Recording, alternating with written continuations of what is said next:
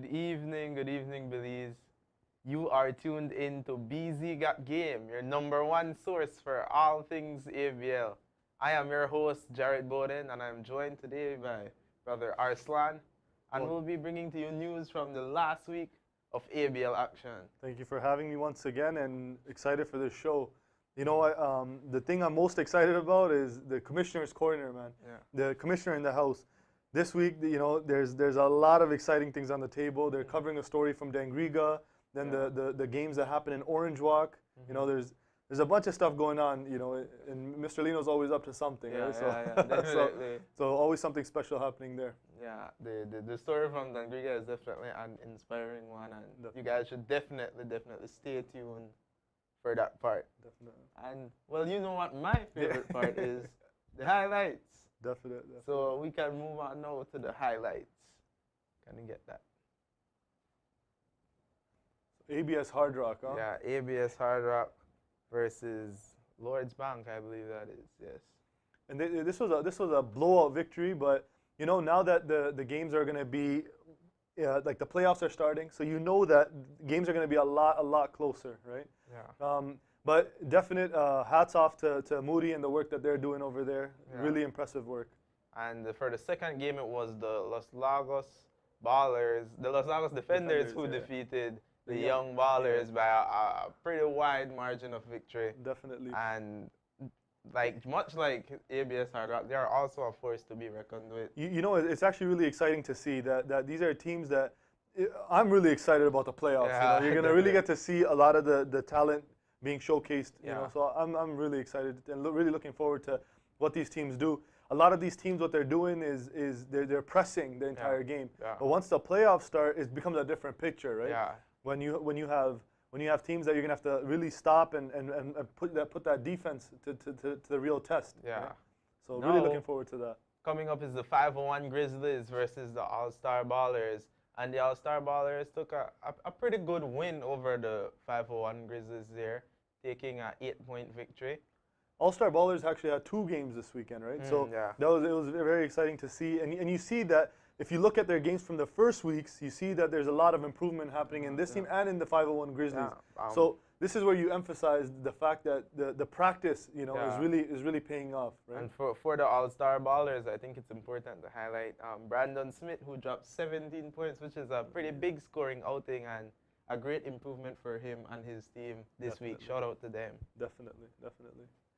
You know, coming up now, we got the Northside Ballers versus the Gorilla Cuts, and this was the game for me. This was the game to see for me because I had the Gorilla Cuts winning by a wide margin in this one. I think this was a very humbling experience for the Gorilla Cuts, and man, I spoke to Tablata after too, and I was telling him this, that you know, there's a lot of teams putting in a lot of heart and a lot of, you know, ambition in their game. For sure. So it's very important. And this, you know what, Gorilla Cuts being an undefeated team, to get their first loss was huge for them as well, so that they get that loss out of the books now instead of the playoffs. Yeah, definitely. I think it might work in their favor, actually, that they lost this one, so that, like, you know, they come more serious and they come with that attitude that we need to put in the work and we need to grind, because no team is going to give us any win easy. Definitely. There are no easy wins in the ABL. And shout out to Jonathan as well, DeCosta. He's been putting up an amazing resume for himself. Yeah. Now we have in the open division, San Pedro Palapa Boys versus the BDF Ballers. This was a heartbreaker. The entire game, BDF was up, man. BDF, this was the game for them to win. And I really, honestly, I was on the edge of my seat the entire game. I thought this was going to be their first win. That's another team that has shown tremendous improvement. Definitely. Because their first game, I think they were run off the court. And this time they've actually been able to stand up to San Pedro, honestly, which is commendable. And I think that this was the first time that BDF was actually in the lead for the majority of the game, right? So, and I would say 3 quarters they were in the lead, right? For sure. So definitely something amazing to see. And you know another thing that's really exciting about BDF is that those guys are that's the defense force that's protecting your country. So everyone has had the same compliment that, you know, they're really fit. Yeah. Now we have the Key Cocker Stingrays versus the Orange Rock Dyna Pros. and the Stingrays took a surprising W over the Dana Pros, in my opinion. I would say this was probably the game of the week. Yeah. This was an amazing, amazing game where it was just back and forth, and just an amazing performance on both ends. Big shout out to the Keecocker and Stingrays for the win. Big win for them. Yeah. But Dino Pros, they also got a win this weekend, Yeah. and I think Commissioner in the house will cover that as well. Big win for them as well. For the Dana Pros, it was Roger Renault dropping a game high 19 points, and for the Stingrays, it was Osman Arana putting up 14, and the coach, the player, coach, captain, Danny Reynolds putting up 10 points. So he's been leading by example. He's good, man, and he's playing with a lot of passion right now. Definitely. So big shout out to him. Now this was my favorite game for the week. The new release versus Complex Titans. And I actually thought the Complex Titans would come in and take a fairly decisive victory. But the shooting of the Martinez brothers is out of this world. I think they hit at least 8 threes between both of them, which is saying a lot. I mean, and the highlights will show there weren't trees towing the line. There were trees from deep. Yeah, from far out. Hitting those logo threes. And there Andrew Bynum Ortiz there skying for the dunk. I think he had like 3 dunks, and even this is another dunk right here. But you know what it is. Titan have a lot of talent on that squad, and just getting these games in order to mesh together to see what's gonna work, and come into playoffs, what's really gonna work for them. Yeah, and now we have the Battle of the Islands with Keecocker Stingrays versus the San Pedro Palapa boys. And in this one, the Keecocker Stingrays were ahead for pretty much the entire game. And they jumped out to a pretty sizable lead. Definitely. And right at the end. Yeah, right at the end, San Pedro just slithered by them. You know what I began to realize is that San Pedro is one of those teams that always has that slow start, but that's not one of those teams that you can sleep on, because even against BDF, they had the same issue, that in the beginning, first 3 quarters, they were down the entire game. And then in the end, they came up with a victory. So San Pedro is really one of those teams that you can't take lightly. They're never out of the game, So an amazing outing on their end. Yeah, and again, it was the player coach, Danny Reynolds, dropping 16 points this time. He refuses to let his team lose, but he came to us before the game, and he told us, he said that I'm trying to go home with all W's today. Yeah. And even right there, you see an amazing performance. Individually, he's not just individually performing, but he's actually helping his team a lot. Really putting the right pieces together and trying to get those W's. So definitely one of my favorite teams. Keecocker is really something special. Yeah. And now we have Future Shock versus the Riverside Bombers in the U18 division, and this was so Pulo, Coach Pulo, he told me, he said that you guys don't have enough of our highlights, so I'm really hoping that he's happy with these ones. I did try my best, but the thing is with Future Shock is that they really are a shock. All right, they're blowing teams out consistently. And I actually fear a little bit for them in regards to the playoffs, because they haven't been tested. Yeah. Right? And a team that's just walking through these other teams is gonna be up against a big challenge when they're put in the half court. So a suggestion to coach as well would be that maybe slow it down a couple of times and try to run your sets. See where your points stand, right? Because fast breaks is gonna be something that's gonna change when it comes to the playoffs. For sure, the Future Shock team has been nothing short of dominant in all their games they've played so far. As Shane Pratt was up for that dunk. Honestly, he puts up a dunk every game, and this is one of the reasons why you can never stop highlighting him. Right? So amazing work. But here are the All-Star Ballers versus the Ladyville Big Dreams, and this one, I thought the Ladyville Big Dreams would come out with a win here, with their first win of the season, but they're still looking for that win, as the All-Star Ballers shocked me, and I'm sure it shocked them that they lost by, considering it was a low-scoring game with both teams playing good defense, they still come up with a 11-point win. Yeah, they won by 11. Yes, you're right. You know what's impressive to me is that the Ladyville Ballers, I feel like they actually have the Ladyville Big Dreams. I think they have a really good team, but I feel like that chemistry is just not there right now, where I feel like there's a lot of individual ball being played, and that's what's costing them these games. And now in the U22 division, it's the Orange Court Generals versus the Ladyville Big Dreams again, but this time in the U18, the bigger group. And it was a tight game, but Orange Court came up on top with only by 2 points. This so was a this slight was this was margin. a very close game throughout the game. This was a battle from the get-go. I know there was some injuries as well. Yeah, You know, yeah. there was The some game was blood. very physical. The Very, game very was very physical. physical, Yeah. and But neither team wanting to take the L. All of them coming out and putting it all on the line. definitely had that playoff atmosphere to the Yeah, game. for sure. Definitely. So that was really good to see. But yeah, right at the end, the Orange Court Generals, they just really just pulled away. But this was one of those games that this had that nice playoff atmosphere that we want to see in the rest of the games as well. Next, you got the Boom Ballers and the Kings Park Raiders. Kings Park Raiders. They picked up some pieces, right? Yeah, number 11 right there who scored that. He came in and he's been an immediate impact because what they really needed was size, as they'd been leaning on Taj and Glenford Bermudez for all their offensive production. And now you see they look like a completely different team. Yeah, for sure, you know? for sure. Joshua Westby, as he just hit that shot, he told me before the game that he's going to hit 30, right? Yeah. So he had about 18 points, so a very, very good performance on his end. But they just fell a little short. Right at the end, they definitely gave Kings Park a scare. Yeah. They started to come back, and Yeah. man, if there was a fifth quarter, I think Moon Ballers would have taken this one. Yeah, and So really, really good outing for both teams right there too. Kings Park got their victory without, like I said, one of the players they've been leaning on offensively, Glenford Bermudez, who he showed up to the game pretty much at the end of the game, but they had already at that point they were leading by like 20 at that point in the game.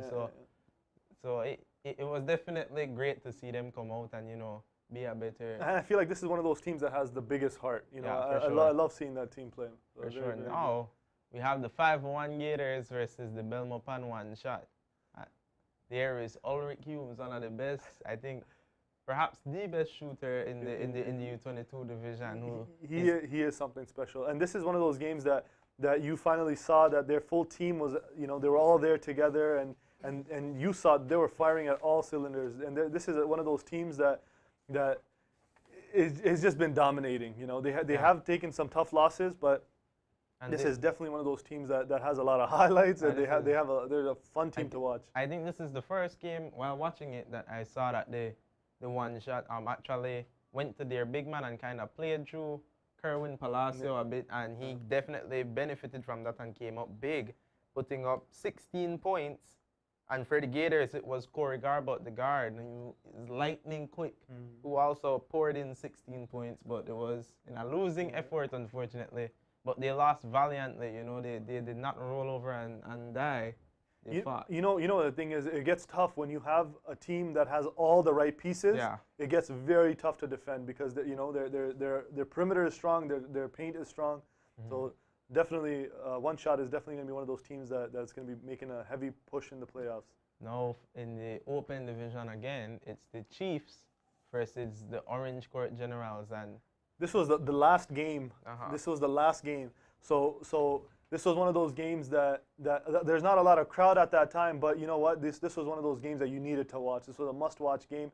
There was a lot of transition basketball. There was a lot of fast breaks, and this was a very, very fun game to watch.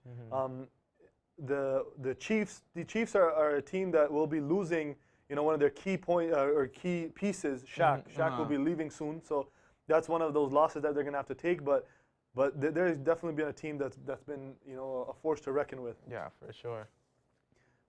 You see him. There's a lot of chemistry, and you see this, and I feel like this is a good advice for all the other teams, the younger teams, to look at how the teams in the open division or even in the U22 division, how they're really they're playing in the half court. Where they're not able to just run in the fast break and just keep scoring on layups, but they're really having to use those sets and really come together. For sure. So this is definitely something that the younger teams can learn from the elders. But when they do get that chance to take off and get in transition, you know what we're looking for. You know what we want to see every time they take off. We're looking for that slammer jammer, that dunk. And here we can transition to the segment top dunks of the top week. dunks, yeah. No, the top dunks are always something special to see. Yeah. You know, it's this week there was 8 dunks that were really something that needed to be highlighted. Yeah. So let's go on that count. Number 8. Nice, easy, smooth left hand from the left side baller there. This was from San Pedro against BDF. This was a nice play all around, and then we put the cherry on top of the clutch. It was the defense leading to the offense, and that's what you'll notice. Like here again, that was defense. Man, Bynum has a lot of energy to be jumping like that. Yeah, for sure. You know, Future Shock is always going to make the. There is Shane Pratt, the youngster, putting it down, and here is Bynum dunking viciously, almost tearing the rim off. He is definitely a special player. Now these ones are the ones that take us to the next level where you're getting alley-up. That is a beautiful find by the point guard. The Kerwin Palacio to put it down. Now these ones we go to Orange Rock. To Orange Rock, the game that was played in Orange Rock, and that alley-oop is nothing to mess with. Beautiful connection there. And where you have people giving it to each other now, you just take it all by yourself. You gotta take it by yourself.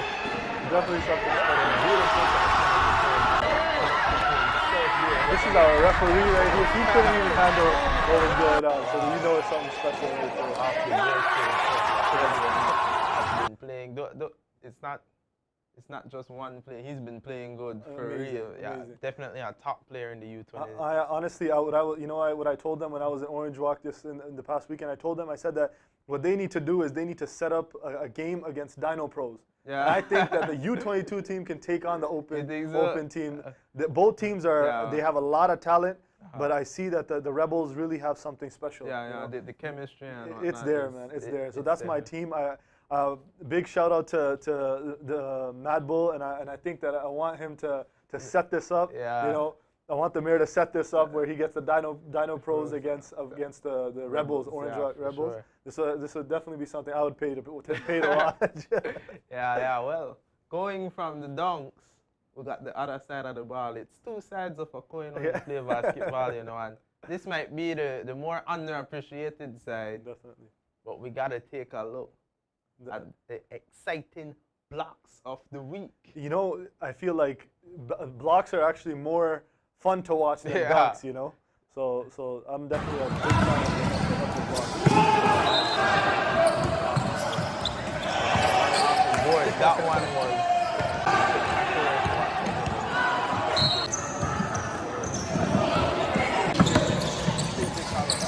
I feel like as we get closer and closer to the playoffs, there's more and more defense being played, and honestly, there's just going to be way too many highlights for these playoffs. You know?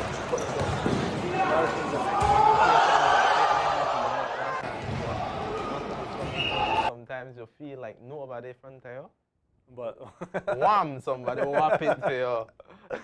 that was a lot of fun, Jared. Thank you for having me, man. This is always an amazing thing to do with you about the highlights and everything. But I know it's that time where it's my favorite time. So. Yeah, favorite time.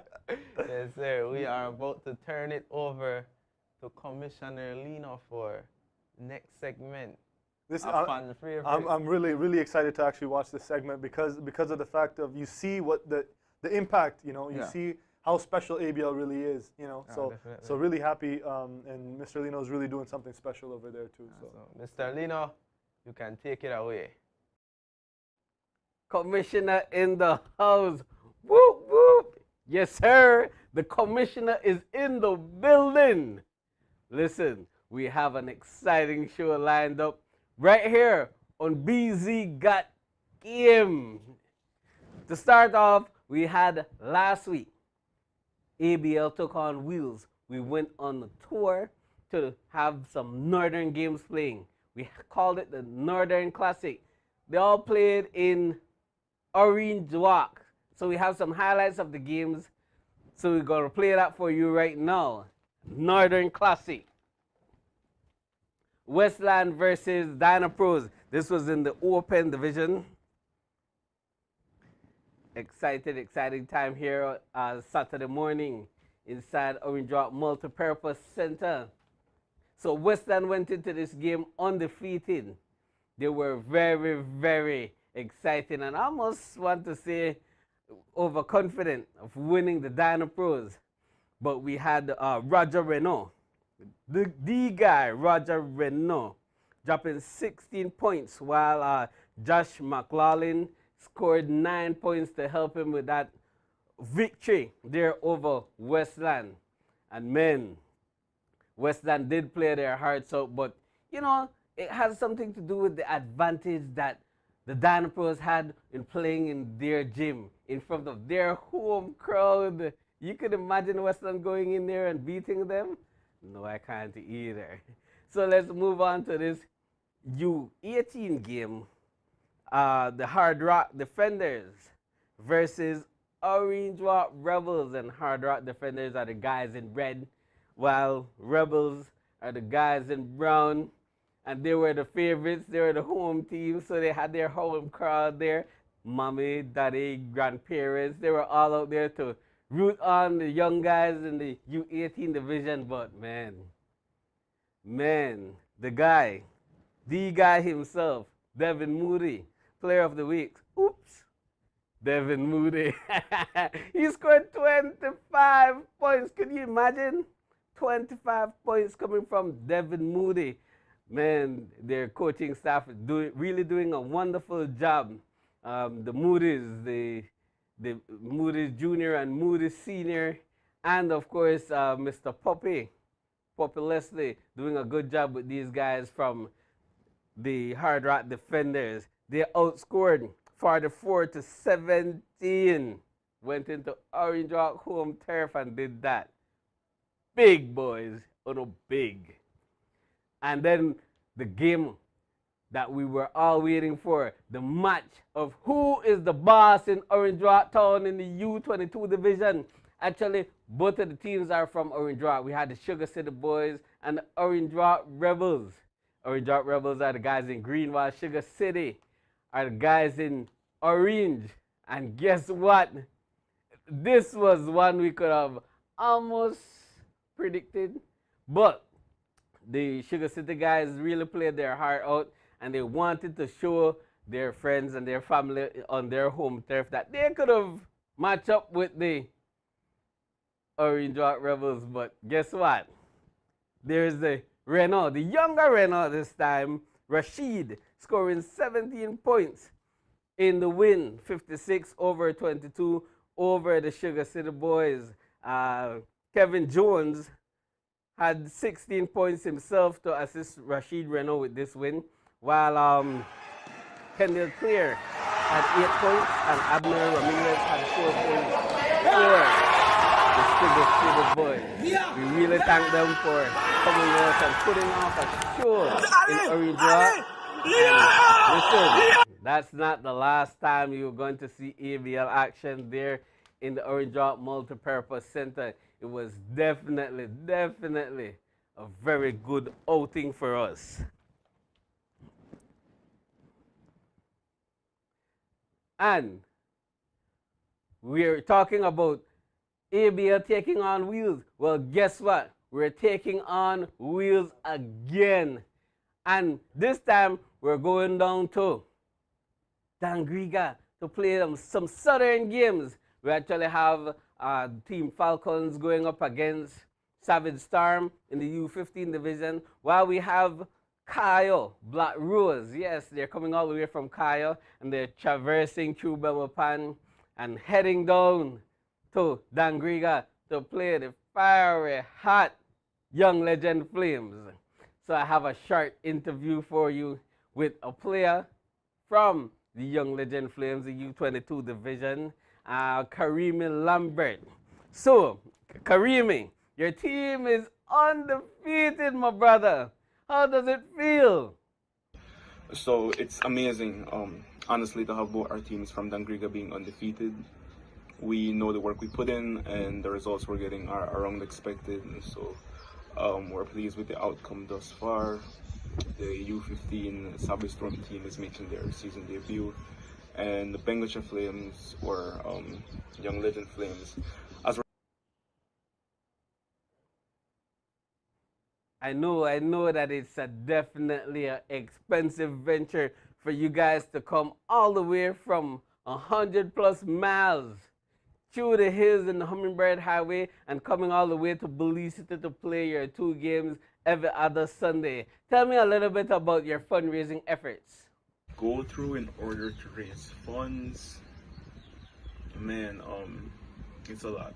So let me first start off by saying that it's a struggle being in Belize City every week, whether it be the U15 or the U22 teams, with the cost of transportation and everything going up. The budget for each trip is around $600 to $700, which includes costs like the rental costs, transportation, food, and of course refreshments for before and after and while we play. Yeah, so we do have sponsors, but what we focus on a lot is the dollar drive, which is what we do every 2 weeks, as well as we host little games in order for us to practice and for the crowd to see, or the general public, sorry, to see what we're capable of, and so that helps us to raise funds as well. Man, very, very noble and humbling. we wish you all the best with your fundraising endeavors. ABL is all about the youth, and the way we measure success is the impact we're having on the youth. Tell me, what do you think ABL's impact on the youth is? So it is helping the youth a lot. Most notably, it gives us something to do, it gives us something to look forward to, and it motivates us to do something, especially those who aren't pushed by work or school. Yeah, and then it gives us something to practice for. It gives the team time to practice. Sorry, it forces the team to practice. Then it motivates those who aren't on a roster spot to make a roster spot. And I could see during our practice, we would play against locals or those who aren't on the team.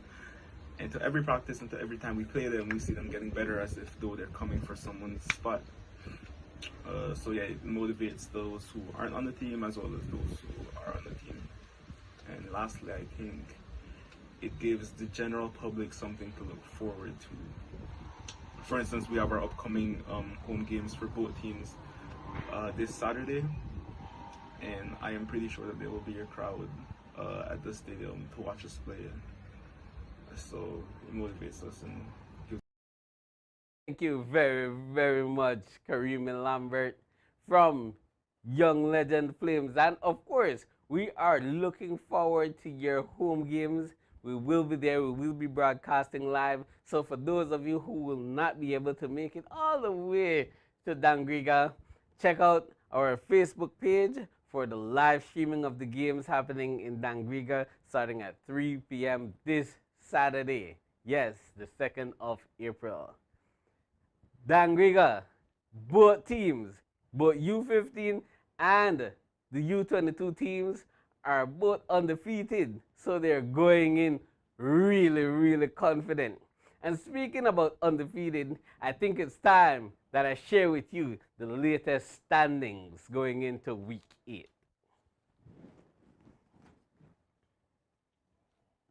Moving into the standings of the week. In the U15 category, of course, we just spoke about them, the red hot, but they play in blue. Team from Dangriga, Savage Storm, still sitting comfortably at the top with a 5-0, perfect record so far. We have ABS Hard Rock coming in second with 4-1. Falcons, 3-0. They're playing 2 games this weekend, so they might be catching up there. We have Punta Gorda with 2-3. Lords Bank Conquerors tied this weekend, 2-3, but Punta Gorda have the tiebreaker. And Young Ballers with 0-6, while Los Lagos Defenders defending their turf and trying to climb back up in the standings with a 1-4 record. Moving over to the U18 category in Division A, we have Future Shock still chilling, extremely comfortable at 5-0. All-Star Ballers are creeping up behind with 4-2. We have the Riverside Bombers 2-3 and Falcons U18 2-3. But Riverside has the tiebreaker, so they're at third, while Falcons at 4. Fifth, we have 501 Grizzlies with a 1-4 record, and bringing up the rear is Big Dream Ballers coming from Ladyville with a 1-5 record. Moving over to Division B. This is the division that we like to dub the Division of Death. It's a tight race over this side. We have the Hard Rock Defenders, 5-0, chilling, relaxing.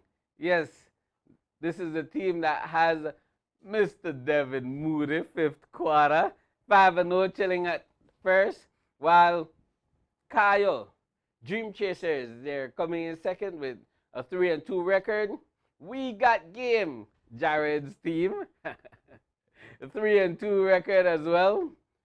We have 501 Gators creeping up with a 2-2.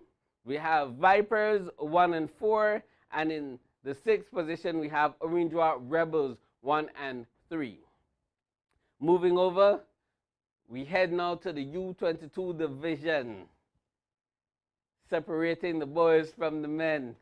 We have Young Legend Flames, relax, quite comfortable, 5-0 with the number 1 spot. That's the team from Dangriga. That's the team to beat the Red Hot team. Coming in second, we have One Shot with a 4-1 record. 501 Gators are coming in third with 3-3. King Spot Raiders acquiring who they need to acquire, trying to creep up back the standings with a 3-3. And Shiesty Ballers with a 3-3.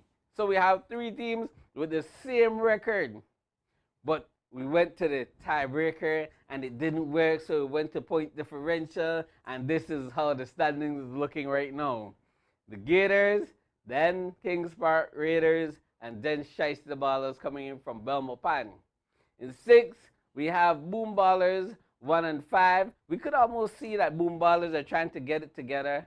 In 7th, we have Kyle Black Rose, the team who always lose by 1 point. Coming in with that 0-4 record, they're yet to be on the scoreboard. In Division B, same U22 category, we have another undefeated team, Orange Rock Rebels. We just saw them with Rashid Renner, 5-0, chilling at the top. Northside Ballers, led by Red Hot Jonathan De Costa, 4-1. They're creeping in. Gorilla Cuts, they're tied as well with 4-1, but of course Northside has the tiebreaker over them. We have Tropic Air Defenders 3-2 coming in 4th, while in the 5th position Orange Court Generals with 2-4. At 6th, Big Dream Ballers 0-5, and 7th, Sugar City Boys 0-5 as well. Moving over to the men in the open category, Division E. San Pedro Palapa boys, not quite comfortable, but they're in the number 1 spot with a 4-2 record, while Westland is coming in 2nd with a 4-1 record. Coming in 3rd, we have Orange Rock Dynapros with a split 3-3, while New Release comes in 4th, 3-2. Complex Titans 3-2 coming in 5th.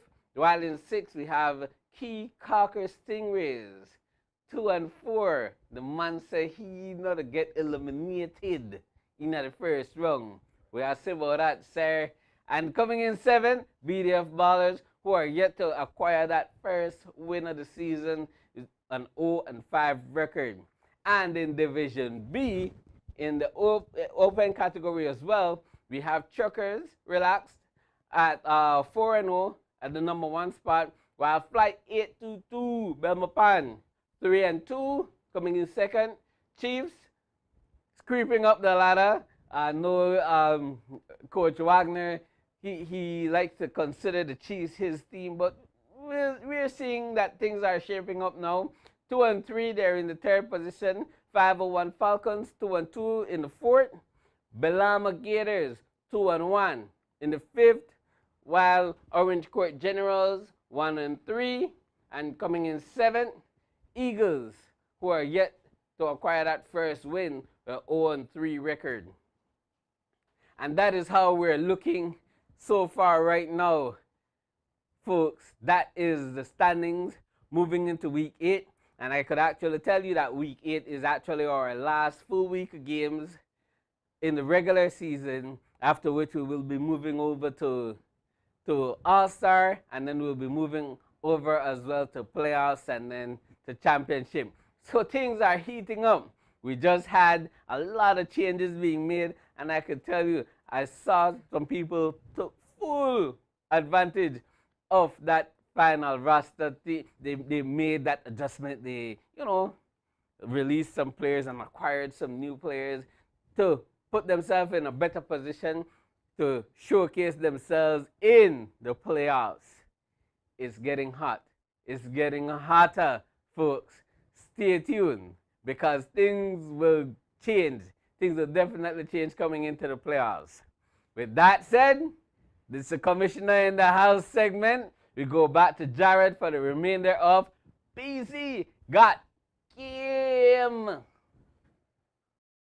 Thank you for that insight, and the Dangriga team both teams are definitely an inspiration. Definitely, to, man. to all of us. And big shout out for the success of Orange Walk. That was definitely something that was amazing.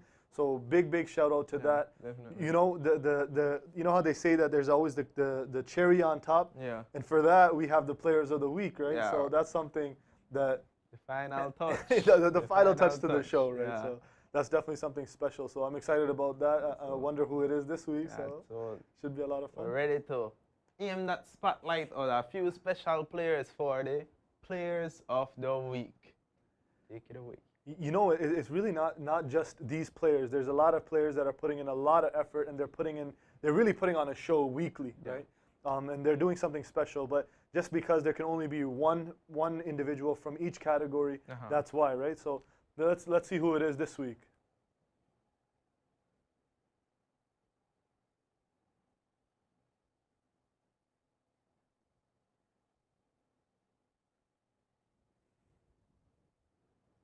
In the U15 division, the Player of the Week. The Los Lagos Defenders, right? So that was big. So big win to them. Big shout out to them. And Devin Moody has really been just putting on a show every single week from the U18. Right? Yes, so every week. He's definitely a great offensively skilled player. And he's really carrying that team. Yeah. They have a lot of good pieces, and they're something that's really special. So. And in the U22 division, the Player of the Week we spoke about him earlier, throwing it off the boards to himself. Going showtime for us, Rashid Renault. He is something that is so special, and he's really putting that team together. Yeah. When he's needed, he rebounds. When he's needed, he's shooting threes, and he's all around. He's like a glue guy for that team, just holding it together and doing whatever is needed to be done. I'm really excited to see what they do in the playoffs. Yeah. In the Open division. So we got these two brothers here. The two brothers really put on a show this weekend. It is right? Raja Renault. So it's this weekend was the weekend of the two brothers. So it was really something special that they both put on a show. Yes, Dino Pros also had 2 games this weekend. And he scored 16 and 19. So very special, and big congratulations to them. That you see that even in Orange Walk, these two teams, and they went up against Westland, right? Yeah, which is they were undefeated. They were an undefeated team, and definitely the underdogs to win this one, and they really put on that show. So big shout out to them. For sure. Well, that means we're nearing the end, and we're pretty much there. We don't like channeling off, but unfortunately we have to go. We had fun here. I know you did, and I did as well. We gotta go make that prep for Dangriga now. Yeah, for Dangriga. We'll be in Dangriga this Sunday For some this big, Saturday, big, Saturday, no, and then- Saturday, my bad. and back here for And Sunday. back here for so Sunday for so some big games, some exciting games. a lot of coverage, a lot of fun, and that makes us happy because you know what? That means a better show for us for next week. Yeah, you know? definitely. So again, a big shout out to all the teams, all the coaches, all the managers, everyone that's doing their part to make sure that ABL is a success. This is not possible without you guys, and everyone is really doing their part to make sure that Ahmadiyya Basketball League is a success. Yeah, for sure. So thank you to everyone for tuning in and supporting the ABL. BZ's got game. Supporting And BZ. I don't think anyone can doubt this anymore. BZ's definitely got a lot of games. BZ definitely got game. So once again, thank you guys. That'll do it for us here at BZ Got Game. And we'll see you guys next week.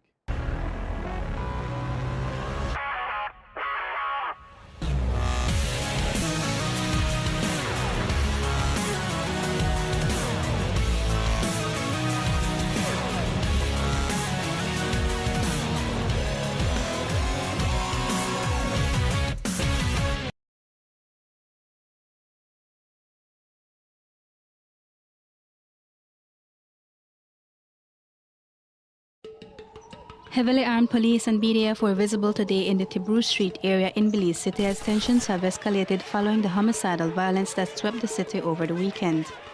Alcohol, drugs, and violence. It's everywhere. Where in Central America, murders and gang life are part of everyday life and sometimes impossible to avoid. Young people today are said to be the leaders of tomorrow. But what happens when they don't have the role models to become good leaders? I'm going on a journey around Belize, a small country in Central America, to try and understand the challenges faced by young people here. If the kids have nothing to do, most definitely they will venture into doing things that are not or shouldn't be done. For more than 5 centuries, Belize was in the grips of colonial powers. And since gaining independence, they've been locked in a social battle triggered by the global drugs trade. The drug of choice, marijuana. But now there's a chance to reform this nation. So I'm going deep within this country to meet the people trying to make a change, the Ahmadi Muslims. They believe that through the game of basketball, they can engage young people to do good. But with the stigma attached to Muslims nowadays, it's not always so easy.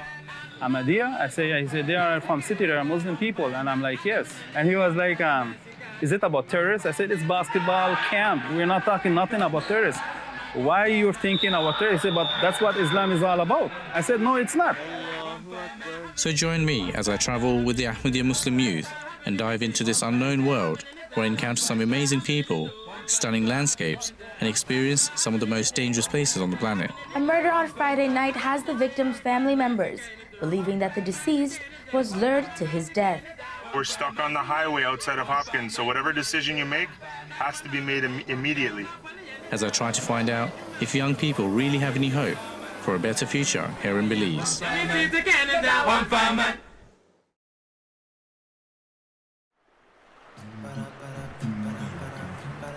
With one foot in the Central American jungles and the other in the Caribbean Sea, Belize is a small country full of scenic beauty and ancient cultures. With a population of just under 400,000, Belize is said to be the smallest nation in Central America.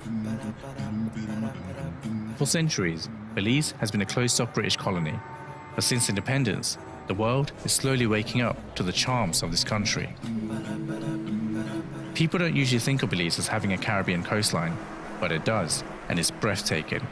Beneath the waves, the coral reefs of Belize is the second largest in the world and a haven for diversity. Yet, it's not all paradise here. Away from the tourist resorts and lush beaches, young people living here are at constant risk of crime and violence. There's not much for young people to do here. There aren't any grand shopping centres, arcades or theme parks, but there's one thing the country has in abundance: basketball courts.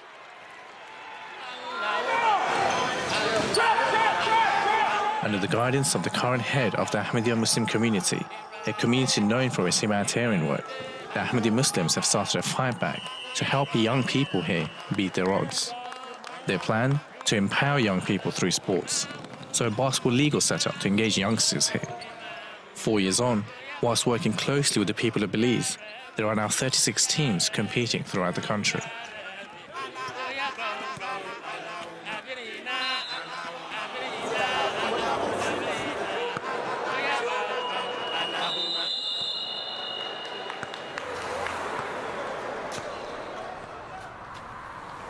My journey starts in Belize City, where I meet with the missionary of the Ahmadiyya Muslim community, Imam Naveed Mangla. He's an imam on a mission. After finishing his religious studies in Canada, he was sent to Belize to start the Ahmadiyya mission here. He quickly noticed that with more than half the country's population being under 24, there was a chance to try and move young people away from a life of crime and engage them in something more positive. We were able to meet the mayor of the city at the beginning when we came here, and we said to him that instead of we doing something and it might not be useful to you, why don't you tell us that how we can offer our services? He told us that one of the big problems in the city is the crime rate as far as the youth are concerned. So automatically, one thing that clicked in my mind was the Ahmadiyya Basketball League. This is something that has been running in Canada for a long time, now in the US. So we suggested to him that, what do you think of this idea? And he agreed right away. So we presented the whole idea to Hazur Anwar, and Hazur said something very interesting. He said that you should go ahead and do it, and even if the city does not pay, Jamaat should pay full amount and go ahead and do it. The Ahmadiyya Muslim community has only been in Belize for 6 years, but in that time, they've already established themselves as an outreach organization helping young people here.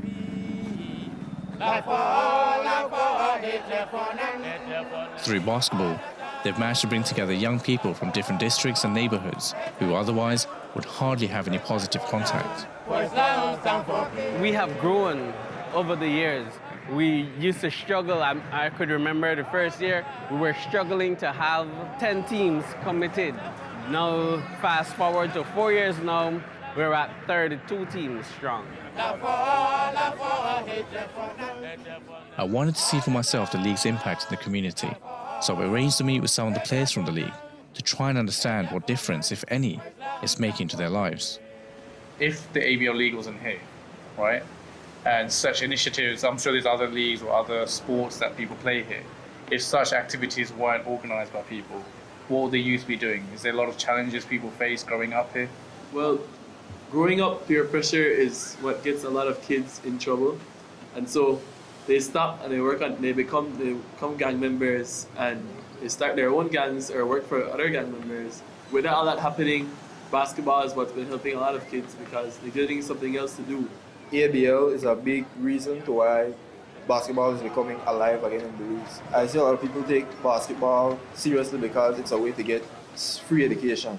Education is expensive. I know that I'm trying to use basketball to get my way to get education as well. If without leagues like ABL and other ones that do come to Belize, kids would still be playing basketball. They'd wait, like when he said, in the evenings, and they'll go to their neighborhood courts and they'll be playing. But to what cause? They've been playing until they turn 20, 30 years old, and they would have got nowhere with their talent. And Belize has so much talent. Have you guys heard of Ahmadiyya before the basketball league opened here? Never, ever. Do you know what they were? No idea. Do you know what they are now? Yeah, what they did that I noticed that I really liked when they came to Belize is that they try to take that stigma off of Muslims that they are very violent people. Like I noticed a lot of things with people in Belize. They're not very open-minded and they're a bit ignorant. But to be honest, you can't really blame people because on the media there's so much negative things. To be honest, if I grew up in Belize and I had no contact with Muslims, and from the stuff I've seen on TV, I would have the exact same view. Yeah, right? Because I would have never seen how a Muslim really is, right? Now you mentioned something interesting. You said Ahmadiyya's preach love, peace, and all the good stuff, right? Now that's all great on paper, right? But have you seen them practice what they preach from your encounter with them? I notice a lot of people doing Belize, they don't want to help you unless they're getting something out of it. Yeah, that's what I really like about the Ahmadiyya Basketball organization, because they're not really getting anything out of it. They're not getting any money out of it. The only thing they're really getting is that people realize that, yes, they're a good organization, but that's just it. But they still do it anyway because they know we care and we're ready to do the work and improve ourselves and try to make Belize look good in the eyes of other countries. Speaking with the players, it was good to hear about the impact the Ahmadiyya League was having in the country. After the initial success of the league, Imam Mangla is now holding small basketball camps all over the country to engage more kids. I love this guy. And for assistance, he's invited Yusuf Seeger, an Ahmadi Muslim from Canada, to help in this cause. I think Canada's on a budget.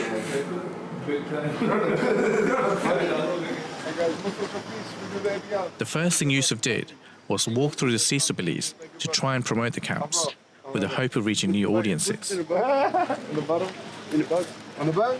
Thank you. God bless you. This was no easy task. We're the Ahmadiyya Muslim community. We're the peaceful Muslims. We're over here spreading the message of love. None of this jihad of the sword and all this negative stuff, right? No, ma'am.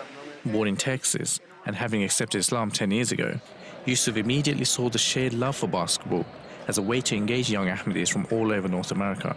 It started with my brother-in-law and me. We used to go and travel to countries. We called it Din and Dunya, and we would find countries that had a Jamaat in it. And we realized really quickly that in Belize, basketball was life.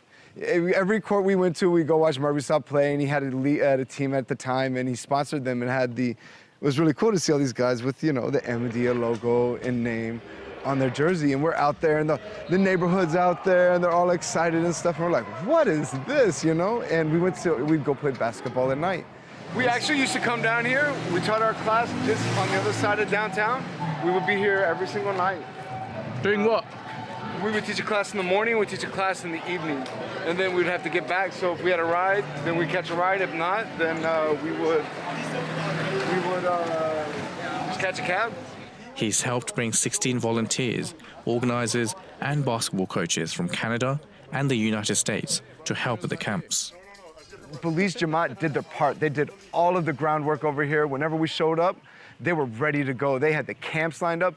And one of the most crucial moments was when originally we were going to go to Belize City and just do Belize City, which would have been great.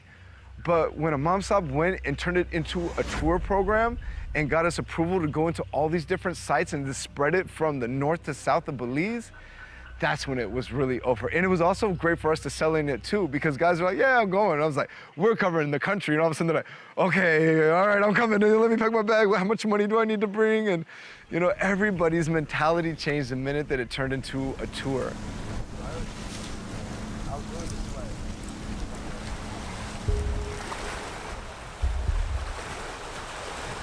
Over the years, violence has increased greatly in Belize and is now recognized as a serious economic and social problem. Persistent poverty and inequality have resulted in organized crime and the emergence of illegal drug trafficking. As night falls, the violence of the city strikes close to us. 6 shootings take place in less than 36 hours. Belize City was rocked by 2 shooting incidents within hours of each other this afternoon. A murder on Friday night has the victims' family members believing that the deceased was lured to his death.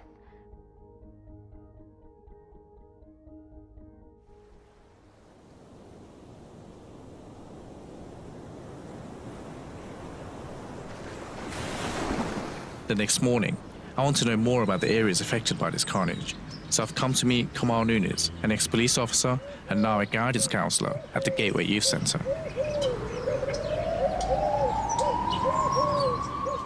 This part of the city is so dangerous that troops regularly patrol the streets. Since coming here, I haven't seen any foreign tourists.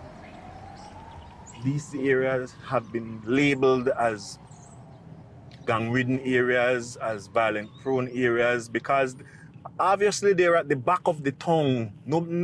Nobody really comes to these places. Even the tourists, when they come, they don't need to come here, so they don't see what is happening here. Citizens of Belize are casualties of a drug war that's going on, that fronts itself as a gang or turf war. They're just casualties.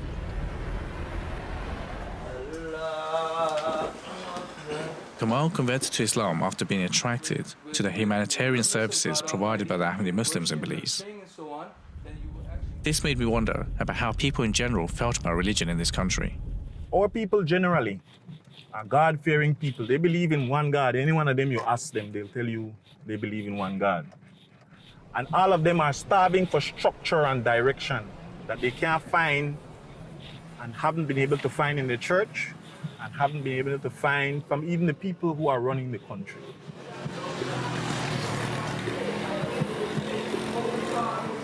The Ahmadiyya Basketball League right here is becoming big, way bigger than we had anticipated The media ourselves. have taken a keen interest in covering the league, with the games having even attracted regular live coverage on national television. Good afternoon, as we are coming to you live from the Civic Center here in Belize City to bring you the U13 Championship game of the Ahmadiyya Basketball League here from Belize City. I am Reynard Gabat, and I'm joined in the broadcast booth by our play-by-play commentator, Peter Lacey. Salam alaikum. With a total population of only 350,000 in Belize, the media is the best way to create mass awareness around the country. Before the ABL camps kick off, I'm joining Imam Naveed and his team, who are visiting all the major television and radio outlets to talk about the free programs they'll be offering. James? Yes. Tell us about this radio station. What's this about? So this is Creme FM. It's a station that we actually used to have a radio program on, but as I've become aware lately that program's no longer running. As a native of Canada, James Sinclair is on his third visit to Belize. Alongside the Basketball League, the Ahmadi Muslims also offer a cell phone repair course, free to all Belizeans, which James teaches all by himself. This is my third year in Belize. Before I became a Waqf for Zindagi, that is a devotee for life, I specialized in business, specifically mobile communications. And that's something that I can offer to the people here in Belize, and they can take that and they can run with it and start their own businesses, and they can also provide for their families in the meantime. Whilst James and Kamal promote the camps at Creme TV, I rush across town with Imam Naveed to another live morning show hosted by Love Television.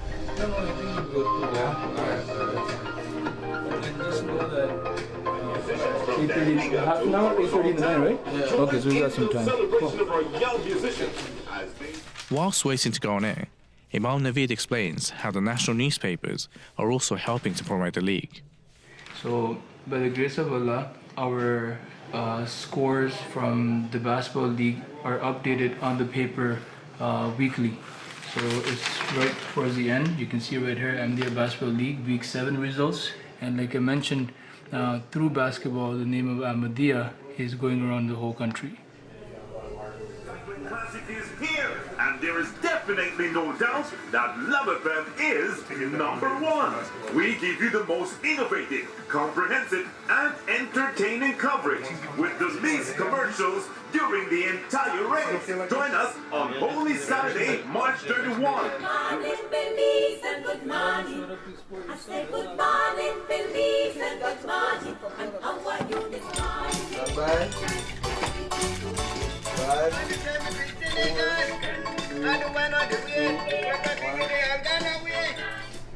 Welcome back, everyone. Welcome back to the morning show, the last segment of our show. And this morning we're talking about basketball, which is in season, big time season right now in Belize. And of course, the Ahmadiyya Muslim Jamaat Belize is big in promoting young people and young talent in the game, right? Am I right? Yes, sir. All right. Well, welcome to you.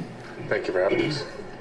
Right off the bat, Imam Naveed takes this opportunity to introduce the Ahmadiyya Muslim community and its holy founder. Ever since he said that God has told me that your message will reach the corners of the earth, and it was that time people mocked him, made fun of him, that your own people in your town don't even know you, and now you're telling us that your message will reach the corners of the earth. So it was impossible to think of that time that this mission will succeed, but trust me, sitting in Belize today, and Belize is small because I asked him before coming, did you know Belize was on the map? He said no.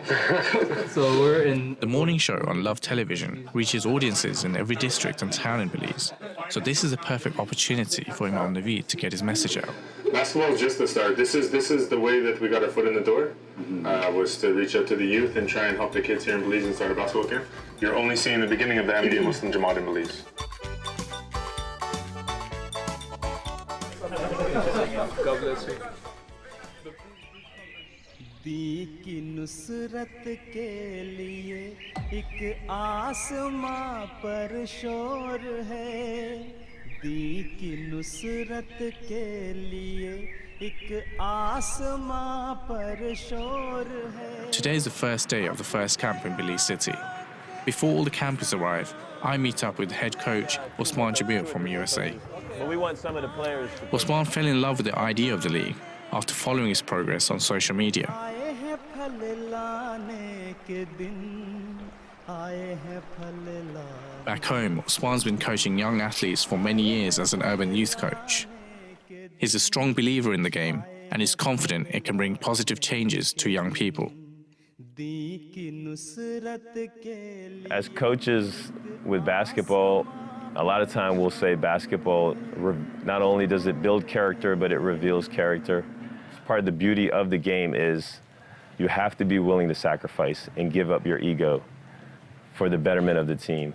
And I think the message as coaches that we give to our players of oneness and sacrifice rings home and rings true with Islam Ahmadiyyat as well, right?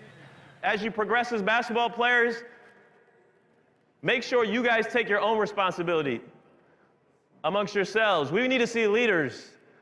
Belize needs more leaders. The world needs more leaders, right? So don't rely so much on them. If you see that your team is not playing hard defense, don't wait for the coach to say something. You can step up and say something, right? Like, come on, let's pick it up. The first camp that was offered in Belize this year was in Belize City at St. John's College. I was there myself. I think about 80 or 90 kids showed up. They were really excited to be there. They were really excited to work on their basketball skills. In our planning initially, we were very excited about St. John's because it didn't have some of the challenges that the other courts had, and specifically it had 3 courts on it. And so we were really excited about St. John's, but we were also worried because it was our first camp together that it was gonna be a mess. And honestly, it went so smooth. Like it was almost just seamless. What's going on, man? Usman? Kidel, John, what's going on? You guys, we're looking for a couple more coaches for the camp. Would you guys be willing to help out? Nothing young boys, being a male myself, having grown up in this country, love more than competing, right?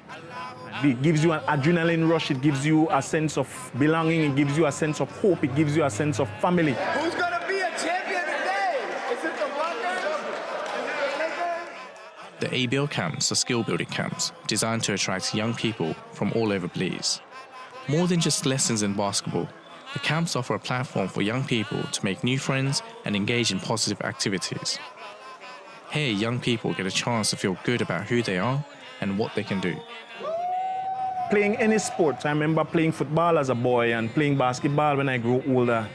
It really keeps you looking forward to something and to have bragging rights most of all, right? To be able to brag that, hey, I beat this team, or oh, we beat that team, or man, I put a moves on this brother, this person, you know? It's really about building self-esteem and self-image. And it's only has better to get. I believe that this is just the tip of the iceberg, the beginning stages of this league. So inshallah, I think it's going to do very good things for our young people.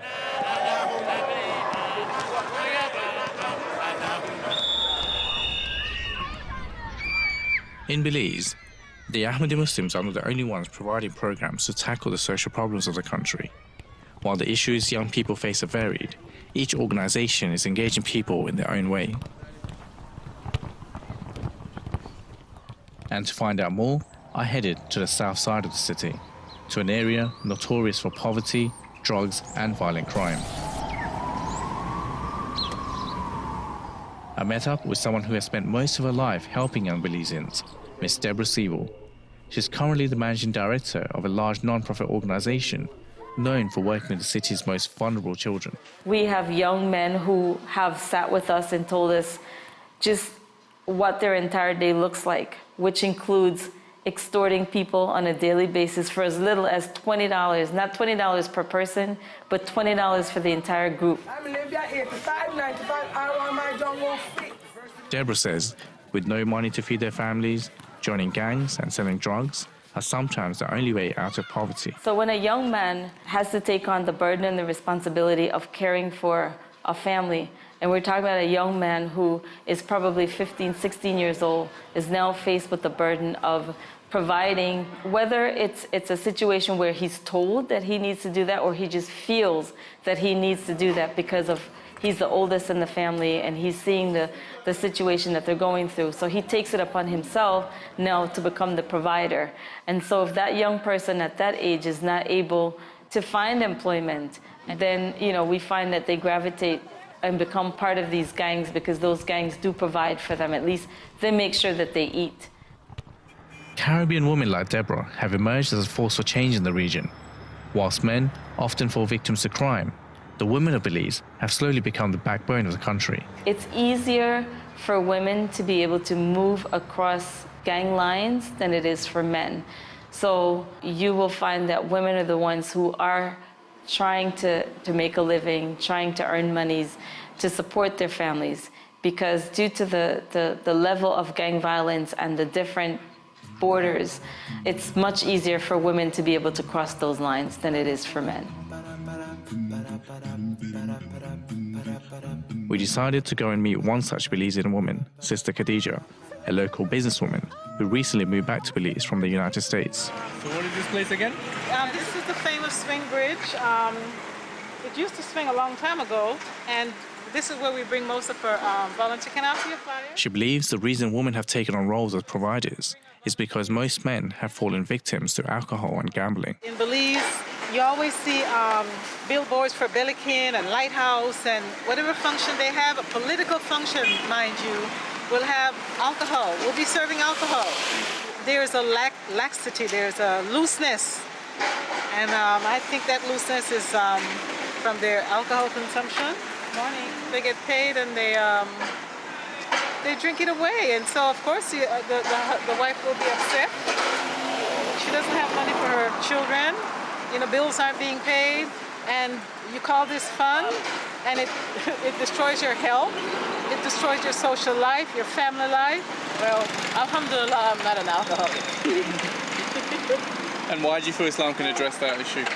Because there's no drinking allowed in Islam. Sister Khadija was the first person to accept Islam Ahmadiyya in Belize. She now spends most of her time volunteering her services and preaching the peaceful message of Islam. You've heard of the Ahmadi Basketball League, right? We're on the news.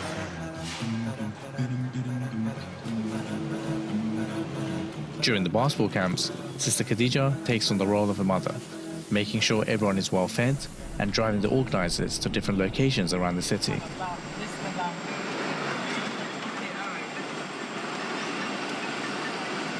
And you got roundabouts. Okay, yes, lots of them. Roundabouts for life. Once you go roundabout, you can't go back to this. Okay, come on now, come on, be nice people. It was time for us to leave Belize City and continue our journey across the country. Since I can tell you lived in America, you drive too good. You drive too good. Yes, skill level's way too high. You didn't learn this driving in Belize. Yo, I love this city. Yo, it's like the island in the hood had a baby, right? It's called Belize City, man. It's just beautiful, right? It's tropical, it's hood, all at the same time. I can't believe that. Nearly 100 miles southwest, we arrived in the city of Belmopan, the capital of Belize, for the next camp. How you guys doing this morning? Good. I would like to greet you guys in a Islamic salutation. Assalamu alaikum. Now, we use this round ball as a vehicle, as a tool, to take you as a person from here, hopefully here. At the start of the camp, Coach Kaleem Griffin, a former professional basketball player, briefs the young campers. With his years of experience, he immediately captures their attention. All right, who else loves basketball? Raise their hand. All right, tell me the one thing that you love about basketball. Speak loud, too.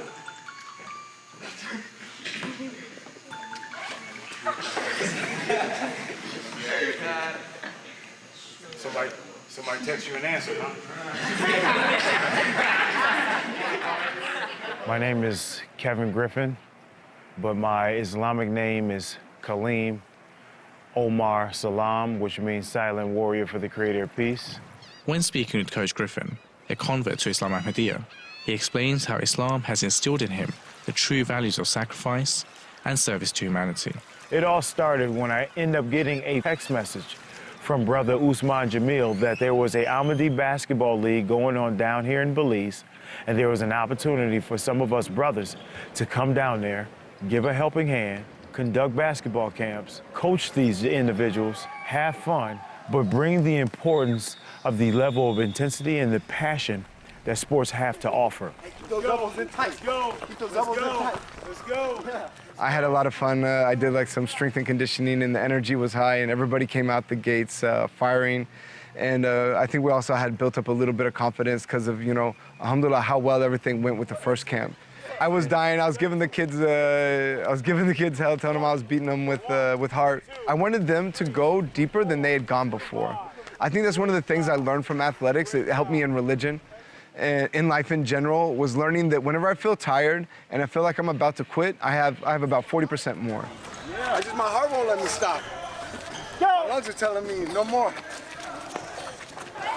Stay up. Breathe. It's all in your heart. Come on, let's go. Your resting position should be with your chest on the ground. All right, we got 4. You ready? 1, 2, down, 3, down, 4, down, relax. I saw the vibrant, I saw the souls of the individuals. Yes, this is a third world country, but they have first-class compassion. Matter of fact, these kids here, they have more love for basketball and don't have all the resources. To whereas in my hometown of Racine, Wisconsin, I think a lot of the children there take things for granted because they have a lot of things of an abundance. Well, listen, this is Belize right here. They ain't doing this in Panama City. San Jose, Costa Rica, nope. Managua, Nicaragua, nope. Bogota, Colombia, nope. Even in my hometown in the States, they ain't doing that. You know what the kids doing? Snapchat, doing selfies, okay? They don't love the game like you guys do. Go! Take off. Push, push, push, push! And so I was having fun pushing those kids past their limits a little bit, and they were excited too. When they're excited, it's a lot easier for us to get excited because we feed off each other's energy. And Brother Kaleem, he's an exciting guy. He wanted to push him, I'm down to push, right? And even if I have to go until I throw up, you know, and there's kids throwing up, you know, so what? I'll throw up, and then when you throw up, you feel better and you keep going. And so it just lets us know that we can go further than we think we can. There's water for you, boy. See, this is what I'm talking about. The Ahmadi training camp, it makes you throw up. That's what it's all about. Oh, it's all right, baby. I've thrown up so many times, you won't believe it. You know why you're throwing up? You're getting rid of the bad, and you're bringing in the good. I'm proud of you, Frederick. Good job. Good job. That's how we are working hard. Yeah! We're excited. You know, our turnout was way bigger than we expected. We were somewhere around 40 to 60 kids. The kids have a great attitude. They're listening, right? They're excited to be here. They're having fun. It's a beautiful day, a beautiful court. I mean, you can't beat this ambiance that we have here, and we're excited to push these kids to a level that they haven't been to. Yeah, I mean, this is a level of human service that we're compelling, and we're very vibrant and giving. I mean, yes, it is basketball. Yes, we have a history of sports. Yes, we have a history in our faith. But right now, the only thing that matters is hard work and unity. Because regardless if we're Muslim or Christian or whatever background, we are still brothers. And there's no need for us to hold on to something. These are jewels that we're giving to the next generation. Because by the time they are our age, we will be in our 60s and our 70s. So we're just maximizing potential. Watching the overwhelming success and the impact of the basketball camps in both Belize City and Belmopan, the organizers do not rest there. Instead, the volunteers increase their efforts and immediately take to the road, visiting 5 more cities and hosting basketball camps over the next 3 days. I think when we had first started planning it out, it was going to be, I think, a total of 3 camps, but all at the same location, St. John's College. And then Imam Saab had the brilliant idea of just taking this on the tour. So we're getting a chance to take Jamaat Ahmadiyya to parts of Belize that haven't even heard of us. So I think it's fascinating to see the different cultures within this country. Belize is a vast country. Huge areas are covered by mountains, forests and jungle, where the roads are often very poor. When traveling, we had to always be on high alert, as the intercity highways are often known for harboring robbers and hijackers. The country has always been a key hub for trade in Central America. Now it's been targeted by the international drug cartel, smuggling cocaine from the production areas in South America to use in North America and Europe.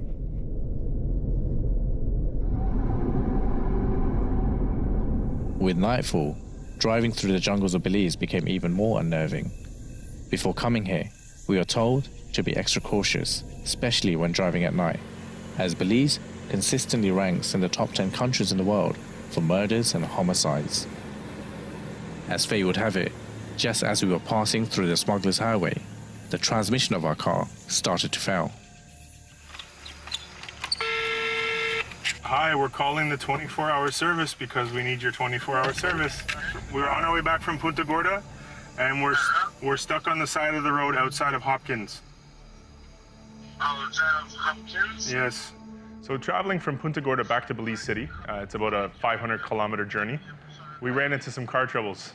We didn't make it far outside of Punta Gorda, and we recognized that we were having some transmission problems.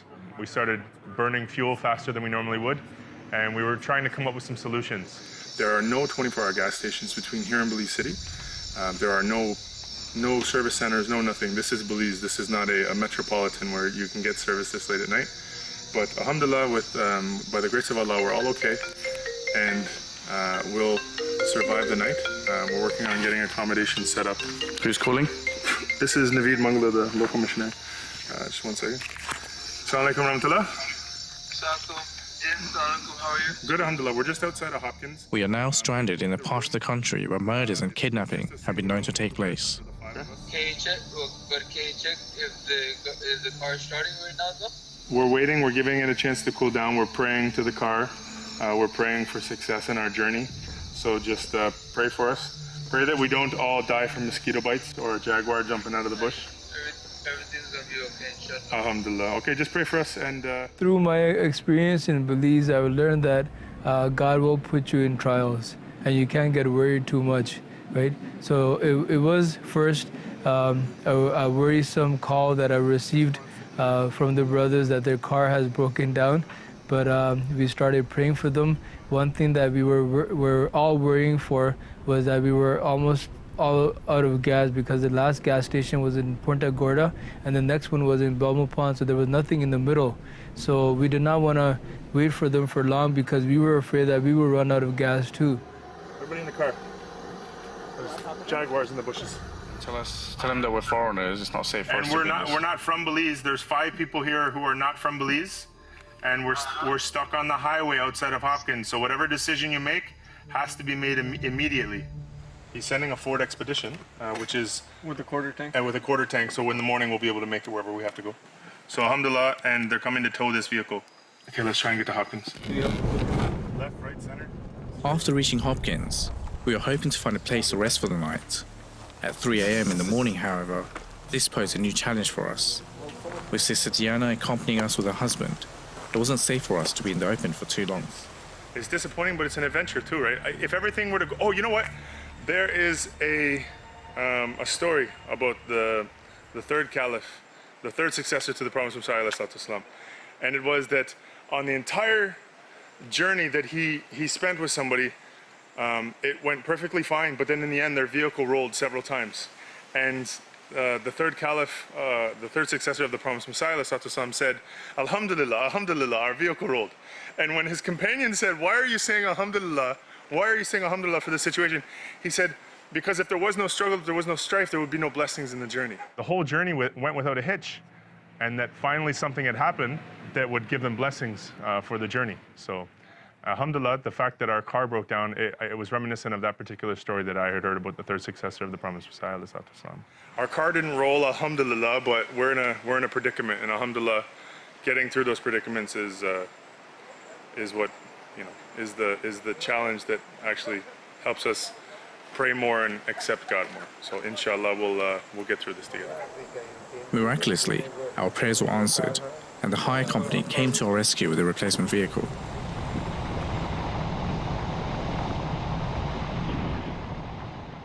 Alhamdulillahi Rabbil Alameen. Alhamdulillahi Rabbil Alameen. Having survived the night, and with our batteries recharged, the organizers continued the remaining camps with renewed zeal. got a little nap in the car, so we're ready to go. We're just trying to feed off this energy. We might need a little jolt. It wasn't our largest turnout, but man, these kids just had like first of all, smiles from ear to ear. Anything we said, they were eating it up, right? We're running drills. They were after those drills. Like they were going, you could tell they were going 100%. You could feel it from the campers. They were ready to go. Most of the other camps, when you get to, the campers kind of on the side, just waiting. But at Punta Gorda, we blew that whistle. These guys raced forward. They were ready to go right off the bat. And the energy was there, and it stayed throughout the camp. This is to challenge you. Working on being strong and being strong mentally. All right, when I say go, we're gonna go for 30 seconds. Ready, set, go! Yeah. Let's go, guys. In my whole life playing basketball, this is the second time in Toledo we have foreigners come in and teach basketball at that level.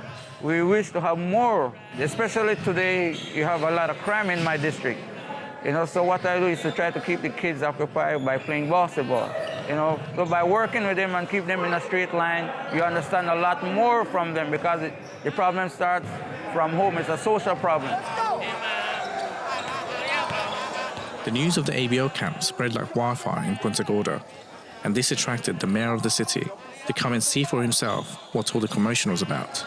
Youth initiatives and keeping youths engaged is of extreme importance to us here in Belize. And I certainly applaud, you know, the members of the Ahmadiyya Muslim community for taking such a huge footstep in nurturing the needs of our community. You know, sports is one way of teaching children discipline when it comes to real life.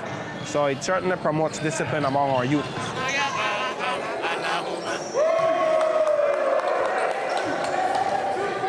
Salli ala nabiyyina, salli ala Muhammadin, salli ala habibina, salli ala Muhammadin. San Ignacio, in general, it was so beautiful. Like, generally, we want to be excited and get these kids going and push them, like I said, push them further than they're generally used to being pushed.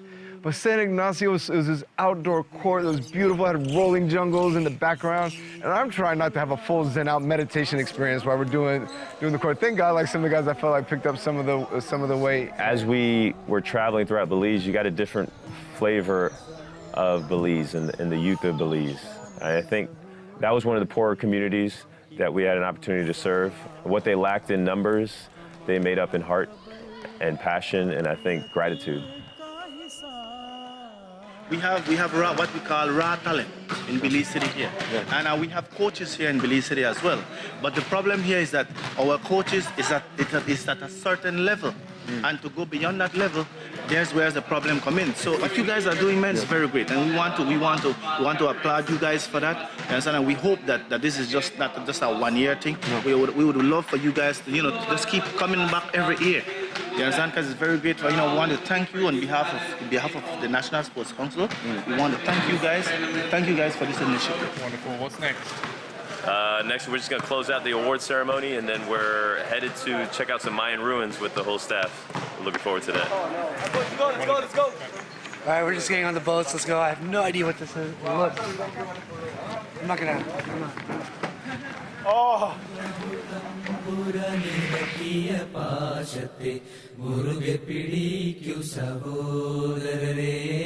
A trip to Belize would not be complete without visiting some of its world-renowned Mayan ruins. So we're going to Zunantanich, which is one of the biggest Mayan ruins in Belize, very close to Guatemala border, so much so that on top of the ruin, the building, you can actually see Guatemala. Belize wasn't always poor. Over 2,000 years ago, the Maya civilization started from this region. Oh, wow! Many aspects of the Maya culture still persist in the area, despite nearly 500 years of European domination. Much is debated about what brought an end to the highly advanced Maya civilization. The most widely believed theories is that some type of climate catastrophe on a biblical scale drove the Maya to abandon their cities. Yusuf? Yes. So you just prayed. How did you feel? Alhamdulillah. First of all, what inspired you to pray up here? I was thinking that, these people must have rejected the message for the end to be like this. So I decided that I would accept it up here. I know everybody wanted to do kind of a big group prayer together at the foot of the pyramid, but I really wanted to pray at the top of the pyramid. And just to kind of make a sign, because those people are a symbol of a people that didn't do what they were supposed to do. And now they're proof that if people don't think that God will wipe a people out, like he definitely will. And he left enough just so they're there. And so, yeah, I wanted to make a point of trying to do what he has told us to do. And so that's why I wanted to pray on top of it. Yeah, I think one of the beautiful things about this trip, every namaz we do, they share hadith and sayings of the Promised Messiah with us. So it's been tarbiyat for us too. And these missionaries are like those mountains. They have this wealth of knowledge and they're giving it to it. And in a small way, I think us as coaches, we are mountains or hills, and the water that we're giving to the players in Belize in each camp, inshallah, is nourishing them somehow, some way. And maybe one day we'll get converts out of here in Belize, inshallah. Well, I've never seen what it says on the truck at the back of the van. What's that? Do you see what it says there? Oh. You got that in the shot? Ye brethren, ye hearken to the voice of heaven about Messiah. After a week of touring the country, I end my journey at the same place where I started, in Belize City. Once again, it's a very exciting morning here in Belize City as we are coming to you live from the St. John's Auditorium here. I've been invited to a star-studded all-star game by Imam Naveed, which has been broadcast today by the national television channel of Belize. Now let's talk a little bit about what is happening here this morning. It's all-star morning for the Ahmadiyya Basketball Club, and I know that our television viewers, they will be exciting for what is happening here this morning, but maybe you can give them a brief detail of what the all-star morning looks like. When I say all-star, it basically means that the best kids that we can find in each team, 2 or 3 according to the division, we have pick them and they'll be showcasing their talent today.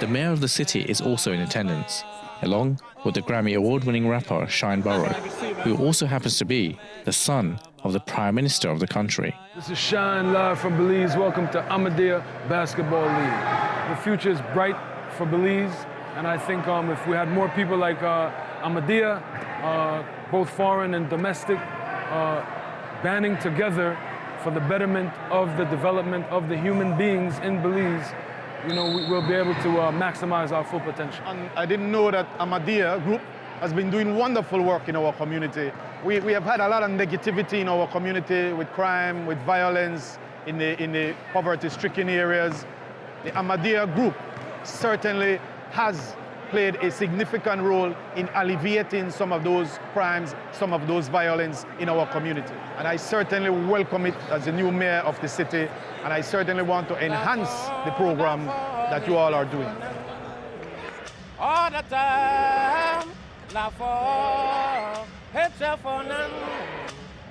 I do appreciate Ahmadiyya's contributions, not just from a vantage point of athleticism and supporting the sports and the youth, but it's a bridge between God, religion, spirituality, which is missing in the world. We've removed the creator of the universe from our lives, and we need that back because there's nothing that could be sustained without, the omnipotent, all-powerful creator of the universe.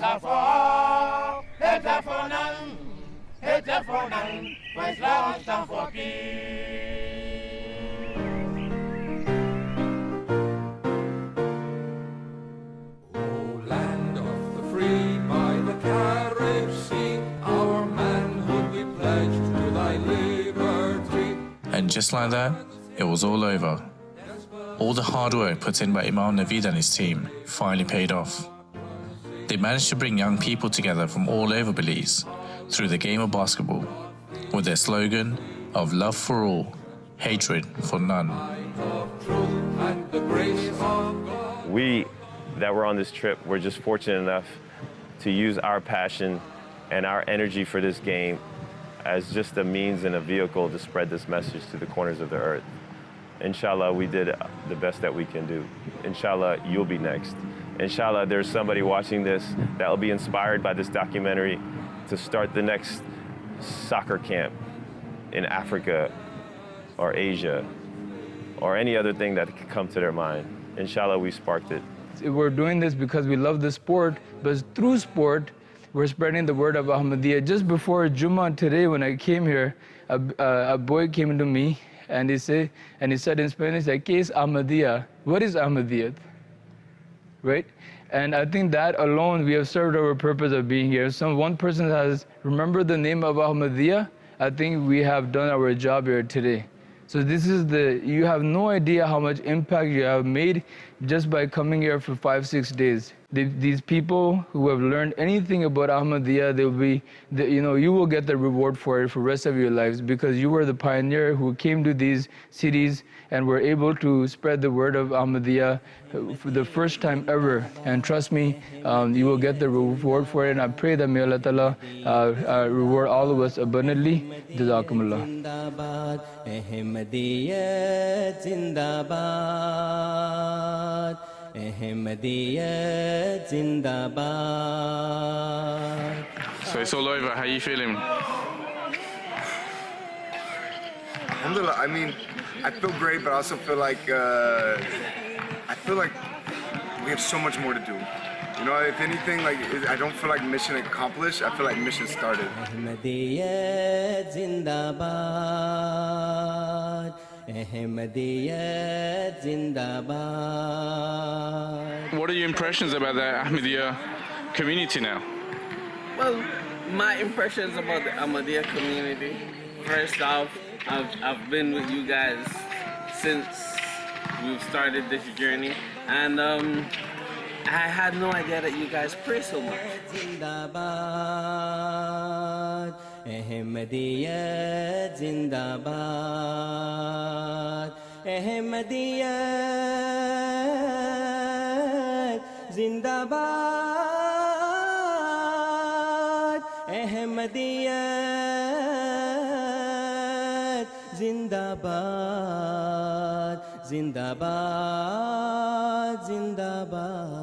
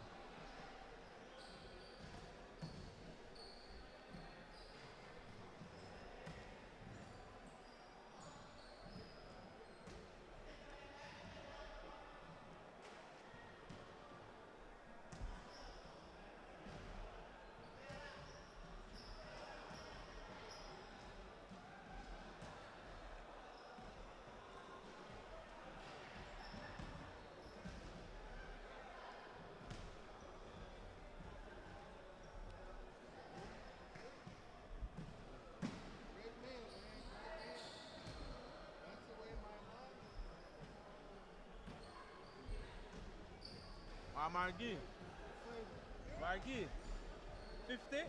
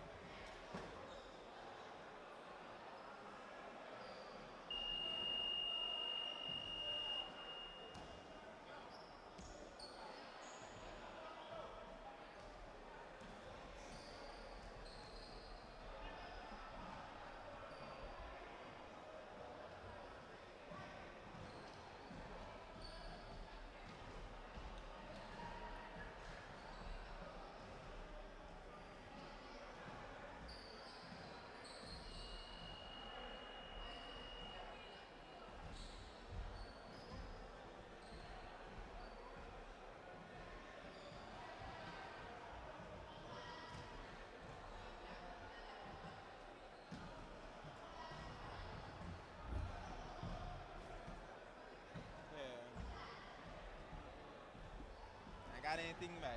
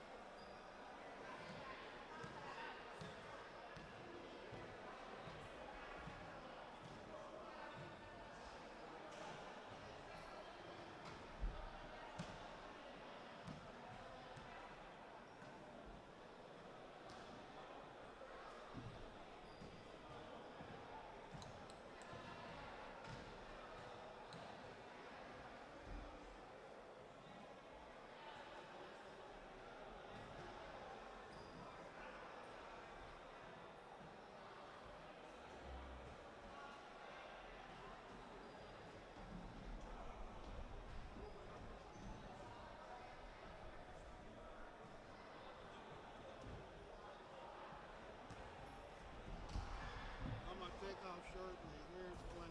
That's all I can. This is good. We're not making any. No, that's the problem. I want to come and have a conversation with you. You are here during the week, from 8 to 5? No. Mostly in the evening. Okay. I will come by. I'm not sure if I'll be here tomorrow, probably Tuesday. But I definitely want to come by. Just to, because Keegan wants to see me too. So I will come by. All right. Thank you.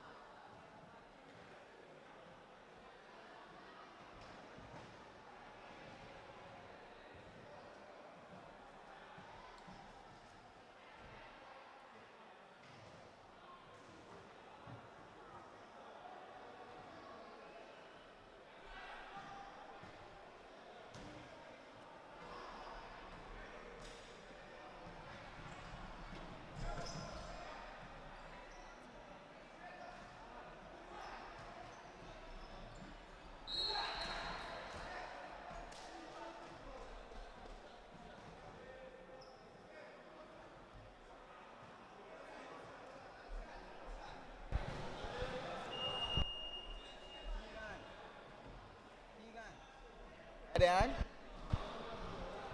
Check. Live. All right. Welcome back, folks. And if you have just joined us, this is Ahmadiyya Basketball League, ABL.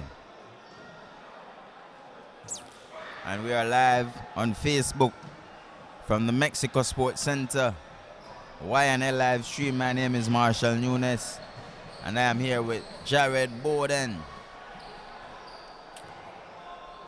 And this one is the under 18 category, and you are seeing the Laderville Big Dreams in the orange tops going against the All-Star Ballers in the green tops.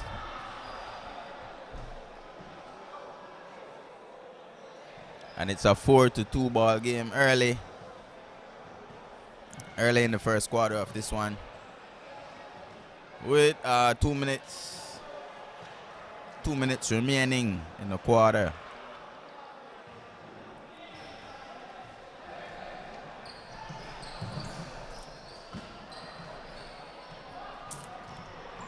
Delroy Moore.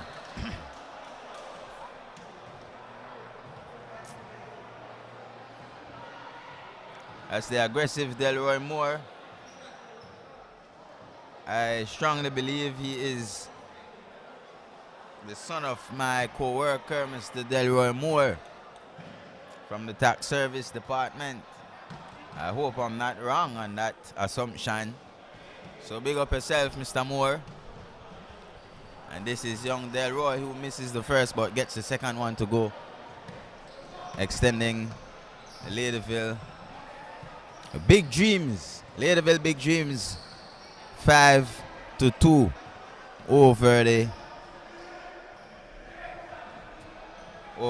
All-Star Ballers, as All-Star are able to get a basket there. Here is number 6 looking aggressive. That's Marquis Ortiz. Looking good for Laderville, but still couldn't get the basket. Inbound pass is picked up by number 4, who goes all the way to the rim and misses the right-hand layup. Offensive glass is picked up by number 8, Andre Bevans. And this is where Jared is essential to the set, because Jared is more familiar with these younger players. It's hard for me to be looking at the game and looking at the roster sheets to get names.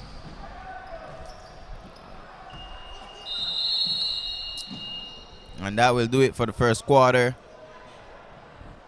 5-4. A slow scoring one, but that's how it ends off the first quarter.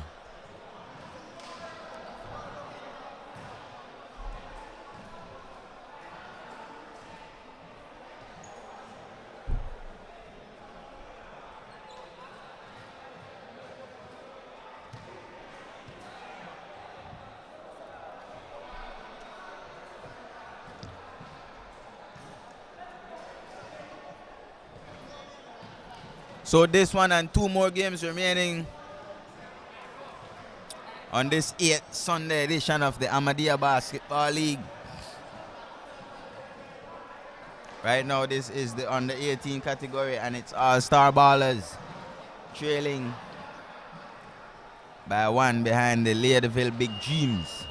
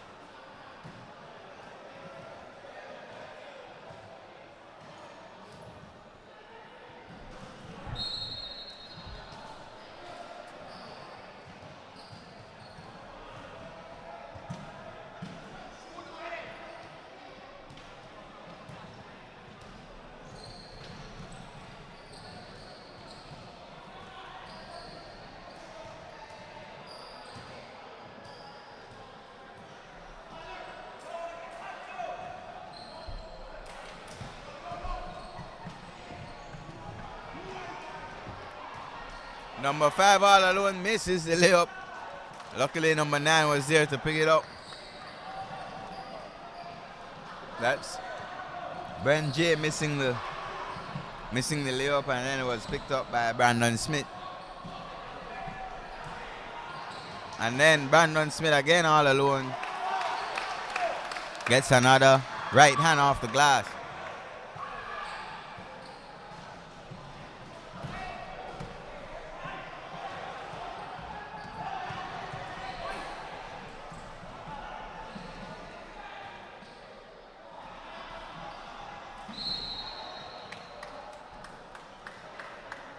And again, Brandon Smith tried a third attempt to get three in a row, but he was hammered.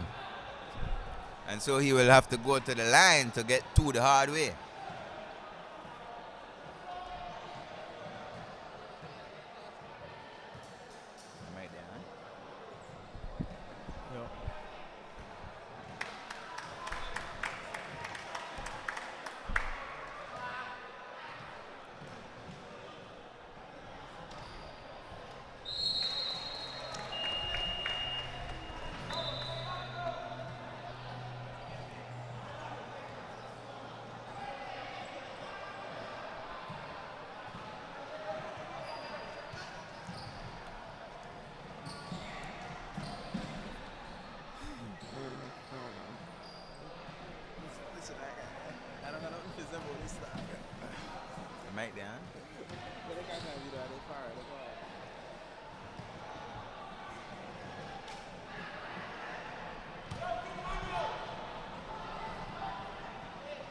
Wow, it's a good move, but it missed. Number 8 missing the reverse left hand layup. Here comes Delroy Moore. And Moore was way off target on that one, and all Star Ballers are going to take a timeout.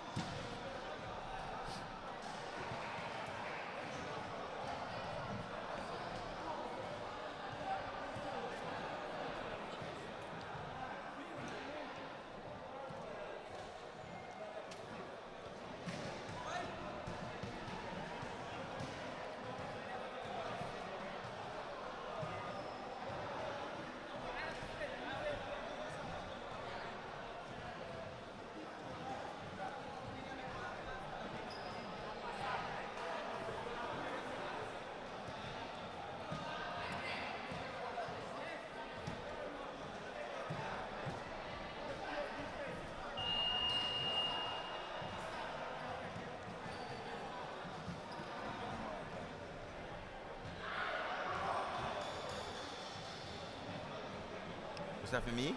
No. Here's how to drink out. Where you get this from? Yeah, this time I want.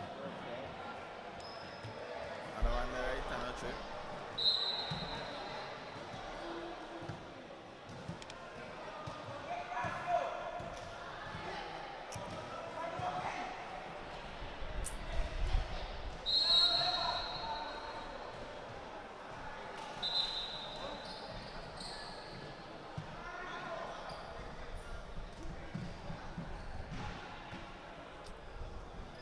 Big Dreams, unable to get the 2 to go.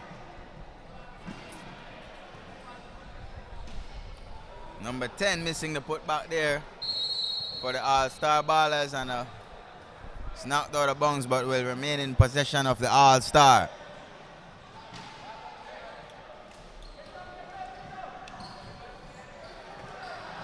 Steal there by Brian J, I believe is his name. Here comes Big Dreams the other way, number 11 on the... And Dan there with the block.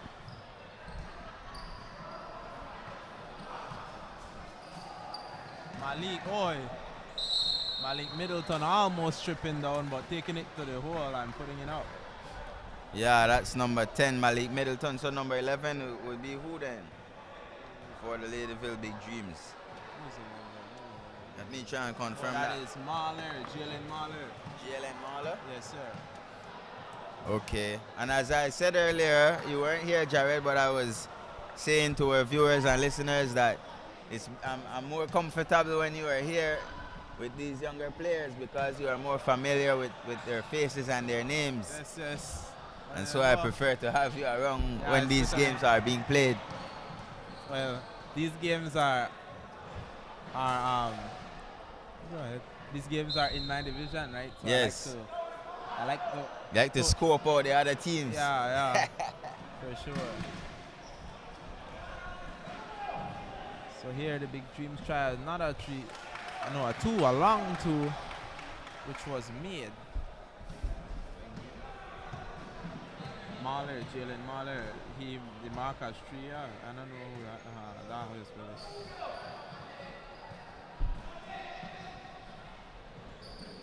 Nice take by the All-Star ballers. But a miss. Ahmad Card makes the save.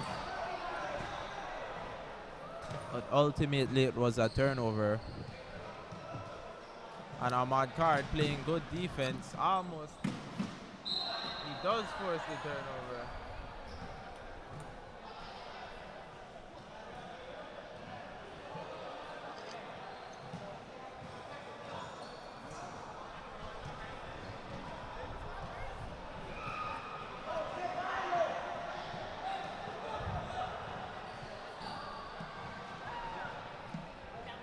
Dan shoots a 3. Number 10 tries to strike it from behind the arc, misses.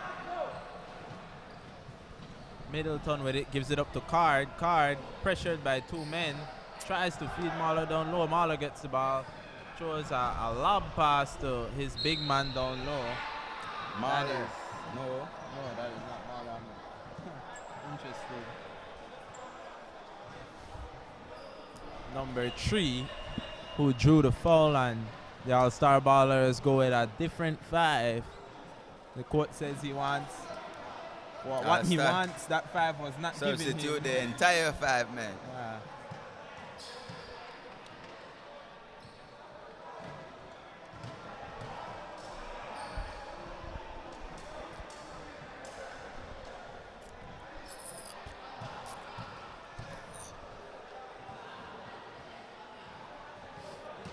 Missing the first free throw. Live basketball action every single Sunday. Courtesy of the Ahmadiyya Muslim community. This is the Ahmadiyya Basketball League, Jared.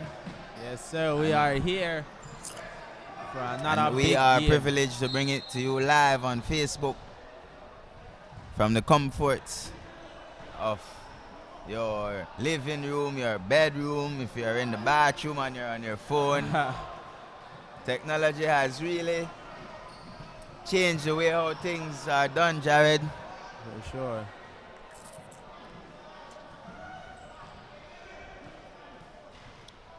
Strong offensive rebound there by Mr. Guy there, I think that was, for the All-Star ballers. There's again, Mr. Guy. Who is that? Finds Kevin Stench. This time it's Stephen Peters trying to get a 2, but still can't. Peters was back to, and finally a 3 ball by number 6, Lane Fiesta. Wow, how do you pronounce his name?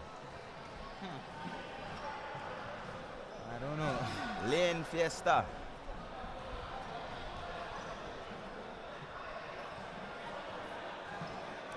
So 14-10 in favor of the All-Star ballers, who have turned things around and have a 4-point lead of their own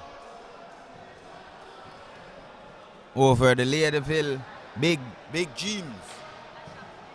Big Dreams.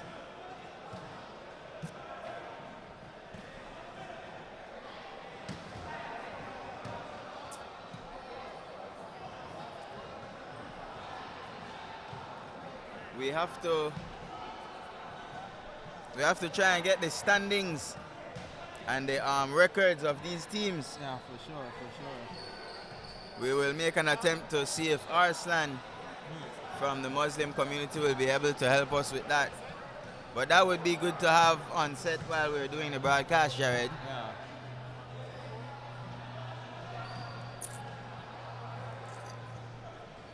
Because the playoffs are 2 more.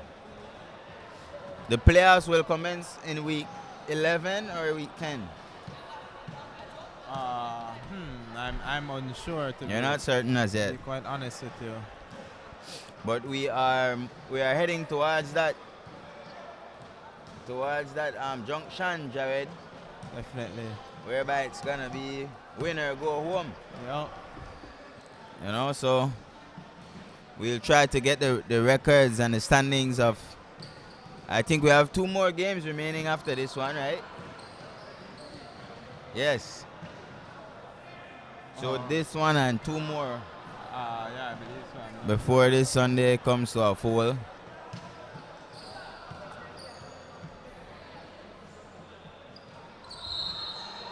A bit scanty in the bleachers.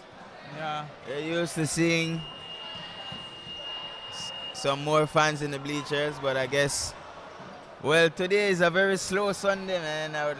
I think from early this morning, maybe it's because of the cold front right now that's over Belize, but from this morning as I woke up this morning and I was making my way over to the Marianne Jones, things were extremely slow. Sunday is typically slow in Belize, but yeah, this morning for whatever reason it was more slow. You know, so let's see what the big dreams have in store as they try to clinch this 4-point lead. More there, missing a 2-point jumper. Here's Middleton, great defense. Block shot there by number 6.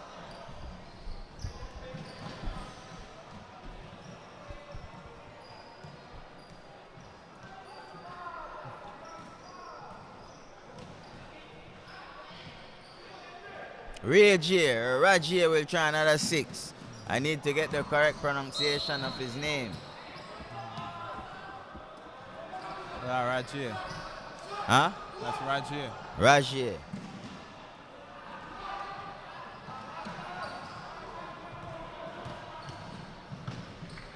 Tench loses it. Here is Delroy. Moore. Middleton. And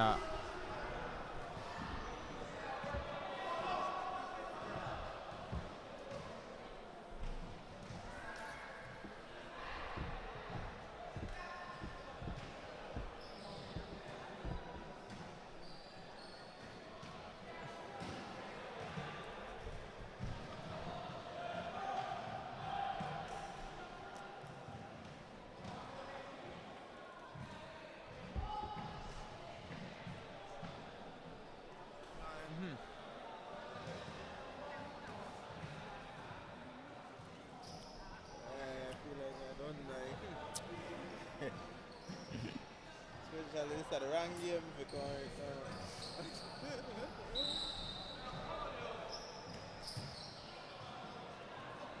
More aggressive on the defense there. Thought he committed a foul, but no whistle. Beautiful cut and finish by number 10, Middleton. That's Malik.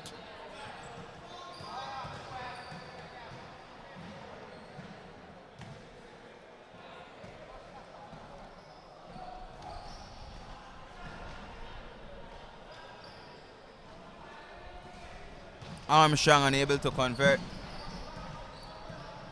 And it's all-star the other way.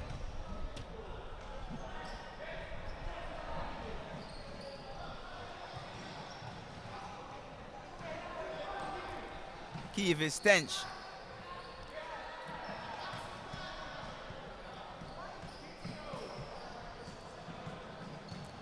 What do you call a shot where the player attempts the shot but does not jump? I can't call it a jump shot. It's a shot. A flat-footed shot. A flat shot. I've seen about 2 or 3 of them for today, Jared. Wow. Strong offensive glass by number 2. What's his name? Kane John Guy.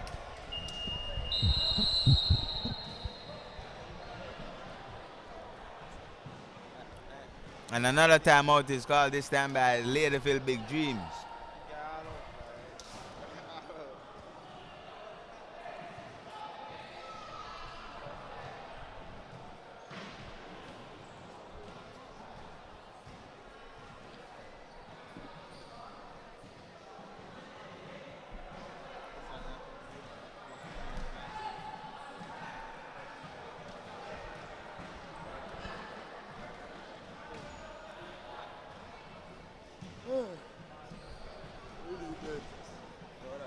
You don't know what it is? How you not know what it is, brother? It's some money. You don't know what it is? Guava next fruit, man. A lot of these seeds.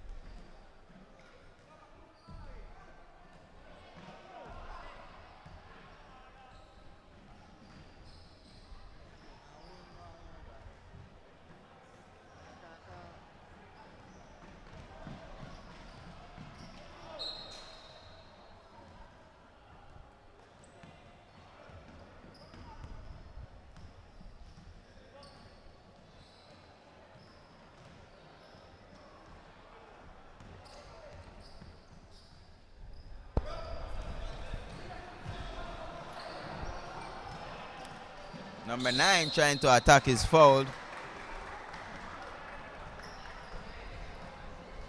Andre Bevans.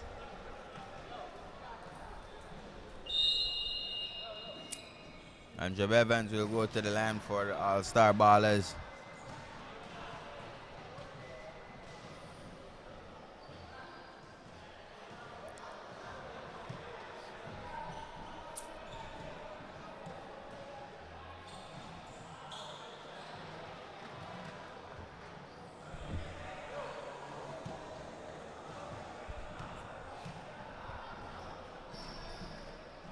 Missing 12 to 16 is the official score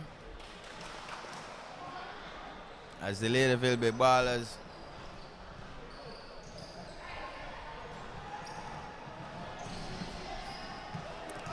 Moore was handed the ball in his hands and tried to spin but lost it.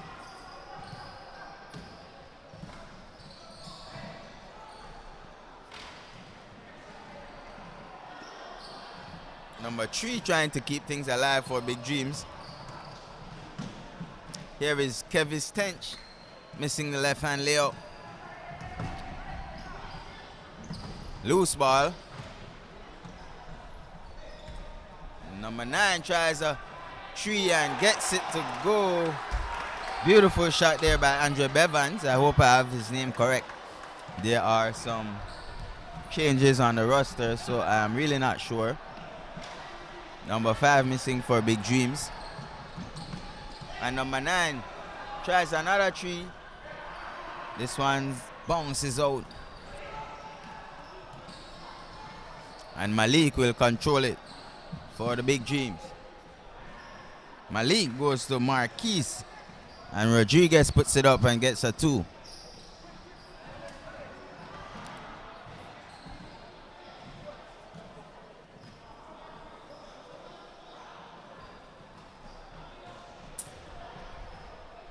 Rebound handled there by Leadville as it's stolen. Stolen by Andrew Brown.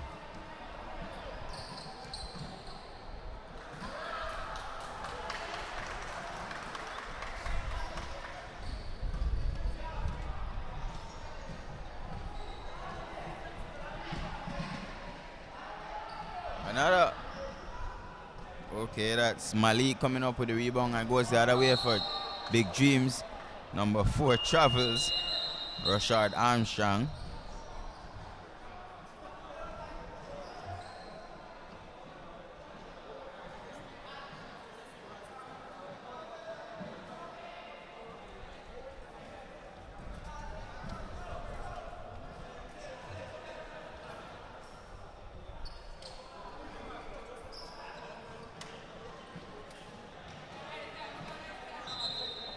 What's your name?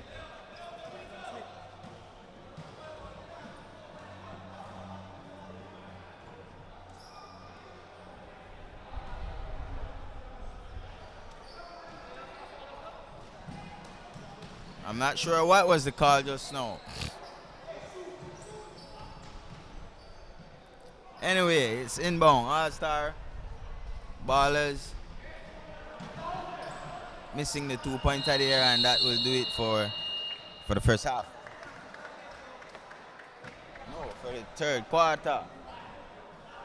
So 1 more quarter remaining, and the score is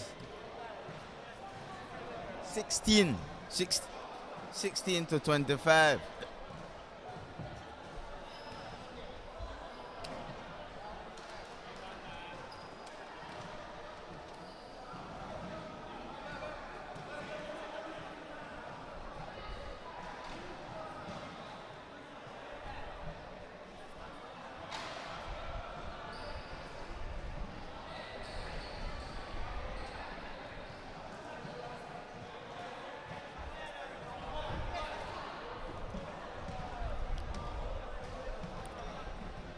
So All-Star Ballers holding on to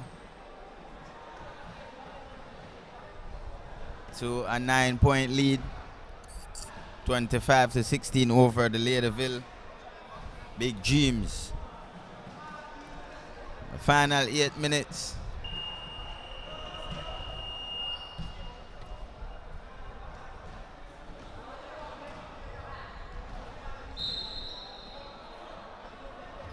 All-Stars are All-Star Ballers controlling this one, trying to get the big W. Can they hold on and get the victory, or will the Leadville Big Dreams clinch the gap and overcome the hump? Let's see. And the 4th quarter is off immediately. Some pressure defense from young Delroy Moore as he almost forced a steal, but it was picked up by the Ballers who missed. Here comes Leadville the other way. Beautiful by Marquis Ortiz. Hanging to get the 2. And it seems Leadville have adjusted to a full court press. So now All-Star Ballers will really have to get it together to hold on to this lead that they have. Baseline, All-Star goes to number 3 down low, and a whistle is okay, stepped out of bounds. Again, Marquis tried the 3, but just couldn't get that one to go.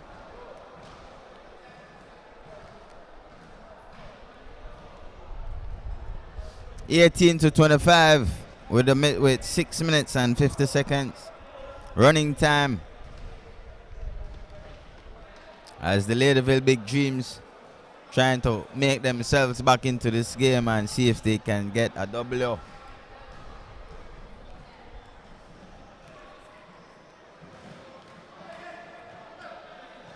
Christopher Sewer.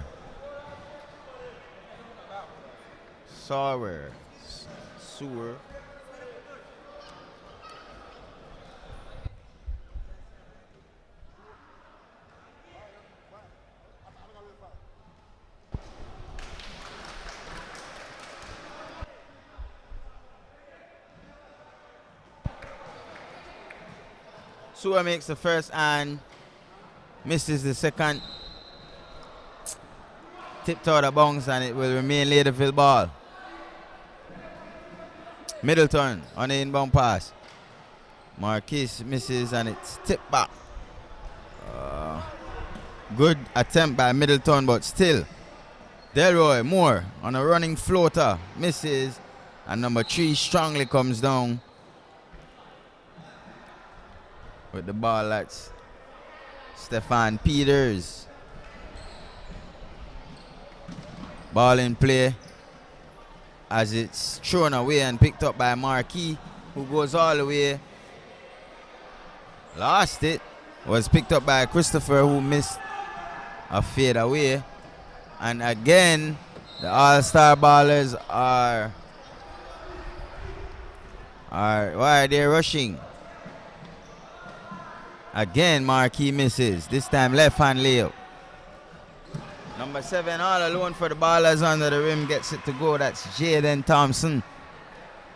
Banking that one off the glass.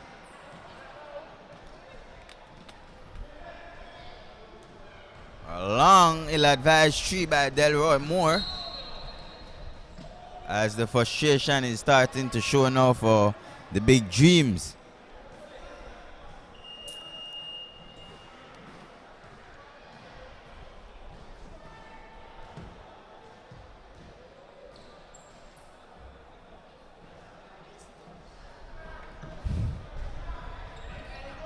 Ramsey receives it, and immediately Brent J. Castillo fires a three but misses. And then it's Marquis Ortiz the other way for Laterville Big Dreams. He finds an open number 5. Rodriguez, who misses. And All-Star come the other way.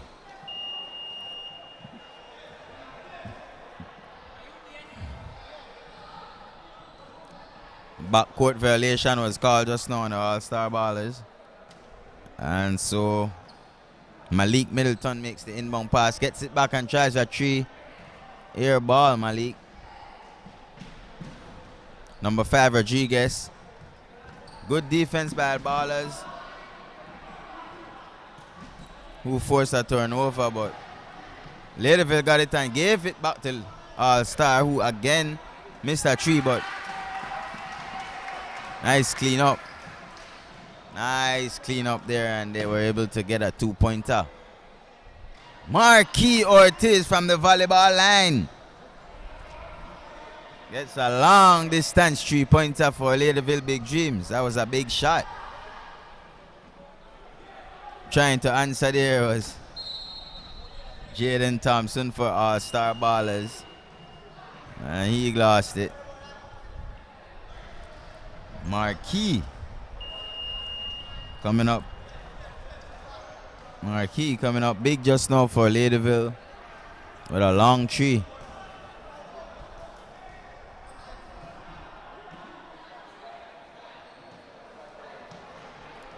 So it's Delroy Moore. Delroy Moore almost turned it over, won it back.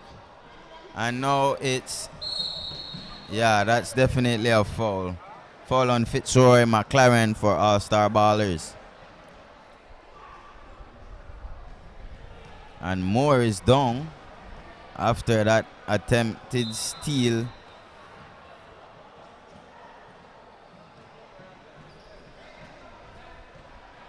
He's up and he's walking toward his bench, but he's not sure if he was poked in the eye. Holding on to that right eye.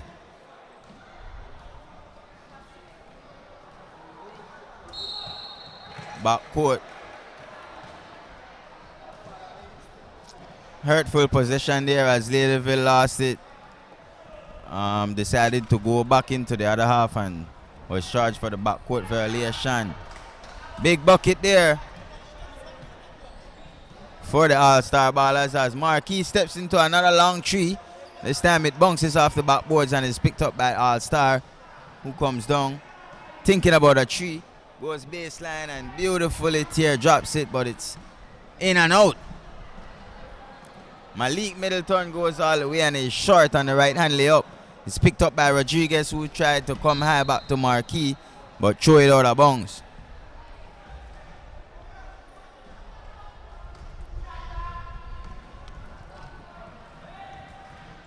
Ballers trying to make something happen. Number 3 misses the floater. Gets his own rebound. Goes to his big man, and his big man is blocked.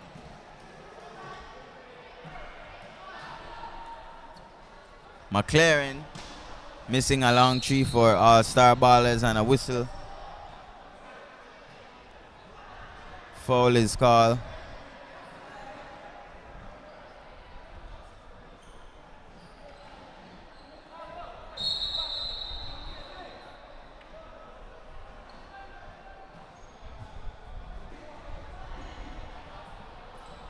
(22-31) as the Big Dreams are trailing down by 9.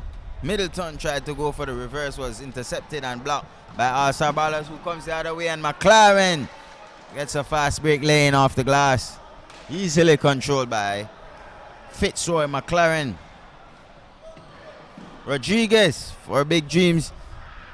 Beautiful pass to Middleton, who missed, got it back, missed again. And this time, All-Star comes the other way. All-Star, that's number 3 guy. But a big put back there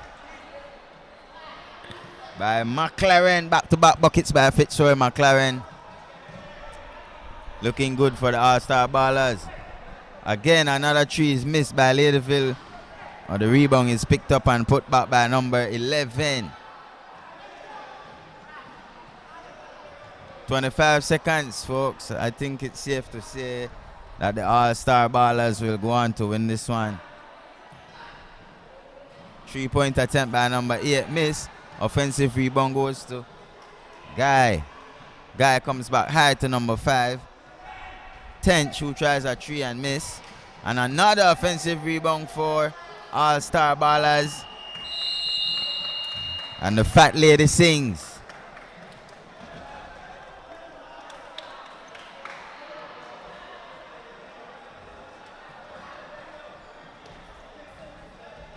All-Star Ballers coming up with a big 9-point victory. 35-24 over Ladyville. That's 11. It's an 11-point victory for All-Star Ballers over the Ladyville Big Dreams.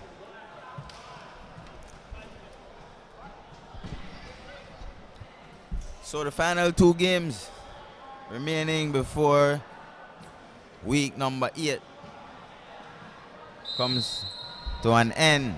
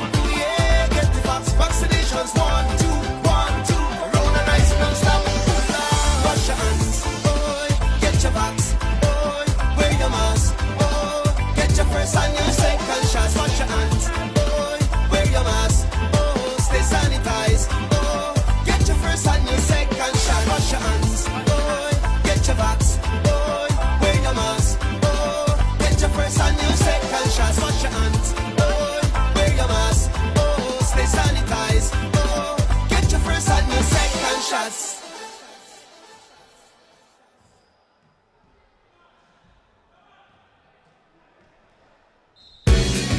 The Cycling Federation of Belize proudly presents the 4th annual Ernest Main Mount Hope Classic. Mount Hope Classic. It's all going down on Sunday, March 27. All primetime riders will take off from in front of Leslie's Imports at 8 a.m. sharp. Travel west along the George Price Highway, all the way up to the top of the infamous Mount Hope in Unitedville. Make a U-turn and head back to Belize City for the big finish in front of Old Belize. This is the final opportunity to test those legs before the big dance. Catch all the action live streaming on the Cycling Federation and Digis Facebook pages. It's the 4th annual Ernest Main Mount Hope Classic on Sunday, March 27th. Don't miss it.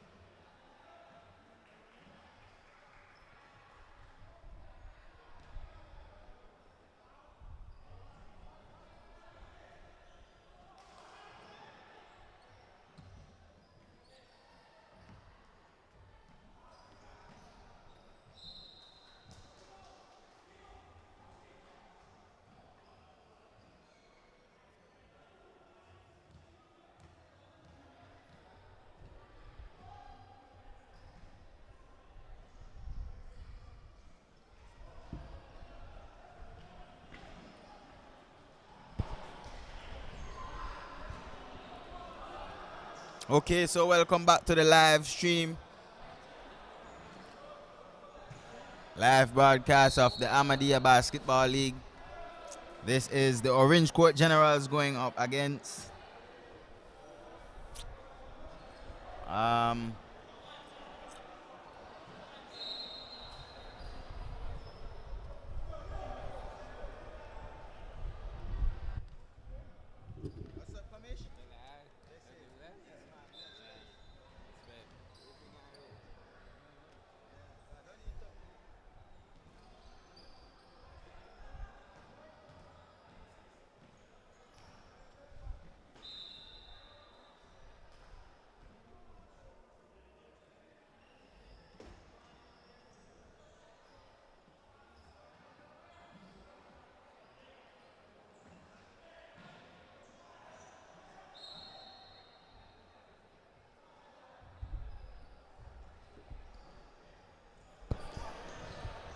and we're live.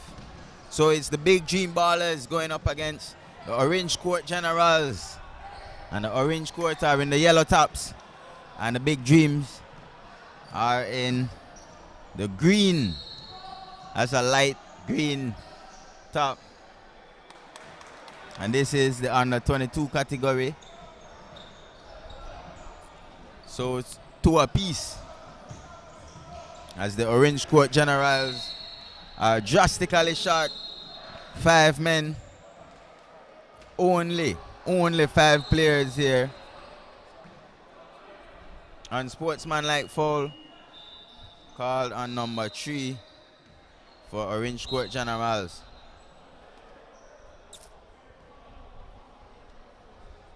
That's Isaiah Martinez picking up the unsportsmanlike foul for OCG, Orange Court Generals.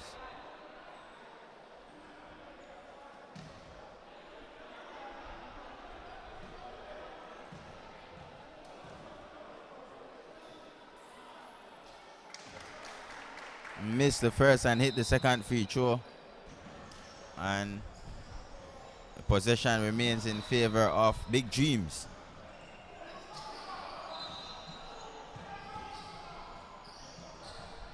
OCG comes up with a big steal as number 1 tries to go all the way. And there was no whistle, so Big Dreams comes the other way trying to find Ferreira.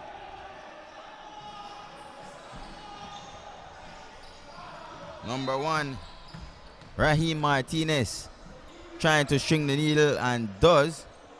Gets it to his big man. Here comes number 7 on the attack. Puts it high up off the glass. Misses. And offensive rebound is man by number 8, Jaden Sutherland, who puts it back up for 2. Big Dreams the other way, Ferreira.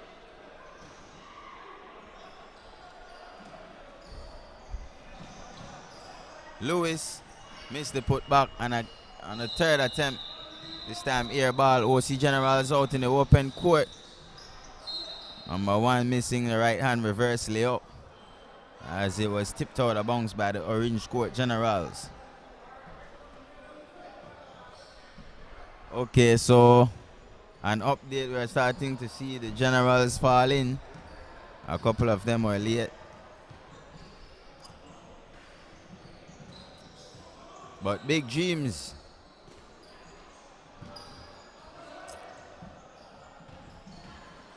and extremely pressuring a high court 2-3 zone being played by the Orange Court.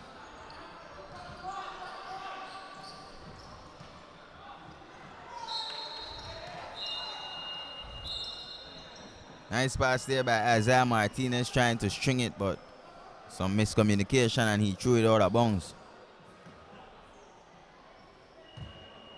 Dejan Canelo seems to be the main man for the big Dream Ballers. Ferreira, free throw line, lost it.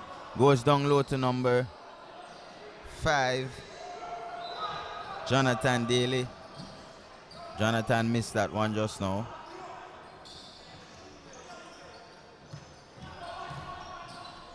Mordecai Lewis missing the teardrop as it is picked up by the big ballers.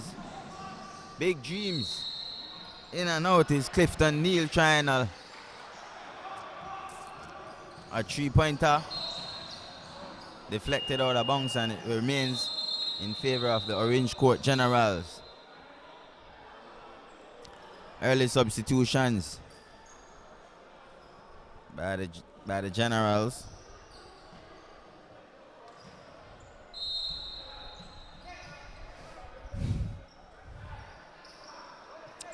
Picked up high by Lewis. Lewis off a screen goes left hand side. Try to string it. It's broken up by the ballers. Big Dream comes out of way, number 3. Finishes strong off the glass. That's Dijon Canelo. Lewis spinning on Canelo. Still Lewis. Looking as Lewis drives all the way and is fouled.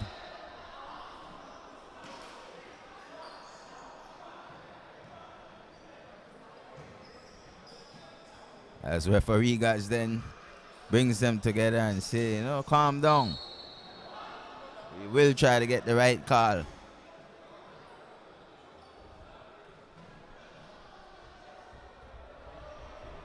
Referee Alexis Salazar and Mr. Gazden are the officials for this one. So the inbound pass by the Generals comes up high to Isaiah. Isaiah Martinez goes back down low to Lewis. Lewis steps behind the arc and tries a long baseline two. Way too heavy air ball. Here comes Big Dreams the other way. Under the rim, number 5 all alone, couldn't go up. And number 11 forced a turnover. So it's Big Dreams the other way, but a traveling violation is called on number 6, Tyrese Sambula, for the Orange Court Generals. Ferreira was fouled and no whistle. Lewis trying to go all the way. Beautiful block there by Canelo. As OCG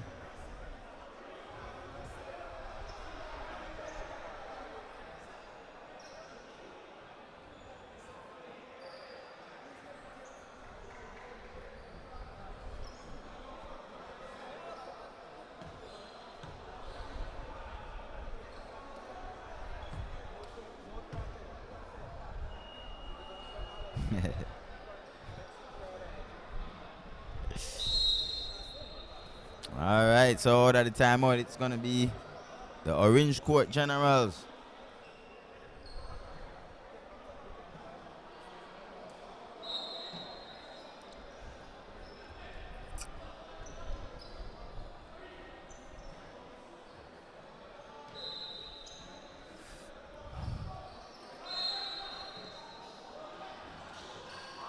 Mordecai Lewis makes the inbound pass and finds Shane Graham, who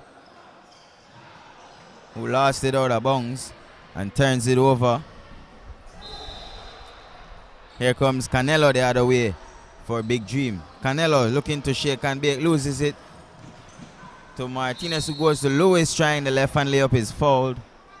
And Lewis will be sent to the line to shoot 2 free throws.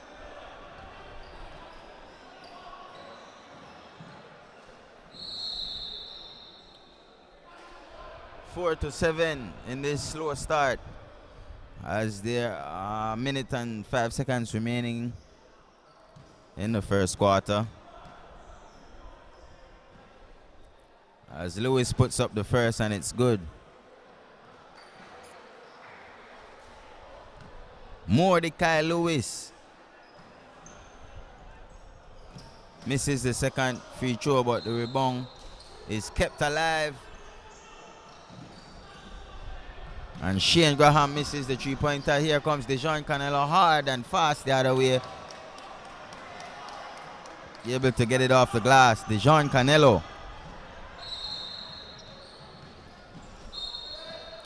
Foul. Foul is called on number 2. That's Alwin Vasquez.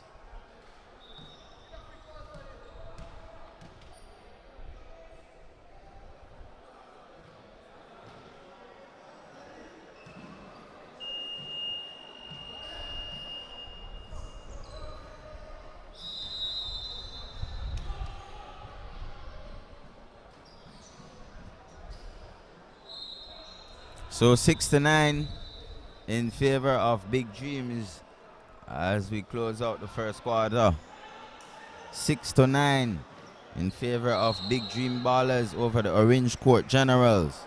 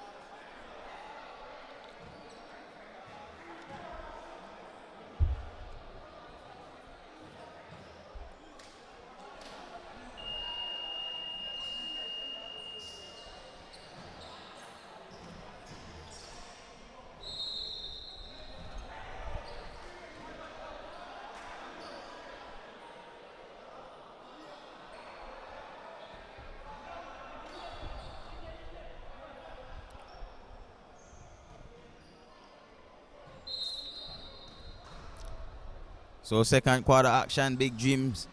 Dejon Canelo receives it and goes immediately trying to find Antoine Warrior. No, number 10, that's Josue Duran. Josue Duran unable to hold on to it. So number 8 for the Orange Court Generals. Missing in the paint, that's Jaden Sutherland. And Canelo comes the other way for Big Dreams. Canelo stringing the needle. Number 10, all alone, couldn't get it to go. Percival missed the tip back. And here is number 6 for the Orange Court General, Sambila. Sambila missing the runner. Canelo down low, finding Percival Vasquez, who is fouled.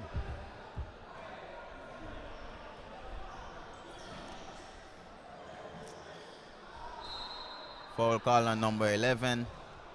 That's Lewis.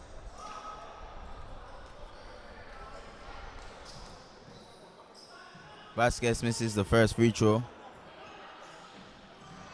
and misses them both.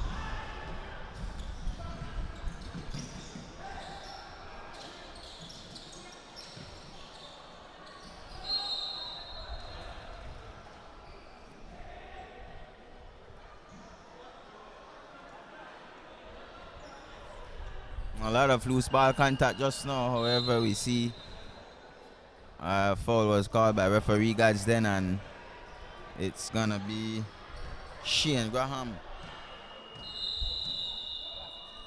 Shane Graham shooting free throws for Orange Court Generals as he missed the first. A lot of missed free throws today, and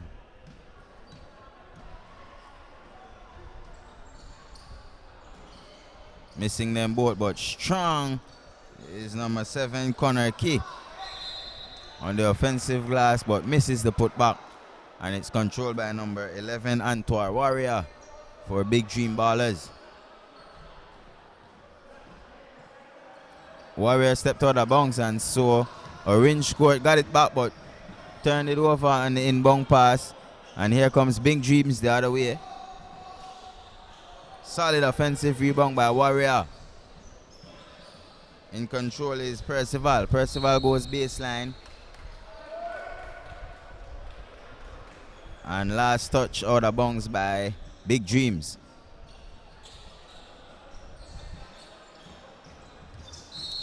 Lewis. Blocking foul is called on number 4. Kenrick.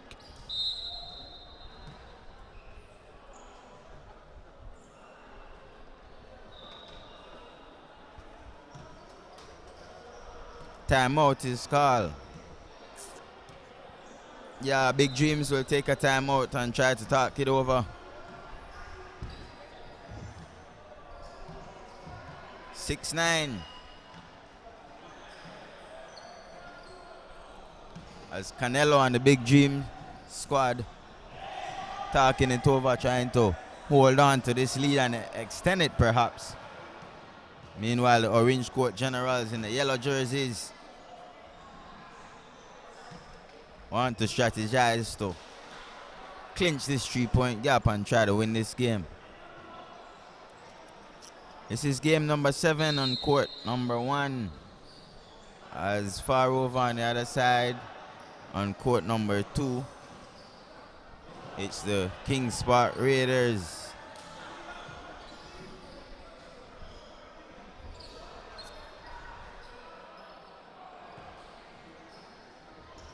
Lewis receives it from Connor Kay to start it off.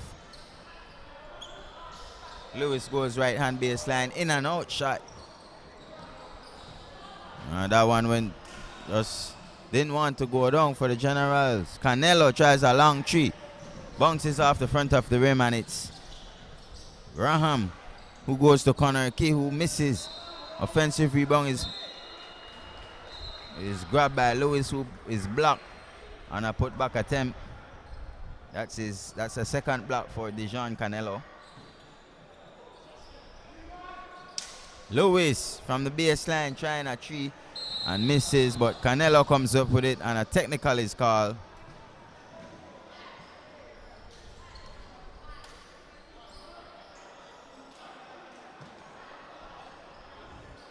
Technical foul is called on number 5 for a clapping.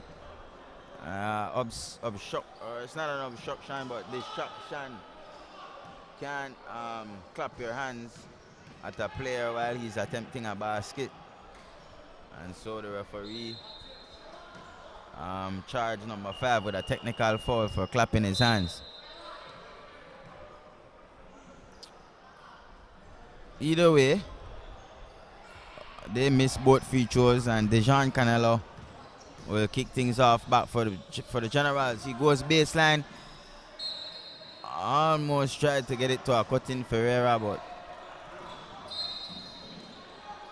Canelo thought about the three, goes baseline, trying again to find Ferreira, who fumbles it, and it's stolen back by Graham. Graham goes all the way, but he's short.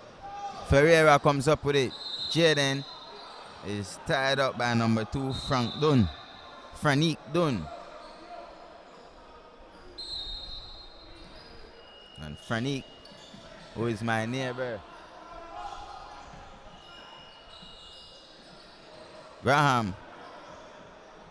That's Clifton Neal, who tried to strike it from behind the arc but came out way short. Snatch out of the hands of Dunn. Here is Big Dreams the other way, and they turn it over. Foul is called on number 3.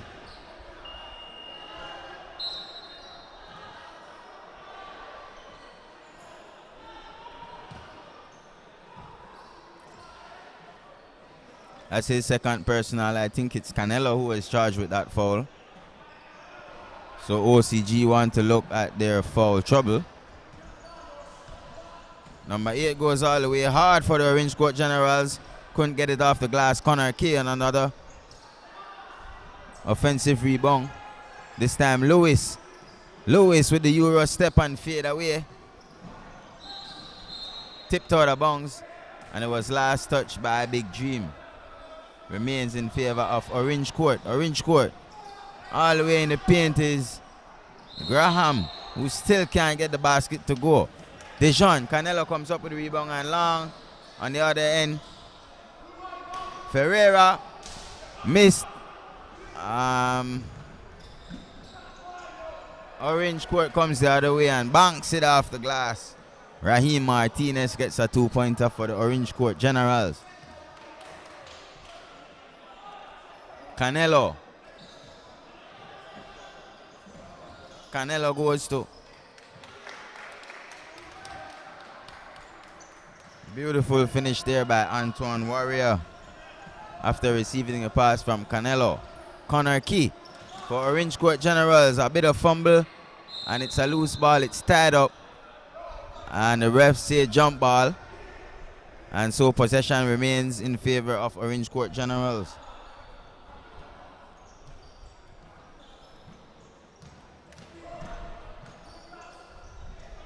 Number 1, too many steps. And a double dribble violation is called on number 1. Raheem Martinez turns it over. Canelo comes the other way for big dreams. Canelo high on the arc, trying to string it down low to Ferreira, who goes up and is fouled. And Ferreira will go to the line to shoot free throws.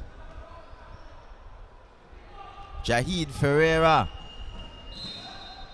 who is the son of Penny, the great Ian Ferreira. So big up yourself, Penny, who is in the bleachers almost every Sunday, cheering on his boys. So respect, Penny.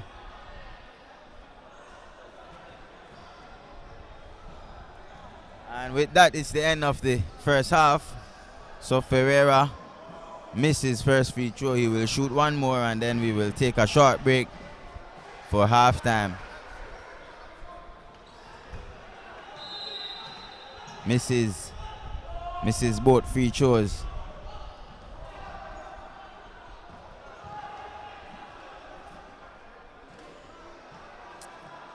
And so we take a small interval and we'll be right back. Ahmadiyya Basketball League, Marshall Nunes bringing it to you live and direct from the Mexico Sports Center in Belize City. This is week number 8 and this is game number 7. So one more game remaining before this week number 8 comes to an end.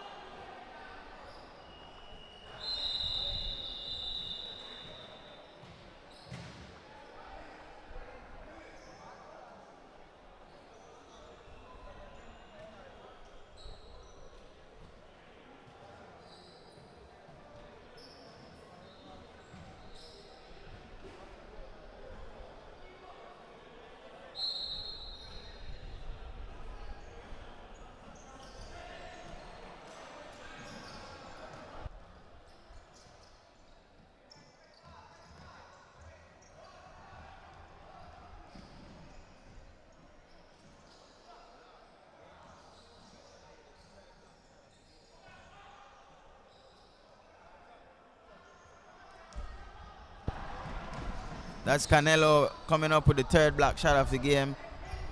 Just now on the other end, Dejan Canelo very active on the defensive end for the Big Dream Ballers. Connor Key steps over the smaller player but still unable to finish with the left hand lane. Big Dreams the other way, that's number 11, Antoine Warrior. Here comes running fast tempo up the court is the Orange Court Generals, and a tip back. Tip back is good to square things up at 11. Dejan Canelo. I thought he traveled, no call. Still alive. That's Percival Vasquez who goes all the way to try to get a left hand lane but misses.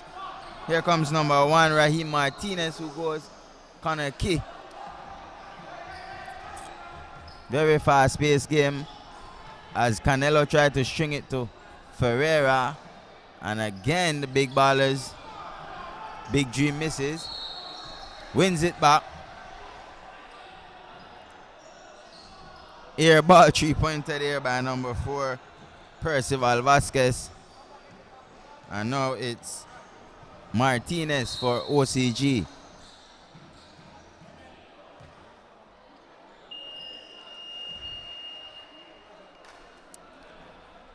Foul on number 3, Dejan Canelo. Picks up his third personal foul for the Big Dream Ballers.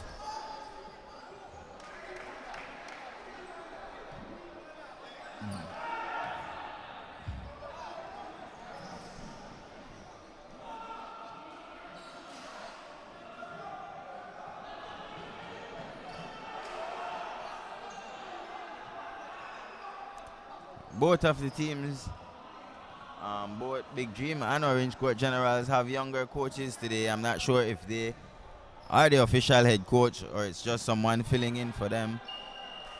But both of the teams with a younger coach trying to facilitate and structure how these teams go out and execute. So Isaiah Martinez will make the inbound pass for the Orange Court Generals, and he finds Anigi Kanaki. Kanaki goes over to Raheem Martinez, who finds number 8, Jaden Sutherland, missing the two-pointer. Kanaki reclaims it, and finally it's broken up. Dejan Canelo comes the other way, and Dejan has to be careful how he is extending that elbow. He was bailed out. Luckily this time, foul is called on Isaiah Martinez, as referee Alexis Salazar says foul. Canelo shooting free throws. Not shooting well from the free throw line. He misses. I think he is 0 for about 6 or 8. Well, he split that one and was able to get the second one to go. Martinez just took his eye off the ball for a second and lost it out of bounds. So Dejan Canelo comes the other way for the Big Dream Ballers, attacking baseline, and another foul is called on number 1, Raheem Martinez. Trying to reach and get a steal. Was called for the foul.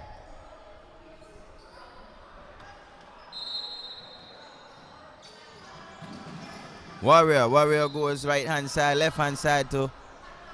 Again, it was knocked out of bounds by Martinez, and so Warrior gets it to Ferreira. Ferreira with a big hop step. Missed his layup. And he's kept alive. Dejan Canelo goes left hand side to Ferreira. Ferreira puts it down and makes another pass. All alone under the rim. The shot clock violation. The clock sounded, but due to the intensity of the game, the players did not hear the clock and the play did not stop. And so the desk had to signal the referees. Mordecai Lewis for the Orange Court Generals. Lewis puts it up. Can he get the continuation? No, he does not. But a foul is called on number 2. Alwin Vasquez, who is forced to come to the bench, picking up his 4th personal foul. One more and he's out of the game.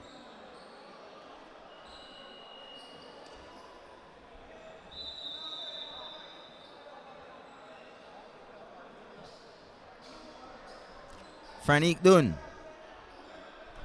will make the inbound pass for the Orange Court Generals. He goes to Graham, who pulls up and misses the 2. Dejan Canelo coming hard the other way is fouled and finishes the layup, but a whistle was called on the floor. Foul on number 11, Mordecai Lewis. That's 2. That's 2 personal fouls for Lewis. Egbert Smith goes left hand side to Antoine. Antoine comes back high, finding Dejan. Dejan goes back to Smith. Smith coming high. Finds back Canelo, who will try a long 3 as it bounces off right hand side, and it will be Orange Court General's ball. Anigi Kanaki goes to Dunn. Dunn gets it and comes cross court all the way over to Graham, who shakes and bakes and misses the right hand lay in. But finally Anigi Kanaki is successful on the putback and gets one to go down. He has had a couple putbacks but has been missing. Stolen by Graham, and Lewis is out on the break for the Orange Court Generals. Lewis is hammered, swarmed up by 3 green jerseys, and Lewis will go to the free throw line.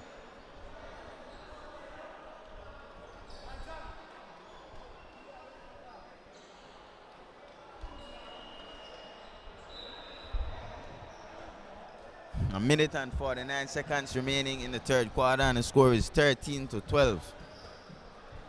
Mordecai Lewis from the charity strike banks in the first free throw.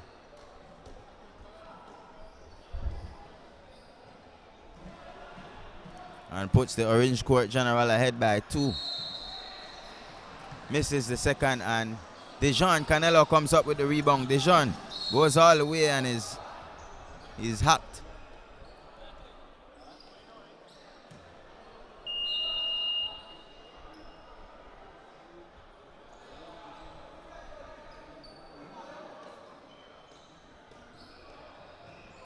So another team foul for the Orange Court Generals.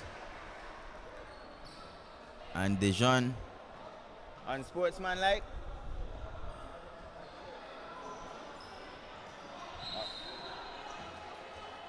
An unsportsmanlike foul was called.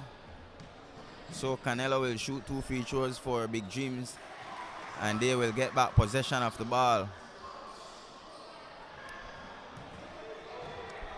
I missed it, but I know an unsportsmanlike foul was called, but I'm not certain who got the foul.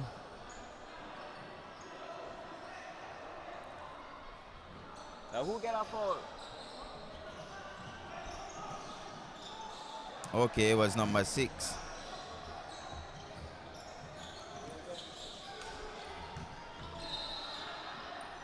No, actually it was Mordecai Lewis who picked up the unsportsmanlike foul. And so it's 14-13 in favor of the Orange Court Generals, who turn things around and have themselves now a 1-point lead going into the third period.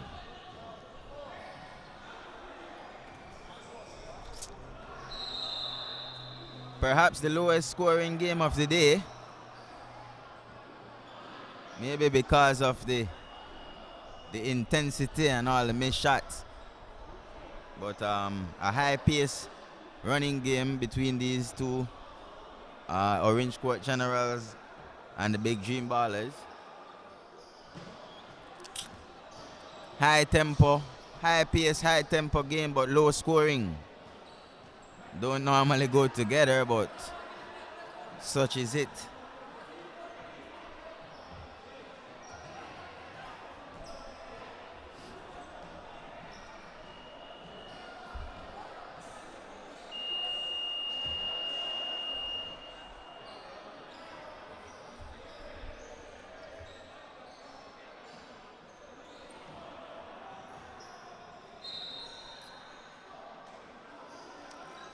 So possession is for Big Dream. Is that so? No. Orange Court Generals will start it off. Actually, it's the fourth period. So it's the final 8 minutes of the game. 14-13 in favor of the Orange Court Generals, and a foul is called. Foul on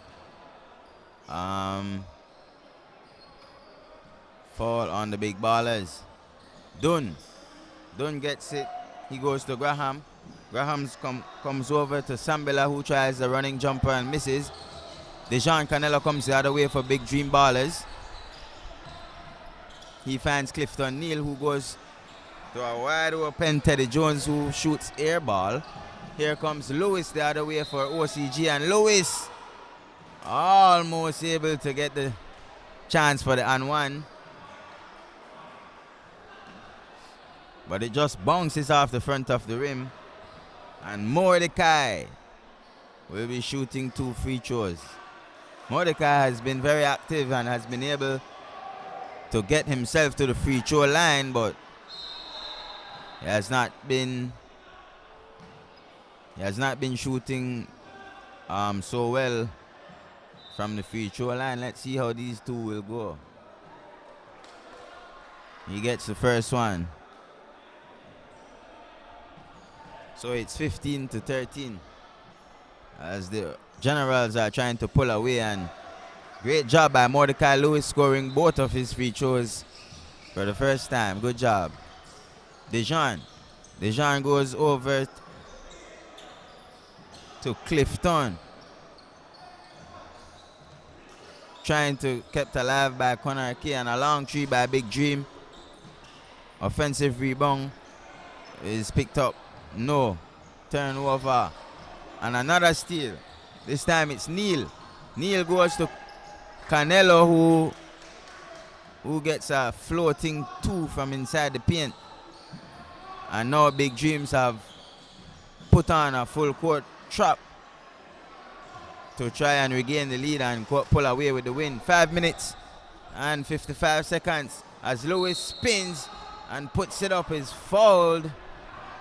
Great move by Mordecai Lewis, putting it down and spinning, using his strength and size to create some separation, and again he is fouled, and so he goes back to the line to shoot another pair of free throws.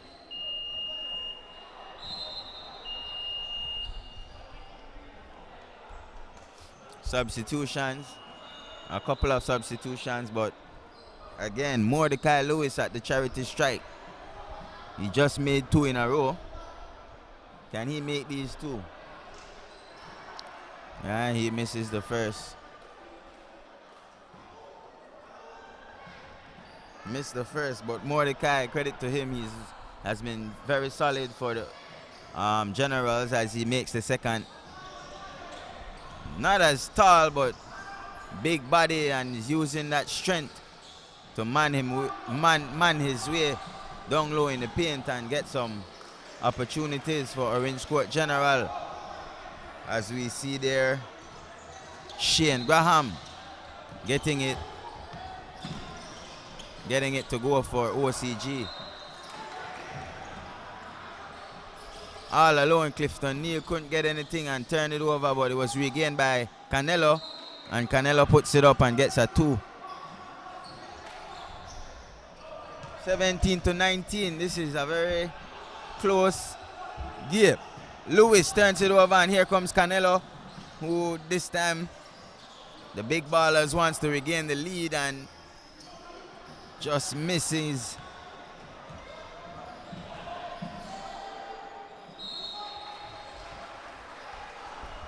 Number 7, Jevon Bowden all alone missed the jumper just now, and foul is called on number 11, Antoine Warrior.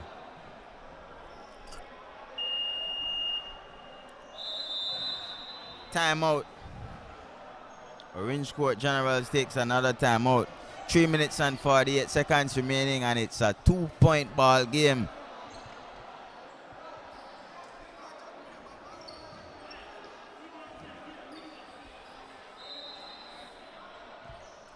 (19-17) in favor of the Orange Court Generals. Orange Court has been trailing. We're able to turn it around with the pass. In the past 5 minutes, or 4 minutes and change, and now they have themselves a 2-point lead. Courtesy those free throws and the basket, I believe, was made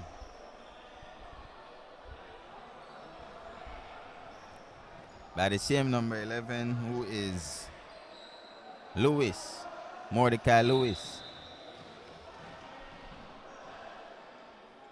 Anige fired the first one, but the ref didn't signal, so he still has 2 free throws. Again, misses the first attempt.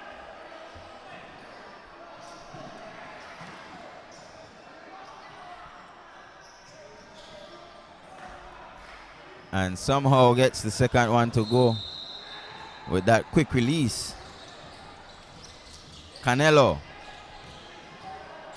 was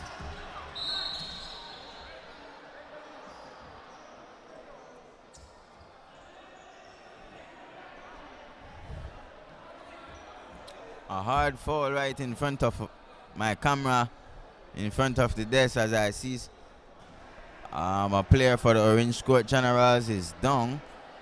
But all of this was because Dejan Canelo was fouled. He was pushed, and then the whistle was late. And so I'm not sure who is down there on the desk in front of me, but a man is down.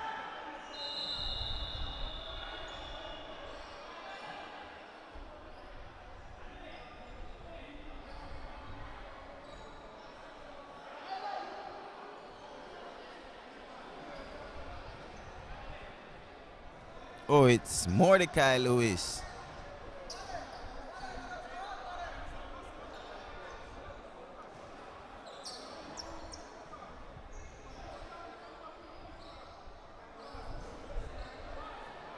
And he has been cut.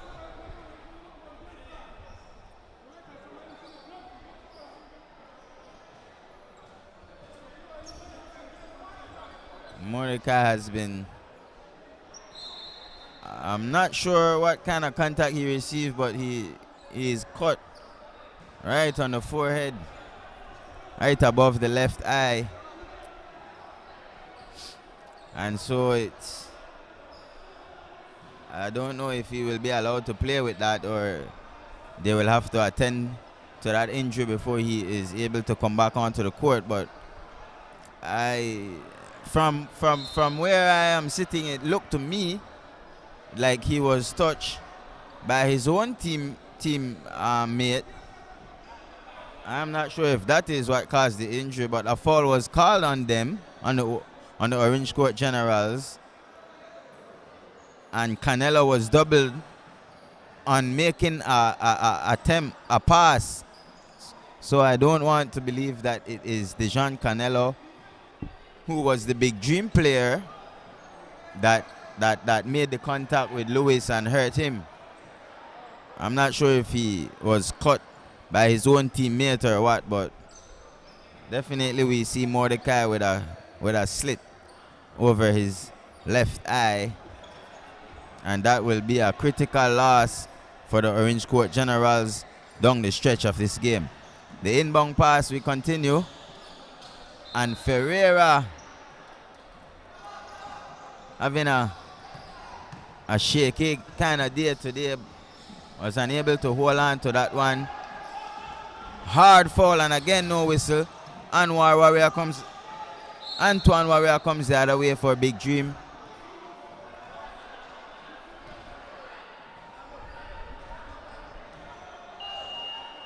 Timeout is forced, or the coach for the Big Dream Ballers is forced to take a timeout. 20-17 with 3 minutes and 6 seconds remaining in the game, as the Orange Court Generals are holding on to a 3-point lead. I'm certain they hope that this lead can captivate them into victory. Meanwhile, the Big Ballers on this side are saying, come on guys, only down 3 points and we have been leading all the way. We have to win this one.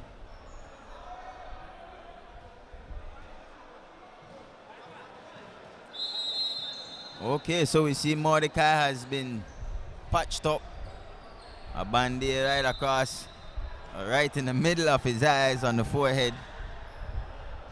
And so the Orange Court Generals, immediately he is checked back into the game. He has been solid for the Generals, so they don't want to not have him in the game in this late stretch. And Warrior banks in the first free throw. I guess he's going to take that to cut the lead down to 2. With this one, he could cut it down to 1. If he makes it, it's up. And he misses, but Canelo comes up with another rebound. Dejan Canelo is surprised but was called for a traveling violation. Salazar says that's 1 too many steps, Dejan.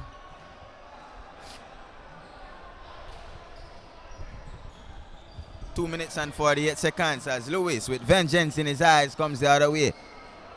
Just misses off the front of the rim. Mordecai Lewis. Here is Ferreira. Finds Dejan. Dejan thinking about stop and pop, goes to Warrior down low. Warrior is tied up. And a jump ball is called. But Big Ballers remain in possession. Warrior thought he was fouled on that play. Graham steps into a tree but misses. And the Orange Court Generals with a 2-point lead have it. Mordecai Lewis goes strong but misses the right hand layup off the glass, as there is a scramble and it's kicked out of bounds. Farigas then sees last touch by Big Ballers, and the Orange Court Generals will remain in possession. Lewis goes down low to Anigi Konaki, who is blocked. And a foul is called.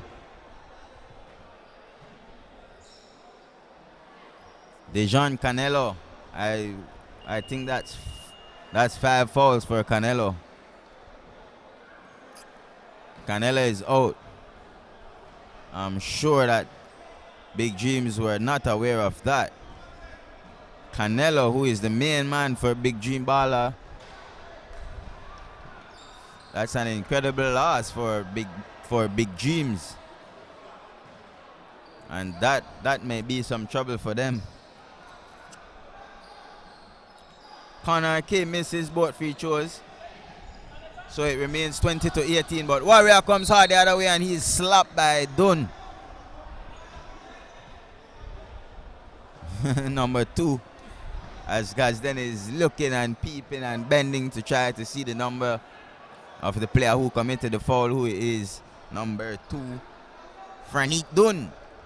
Very aggressive young man also. Almost able to get a steal, but instead sends Warrior to the line. And Warrior has a chance to tie the ball game as he makes the first. 1 minute and 49 seconds remaining. Still anybody's game. Misses the second, and so Warrior misses the opportunity to tie it, but foul called on Graham. And Mordecai Lewis, the man with the patch on his face, will go to the free throw line to shoot 2 free throws. Mordecai has been very solid today for the Orange Court Generals. And with these 2 free throws, he could. Oh no, it will still be a 1 possession game even if these 2 free throws are made. It's 19-20. But still, 2 extremely critical free throws for Mordecai Cruz.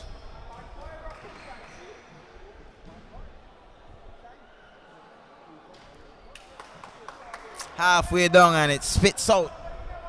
So Mordecai misses the first.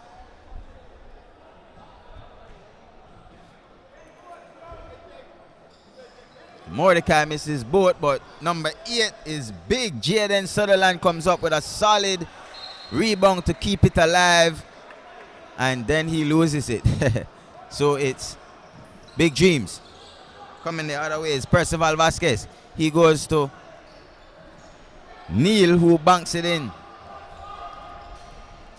Neil trying to bank it in off the glass. Finds Percival, not Percival, that's Mordecai. Here is Ferreira. Jaden lost it out, trying to get the hop step. And Lewis waited, got some contact, no whistle was called. Lewis gets it back, and this time hits a fadeaway and is fouled on the shot. Basket conks. Says Gads then. And the foul will be charged to Shane Graham. No, not Shane Graham. That's Clifton Neal of the Big Dream Ballers. So, Clifton Neal.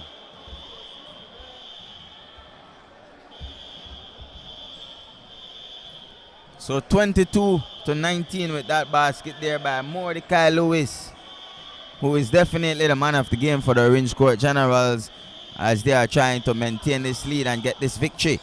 Inbound pass goes to Clifton Neal. Clifton Neal trying to get it to Warrior.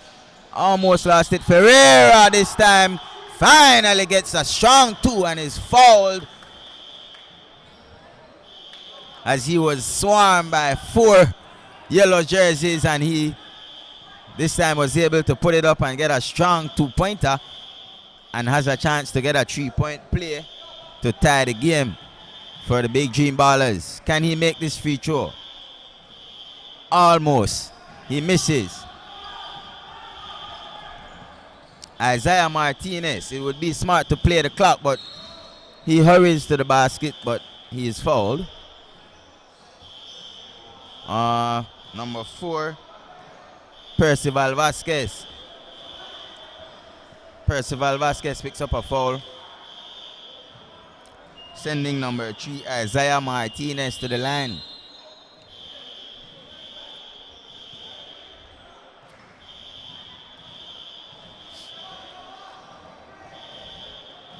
Isaiah needs to be focused on these free throws and misses the first as he couldn't get the ballers roll.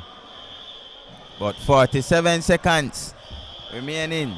Will he make the second one? Yes, he does. So 23-21 in favor of the Orange Court Generals. Coming hard and fast the other way. Vasquez goes to Neal. Neal tries an inadvertent 3, but Warrior claims the offensive rebound and puts it up. Misses. Kept alive, and Mordecai Lewis comes up with it. It's knocked out of bounds by Ferreira, but referee Alexis Salazar says it was last touched by Lewis, Mordecai Lewis, and so with 27 seconds, the Big Dream Ballers, I think it was a timeout. Oh no, change. All right, so this is what we have here now, folks. 27 seconds. Big Dream down by 2 with possession. Will they hold it out and try to get the final shot? Will they get a quick 2 and try to get a stop? Let's see. Inbound pass goes to Ferreira. Ferreira to a cutting Warrior. Warrior blows the layup, and Dunn comes up with it. Dunn smartly finds Lewis. Lewis goes all the way down court to number 8. Jaden Sutherland, another unsung hero for the OCG, who was fouled hard there on the attempt to get a layup. And so now Jaden Sutherland will shoot 2 from the free throw. 14 seconds. Miss on the first attempt. Free throws have been so critical for these young guys out here. Misses again, and the ball is alive, so no timeout. Warrior comes the other way, looking to fan. He finds number 7 on the baseline, who attempts a 3 and hits the side of the backboards.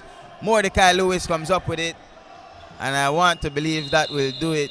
The Orange Court Generals have upset the Big Dream Ballers 23-21. Nice game, guys. I like how that one came down to the wire, but great job to the Orange Court Generals, who turned it around firstly in the fourth quarter and then went on to maintain the lead and walk away with a big victory. So one more game, final game here over on court number 1 before we wrap things up for week number 8. The biggest and most prominent tournament in all of Belize, EABL, Ahmadiyya Basketball League. Every Sunday, live and direct from the Mexico Sports Center. Live on Facebook, courtesy YNL live stream.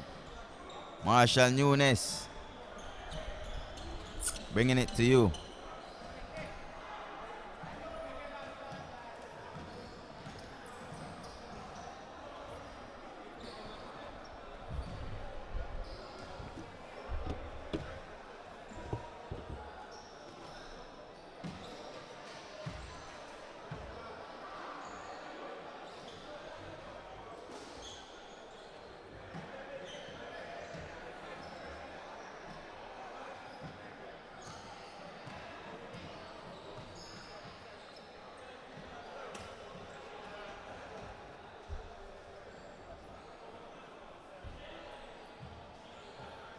Two.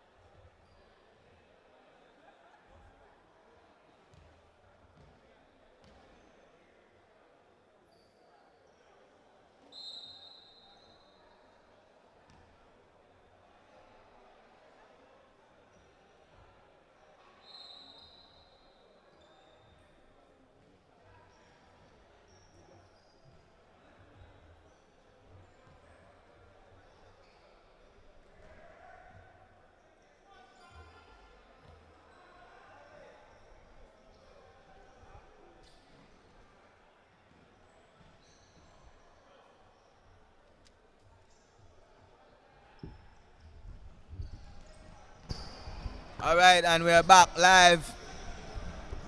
It's the 501 Gators going up against the One Shot in the final edition, or the final game number 8 for the day.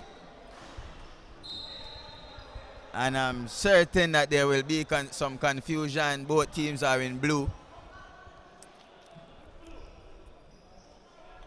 One in light blue and one in a darker blue. And so players have to be on their A's and Q's.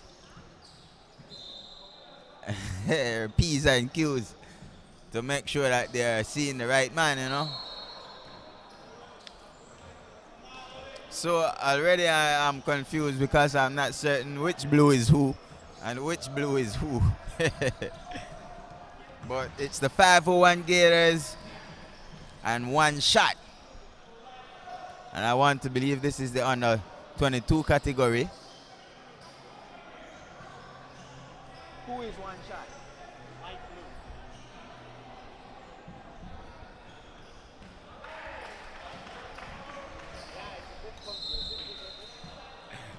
And so I can confirm that One Shot are in the lighter blue jerseys, while 501 Gators are in the darker blue shirts.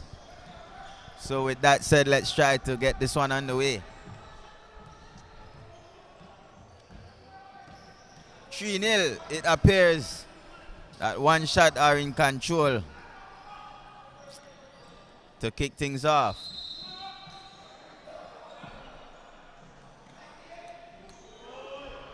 And I haven't gotten the rosters yet for One Shot, but I have it for the 501 Gators.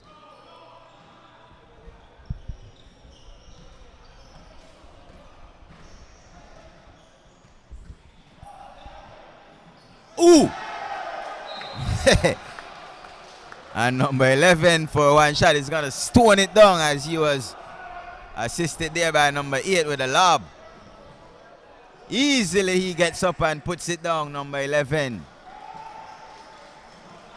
How tall is he? Number 11 is long. Very, very tall. He's about 6. I'll try to get that for you, but thank you. 6'4".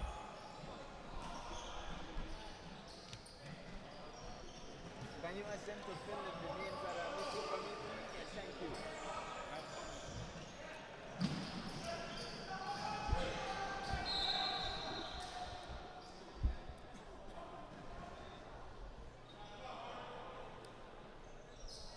So Corey Garbott receives it for 501 as he goes switching hands in the air and misses the left hand layup. But it's kept alive by number 11, Daniel Godoy.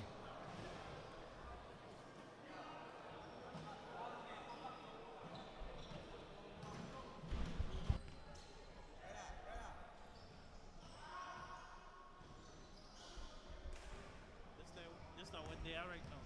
The rest not come.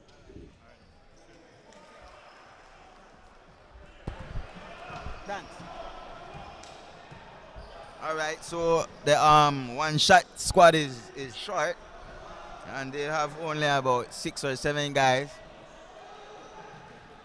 Well, 8 total, while the 501 Gators are deep. 12 deep. So let's see how this one will play out.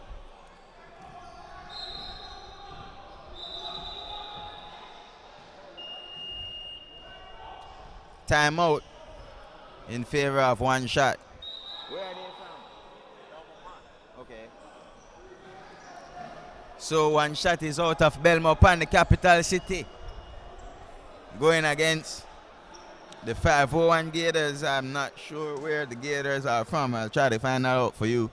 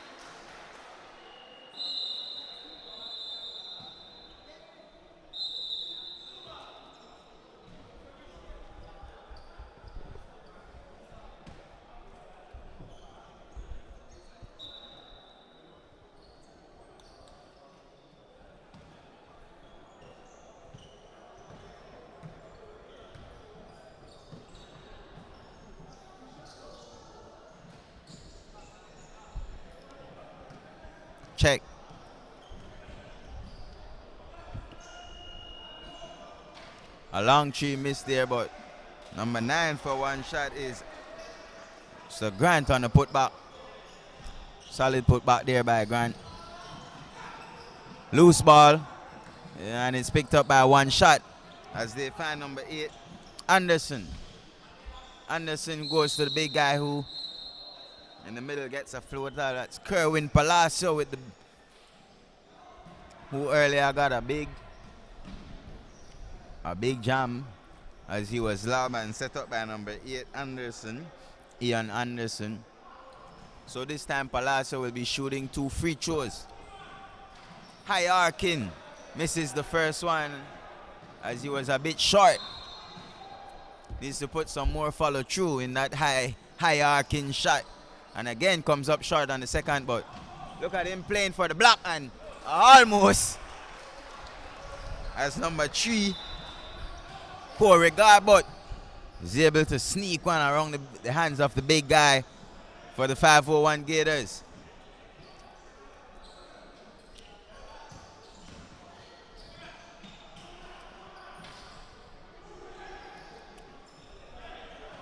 Palacio goes left hand side, finds number 8 who tries the 3 in and out, and the rebound is picked up by the 501 Gators.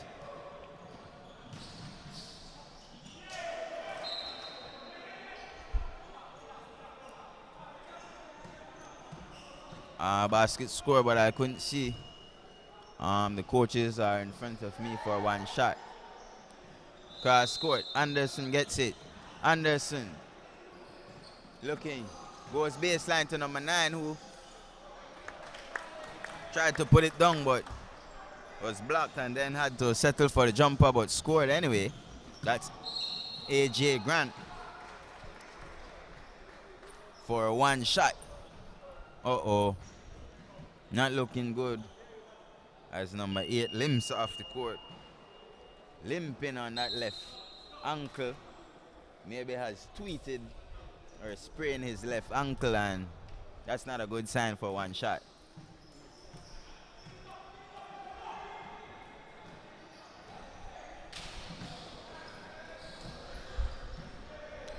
Meanwhile, Captain Aiden Bradley is at the charity strike and misses both, but it's kept alive by number 10, Bradley, who goes back to his captain, who misses again, and Palacio goes high to get a tip, deflecting that attempt there by number 5.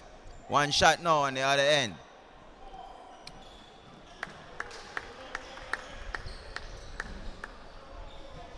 Three-pointer by number 6, I believe, Ulrich Main.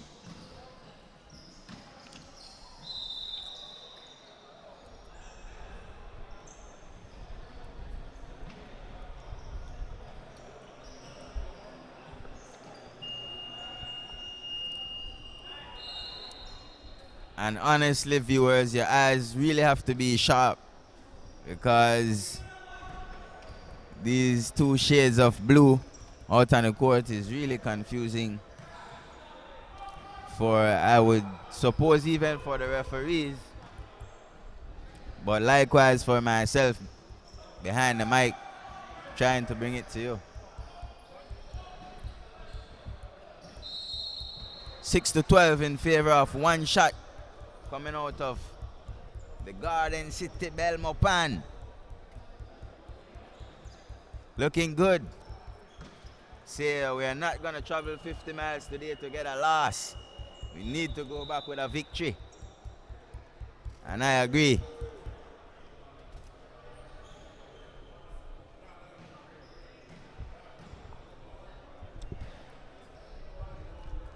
The 8th and final game of the day. At least over here on court number 1, it's one shot going up against the 501 Gators. Gators basketball.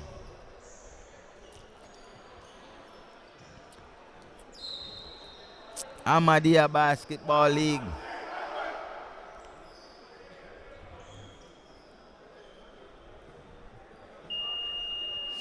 And I like the unity from the Belmopan squad.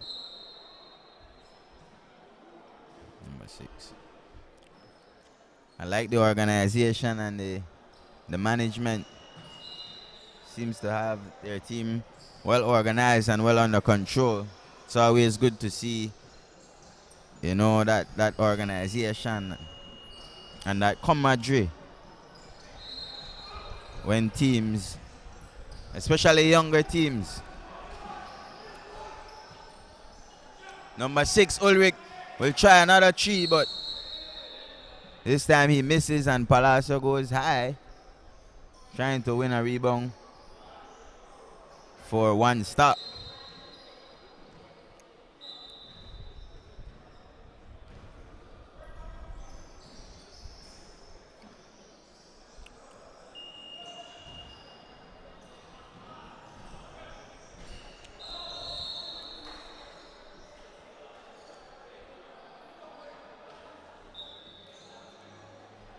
So it will be 1 stop, making the inbound pass. As the 501 Gators remain in a 2-3 zone all alone. Beautiful pass there to connect with number 4, who is just in off the bench. Neville Martinez, who comes in and gets a 2 straight off the bench. Number 2 forces a turnover for 1 stop. He goes to Roddy. Roddy goes inside and the high post to Palacio. Palacio comes back up high to Castillo, who knocks down a 3.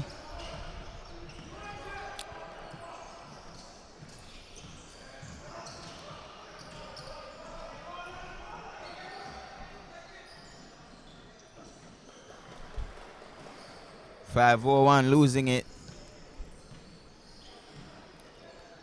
And here comes number 5 for 1 stop.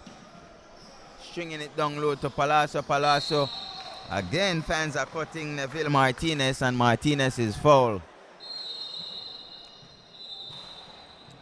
And 1 stop has a great 1-2 punch with Neville. That's Martinez and Palacio. Looking like the Twin Towers. And trying to separate themselves from this 501 squad. Martinez misses the first.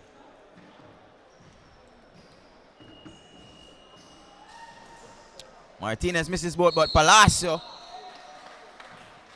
who is too big and too long for this 501 squad, was able to get his hand on the offensive rebound, and then he was slapped on the putback.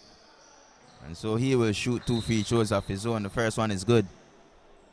Kerwin Palacio, 6'4", out of Belmopan. Getting up easy. Scores the first and misses the second. Here comes 501 the other way. Number 6, Lyndon Gentle, throw it up.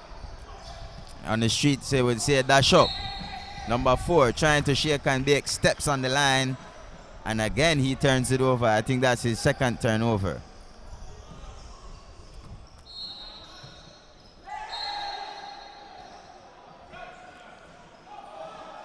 And this time, Castillo steps into his half and jumps back. And so he's charged for the backcourt violation as number 4 goes up and under over the big guy Palacio, but blows it. He's kept alive.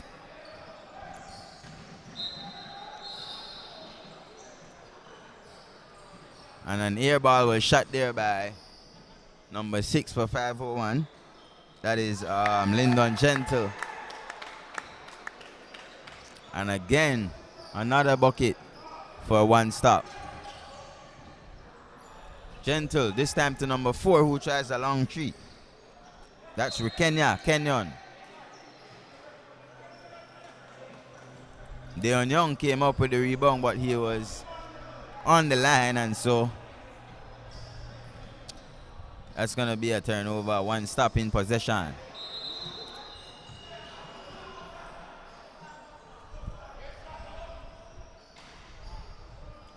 Jaden Lopez on the 3-point attempt misses. And here comes Lyndon Gentle for 501 Gators the other way. He finds Corey Rekenya. Rekenya back to Gentle. It's tied up. And a timeout is called. So 501 Gators will take a quick timeout to talk it over.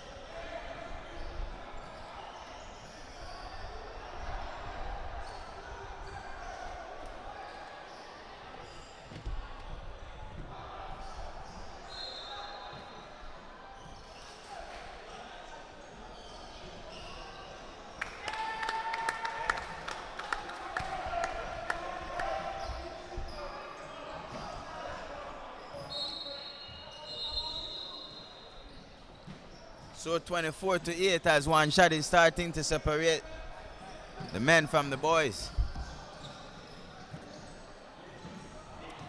Nice. That's a steal by number 3. And Corey Garbott able to create an opportunity and get a basket for himself off the steal. The defense picking up for the 501 Gators a foul. And Aiden Bradley will be charged. I think that's his second personal foul.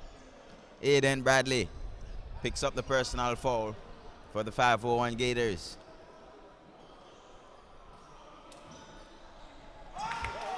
Bucket. That's a 3.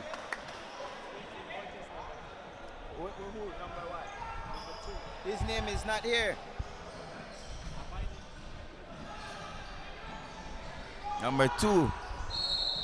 His name is not on the roster, but I know he has 3 3-pointers for one shot. Try to get his name.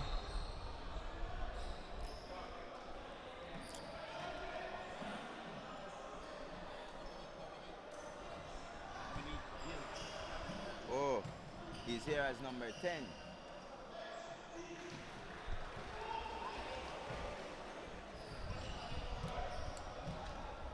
That's Dominique Gill.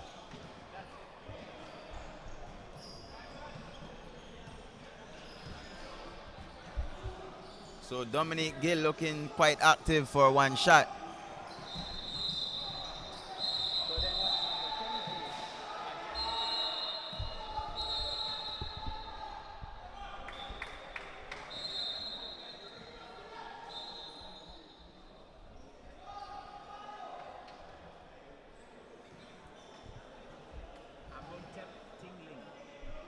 All right.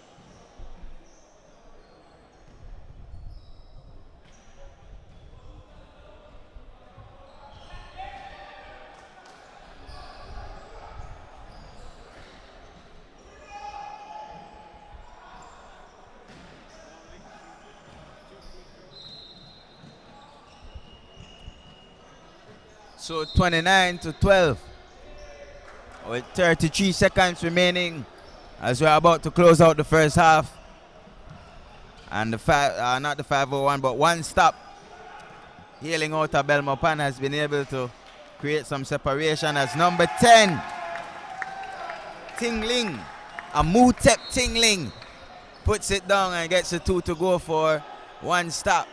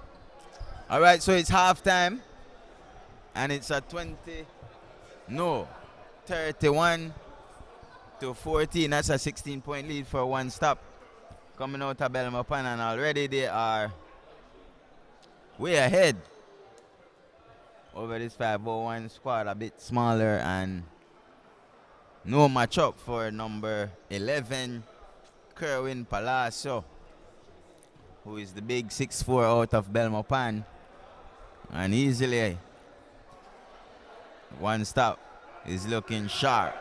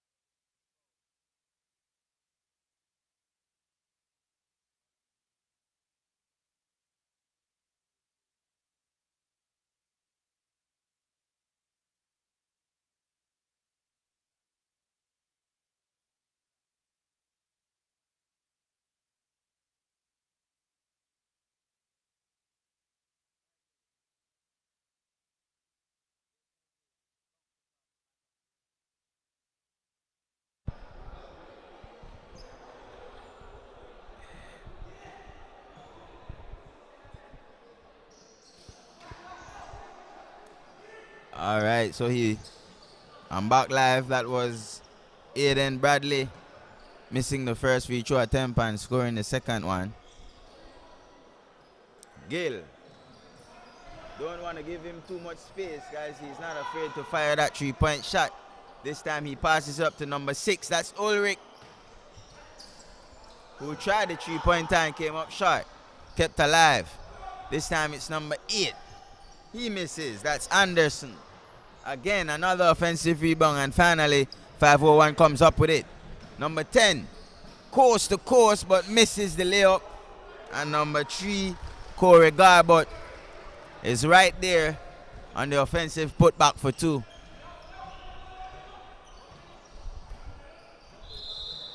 Anderson knocked out of his hands.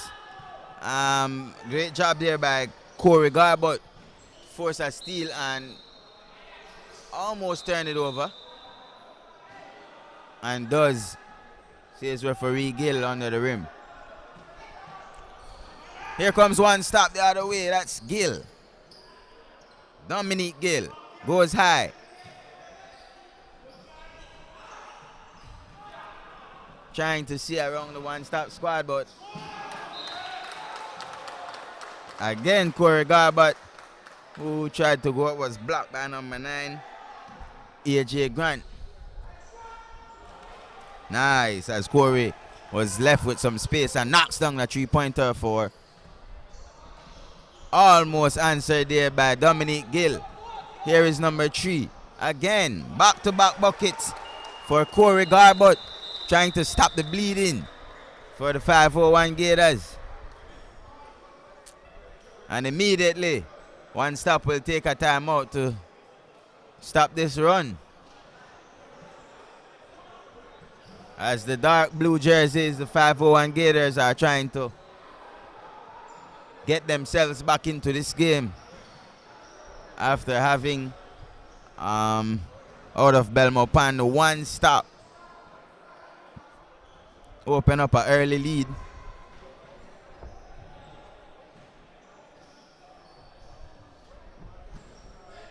And with that, the lead has been cut down to 10.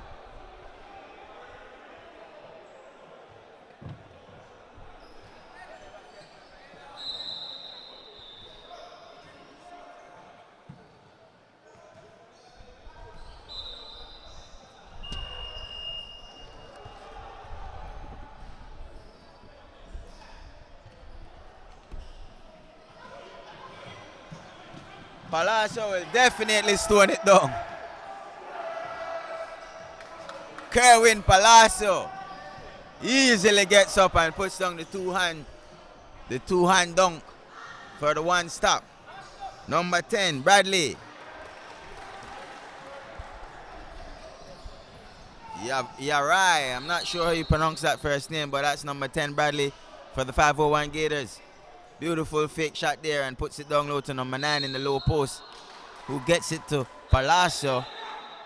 Palacio misses under the rim, but there was some contact and he will go to the charity strike to shoot free throw number 5 and 6, I believe. But great job by this One Stop team. Looking really organized and comfortable together up against this 501 Gators out of Belize City. And Palacio makes both free throws with that high arcing free throw that he has there. Almost stolen by Ulrich Main for One Stop. Bradley, he receives it, goes all the way back cross court to Garbutt, who hurls up a three but misses. And then Daniel Godoy was able to get an offensive rebound, and on the putback he was fouled by number 2, Dominique Gill. So Godoy will be shooting a pair. And the bank is open as Godoy banks the first in off the glass and tries to bank the second one but misses. Number 10 gets it, puts it up, missed. Number 8 all alone got it and for whatever reason couldn't convert. Here comes Dominique Gill. He goes to Palacio. Kerwin, all too big for 501. Kerwin gets it up and puts it in.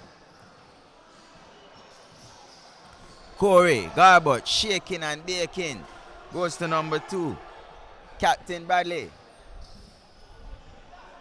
And easily Palacio blocks that shot as the captain puts it back down, and Aiden Bradley is able to get a running floater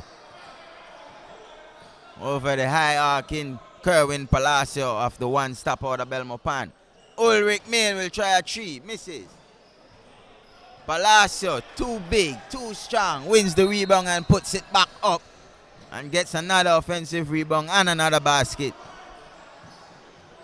as he continues to dominate the paint defensively and offensively just unstoppable for the 501 Gators. Beautiful. Corey Garbett knocks it down, and that's his, I think that's his second three. As it's a 10-point ball game.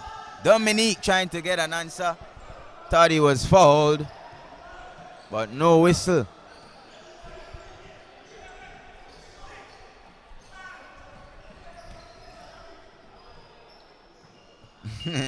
Daniel Godoy fade away. Misses his shot, and that brings us to the end of the third quarter. One stop out of the 8-2-2. Still holding on to a 10-point lead.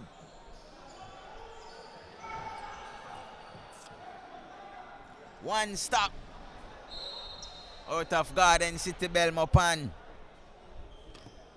Definitely want to go back home with a victory today. Don't want to come all the way from the capital down to the old capital and lose.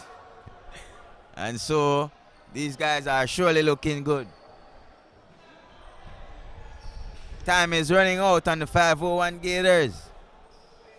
What will they do to get into this 10-point lead?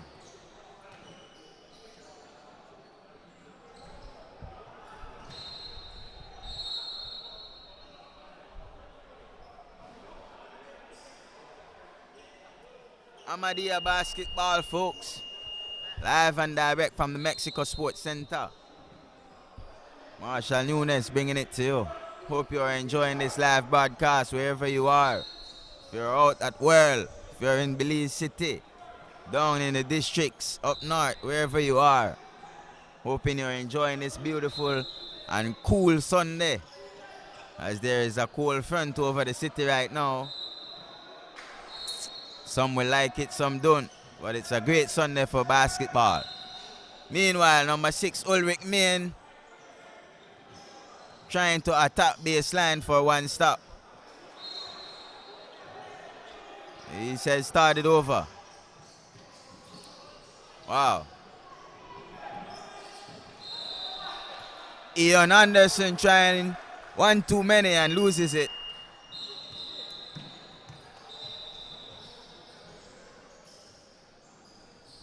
As he is substituted by Roderick.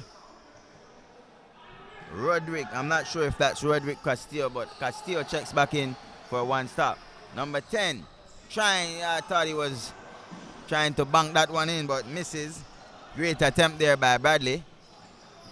Main almost steps straight into a three-pointer, but changed his mind.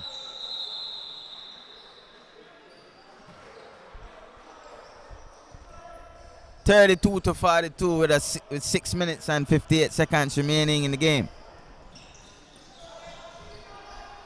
Good ball movement by one stop. Baseline three is short. Rebound is picked up by Lyndon Gentle of the 501, and another ball is rolling on the court, so referee says slow down.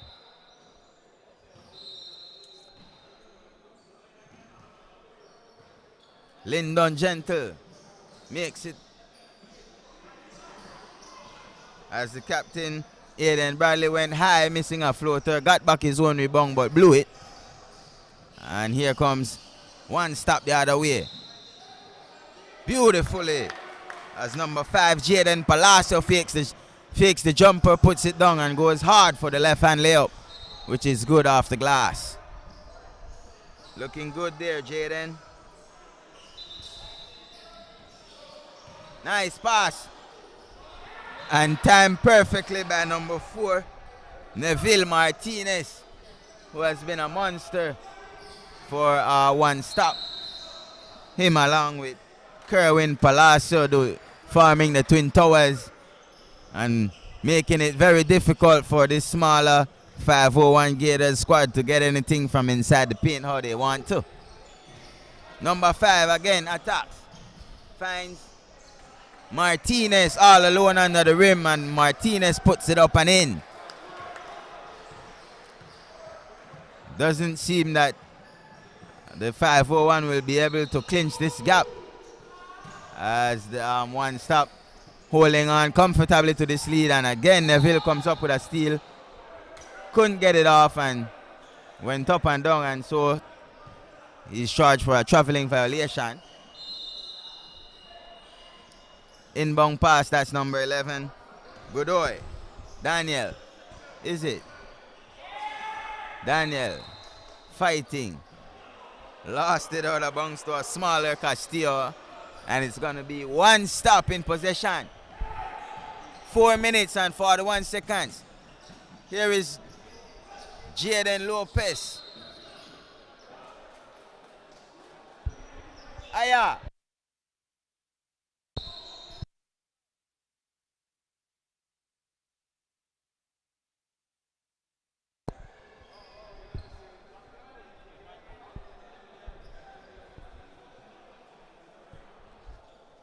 (32-46). As the one stop opens it back up.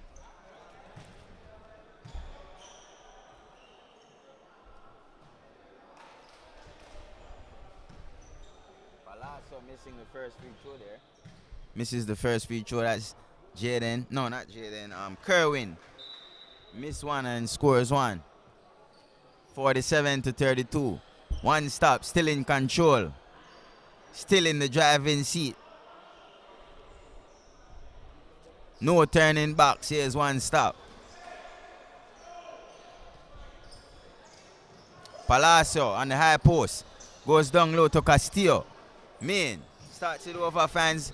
Lopez, who goes back to Palacio, and what a great set of ball movement there by one stop as Palacio is able to convert and get the two. Meanwhile, Captain Aiden Bradley turns it over, and here comes one stop the other way. Is Castillo. Castillo misses. Number 5, Lopez gets it, puts it back up and misses. Number 2, it was broken up by number 6, Ulrich Main.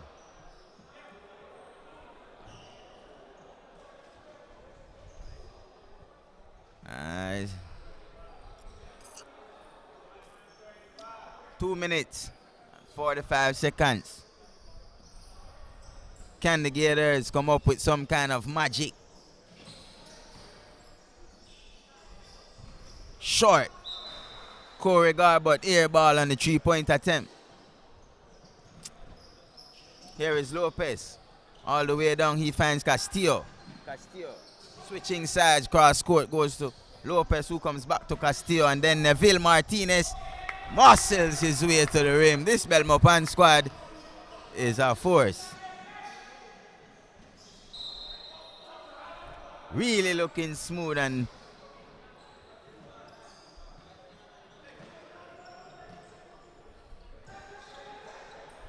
Main steps into a tree and banks it off the glass.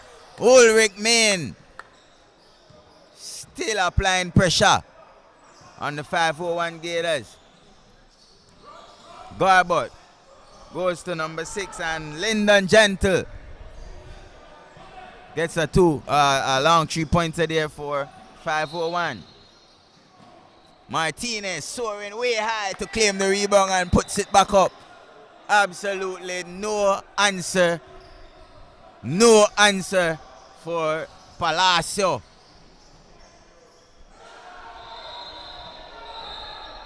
As Kerwin continues to dominate the paint, making it too hard for 501. Nice. Nice clean up there by Corey Garbott to get a 2-point putback. 1 minute and 10 seconds. 37-56. Still one stop. Still one stop. Finally turns it over. Corey Garbott comes the other way, spins, and beautifully lays it in with a spinning and gets a right hand layup. Meanwhile, we are right back down on the other side as one stop comes the other way. Neville upset with himself for missing under the rim all alone.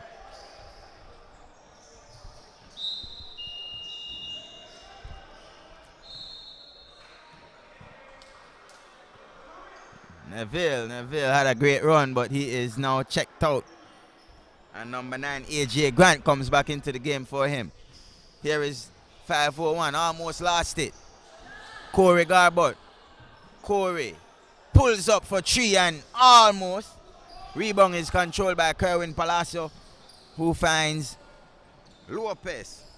Jaden back to Palacio, who tries a long 2. Misses. And Garbott will come down. Garbott foul on the attempt and basket conks. 41-56. As Garbott has a chance to get the old-fashioned 3-point play from the charity strike if he makes his free throw. Can he make this free throw? Just misses. Gets his own rebound. Great job, but lost it to number 9 off one stop. Here comes Roderick Castillo. Number 6 is Ulrich Main. Will try a 3. Palacio over the back of the smaller 5-4-1 player. And Ulrich again, another offensive rebound, but couldn't get the putback, and that's it. So that's how the cookie crumbles for the 501 Gators.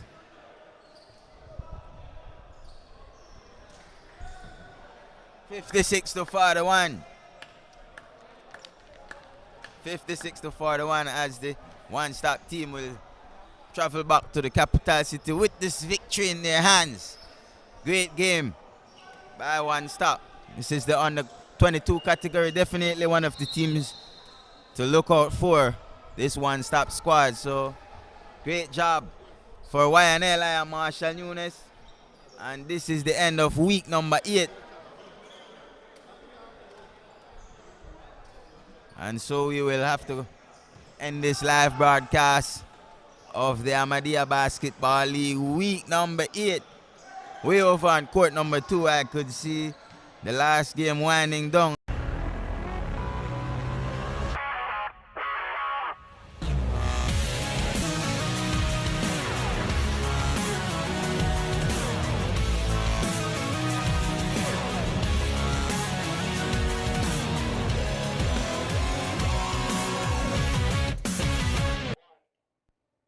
Good evening, and welcome to BZ Got Game, your #1 source for all things ABL. I am your host, Jared Bowden, and tonight I am joined by, once again, our brother Arslan. And I hope I'm not becoming too permanent here. And I hope so too. I hope that there's, we're able to get more people here and get more people involved in the coming weeks. Yeah, for sure. For sure. Till then, until I'll then, come for you. we appreciate your presence. Well, we're here after another exciting week. This past week being week 8 of the ABL, and how many games were played? Usually we have 16, right? So there was an add-on of the 2 games in the ABL on Sunday, but then you guys traveled down to Dengriga. First we gone west, then we gone south. So first we went all the way out to Belmopan, to the hilltop, to play some games out there. And well, one game which was a really nice game to watch. It was a great showing by the one-shot team, but we'll get into that a bit later. And then we took it down for the Dangriga Classic, where we had the Dangriga teams taking on some teams from the city. Savage Storm, the Kyle Black Rose, and those highlights are something special. And yeah, I think those are saved for the commissioner in the house, right? Looking excited to that. Man, this is why, for me, the commissioner in the house is my favorite segment. These are the reasons why. You guys put all the special things in there. Yeah, right? always get the juicy material. Well. But nonetheless, the highlights are always special. You know the highlights are always jam-packed with nice material. So let's kick it off with the highlights from week 8 of ABL action. Here in the U18 division, we have Hard Rock Defenders, the #1 seed in their division, in their division, taking on the 501 Grizzlies, and they put on an absolutely dominant showing, possibly one of the best, one of the harshest beatings I've seen. I have not yet seen the Hard Rock go up against a team that's been able to test them. I feel like every game, I know you're going to say We Got Game did it, but at the end of it, man, Moody is really playing some special basketball. He's probably averaging more than 24, 23 points a game, and he's just been annihilating his defenders. In this one, he put up 26 points on these boys. You know, after the game, I spoke to him and I asked him, I was like, how much do you think you dropped? And he said, yeah, at least 26 or 25. So the potential he has and the way he's growing by week is amazing. And credit to the Moody brothers, all of them are putting in a lot of work to help these kids, and it's amazing. Some things that I wanted to share about this game, though, is something that you should look at is and you'll see this in a lot of the highlights, that people are not boxing out. A lot of the teams you see that, and there's a lot of second chance opportunities because teams fail to box out.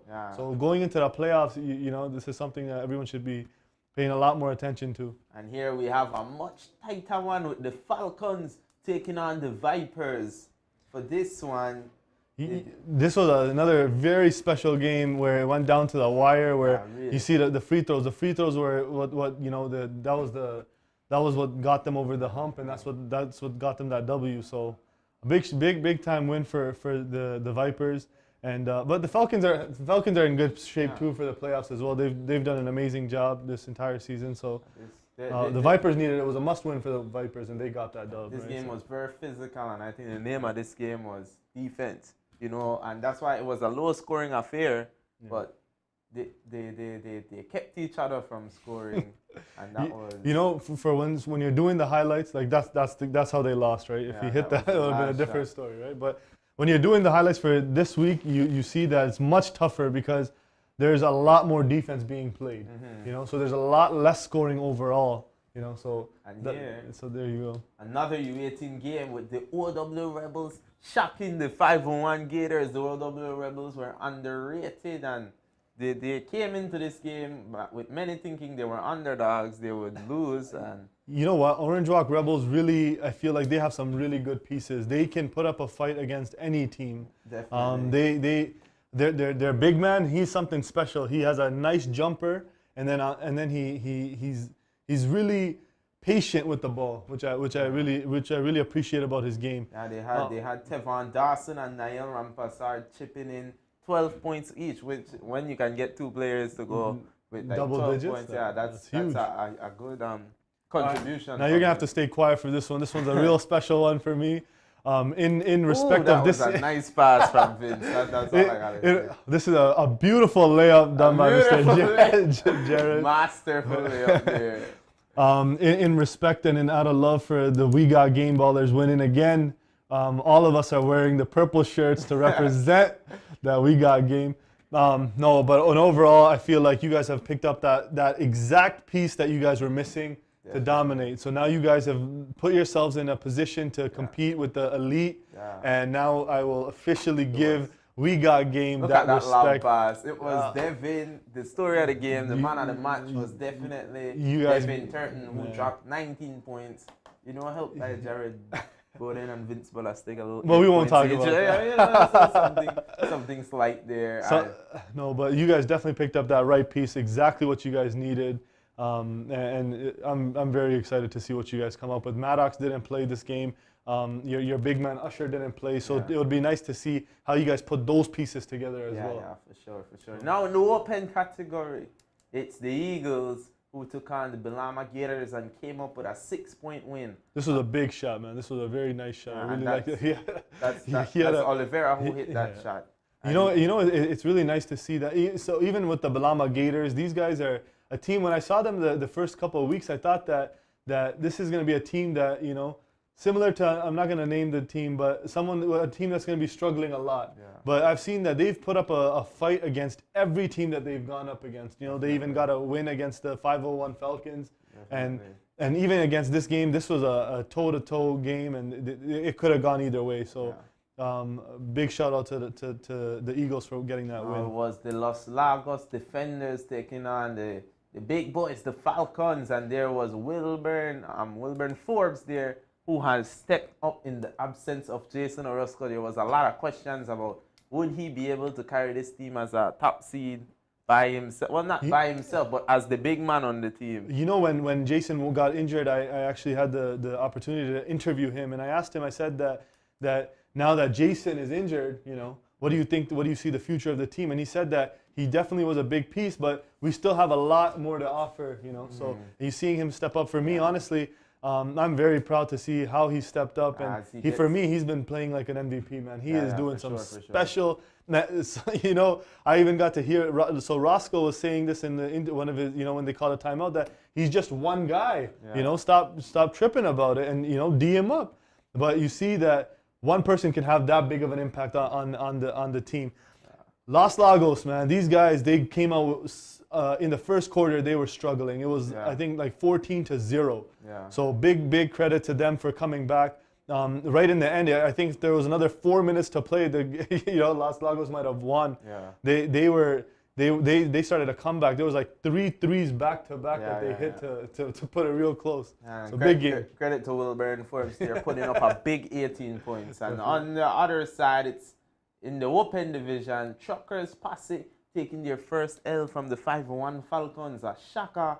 The Sinister Six of the 501 Falcons doing it to the Truckers Posse, who are you know, a respected team in that division. Definitely, man. But you know, even with that loss, I still see that the Trucker Posses, they have that switch that they can turn it on, and you see that. I feel like they came into this game a little, you know, a little confident, you know, where they needed to get that loss so that, you know, they could humble themselves out a little bit and get ready for the playoffs.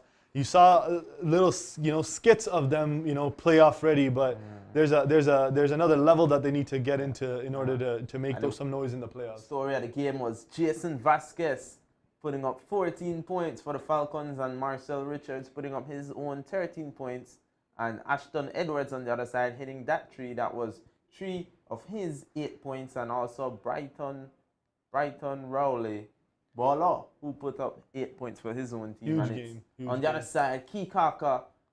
No, that is not Kikaka. That is the Kaya Dream Chasers versus the Orange Walk Rebels. And this was another big game, but you know, I'm not surprised with the Orange Walk Rebels winning this one. Orange Walk is really one of those teams, like I said before too. This was their second game, right, of the night, and they're big, man. He's really something special. He controls the pace of the game. He gets to his spots, and he really makes that difference. And a lot of the other big men, not gonna name any names, but I see that they put their heads down when they're not scoring. And you know, this isn't the right attitude you can have. A winning attitude is that, yo, you miss. Everyone's gonna miss. You know, who plays 100% every game? Who scores 100 points? So there's always gonna be those hurdles and stuff that's gonna slow you down. But you know, you gotta keep that head up and just keep going. You know, shooters keep shooting, right? Supposed to be for the Orange Walk Rebels against the Gorilla Cuts, and Gorilla Cuts. This is a team that they should have really won this game, but Gorilla Cuts did not come to perform. Tablata decided not to play because he wanted to see if any of the other guys were going to step up. You know, for 3.5 quarters, they really put on a performance. They played a really good game. For sure. But you know, towards the end of the game, it just got really chippy, and Orange Walk Rebels they did perform. Orange Walk Rebels, in regards to them, I would say that their point guard. He usually, you know, he's usually splashing at least. Yeah, he's usually splashing 4 or 5 threes a game. This game he was really off. So, but for them to still pull away with a victory like that, it speaks volume about their game, man. They really got something special. You have to wonder if Tablata can cover that spread. It's gonna be tough, man. I don't know. I think a little differently about his approach. I think that he should be playing because, you know, they were in a lot of confidence winning the first 4 games, right? So, and here in the open division, it's Complex Titans just blowing out the BDF Ballers. And BDF Ballers had a chance last week 2 weeks ago to win, and I really had my hopes up that they were going to win that game against San Pedro. You know, Complex Titans are a force to be reckoned with. They do have some, you can see that they do have some struggling, you know, issues in regards to playing time. It's because of the NEBL players. But talent-wise on paper, they got a team that could really just win it all. They have putting up 72 points in a game. It's not a joke. And of those 72 points, almost a third of it was for the man himself. Francis 90 and Rana putting up 24 points. That's probably more than a third. I won't do the math right now. But yeah, but it's definitely big performance from definitely him. looking like a team that is playoff ready though. So it'll be nice to see what the damage they do in the playoffs. And in the open, it's flight 822 blowing out the Eagles.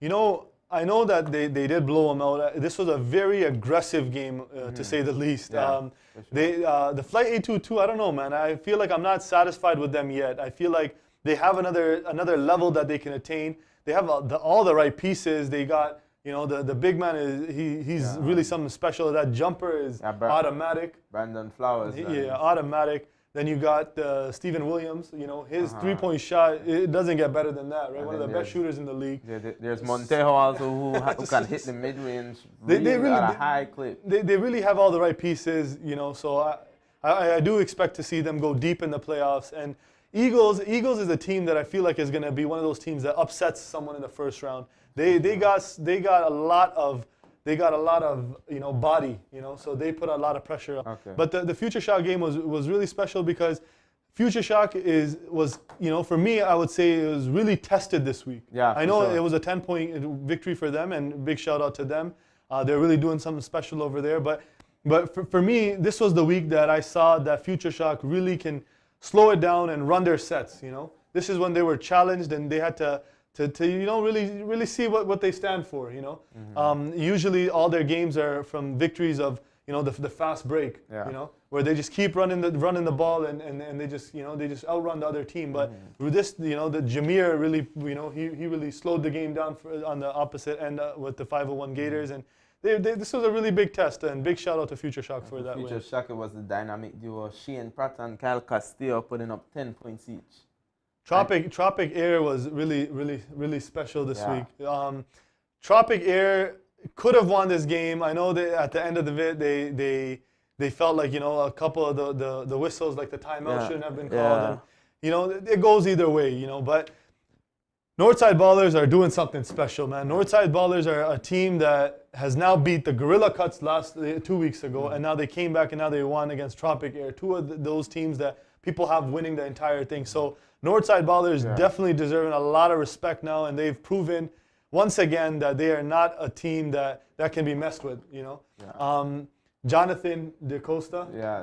Jonathan DeCosta. He's special, man. A bucket, a certified bucket. He is something special, man. One of the few players to eclipse the 30-point mark, and this time he put up 25 points in this one. Yeah, now in the U15 division, a big one here, the Falcons. I feel like Falcons should have won this game. With 2 minutes left in the game, Falcons up by 4 points, and they really blew it. I believe the young kid's name is Gus. I think that's what they were calling him. And he came up huge. It looked like he just could not miss. Everything he put up just started splashing. He hit, I think, 3 threes in the last 2 minutes, and he had a big 2 in the end as well. He won them the game.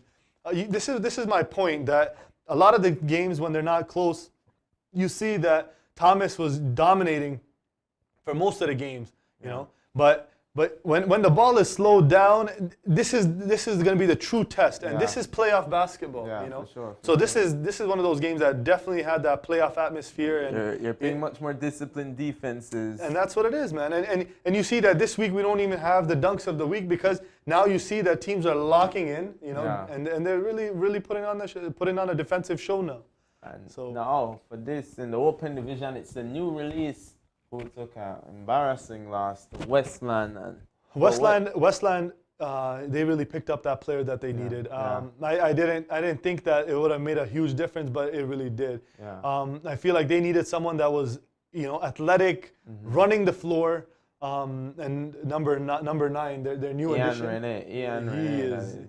He's the perfect piece for the big man to be, you know. He needed that wide receiver for that. So he got him, you know. So a big win for them, and I feel like he came in the right time, you know. Beautiful addition, and this is the whole point, that you see that Westland took advantage of that rule to add a player right at the deadline. Real big pickup for them. And here it's the 501 Falcons versus Orange Court Generals, and Orange Court Generals took the W over the 501 Falcons by a reasonable 9 points as Clenzy Coupe Lopez gets that finish there. I really enjoy watching him. He's one of those point guards that really controls the pace of the game offensively and defensively. He's really special. He's really comfortable finishing around the rim as well, and he's got a very nice jumper to add to his arsenal.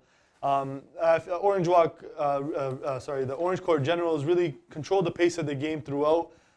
They had a little scare towards the end, but they ended up pulling away.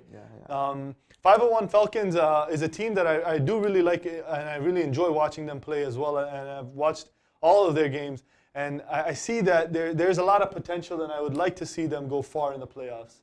And here it was the Truckers Posse versus the Balama Gators, who really gave them a run. And yeah, the Gators were within 2 at the end. And they could have won the game, but Truckers Posse, this is just another thing for them. I feel like they just had a bad week. I know they got the win here, but they didn't play to their potential. Even here, you see there's a couple plays that you'll see that like they're missing that extra pass, you know, where it kind of just becomes that individual ball at points where you and that. But then you also see those highlights of them, you know, really performing like one of the teams that can win it all. Right? So Truckers Posse is definitely going to be one of those teams to watch for. And here we go out west to see One Shot versus Pio Black Rule. As Ulrich name there hangs and pisses it off the glass. I feel like One Shot would win the championship in the U22 if it was happening in Belmont Park. They are really comfortable with these rims. They really enjoy playing on their home court, and you see it paying off that they're undefeated on their home court right now. So big performance all around by them. And this is one of the teams that has all the pieces. Definitely one of those teams you're going to be seeing in the playoffs for sure, doing a lot of damage, making a lot of noise. I'm really interested to see them play against the top teams from the cross division. Yes, definitely. That's definitely going to be one of those things that you want to look out for, and one of those things that's going to really define you, you know, in the playoffs. And I think that system of the way Mr. Wagner and Mr. Lino explained it, that the cross division in the playoffs, that's going to be huge, you know, because I feel like it gives that little spark, because you don't know, because you haven't played that team already, right? So it really gives that touch that everyone wants to see. Of course. You know, so that's going to be something special to see. I know. I'm very excited to, you know, face the new teams in the other division myself. Because this is another thing that's very important, that those teams have been playing on other weeks. You know, so you haven't really gotten the opportunity to see other than the show, obviously. Right? You haven't been able to see their highlights. So they're definitely going to be something to pay attention to and to focus on. For sure. And that brings an end to the highlights, but you know, we're about to get into one of the fan favorite segments. Definitely. Hosted by none other than the commissioner himself, Mr. Lino. And big shout out to Mr. Lino and and I think today Mr. Wagner is here with us as well. So big warm welcome to them. It's always a pleasure to have them, right? Yeah, definitely. So this is my favorite segment of the show. So I'm definitely excited to see what they have to present. Yeah. So Mr. Lino, you can take it away with Commissioner in the house. Yup. Woo woo. You know what time it is. Commissioner is in the building. This is BZ Got Game. Thank you, Jared, for that warm introduction. Getting into our show this afternoon, this evening, this night, we have none other than co-commissioner himself, Mr. Jamel Wagner, in the building. Good evening, Mr. Wagner. Good evening, my brother. Always a pleasure to be sitting next to you on this wonderful show. Always a pleasure having you, sir. Now, we have an excited, jam-packed little session called Commissioner in the House, because Jared and Arsalan normally takes over the big portion of the show. Highlights. The stars. Anyway, getting into our show today, we had 18 games played this last Sunday. We also had 3 games one in Belmopan and two in Dangriga this past Saturday. What are your views about how things are shaping up right now? So they left 2 games for us, two nice games. The U15 game we saw first with Savage Storm, who had a Savage Storm and Falcons, who had a big weekend this weekend, playing 3 of the top teams in their division this weekend. Unfortunately, Mr. Roscoe was not back in time for that, but we'll see if he could be ready for playoffs. But a nice weekend and definitely a good outing for us and a good showing from the Dangriga fans and family members down in beautiful Dangriga. All right, so speaking about Dangriga, let us show you actually what occurred down there in Dangriga. So let's play the clip.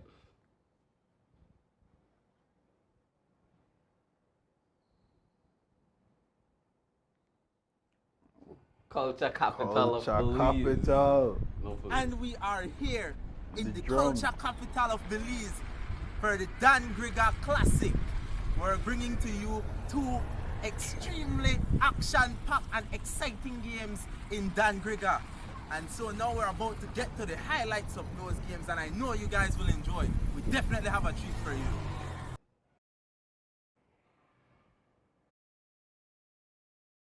Falcons getting into the half. So Savage Storm is the host. They're actually from Dangriga going into this game undefeated, 5-0 record. The guys with the aqua blue, while Falcons coming all the way from Belize, they are the guys in the sky blue or baby blue, I should say. And this game was really interesting, and the score doesn't really give justice to how close the game was actually played. I think Savage Storm, with their fans, they went up early, and they got a lead early in the first half, and then Falcons put on that aggressive press and that aggressive trap to get back in the game. They came back in the game and almost took the lead. They took the lead as well, and it was like they were down 1 with, I think, like less than a minute to go, and then there's a few unfortunate flagrant fouls that were called, and then the lead kind of spread out. But the score doesn't necessarily reflect the closeness of that game and the competitiveness of that game. That's right. Moving over to the U22 game, the highlight of the evening, we have the Young Legend Flames versus the Kyle Black Rose. And it's 61-41. It's a 20-point ball game, but I think most people thought it probably would have been more. But the good play there from number 7, I think that's Nigel. But he came in and he put on an aggressive showing, and he kept them in the game until the end, when the highlights started to roll. and those were 2 very, very exciting games, and it was an amazing experience to be here and just feel that energy only Dangriga can provide. We know I wish you guys were here with us. So Jared really enjoyed his time there in Dangriga. He introduced the highlights. And he closed it off, right? right.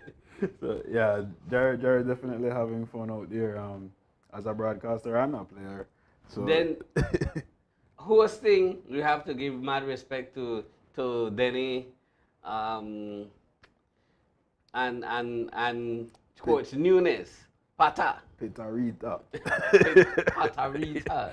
Yeah, mad respect. They put on an entire show down there. I mean, it was a how do you say, a high class event with grand entrances and grand introductions and halftime performances, and the drums were rolling, folks. No mistake, Dangriga with it. The drums were have to come rolling, out. so it was definitely a wonderful show, and hats off to Denny and the team down there. While we were in Dangriga, I got the opportunity to meet up with uh, the young Joshua Flores' grandmother. She was there representing her grandson. You know, it was a very unfortunate incident that occurred while he was coming home from practice. He would have been a part of the same Savage Storm team. He was executed, no? So we have a short interview with the grandmother. So let's play that clip right now. Good afternoon. For the record, could you kindly give us your name? Marjorie Yvonne Garvin. Hi, Miss Yvonne. We were made to understand that you're the grandmother of the young Joshua Flores. Am I right? Yes, sir. All right. So tell us a little bit about him. Well, he used to be who I could tell you about my grandson. Loving, caring, and especially love his family and this old grandmother what he used to get. That he used to be a lay person, then I used to say nothing about his grandmother or his mother. Because he had done ready for tell them a discussion or something. So well, after that, he used to love his family. And then he used to love sport. From small, he always used to be in sport. Okay, so he's very active in his community. In this community, yes, for the sport. He started with football, then he ended up with basketball from the school. Always give the best what he could get. So what we have learned is that he would have been a part of this U15 Savage Storm team. He had done the same day we lost him. That he did from practice because he waiting with patience for his first game wasn't even go in Belize. So you are wearing his jersey right now? Yes, sir. I'm wearing his jersey. It looks good on you. Yes, and I'm proud of my grandson. So tell me something, what do you think about Ahmadiyya bringing the games here in Dangrigang? It's lovely because like that I could come and support them all the time because I not like to travel too much. Okay, and do you think that this league is actually making impact in young people's lives? Oh yes, because I know all of the players. Then my neighbors, most of them. All right, well, thank you very much, Ms. Yvonne. We appreciate your interview, and we definitely want to keep your grandson's memory alive. Oh, we always keep it alive because I make sure we keep it alive because I support with him till the end. Enjoy the game. Thank you. All right, thank you too.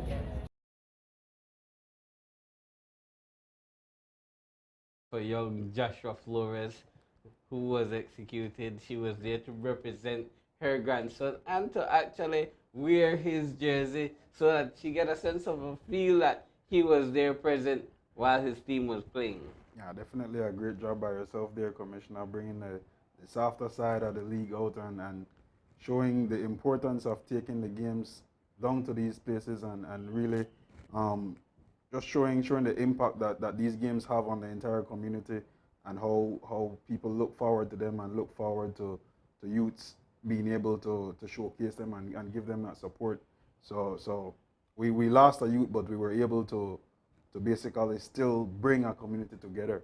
Right, right. And speaking about the community, one of the major things in our league is that we appreciate the community. We want our young people to be better members of their community. So one of the things that we ask for them to do as a part of being in the league is to actually do a community service in their area. Yeah, so in our rules, it is mandated that you're supposed to do community service. At least 5 players from your team are supposed to do some form of community service for about 2 to 3 hours. Just getting some form of community service in, and it's your choice, your idea. You could do it in whichever community you want, with whichever people or whichever persons you want, and you can do absolutely anything. So you could do like we had the Stingrays this weekend out in Cayo. They power washed their court, power washed their benches. They did it one day, and then the next day they went out and painted the benches on the court. So there's good things happening in our community, bringing people together and knowing that it's not just about basketball, it's about being of service and learning how to work in your community and be leaders in your community. Right. So we have that clip available for you right now, the community service from the Keykalka Stingrays.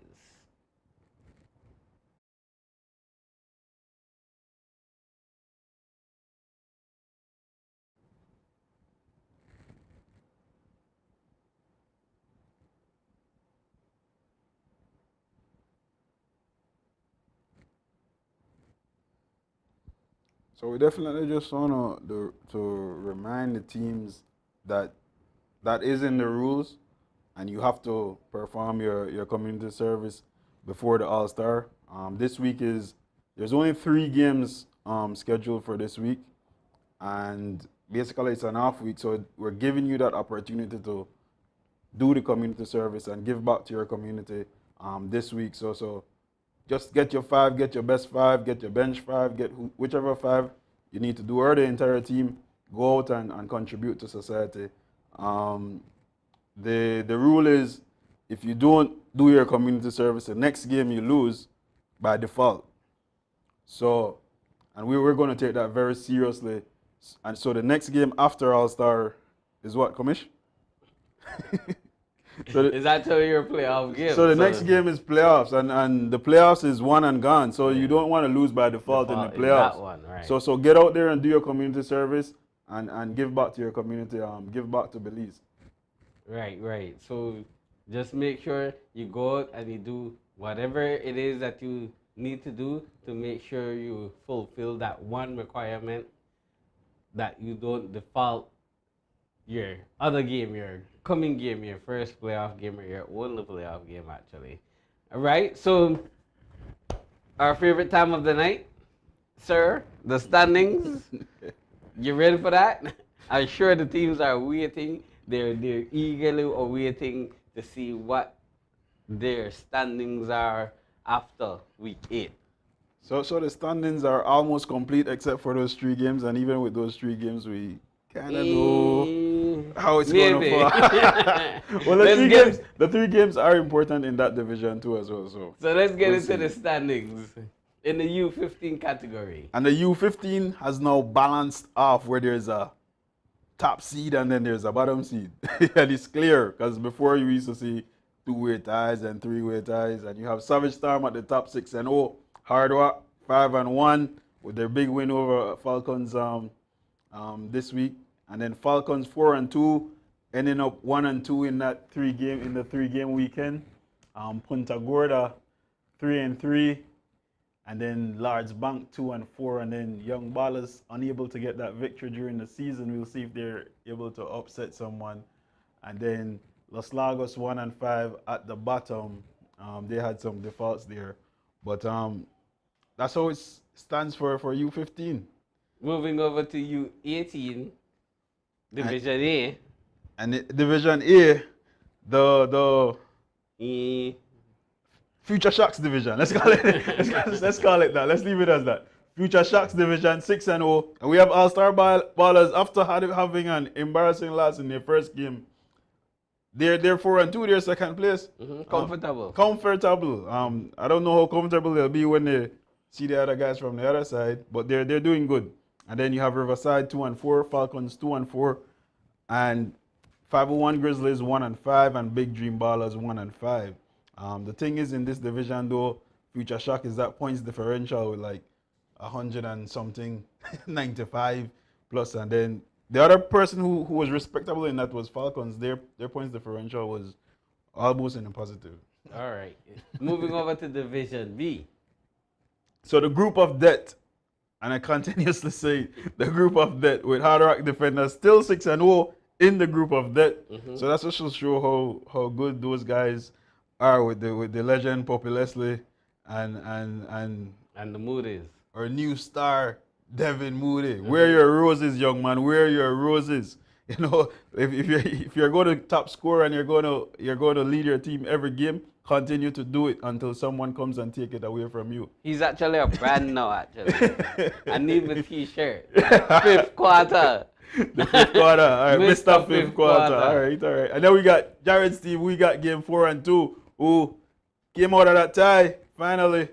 And now they're 4 and 2 comfortably in second place. Orange Walk 3 and 3, and Kaya Dream Ballers 3 and 3. And we know how that plays out. If they're head to head, Orange Walk beat Kaya Dream Ballers, so now they're at third and Kaya Dream Ballers is at fourth. 501 Gators had a bad weekend, losing a game that they should have won against Orange Walk. They hang their heads a little bit too fast in both the games. Even the game against Future Shock, which we expected Future Shock to win, but I think their attitude towards the game and finish out the games would play a better role with them if they would just keep their head up and continue fighting to the end. And then you had Vipers with a big win, big cross division win, coming out and getting that 2 and 4 victory, showing that even the bottom seeds in this division can compete in the other division. So, so get ready for those upsets coming up. So we move on to the U22 category. So in the U22 category in Group A, we have the young legend Fire. Fire. They just stay hot. They just stay burning. You touch them, you're going to burn, man. 6-0. And they're doing it in style. And I understand they have like a secret weapon you're supposed to add or something like this. It's crazy. It's crazy. Young Legend Fame 6-0. I'll leave that alone. One shot 5-1. 501 Gators 3 and 3. Kings Park 3 and 3. Shai State 3 and 3. It's just a three-way tie here. Three-way tie, and I think we broke that down already. Did you? I was not here that week. But the three-way tie, the way how that works is you do points differential between the three teams for those games, and the team that ends up with the best points differential goes to the top. So 501 Gators had the best point differential, and then Kings Park was second in that, and then Shiesty Ballers, they were at the bottom. They lost by about 10 or 11 points to one of the teams, and that pushed them to the bottom. And then Boom Ballers, they got one victory, 1-5. They were fighting, but we'll see what they do in the playoffs, because they have two nice youths who can score the ball and who can get to the bottom, so who can get to the basket. So look out for them in the playoffs. And then Kaya Black Rose, we know their story. The team that lose by 1. You know, so look out for them as well. And we might just see some upset city. In this playoffs. Division B, U22, we have the Orange Walk Rebels 6-0. Getting a break against the Gorilla Cuts with Everal Tabata injured. He was injured. And so he was out, and they won easily over Gorilla Cuts. And then North Side 5-1. Fiery hot. North Side just keep on doing, and they won that game without Greg Fisher. I mean, and Greg Fisher is a force to be reckoned with. So that just shows how good these youths are, and they just need to continue staying focused and doing positive things.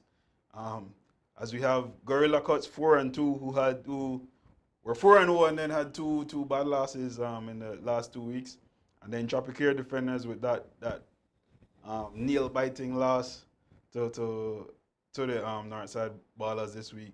A couple bad calls by themselves, I'd say. just they had 18 seconds and they were up. They had 18 seconds possession of the ball, being up. You're not supposed to lose that game. You're not supposed to lose that game. You can't blame anyone but yourself. You're not supposed to lose that game. Orange Court Generals 2-4, Big Dream Ballers 0-5, Sugar City Boys 0-5. So that's a nice one there. to see who actually gets the 6th position. Yeah. In the open category, separating the boys from the men. And the open category is really open. I'm telling you, no, and I mean that like anybody could actually win. Like Kikaka could really upset someone, and he has promised that he's not going to lose in the first round. So whoever is going to play Kikaka in the first round, look out.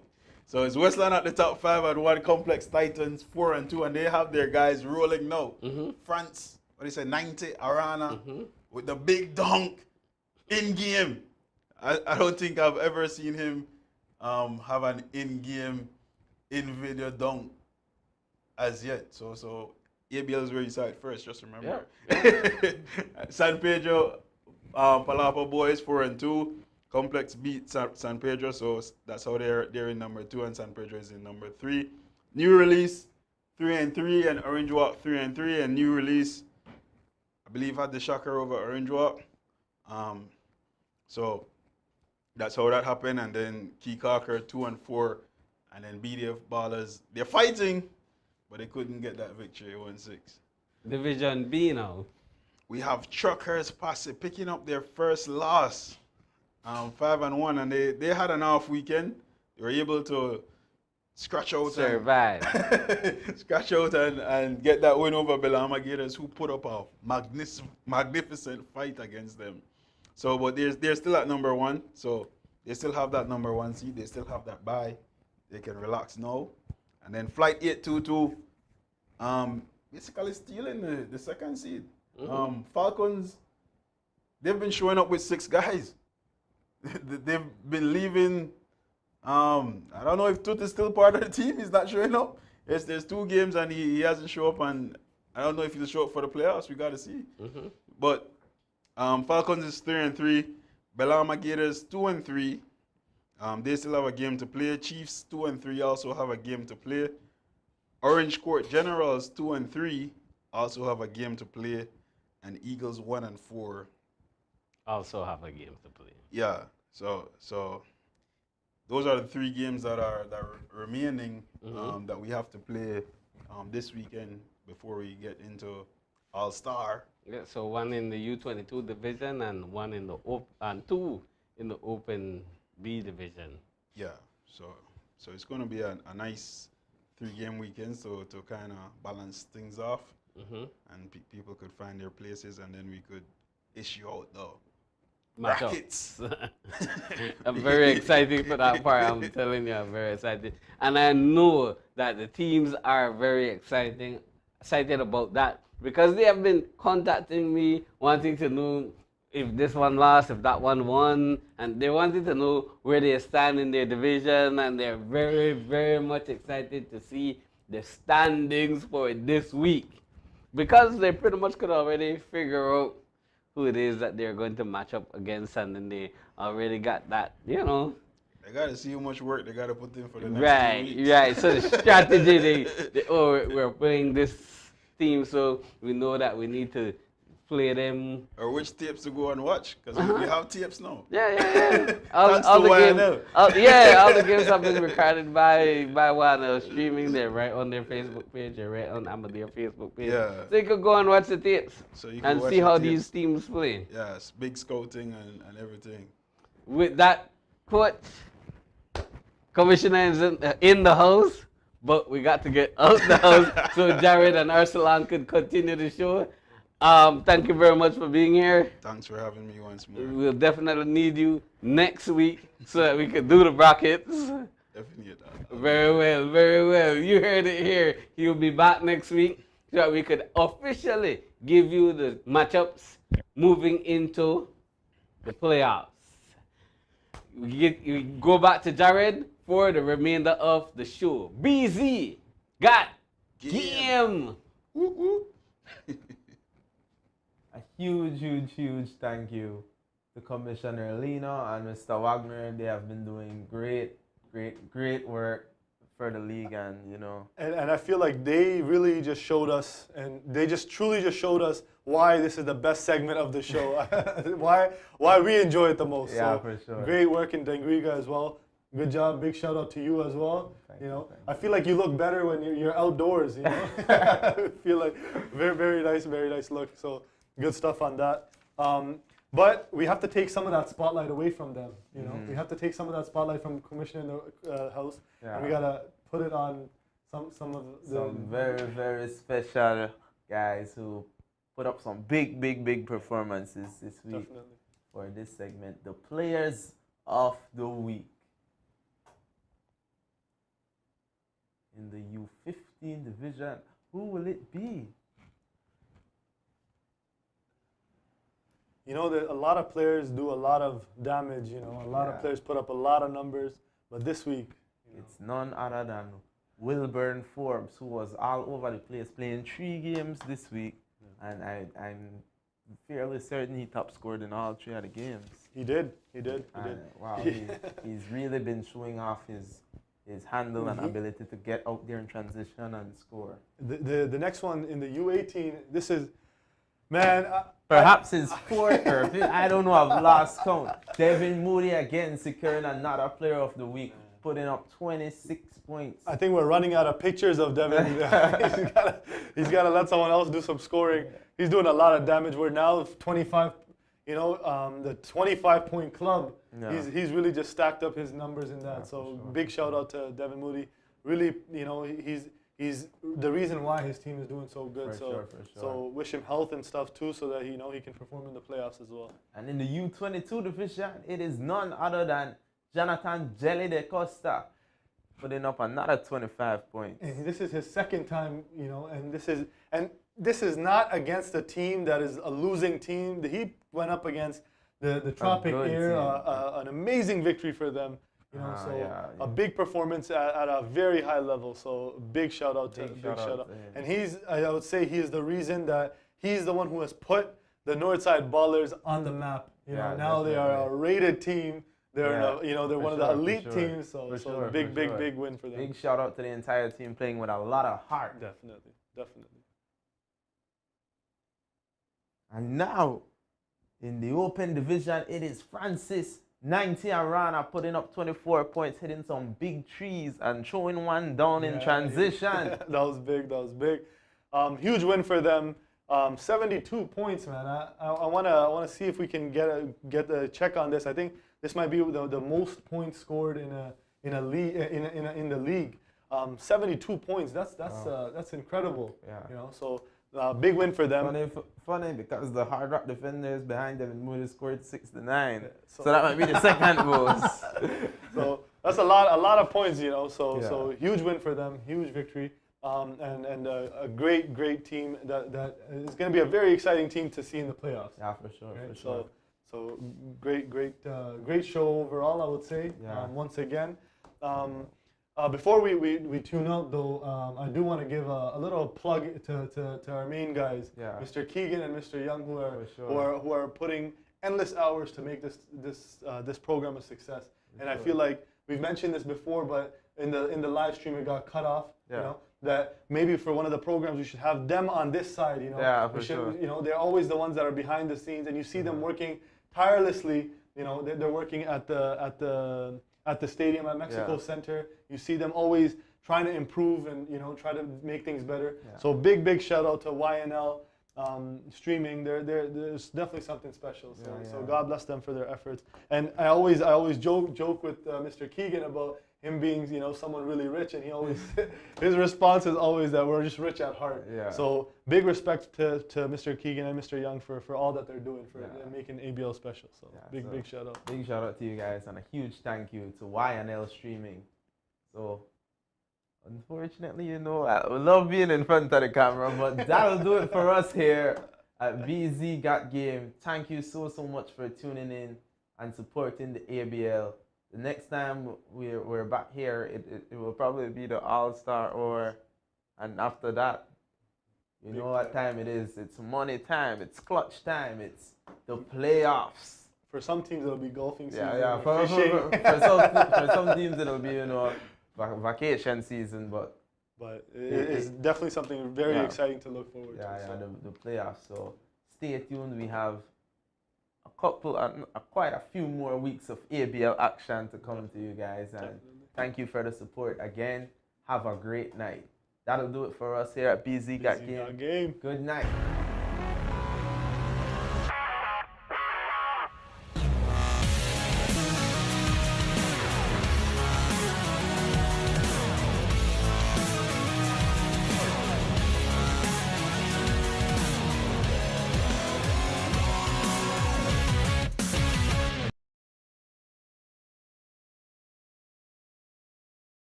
After Bayman.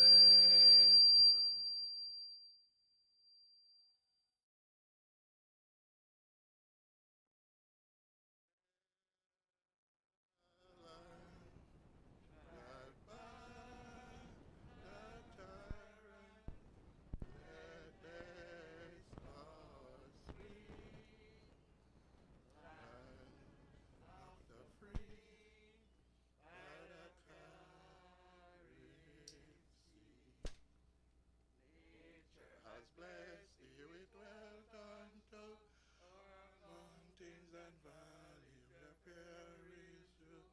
Our fathers are beaming, lions and bulls to bar. He made us his heritage so I'm proud we'll handle all sides soon.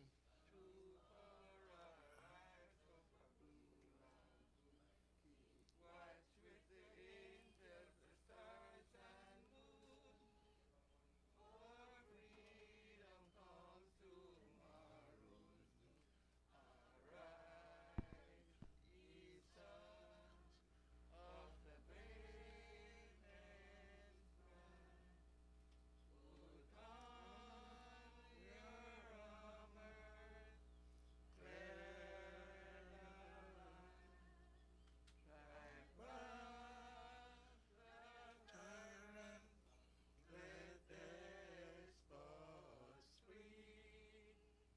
Land of the free, by the Caribbean Sea.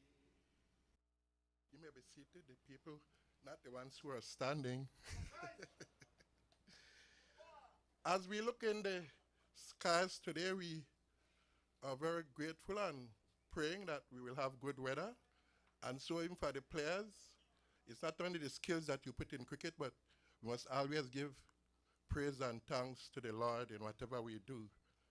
So this morning I want to welcome to the podium former senator and also a member of the Belize National Cricket Association, Miss Vincent Parks.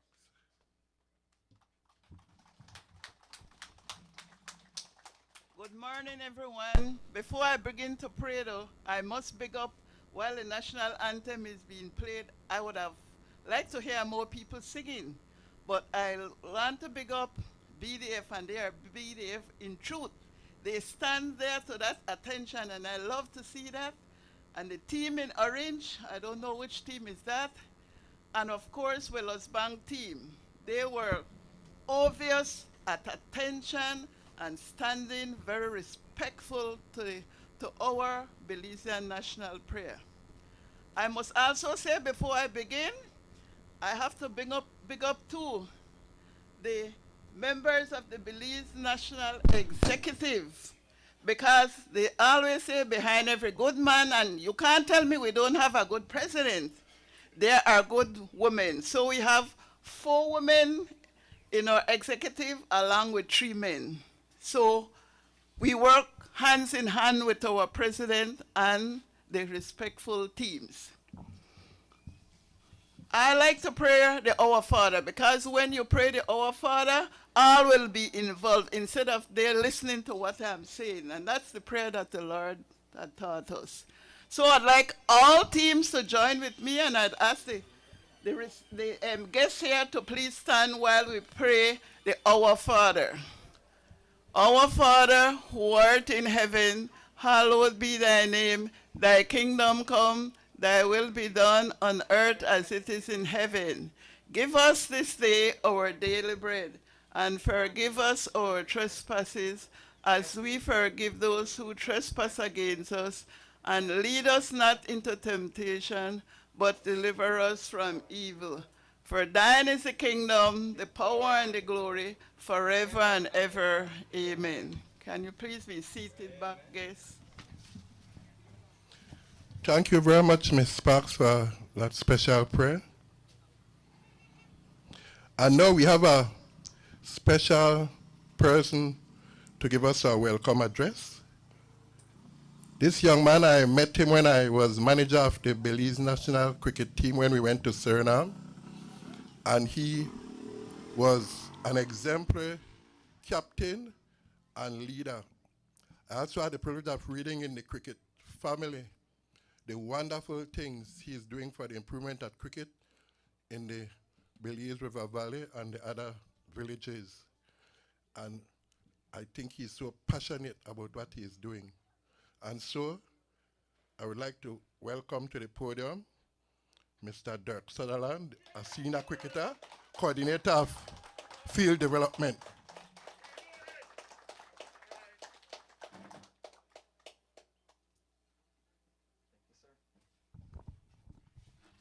Good morning, everybody. Good morning, sir. Our special guest, Mr. Gilroy, the former Governor General of Belize, Mr. Young, from I was a kid, start playing cricket, sir. You have been to our games, and we are still coming to our games. We love you, sir. To our area rep, the Honorable Marconi Leal. Teams, it is the first time playing cricket I have seen where a minister is interested in our sports that we play, cricket.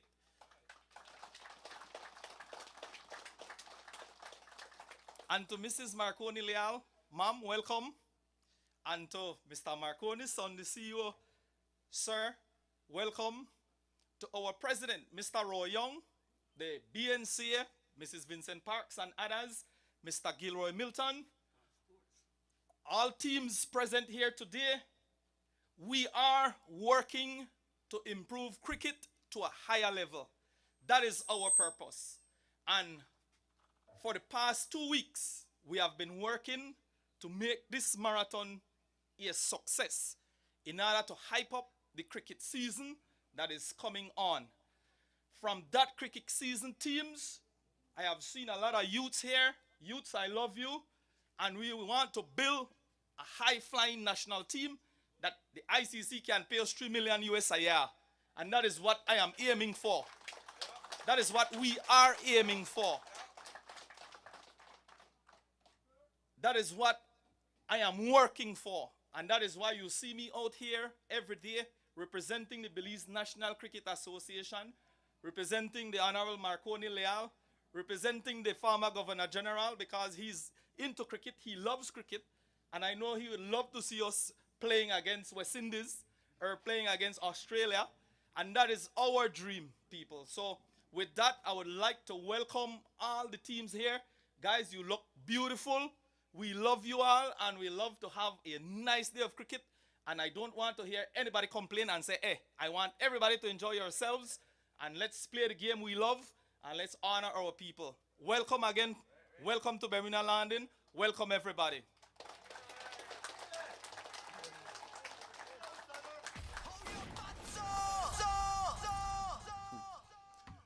That was really an inspiring, motivational speech. There's a song which says, I believe I can fly. I would like to fly after that speech. Could you give Mr. Dirksen another round of applause, please?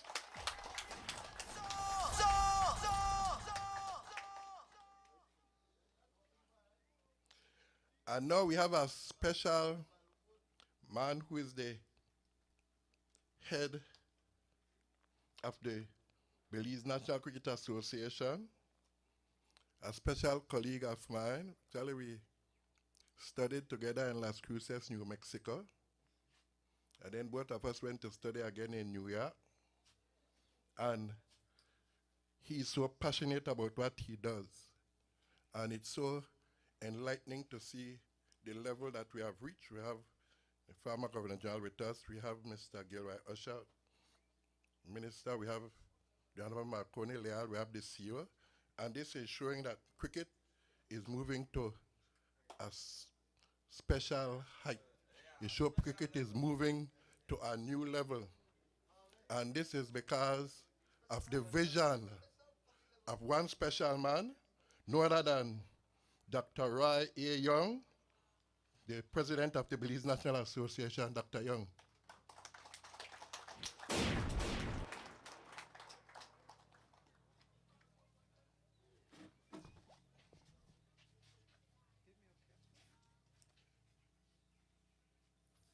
Good morning. Protocol has been established, but I still need to recognize the people who have worked with us and continue to work with us. And again, the GG was somewhat disappointed at one point that I did not invite him to this marathon, an oversight. So my apology again, GG, and it's not going to happen again. But things evolved very quickly this year, so that was a oversight on my part.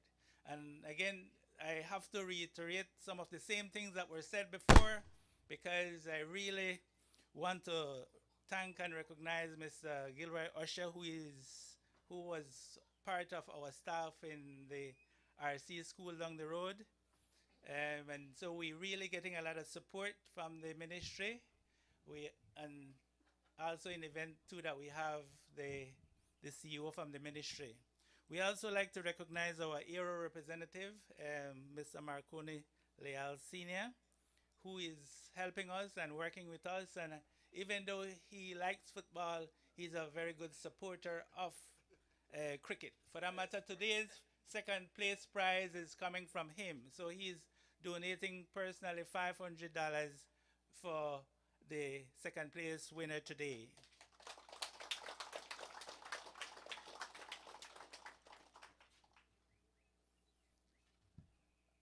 And I also like to acknowledge the teams that are here today. Some teams have expressed that they can't be here today because of various reasons, and we accept that. But we will have fun today, and I have promised the GG too that we are not going to be here too long, and I like to talk for a long time. But just a couple things I like to say. We have never seen somebody on the top of the bleachers before, right? So it's been, the activities are being streamed today. And so we recognize that your sponsors are in the States or in somewhere else, or they're in Belize and can't be here. So this gives them an opportunity to still experience today and tomorrow's activity. And also let me say that through Mr. Usher, we are going to be getting the first prize for today's event, which is $1,000. So first place walks away with $1,000, and second place, as I have said before, walks away with $500. So it's up to you then to perform. We are also providing you with another prize for good sportsmanship. So the team that register their players in time, you exhibit sportsmanship. So no drinking, no cursing, respect for each other, respect for the umpires, and so on. You will, and your attire, you will be given a prize of $200.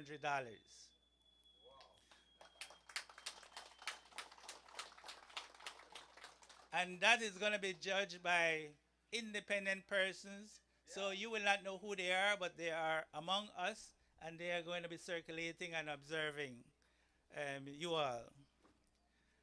Folks, cricket is, as Mr. Melton said, moving to a greater level, and it's all because of you and we are doing our best to facilitate that process. Okay, it's going to be hard, but we want you to bear with us. Some of the decisions that we make you might not like, but we are all making it for the interest of the sport. We are on the international scene right now. We played in Antigua in November of last year. We won just one game out of 6 games. We could have won more games. Okay, I think so.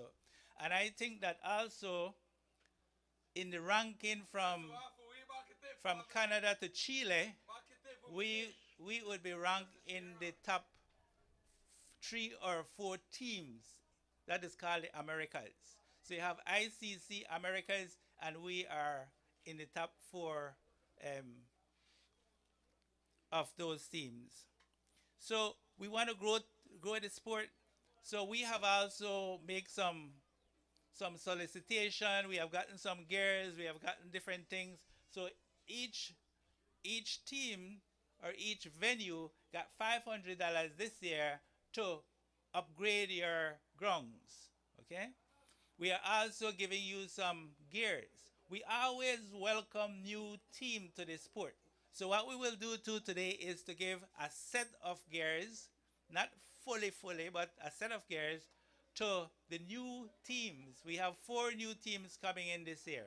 Unfortunately, a couple of the teams will not join that were in the competition before. So at one point we're going to give these out. We are also looking at all opportunities to get support for team. Also remember teams that we have the health insurance for you. So if anybody is injured on the team, on the field, they can go to Belize Medical Associate, get the best medical help up to the tune of $10,000. So we want you to play relaxed. We want you to play without any fear. But we also don't want you to play careless. So you need to put on your gears. So if you get a hit in your forehead and you suffer tremendously from that, we will not be responsible for that because you should have been wearing your helmet. So that is one of the items too that we are going to be giving each team today. You're going to get at least 2 helmets. We will also have a meeting with captains before the competition starts. So we will start the competition next week, Saturday. And before that, we will coordinate with captains and managers. And we'll have a team to go over the ground rules and so on before we start. So guys, it's all about teamwork. It's all about people are mentioning my name. They're mentioning the association. They're mentioning like Sir Colville and so on. But it's all of us. So if you see a certain thing that you can do to help us grow, please do so, because at the end it's not me, it's not the association, it's about Belize. We want Belize to be recognized internationally for cricket. But if we can't get there, we got to start here. So it starts with us being good sportsmen by playing good cricket and so on and so on. I know one of the limitations that we have, or one of the challenge that we have, is that we don't like to practice. You can't be good without practicing, okay? So we hope then that we'll have a very good season. Thank you.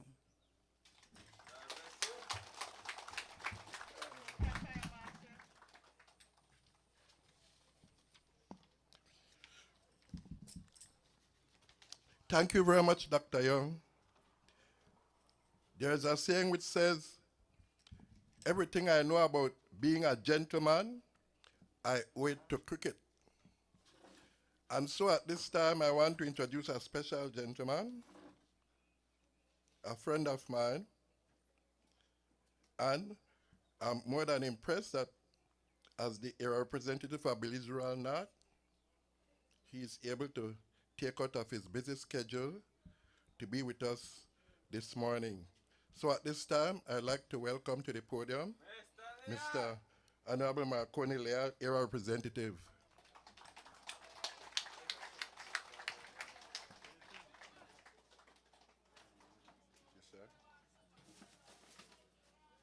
Good morning, good morning. Finally. Back on the field. Protocols in place. I first want to thank the Almighty for a beautiful day, even though we might get a few blessings, showers of blessings here and there. But like the song say, no rain can stop the reggae jam. So I trust that tomorrow will also be a good day for cricket, today and tomorrow. I also want to thank the association for inviting us in government to be a part of this opening ceremony, this tournament 2022 this morning. I must big up the association headed by Dr. Roy Young for doing an awesome job. I am so proud that the headquarters of cricket is situated in Belize, Rural North. You know that our players here in the villages don't only play here in Belize, they get to go internationally on an yearly basis. Even during the time of COVID, they got to go on a trip. So they get that exposure and bring the skills back to Belize. This morning I look at Brother Dirk and his team, working out the team. And I was so impressed. And Garrett, with the young boys, I told my wife, let's take a walk and visit the teams. And hoping that one of the team would have asked me, Sir Colville, to be a part of the team. But they think I'm too old and I don't have skills.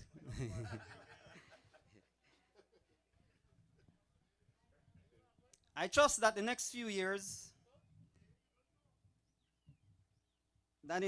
years we will be producing winning teams abroad in both the male and female categories.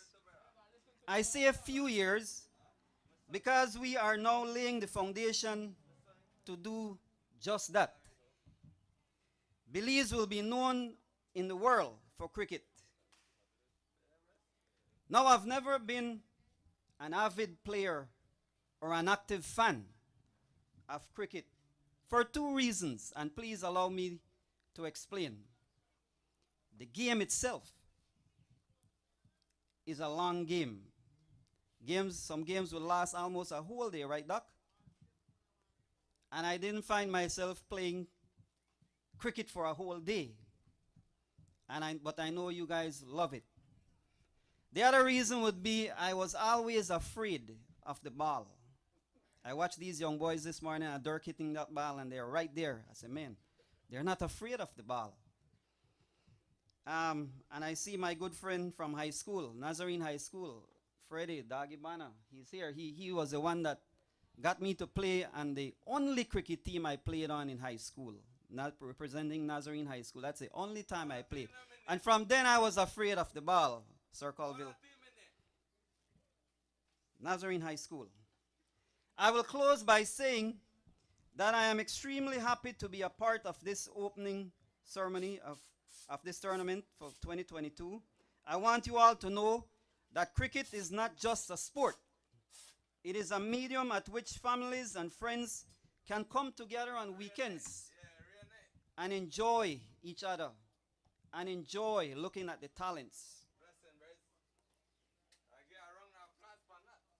So with that said, I want to wish all the teams participating today in the marathon and all the teams that will be playing in the tournament that follows a successful tournament. Thank you.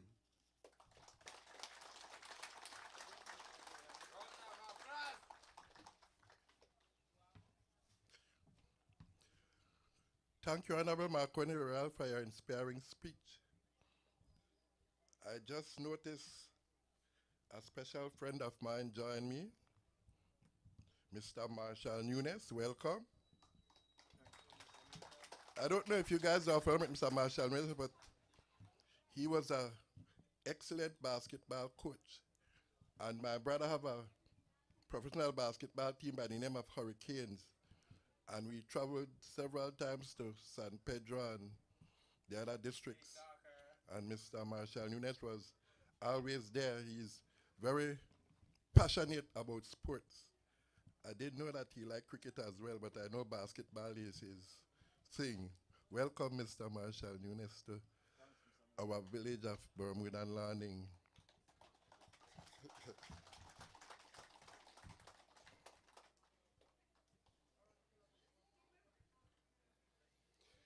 As I look at the next item, I notice there's an opening of the 2022 cricket season. And this will be done by what we call namesake. My name is Gilroy Milton Sr. And he is the Honorable Gilroy Usher, Minister of State, Minister of Transportation, Youth and Sports. And as I look in front of me, I'm more than proud to see our village boys, Honorable Usher, Honorable Marconi Leal Jr. And so when I went to high school, they used to tell us that village people didn't know anything about light. But village people are some of the best we can have, and so I'm more than enlightened to see that our village boys are moving on up like the Jeffersons. So at this time, I'd like to welcome to the podium one of our very own, a son of the soil from Bermuda and Landing, Honorable Gilroy Usher, Minister of State, Ministry of Transportation, Youth and Sports. Welcome, sir.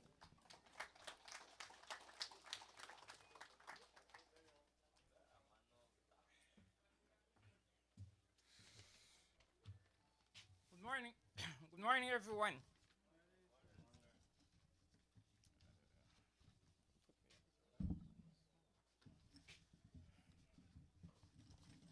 No, I need my paper. Yes, yes. Mr. Dirk Sutherland, senior cricket player. Dr. Ray Young, president of the Belize National Cricket Association. Honorable Marconi Leal, a representative for Belize Rural North.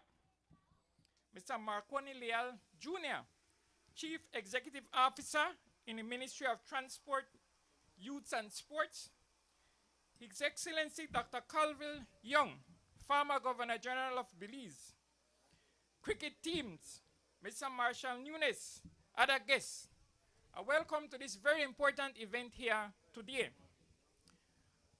On behalf of Honorable Rodwell Ferguson, Minister of Youth, Sports and Transport, who sent his sincere apology for not being able to be at this important event today, and as the Minister of State for Youth, Sports and Tourism, I extend a warm welcome to all the teams from the surrounding villages. This is a very historic occasion for me because, as has been said, I am the product of the Belize Rural North Division. I am a son of the soil. And from this beautiful village of Bermuda Landing, cricket has always been the #1 sport, as well as for the surrounding villages. For the benefit of the youth, kindly allow me to share some information about myself. I grew up in Bermuda Landing, along with my siblings, Herbert Blades and Norman Usher, with our grandparents, Mr. Hubert Baptist, who was one of the ferrymen, and his wife, Miss Clavia. We were raised by our grandparents on our mother's side from 4, 5, and 7 years, after our mother, Norma Lord, lost her life in a fire due to domestic dispute in Doublehead Cabbage. At the time, we could not live with our father in Belize City because our stepmother hated us like hell. I attended St. Isabella RC School right over there, now Belize Rural Primary. After graduating from St. John's College and the Belize Teachers College, I was employed as a teacher in the villages of Bermudan Landing, St. Paul's Bank, Rancho Dolores, and Sand Hill for many years. During my years of teaching in the Belize district, Summer Fever from this same Bermudan Landing proved itself to be one of the best cricket teams in the Belize district, with the winning of numerous championships. I later graduated from the University of Belize, published Liberty newspaper for a while, opened Monica's Pawn Shop, and after 12 years of hard work, was elected as the area representative for Port Loyola in the 2020 general election. I have shared those information to remind everyone here today, especially the youth, that Bermudan Landing and the other villages in the Belize River Valley have good teachers, have talented youth and adults, good parents, good role models, and opportunities for people to realize their dreams with education, hard work, and ambition. Those dreams might be, as Dirk said, getting international funding for cricket in Belize, or it could be being the best cricket player to represent the country at home and abroad, or being the team that has won the most cricket championships, or being persons who get the opportunity to further their education with athletic scholarships. It is a great pleasure to see the many cricket teams and sporting fans that have gathered here for the start of this two-day cricket marathon. I'm confident that, as always, the event will be filled with exciting performances by batsmen and fielders, including the bowlers. Sincere thanks to Honorable Marconi Leal, Air Representative for Belize Rural North, and his team for assisting in every possible way to make this marathon a reality here today. Sincere gratitude must also be expressed to Dr. Ray Young, President of the Belize National Cricket Association, for leading the way in developing the sport for both males and females. Under his leadership, cricket has made Belize proud at home and abroad in both the male and female categories. Sincere gratitude must also be expressed to all previous presidents of the Belize National Cricket Association and to all the past cricket teams for keeping the sport alive for decades from the colonial era. Without the love of our predecessors for the discipline, there probably wouldn't be any cricket in Belize today, especially in the Belize district. To ensure that the game of cricket is enjoyed in Belize in perpetuity, it is crucial that the present players and organizers of the sport teach the young people, the future adults and leaders of Belize, to play the game and manage it well. Sport is one of the most important things for national development in any country. In recognition of that fact, as Minister of Education and Sports in 1998, former Minister of Education and Sport Said Musa established the National Sports Council to assist in the development of sports at all levels throughout the country. It is therefore good to know that under the leadership of Honorable Bradwell Ferguson and myself, the National Sports Council is committed to assisting cricket in every possible way, and myself and the Honorable Bradwell Ferguson has donated the first prize of $1,000 for this marathon.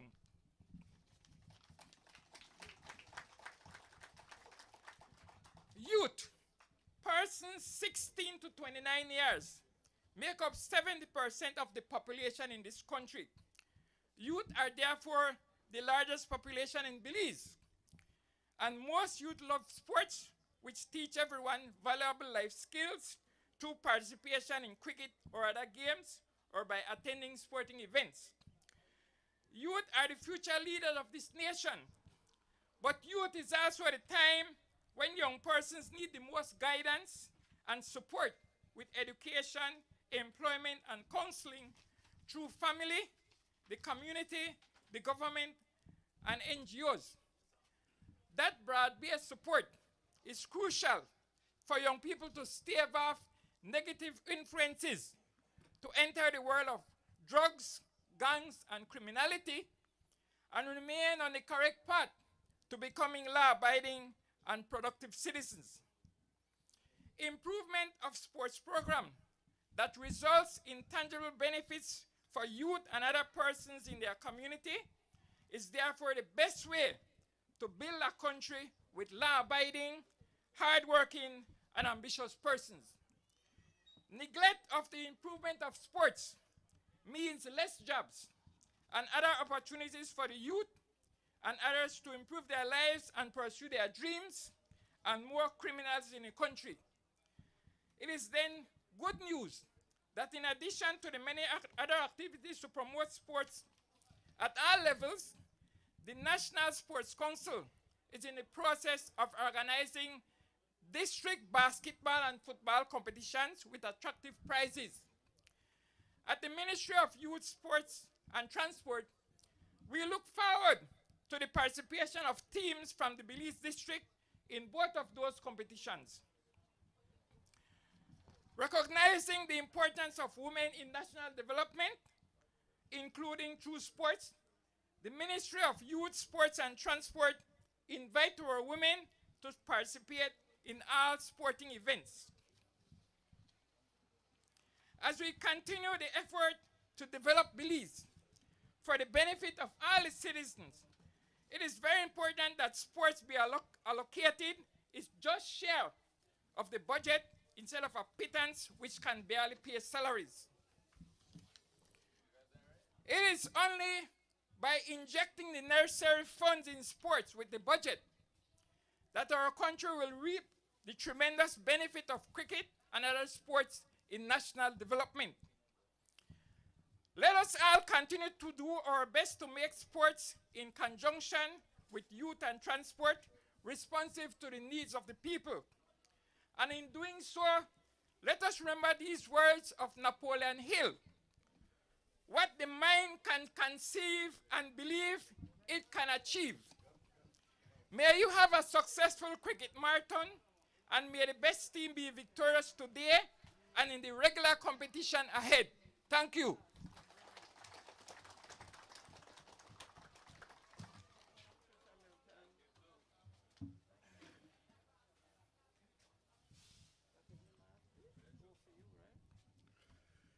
Thank you very much, Honorable Gilroy Usher.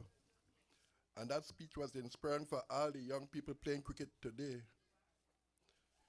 And one of the theme of that speech is to tell you, dream big. Honorable Usher grew up without parents, but he dreamt big, and now he's Honorable Gilroy Usher. And so I think all the young people should use this as an inspiring speech and dream big. Playing cricket is good, but to improve the quality of your playing, you also need academic skills. Just before I introduce Dr. Young, I was looking at some history of cricket, and it says that in the 13th century, some young English boys used to take rocks and stone tree stumps. And from there, cricket developed just from young boys stoning tree trunks and using rocks. And it says the rock that they used was almost the size of the cricket ball we use today. Also, as part of history, I was reading from a book by Mr. Dean Linder, and it says that one of the first centurion, a person who scored 100 runs, came from this village in the person of Mr. Wallace Joseph.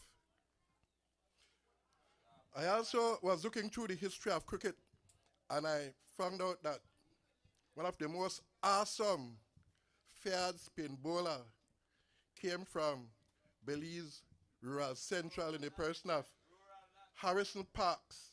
And if you look at the heading, it says Sir Barry Boyne, Harrison Parks Cricket Competition 2022. So let's give an applause for Mr. Harrison Parks, even though he is deceased. And I notice his brother is here as well. Both of them has contributed a lot to cricket. Mr. Freddie Pickman is also a great contributor of cricket as well. Welcome, Mr. Pickman. And a part of this says that there was some awesome team in the 1996 to about 210. Teams like Crooked True won 5 times.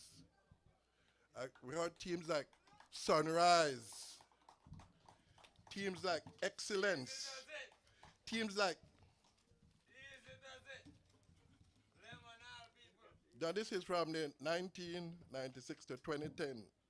Easy does it. This is just the history. But we had a lot of talented team in those days. And I also heard about some Jones brothers in Sandhill, Kenrick Jones and Ernest Jones.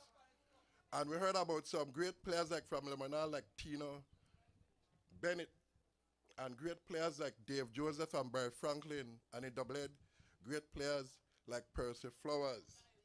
And so all the villages were involved in cricket. And so we have to mention Lords Bank, Sandhill. Boom is also part of this family. And Biscayne, I think, Mascal, and Crooked Tree. These are all part of our cricket family. So at this time, I'd like to call on the President, Dr. Rai Young, to do some presentation of gears. That okay, no?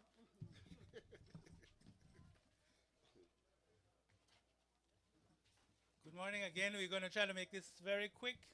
The team from Willards Bank, could you step forward? Willards Bank, St. Paul's, the captain or the manager, Gardena,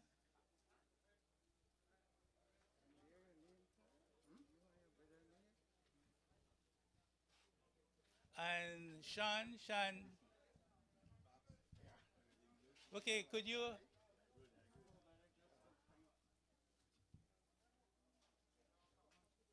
Gardena is here? Gardena? Okay. Miss Dawson, could you pick a number between 1 and 4? 3. Sean, could you pick a number between 1 and 4? What's that? 1? Garrett? Could you pick a number between 1 and 4?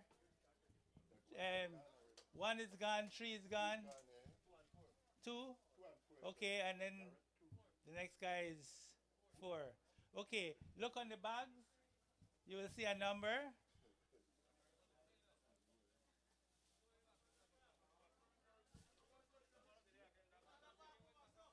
Okay. Which one has numbers?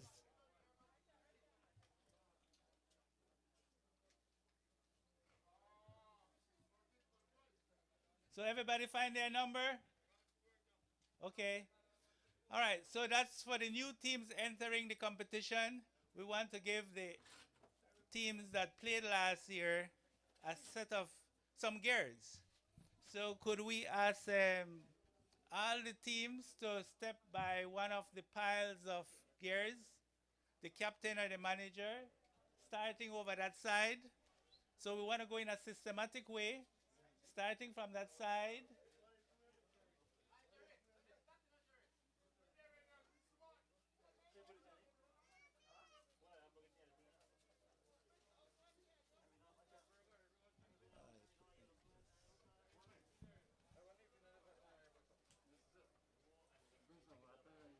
Yeah, right. We're done the ceremony. So 1 person per team. So there are 2 persons here in that uniform. 1 person per team. They are more or less the same thing, but in a case where we don't have something, we give us something else in that batch.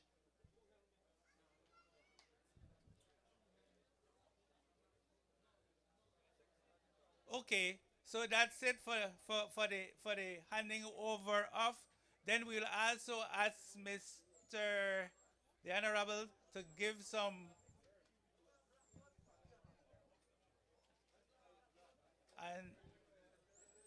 assistance for teams. So teams are getting some assistance with uniform from the era representative, the Honorable Marconi Leal. So again, guys, we want to make it quick now. This ceremony is going on for a long time now. Yeah. So just call the names. No. Just call the names. All right, I will just call the names so the captain can come. We start with double head cabbage. Double head cabbage, excellence. They're not here. Sand Hill.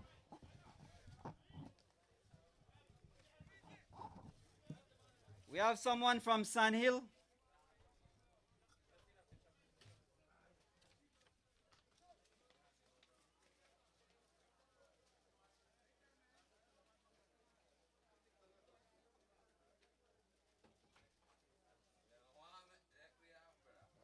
St. Paul's. The ceremonies are not finished.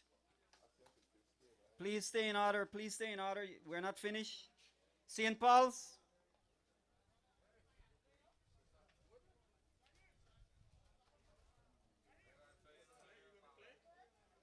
Lemonal.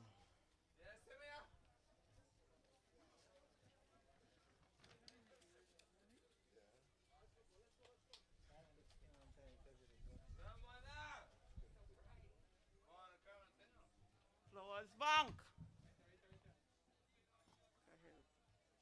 Flowers Bank. Willows Bank.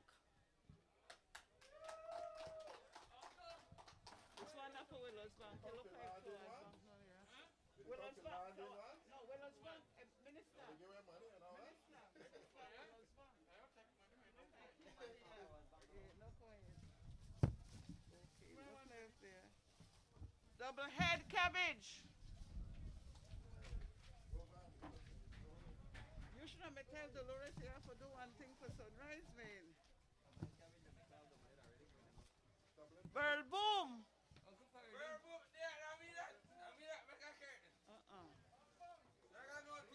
Gardena.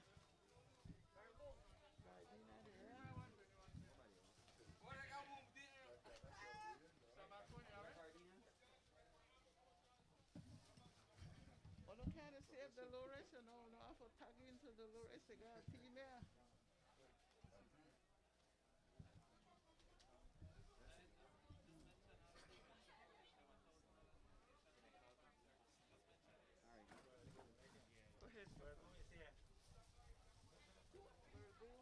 I would just like to know, I would like to you all to know, all the teams present. Some of you might be wondering, well, how come the era rep didn't give anything to our team? The association selected 10 teams for us to help, and we looked at more the newer teams and teams who don't really have like that sponsorship, because we weren't able to help every team with $1,000. So we are helping some. Maybe next year, you didn't get this year, you get next year, you know? So just be happy that some teams got. Thank you. Yes, Barrel Boom is here.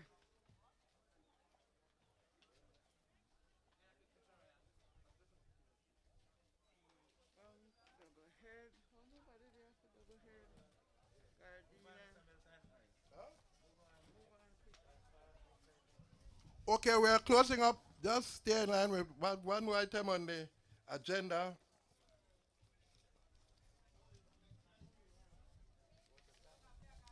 As is said, behind every successful man, there's great women. And in the Belize National Cricket Association, even though Dr. Rayong is the president, he has a lot of great talented and well-versed women in the Cricket Association. So at this time, I'd like to welcome to the podium Miss Gail Thompson, Secretary of the Belize National Cricket Association, to give her vote of thanks. Welcome, Miss Gail.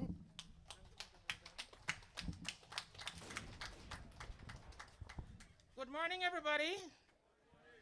Proper protocol having been established, duly established, I know that you are all itching and rearing to get on that cricket pitch out there and show what you have been preparing for this entire time. So I just want to take this opportunity to thank each and everyone who has made today possible, who has made the entire competition that was coming up possible. And I want you to know especially that your presence here today speaks to the commitment and support that you have for cricket in the Belize River Valley area. To the teams particularly, I want to say thank you. You look great this morning. Thank you for coming out. Thank you for making all the sacrifices that you made to be here today. So I just want to, again, wish you all good luck and encourage you to be very sportsmanlike, because this is what cricket is about. Thank you, everyone who has made today and the rest of the season possible. Thanks. Thank you, Miss Gail. And I want to leave the players with one message. It says, your job is to perform and enjoy the game. A positive mindset will bring positive results. So play, enjoy it, and have a positive mindset, and you're going to get positive results.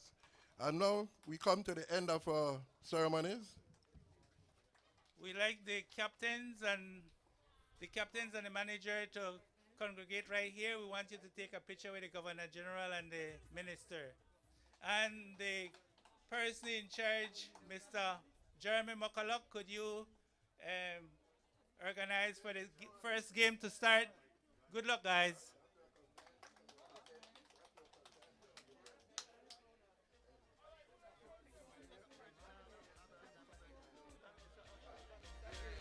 Elise Demas, big up Virgin Nado, my birth and my Virgin do. We have a Demas, anything in our go, sir. Kind of when I saw in a scout saying, can you me up, no girl, can you me out? Can you me up, no girl, can you me out? Yeah, right at 2020. Must be 2019. No, I think that. Because March 2020, the country locked down. So yeah, so it have been. Yeah, the time. Time, I said the date they slipped me, it's like COVID, and now they keep track. COVID 2020, March, so been, yeah. March the 24th, 2020, the country locked down. So we never gonna know it. So before that. Correct. So it have been 2019. Yeah. 2019. Correct. If you guys want to start. Me. Yeah, be. Are we ready for start? Yeah.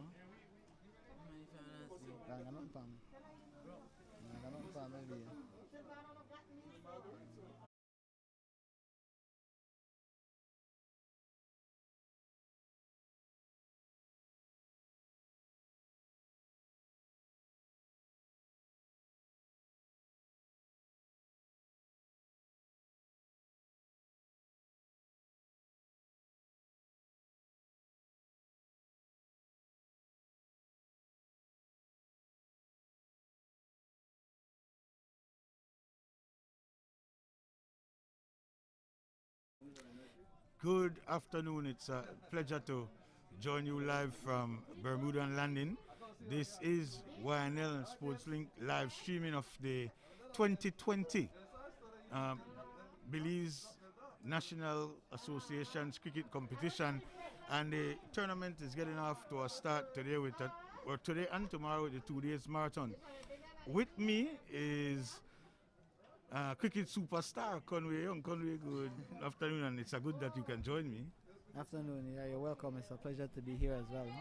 Just let me say that the technical producer for this live streaming is Dewey and Keegan Lord. On the audio is Mr. Raymond Young. My name is Marshall Nunes, and we are expected to be with you for the duration of this marathon, the games that are going to be played today, and then the playoffs and the champions that are going to emerge tomorrow.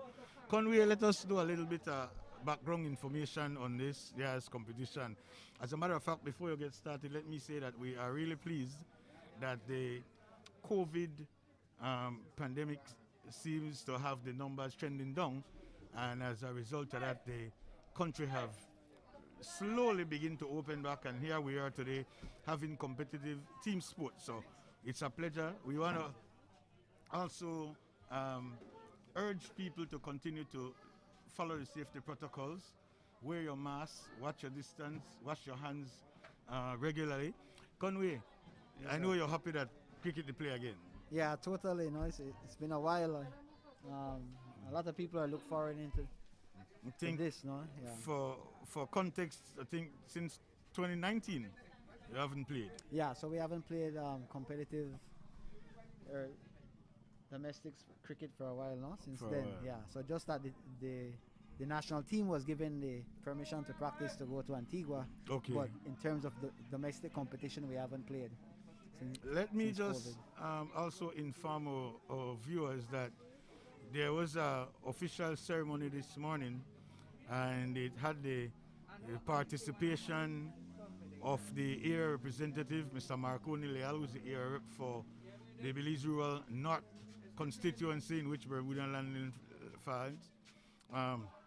The tournament today was declared open by the Minister of State in the Ministry of Transportation, Youth and Sports, the Honorable Gilroy Usher, Senior. Mr. Gilroy Milton was the Master of Ceremonies. We also had comments from Dr. Roy Young, who is the President of the Belize National Cricket Association. The vote of thanks was delivered by the Secretary of the Association, Ms. Gail Thompson. Also present is the former Governor General of Belize,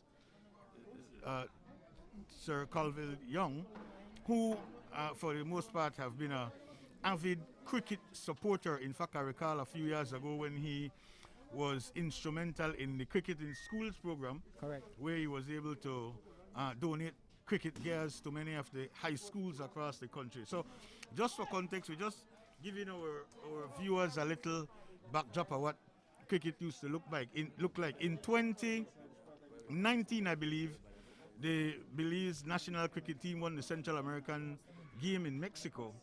Conway, you were a part of that team, right? Yes, I was the head coach for that team. There's a young man who had, in the local competition, had hit for a century. Where in here? I don't remember. It was Anthony? Something Anthony? Yeah, we had several people during the course of the, if I remember correctly, it was about 4 individuals who made a century in the tournament, no? But there was a young man, I think he was probably the youngest on the team. We'll find out though. We are in cricket country, so we'll get those information. Conway, how many teams are participating in the marathon today? Today we have 10 teams that showed up and registered to play, no? And we have another 5 who sent their regrets. Yeah, the regrets, but they wasn't able to make it for today. So we have 10 teams that's confirmed taking part in the marathon. And when the teams came here, they picked, and then they were scheduled by number. Correct. So you picked a number. What are the scheduled games for today? There are 5 games, I understand. So yeah, so we're gonna try and get through 5 games today. Hopefully the weather holds up, no? As you know, we had a little bit of rain this morning. Yes. So we have the first game already taking part. We have Willows Bank versus Flowers Bank. The second game will be Lemonal versus Gardena. Third game will be Isabella versus Summer Fever. Summer Fever is from Bermuda It's from Landing. Bermuda Landing, yes. Then By the way, Summer Fever is the defending cricket champ. Yes, sir. We are the defending champs. Good. Yeah. And then the fourth game would be BDF versus Progressive, which is also another landing team. BDF one time a win. Yes, BDF is the champs from, that would be probably 2018. Okay. Yeah. And then the last... Progressive is also another team from Bermuda yes. Landing. So that's a young team from Bermuda Landing who will be in the B division, no? Okay. So, and then we have St. Paul's versus Western Union. Western Union is from? Rancho Dolores. Rancho. Yeah, so off this list here today, we have Willows Bank. Sorry, I think the name Western Union because... Western Eagle. Western Eagles. Yes, sir. Okay, and then the most westerly village in the River Valley. Correct. That's the last village in the River Valley. Okay. Sorry, sorry, go ahead. Yeah, and then we, out of this, we have Progressive, St. Paul's, and Willows Bank are teams that taking part in this year competition who haven't had a team for the past several years. So, okay, so it's there's a brand new teams resurgence coming in. Yes, sir. By the way, we also need to make mention today that there was a distribution of uniform to the new teams, correct? Yes, sir. So and sorry, go ahead. Yeah, so some of the new teams got help with uniforms and some small set of gears, no? Some gears, Yes, and sir. I also heard the area rep, Mr. Leal, said that he have granted $1,000 to several of the teams Yeah. to facilitate them with the competition. Yes, because some of the smaller teams who struggle to get uniforms or get gears and so forth, so that's to help them offset some of the costs. Because nothing for cricket is pretty much sold in Belize. Okay, You have to order it from order outside. everything. Yeah. Are there available some of the equipment available in Chatham? No. So where you have to order from? So there is two local person who brings in a little bit of gears, Okay. but mostly on order. So if you tell them, then they will bring it in. You for care you, to no? mention who they are? Mr. Zage, who I can't pronounce his last name, but he's the person in charge of Spice International. That's his Okay, company. okay. And then Mr. Michael Sobers. Those are kind of the two people who you will contact, and they will bring in stuff for you, no? Okay. How this marathon will go? What's the duration of the game? So we're playing a short game of 10 overs per side. So Traditionally, on a full game, the hot. Well, traditionally a full game of 50 overs. 50 overs. And that can last one All full day, day. no? Yeah. So in this version, the game should be done within an hour. What we're trying to do is to educate our viewers as to what this cricket competition look like, because we want to generate their interest throughout the course of the competition, right? Okay, yes, sir. Tell us a little bit about how the game play. Okay, so for one, this is the only part of the country that cricket is still being played. So One that's time what they say- had Belmopan, but they have gone yeah. inactive. Up until the last season, Belmopan had a team called Team Police, which used Belmopan as their home ground, no? Okay. But they're not taking part in this year's competition.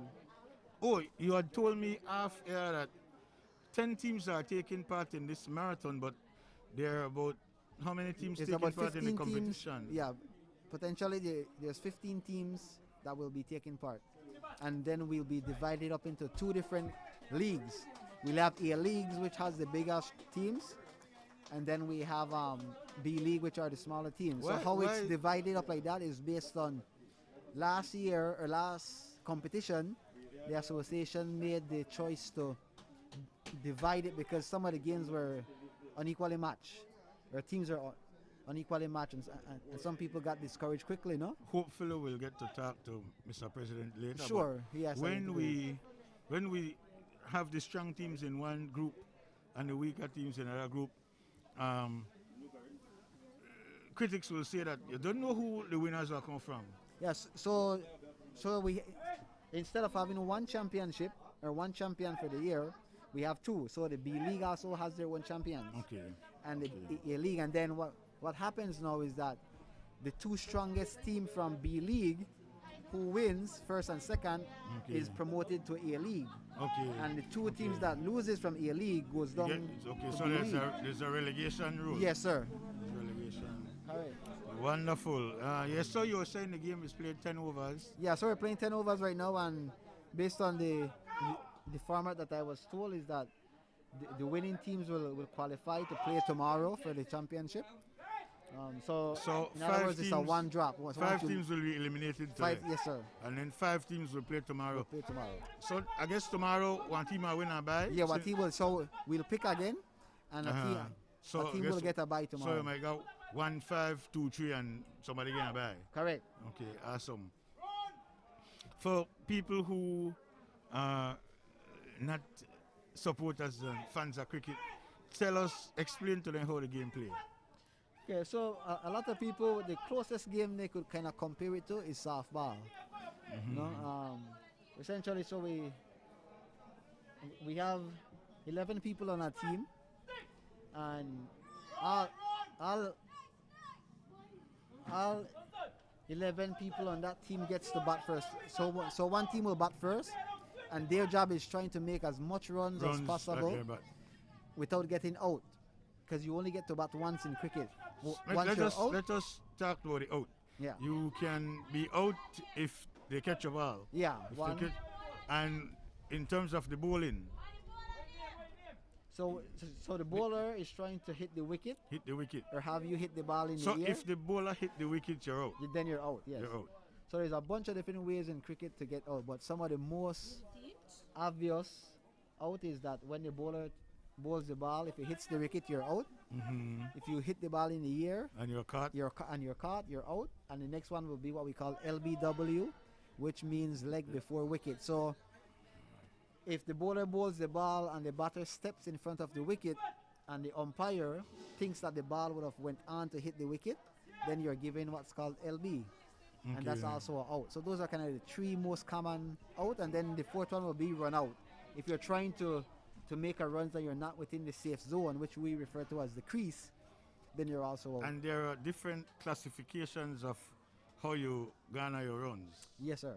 So how that goes? Okay, so there's always a tape or a rope on what we call the boundary line. A certain distance. And if you hit the ball and the ball rolls over that line, you get 4 runs automatically without having to run.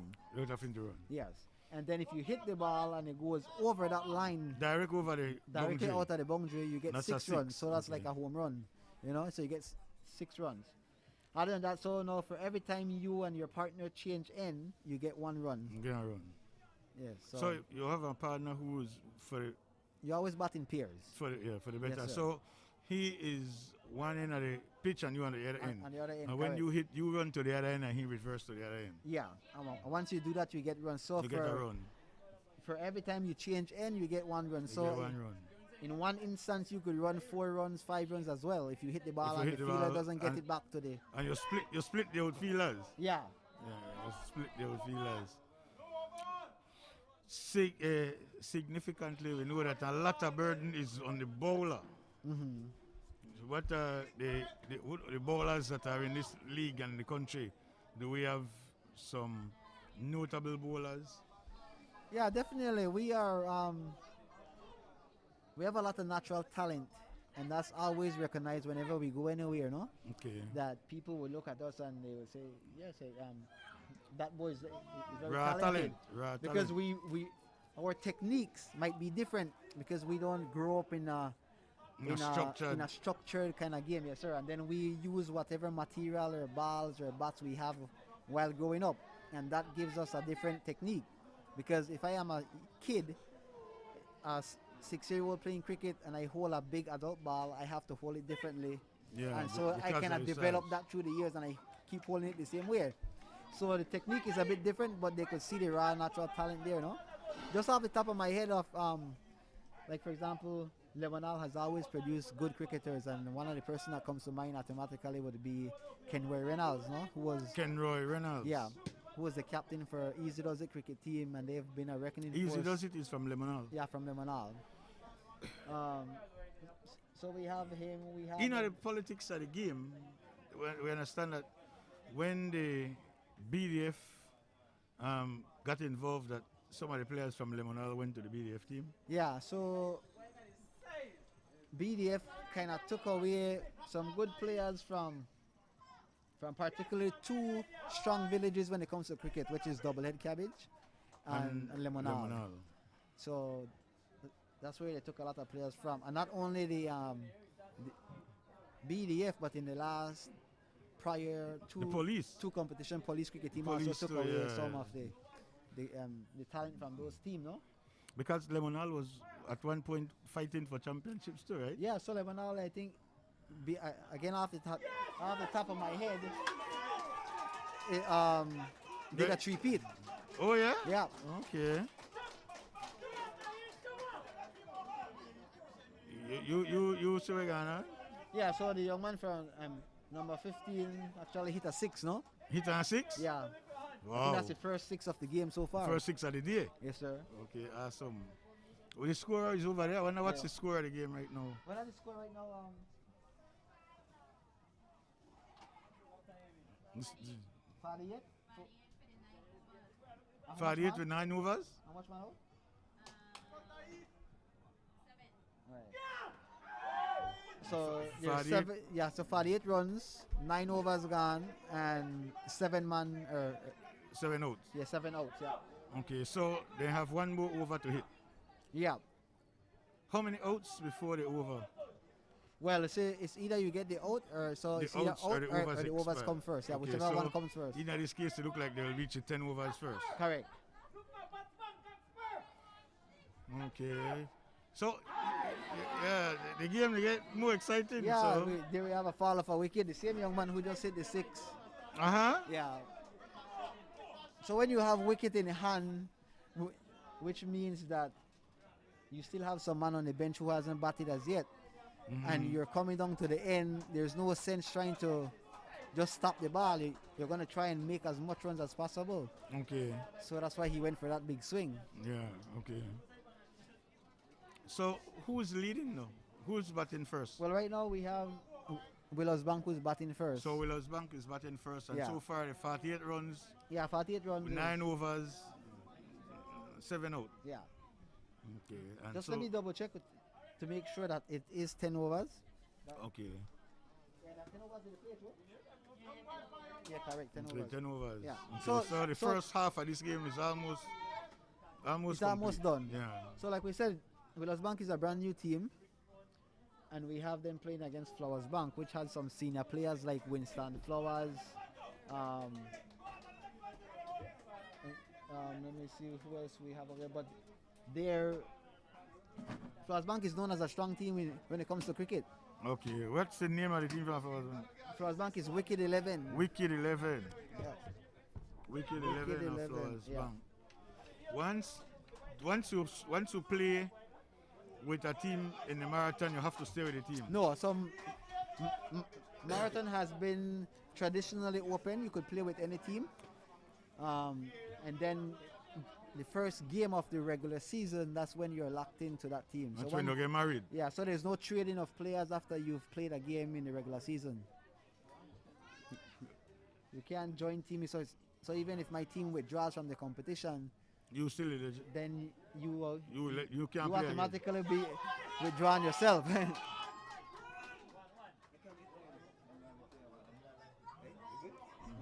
So, Conway, who are some of the notable players, like national team players? And Current? Currently, Current and then players? Okay, where so- they are with teams. All right, so we have some young players that joined the national team this year, and I would like to start off by calling them. Now we have Glenn Ford. Yeah. So I don't know if you want to take a lead break. Yeah, we could take a lead break since then. And we'll be So back. the first half over. Yeah. All right, so we'll take a lead break and then we'll come back. Welcome the girls, them sugar. The girl, them need this nigga, yeah. Welcome the girls, them sugar. The girl, them need this nigga. It's gonna be a baby, I will have to tell you this. It's been a while, I'm admiring your tenderness. Your Coca-Cola back to shape and your cherry lips. And you alone know what to couple of up and make it. I'm just addicted to you, but that's why I want to eat. I want to show you I'm a man that very romantic. Nothing got to me, see you know and you me want. DJ Stream, I sing this, but you me kick. Me got some. Welcome the girls, them sugar. Me got some. Girl, them need this nigga, yeah. Welcome the girls, them sugar. Me got some. Girls, them need this nigga, yeah. Welcome the girls, them sugar. The girl, them need this nigga, yeah. Welcome the girls, them sugar. The girl, them need this nigga. One cup of water and 3 sour lime. You a John mine, me a Joe grind. You give her the money and me kill her with the wine. When you're there work, she there for your mind. Welcome the girls, them sugar. The girl, them need this nigga, yeah. Welcome the girl, them sugar. The girl, them need this nigga, yeah. Welcome the girls, them sugar. The girl, them need this nigga, yeah. Welcome the girls, them sugar. The girl, them need this nigga. Excuse me, baby, but I will just have to tell you this. It's been a while, I'm admiring your tenderness. Your Coca-Cola back shape and all your cherry lips. And you alone know want to couple up and then make kiss. I'm just addicted to you, but that's why I want to eat. I want to show you mama, I want to show you mama, I want to show you mama, I want to show you mama, I want to show you mama. It's all about road.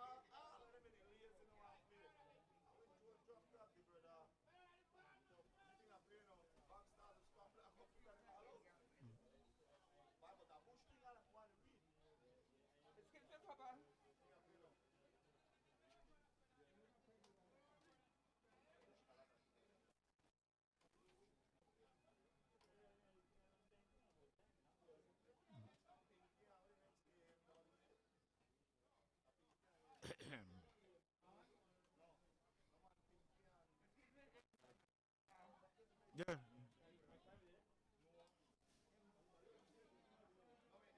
Yeah, he's coming back. You know, a lot of information.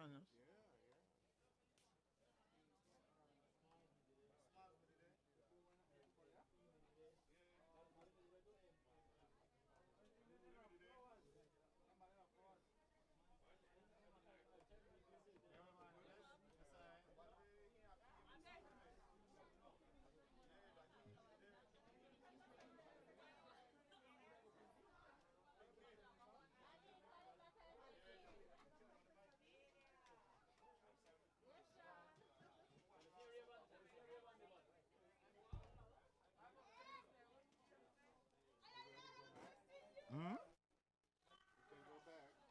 Then start the back again. Okay. You come back? Yeah, so we're back.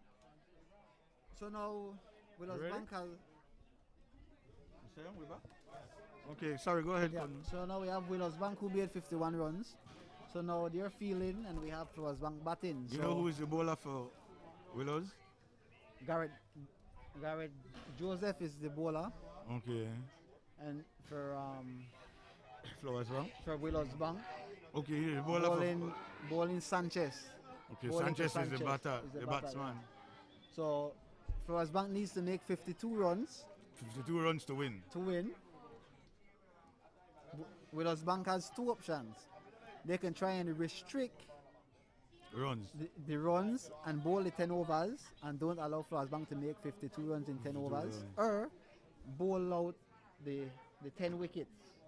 Bowl out the 10 wickets. Yeah, so if they bowl out the 10 wickets, then they win outright. So, in a technical way, they say right now that Willows Bank could play defensive. Correct. Yeah. So they don't have to out the 10 man. Correct. But they just have to defend. restrict the run. Correct, correct. So, interesting. So you a have lot of teams try use that tactics. Yeah, batting first, because when you put up a total, you know exactly what you have to defend. You could defend. That's Yes, sir. correct. You know about these players. How offensive is Flowers Bank? Well, some of these players are Yeah, young ones, new. no? But I would, because I've seen a couple of them already. Some of the senior ones on Flowers Bank, I would give Flowers Bank the upper hand right now. So now, yeah, upper hand. Yeah, You think so they I have would score give them the 52? favorite. Yeah, I think so. I think 52 is the. So, and then because this is a very fast wicket. Okay. Um, But there's a lot of burden now placed on the bowler. Yeah, so the bowler has to be very, very disciplined with what cricket terms, line and length. So meaning where he pitches the Where ball. he pitches. Yeah. Speed matters. Speed matters if you're accurate. If you're accurate. If you're not, then it makes it very easy for the batters because you don't have to put a lot of force to hit the ball because you're using the pace of the ball that's already coming, the speed.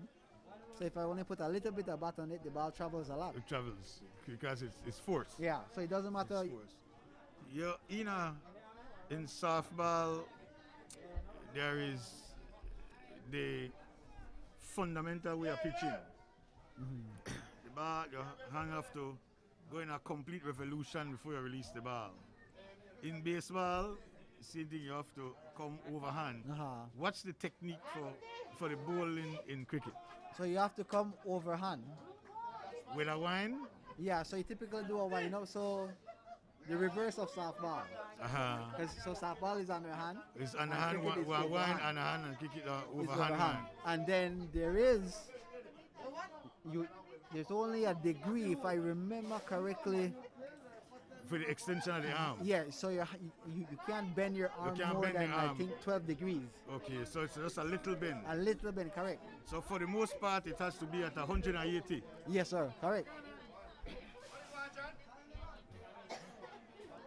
So I ask, we're getting a conversation, Conway, because for people who are viewing us on the live stream, we want to if you understand the game, right, Mr. Young? Yeah, totally. And we will continue. I mean, You see that right there? That's a scalar wide. So that's basically giving the team a free run. Okay. Because there is some marking out there that we call the crease. Okay. And if you pitch the ball outside too far away from the batter that he can't reaches it, then they get a free run. what would be the distance that is the restricted area? Okay, the restricted area is 8.4. So that's you have 8 feet 4 inches to pretty much play with. Okay.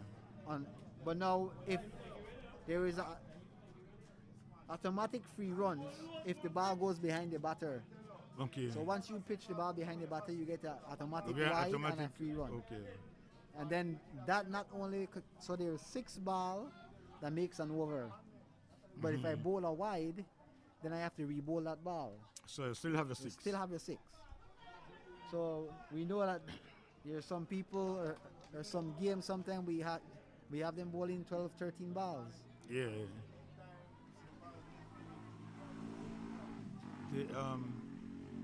This game is referred to as a gentleman's sport. Yes, sir, correct. It's a gentleman's sport. So it's more about the spirit and the friendship and stuff that you've developed The over the years. sportsmanship that is. Yeah. So I've been fortunate to develop a lot of friendship, and I've been traveling all of South America and some parts of the Caribbean for cricket. I actually joined the Belize national cricket team when I was 16 years old. Okay. So that Your name in the ringing of this game, done with? Yeah, some time ago. So Yeah. I haven't been playing for the past 4 years. I've been managing Summer Fever cricket team. Okay, so you are retired now into management. Yes, sir, for the most part. Management / coaching? Yeah. How did it go? How did it go up on the pitch? It's good. I've like I said, so through my coaching, Summer Fever has consecutively we've come in. I re-established Summer Fever Cricket Club about 4 years ago. Okay. And so we have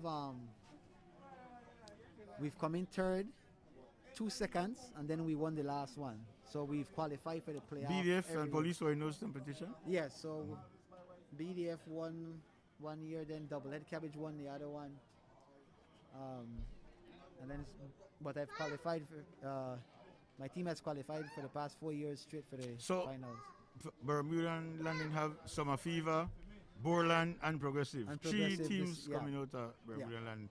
That's the most teams coming out of one village. Yes, it used to be only 2 in a couple of the other villages. Like Lemonal used to have 2 teams. Yeah, Lemonal used Easy to have does it, and Killer Bees are also. They changed their name to some to Surprise as well. Dirk Sutherland, our name that is very prominent in cricket. What is his team? Yes, sir. So Dirk used to be with Western Eagle for a long time. Western Eagle Rancho. It's from Rancho Dolores, yes. And then he also used to be the captain of the national team for a number of years. Okay. But this year Dirk Sutherland and Garrett Joseph have moved away from Rancho and established this very young team in Willows Bank.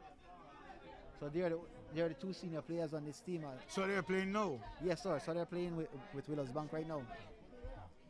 So they're trying to groom some young players. Yeah. There was a time when they had some prominent players that double head. Yes, Double Head has likewise produced some good players. We have who is deceased, Percival Flowers. Yes, I we remember have Brooks. We have if I go back a bit more into the years, we have some Martinez. Okay. So they produce quite a bit of talented players as well. Earlier, I'd asked you about some of the notables on the national team. Maybe you could, if you sure. That I can see being on the national team for the next couple of years. We have Garrett Banner Jr. Okay. We have Maurice Castillo. Where Garrett Banner is from? He's from Lemonal, but he plays on Summer Fever. Okay. I recruited him this year. Yeah, right up the road. Yeah. Okay. And then we have Maurice Castillo, who's from Bermuda Landing. Okay. Some of the other players on the national team is Kenton Young. Kenton is from Bermuda Landing. We have Chris Keegan Tillett, who is from Isabella, but Cookie Tree roots. All right. Let me see who else we have. Who are the bowlers to the national team? Or at least were. So those 3 names that I mentioned, those are kind of so Maurice is a spinner. because we have two different kinds of bowlers. We have fast and slow. But the slow ones are called spin. They have movement on the pitch. Yes, sir, correct.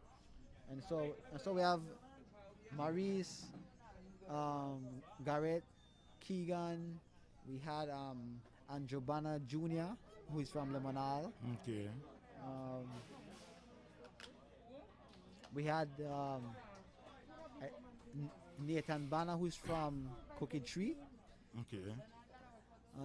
But so this year, or the last team that went to Antigua was a very young team. Okay. And so if all goes well with the preparation and so on, they can be on the team for a number of years to come, because all of them are in your late teens or just about so a pretty young early national 20s. team. Yes, it was a pretty young national team.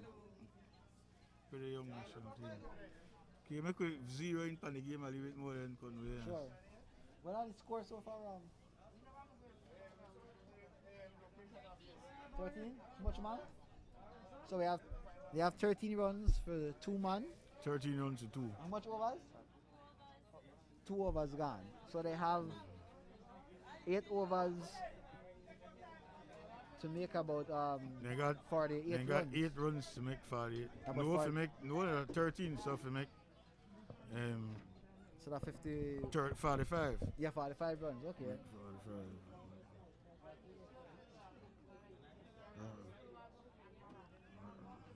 So based on the format of the game, that look good for them offensively. Yeah. That look good. That look good for them offensively. Because then you see now too. Obviously, all the teams will start off with their best bowlers. That's what best But bowler. your best bowler is restricted to how many overs. Well, all the bowlers are restricted to how many they can bowl. In this Okay. format, you could only bowl 2 overs per bowler. So Okay. in any format of the game, You have to have 5 bowlers. you have to have a minimum of 5 bowlers. 5 bowlers. And that's for this 10 overs. Yeah. How when you go for the regulation?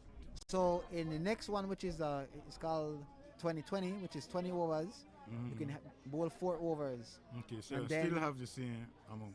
Well, it goes from 2 to 4, and then in a 50 over game, which is the one that the regular competition will be, you can bowl 10 overs per bowler. Okay, so you still have the same 5. Yes, you still have to have, yeah. So there's a you remain minimum at of 4, always 5. Always 5 bowlers. In terms of when you structure your batting order, how you, because I know in softball you want your top hitters come for clean up, which Correct. would be 4th, 3rd, 4th, 5th. Yeah, so it all depends on the team you're playing and what you're trying to do, but you would typically, the first 6 batters to go in would typically be your stronghold. You're strong. Yeah, and then the rest would be your bowlers that also has to bat. But your 6 batters there's a big hit, that's 4 runs. It's a 4, you roll Yeah. over. So that would have put them at 17 and then Yeah.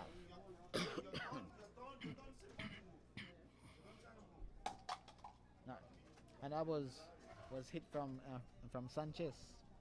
Sanchez still the bat? Yeah, he's still batting. And there's a single. So then he score a lot of runs, now win. Yeah, that's a good start for. Because Sanchez them, still they don't go at about 18 runs. Yeah. But what, still two overs? Yeah, and that's not their Not their senior best. players as yet. They still have some senior players back there. Well, Sanchez they look for make a name for himself. Yeah. Sanchez is giving very good account of himself. But how old Sanchez? Sanchez is in his, I think his mid-20s. Okay. So Sanchez is from Flowers Bank, or you only play He's with from- Flowers Bank? Yeah, so he's from Flowers Bank as well. Okay. And Sanchez got caught behind there. You got caught. Yeah. Alright.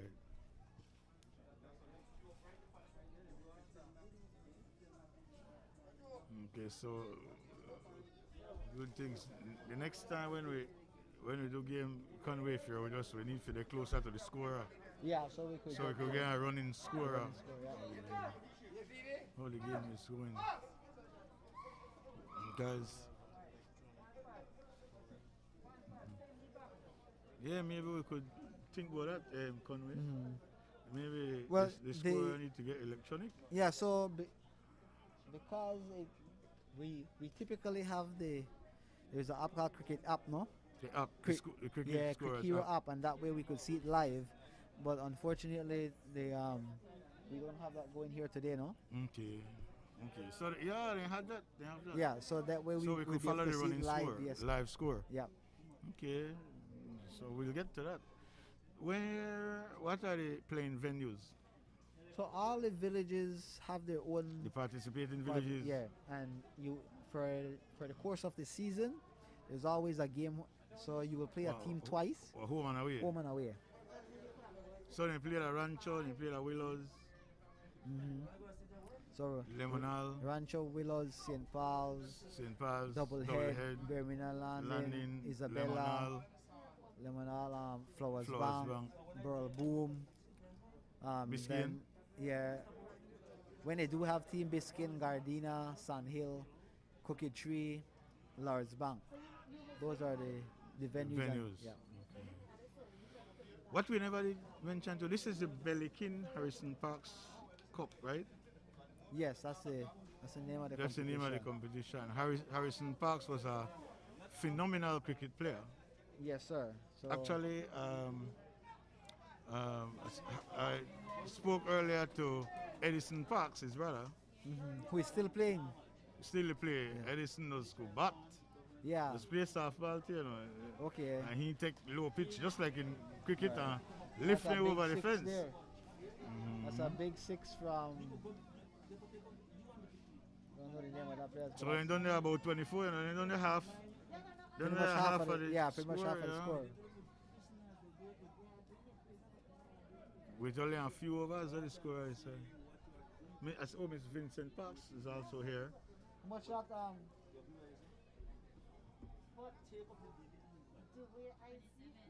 See, 27. With it's how many overs? overs? It's at the fourth over. Third? It's at the fourth one, yeah. So this is the fourth over. So offensively, they're on a good track to win. Yeah. They're on a good track. And there's another big hit, a good field. They feel it? Yeah, so he stopped it from going to the bungee. So they only got 1 run. 1 run. Who is it? You know who is the batsman? The batter? Let me see who two bats.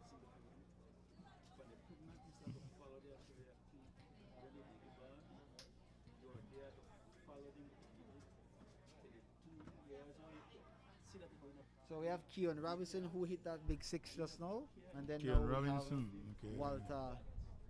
Walter facing down there. So that's the end of the fourth over. Okay. So the score is now 51 to 27. Yes, sir.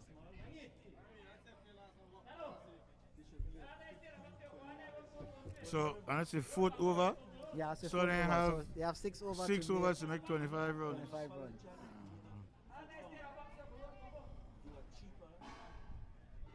Yeah, 25 and 27 are 52. So 6 overs to make 25 runs. I don't think they have to go to 10 overs in this. I say some of the senior hitters not come up yet. Yeah, not come up yet, yeah. The next game will be... Keon is a good batter too, no? So I think between Keon and... It wouldn't be surprising if these two players finish the game. Okay. So that's a 4 runs right there. So you see now, that puts them at, what, 31? 31? 31 runs. So 20 runs, 21 runs? Yeah. 20, So, yeah, 21. like I said, so to be honest with you, that was 52 runs is a little. It's a little. It's a little, not too especially hard. going up against a senior team like Flowers Bank. Okay, so we're doing. Who will be the next game? The next game will be. Biscayne and. No, I think Gardena and. Okay, Gardena, sorry. Yeah. Gardena and.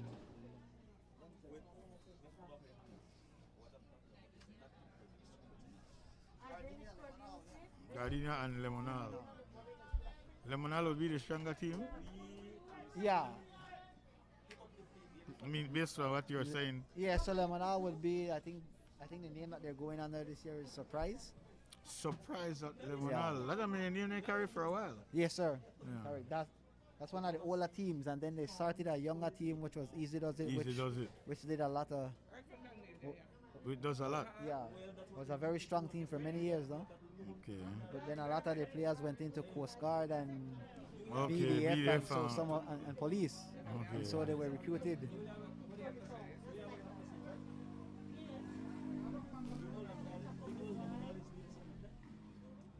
The other teams, Gardena and Lemonal are young players too. Well, Lemonal has some experience.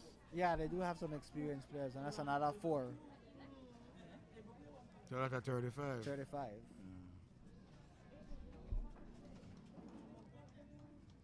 16 runs, 17 runs. It's not reaches 10 overs. From 5.5 overs, so that's You know, that's I reach easy, 10. Yeah. That's 6. Let me see what I'm gonna do. Oh, what? That's a big hit. That's 4 runs. 4. Another 4, yeah. So you see, when you're getting boundaries, the game is quick. Yeah. And that tells you right away that the That bowling is not 39. strong. Because the guy is just going at it. He's just going for big So hits. it's 39 to 51. Yeah. So what, 13 runs.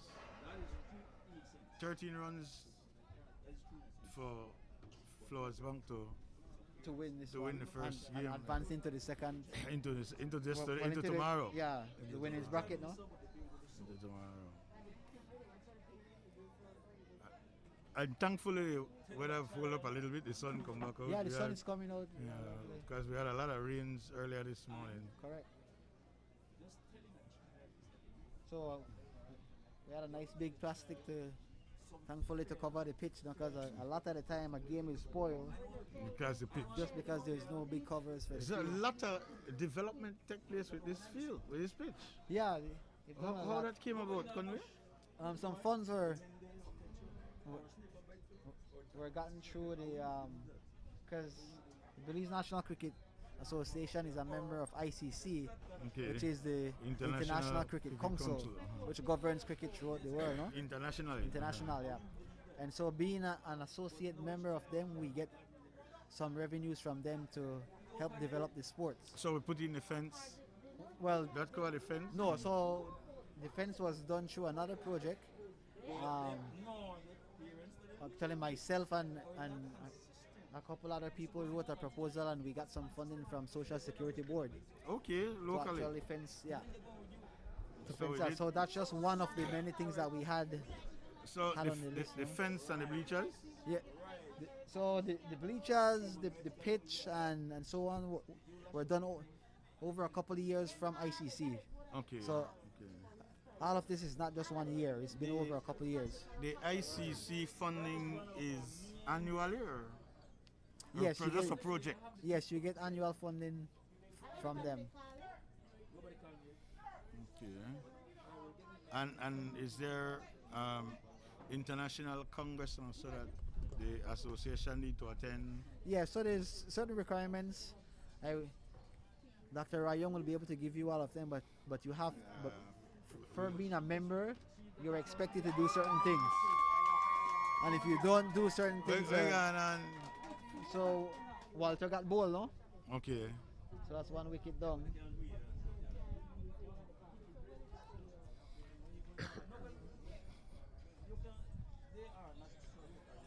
Very interesting. And so between the first half and second half, you get 10 minutes. Yeah, you get about 10 minutes break. interval. Yeah. Okay. If the game can't suspend because you have to get winner in all of these 5 games today. Yeah, you have to get winners, correct, to be advanced. So you can't just select There a is winner. the conversation about lights to the feeling of the future. Yeah, so throughout the world, in the developed nations, cricket is played night and day. That is correct. So that's the next project that the association is looking towards, to try and get some funding to put proper lights here so we could play cricket at night as well. Okay. Because the only way you're going to get better is if you play more cricket. You have to play more Yeah, games. not only play more cricket at home, but also travel and play against different countries. Gain more experience. Yeah, so we need to get more. I know Lord's Bank have a good pitch. Yeah, so whenever we host international games in cricket, Birmingham Landing and Lars Bank are the two venues that we use. The two venues. When last we have hosted an international? We hosted an international tournament. It would have been 2018. Sorry, it would have been in 2018. Yeah, so that's when we hosted the Central American tournament, and I believe we came in third. Okay. In that tournament, and then the next year we went to Mexico and we won that tournament. Yeah.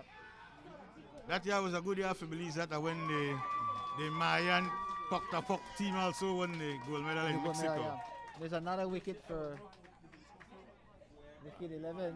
So there's a little bit of run, so everybody's going there and making some big swing. Yeah. And so it's cost them 2 wickets in a couple balls. 2 wickets in 2 balls. So what the score is still at 35, 39? Yeah, still at 39.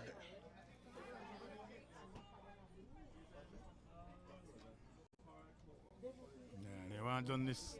They want to done this thing with big swings. Yeah. And these are the experienced batters now who are up. Yeah. So Keon is one, and the last 2 batters, the only one that was a senior player who's been playing for a long time is Walter. So, but he lost his wicket. But this young man. Winston, who that Winston? Winston? Winston, who that? Who going back? William Flowers is the next batter going in, no? Okay. Sorry? So he's a youth. Okay. Nice. And the 2 we haven't mentioned the 2. Each game is played with 2 officials. Okay. So we have Jeremy McCullough and we have what's his name? You see in the village we always call people by nickname. So sometimes you kind of forget their call real name. by nickname and so Bass. That's Mr. Bass from Doublehead Cabbage. Both of them are from Doublehead Cabbage. Alright. These are certified cricket referees. Mr. McCullough is certified by ICC. I hear this the score. He said that they have 43 runs. So what is the score? Huh? What's the score? We missed the Bongji there. So there are 43 runs indeed. Yeah, 43. So 8 runs to win. 8 runs to win. And there's 9 to win. There's 4 overs left after this, so that's 9 runs and 4 overs. So it's almost a foregone conclusion. Correct. That 4 Flowers Bank to win. Yeah, interesting.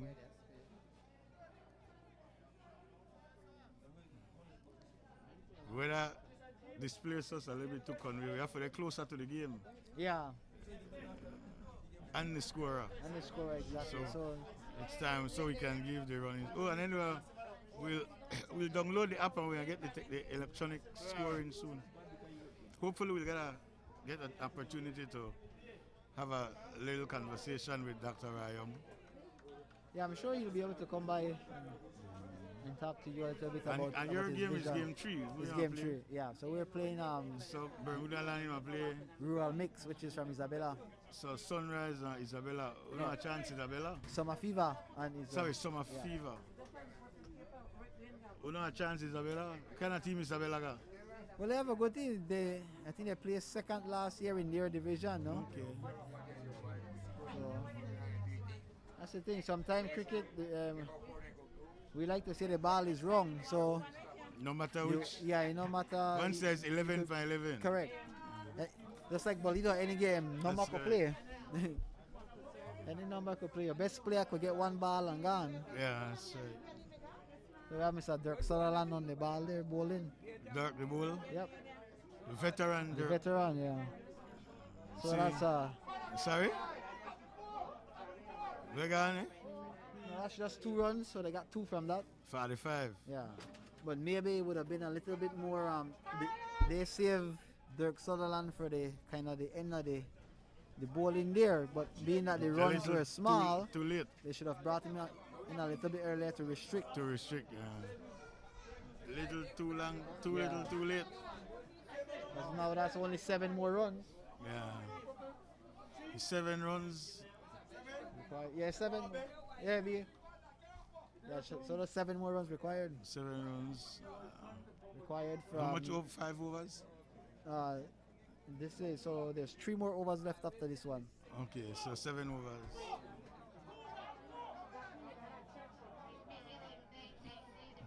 So that's 4 runs. So now that leaves them with only 3. Two to tie and 1 to win. That's 49. So this is over. Yeah. 2 to tie and 3 to win. Yes, sir. So although Keon Robinson is the top scorer for Wicket 11 in this game. He's the one hitting He's the still boundaries. hitting. Yeah. Okay.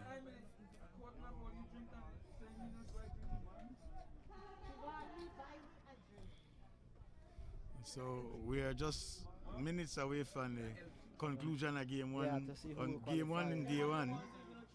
And so it's apparent that Flowers Bank will take the win. Over Willows Bank. That's a wide. So that's a Hmm? free. I said the umpire called a wide, so that's a free run. So just 2 to win. Okay, so that is now 50.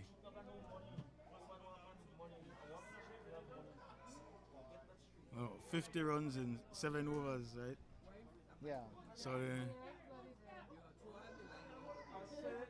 they win with wickets to spare. With wickets to spare, correct. By the way, for sports enthusiasts, tomorrow is the Super Bowl. Tomorrow is Super Bowl Sunday. Follow the Super Bowl? Yeah. The pundits are saying that the Bengals should win. But Cincinnati It's the Bengals and who?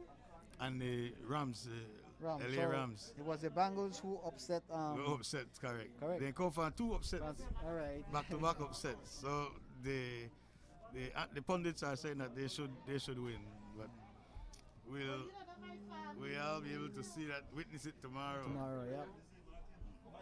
If I'm correct, it was last year Super Bowl that we had a Belizean born player. Play, that is correct.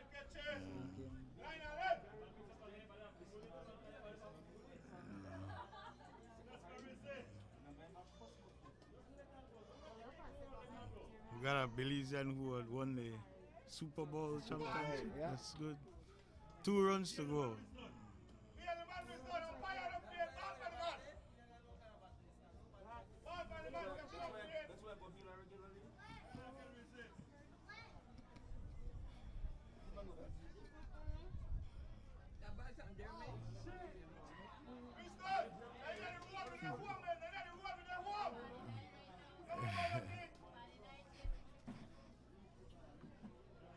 So 49 chasing 52. You never get an extra run. Yeah, they got an extra run. So. That's the score. They said 49 chasing 52. I thought it was 50 chasing 52. Yeah, so sometimes what happens is that if the umpire doesn't indicate long to the enough, score, and since we have some spectators walking in front, I saw the every score now may and have then missed they it. May have missed a run, yeah. That's why we need the electronic. And that should be the game. That's a they ran 2 there, and I think that. Very good. Huh? No, Berlin.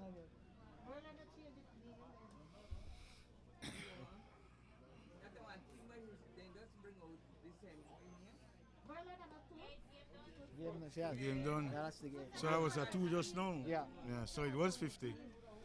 So the Flowers Bank over Willows Bank 52 to 51. Right. In 7 overs and wickets to spare, right? Yes, sir. Correct. Yes. So, First Bank wins, goes into the winner bracket. Going to the winner's bracket, and Willows go home. Yeah. What color were their uniforms? So Willows Bank is in the blue and yellow, Uh-huh. and Flores Bank is in the dark blue and yellow. All right. So almost similar. So one is dark blue and one is. Sky blue. One time we just had to play in a full white. In white, yeah. The So music, the next game, the music, the command, so we could pass again. yeah. Anyway. And the next game will be Lemonal and Gardenia. Lemonal and Gardenia. Yeah. So In we about could, 10 minutes that will start too now. no problem. Stretch your leg and then we'll be right back. Yes, sir. Yeah.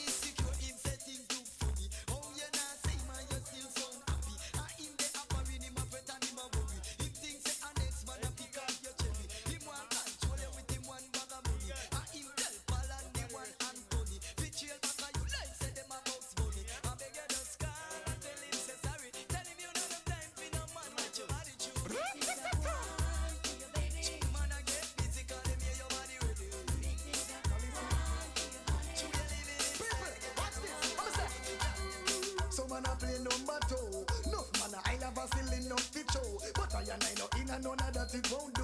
Cause anytime you see the little fat pinky loo, me have to sing say, wow, the Babylon's starting. Remember the one of them cause she charming.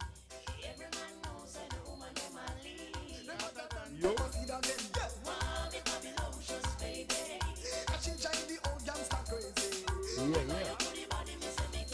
So how the hell will leave a man a switch? Saw you this morning. Just a muggle and Enough man calling. your body fresh like me. I was in the garden. And me a worry give you all my life savings. Sing. So when wifey come out, them bush to the bone. Them no worry about man cause them off with the bone. Matey come out and a one like she a kiss me neck. She in a da shaky front. Wifey a winner, big sprinter stay on. You the man request me, it can't take your lover. It a get wifey yet again. How you bad? Me just go through, she have a problem. Wife a set a better trend. Look wrong speaking. Follow me on girls.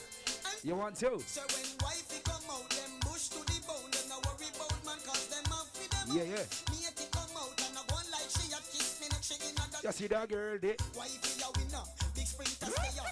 You the man request me, it can't take your lover. It a get loving, around the kitchen. Wife on the moon, she take the plane and go foreign. Matey not ready, tell everybody. She a get the love, but you get the money. Wife exquisite, everything. 1, 2, 1, 2. Let's go. Yeah. Yeah? Well, we're having a bashment party. Can you get a list of the players for Lemonal? Well, what's some fine? We need a list of the players' name, please. It's the Fox right on the bashment. Excitement. Yeah? Can you get a list for the two teams? We're having a bashment party. People get to feel the hype. Yeah? Wearing Gucci and the money. Feeling rich like Wesley Snipes. Drinking crystal with my shorty. Burning my chalice through the night. So we're having a bashment party. So let's rock till morning light. Whoa. Bashment girl, what if you tell me if you're ready? Ready if you know you're ready. Hey. Ready girl, you know the air, meditate. So you're coming in me, mix that down. Something I no want them around me. Want see me dead, so them can get free moan me. Team man start come and skate so. Yeah. We need a list of the players' their name. Well, boy like a me no. Lemonal, we need a list for the players' their name. Them best switch on me. Cancel me pizza, but that still no ground me. Don't fright. Can't make up when them try to clone me. No time me have it and me well want to show me. No time me friend them have to beg and not to hold me. Yeah. We need a list of Lemonal. Where the list of Lemonal? Look like a boy want to shame. Wish well me a call up me name. The cool man don't know who them a go blame. So make me dance say come blame. Keep it man. Don't fright. Me have a hot girl. It a me bed when me have a hot girl. It a fit it when me have a hot girl. It a me bed shoulder bitch because me must be girl. So me have a hot girl. Pan me man when me have a hot girl. In front me night when me have a We ready now? Let's go. On standby, hold your head high. And where a little boy they a try. Dug up on standby, run where you guy. Bye bye bye bye bye bye. Dug up on standby, run where you guy. And where a little boy they a try. Dug up on standby, hold your head high. Bye bye bye bye bye. Them searching, them searching. That is why they part of things. Lord of Moses, Lord of Moses. As amigos on that, ready up. Searching, them searching. That is why they part of things. Them searching and searching. Like God just wanna glimpse them away. Yeah, them searching. That is why they duplicate the swings. Them searching and searching. Where's Mr. Easy? Me have to stop school. My mama wasn't working, and my daddy was gone.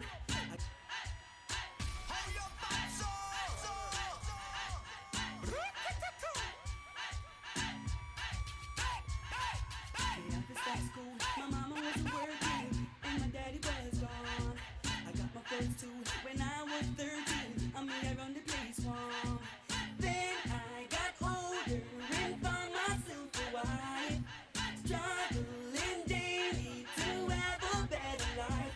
Now I'm riding for a fall with my back against the wall. When me young, gonna try some tall. But anytime you hear me pitney them ball, me brethren, gunshots from rain.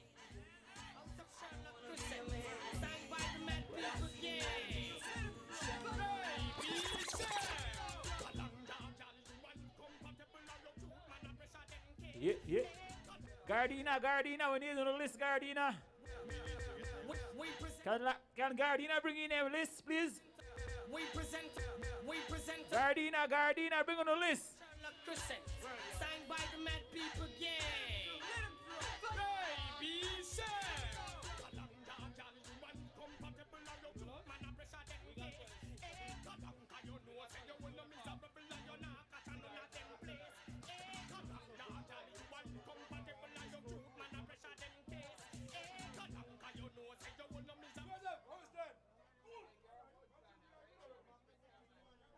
Gardina, bring your list.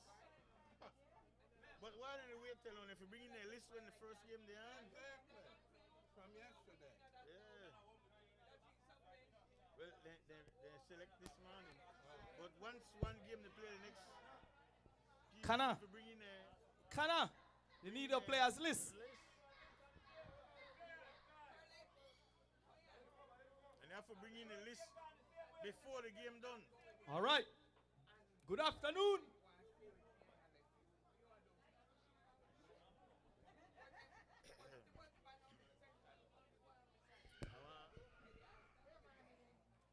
Yeah, Lee word with Dr. Young later.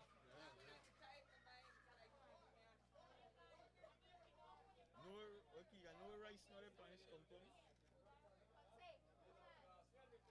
I'll ask them in a minute. Huh? Yeah. Awesome. Village rice. Different than city rice. Absolutely. Fire hot. I have to be careful. From this small, my throat feel a little scratchy. Change of weather. I know usually they're affected by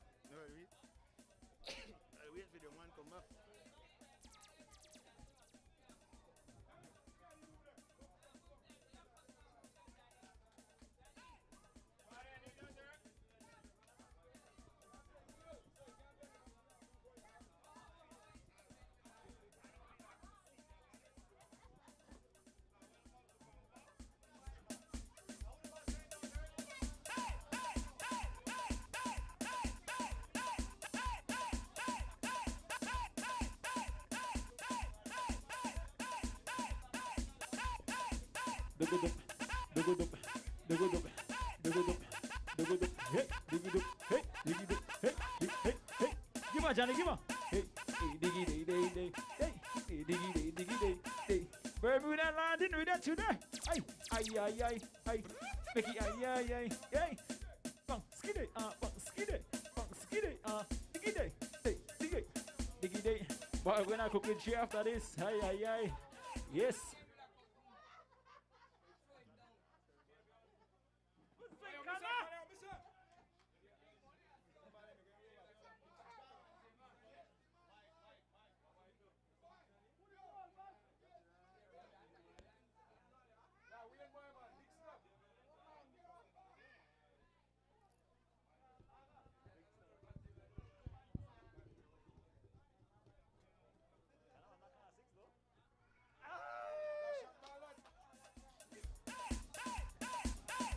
Side to side, side to side, side to side.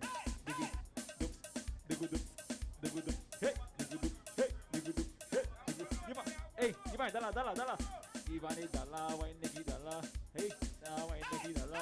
Big pump, skiddy, juggle, woogie, wee, give me, diggy doop, hey, diggy doop, hey, diggy doop, hey, diggy. Ay, ay, ay, ay. Hey, hey, hey, hey, hey, boy, boy, make it wine it up. Wine, wine, wine it up. Oh shit, make it shake it up. Rock back, make it rock it up. Rock back, make it rock it up. Hey, 2 shilling if you're willing. Give me. Biggie day. Hey. Aye, aye, aye. Yeah.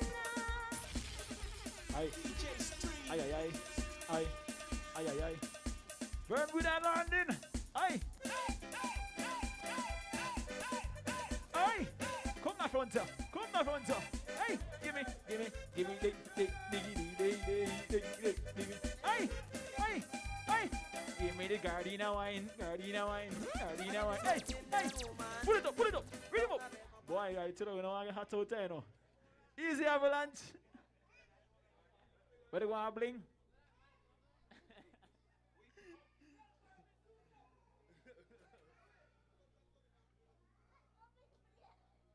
Boy, Zanna.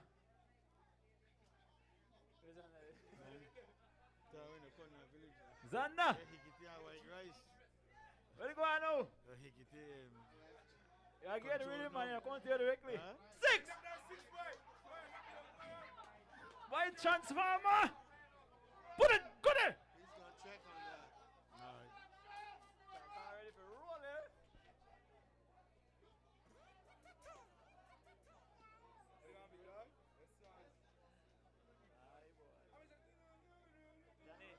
Johnny, you can handle work there? You can handle work there? Yeah, me, no one. Leslie. What happened right from there? You don't know where to go on. You know the focus there, young man. Good thing. Pick up your head, boy! Pick up your head, boy!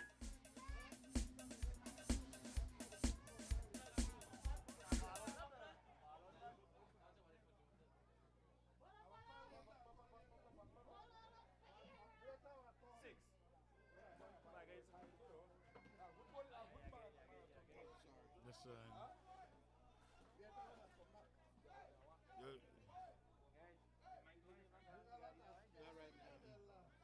You come back, Conway?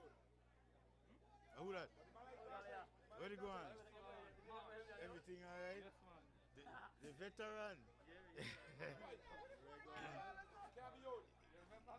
Of course, of course. High school years. Aye, aye, aye, Sheke. Sheke. Sheke got the foot move, yeah, man, boy. I'm ready when you ready. I'm glad you're there. Give me, yes. give me. Aye, aye, aye, aye. Aye. I think we leave it there. Hey! Why Sheke gun? Sheke gun got him. Where you got? Boy, Keegan, how I know I get off, my brother? How much of that, I guess? I don't know. How much it? I don't know how much coins, how much I got here. How much is? 5, 7, 9. Keegan, where are they? I'll take it. Tell them give me $9, $10. take out a piece of the rice, no? Derek, you ready? He went to turn down The music, all right. It's okay to go live?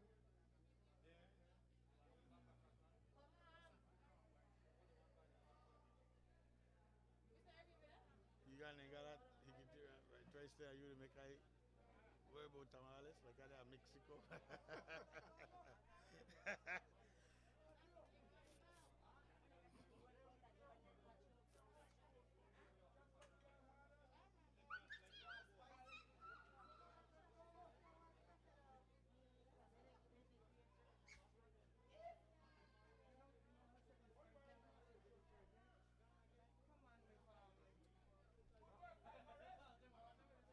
We develop a good network of commentators. Yeah. And reporters. When the competition starts, there will be multiple games playing at the same time. Right. So if we are being a true network, we have to got people feeding information for all the games. But that's easy to do. You put it at the bottom of the screen. That's correct. And then we could switch key unless you have a switcher. Because we could switch to a little live stream where they come from somewhere else. Sure. Yeah. That's what we're doing now. That's good. Man, it's going to work. It's going to work pretty good. But I'm glad we're doing this today. See, it shows us what we need to work on. Correct. It's a good litmus test. Yeah. I've been talking to Marvin. Mhm. I would like to develop a network, a TV network, sports Network. I was at the Radisson the other day. Yes. In the restaurant. Mhm. They have 4 monitors in there. For Each real? one is on ESPN. Real? Nothing Belize. Yeah, we got to get some Belizean network. I had, when you were, just before you all started, I just had one thing on Facebook. All I had was a webcam, you know. I'd gotten a little bit better. Remember one side I said to buy me a camera when you were away? Sure. Yeah. But to have come, we are making things work, man. This has great potential. Absolutely. Super potential. And it's going to get a large audience. Mm-hmm. That's what sponsors want. Yes, exactly. But the sports council, they need to get involved with us, you know. We can't just do this on our own. The last time when the PUP was in government, I was a part of the sports council. I don't know why they didn't appoint me. I have a lot of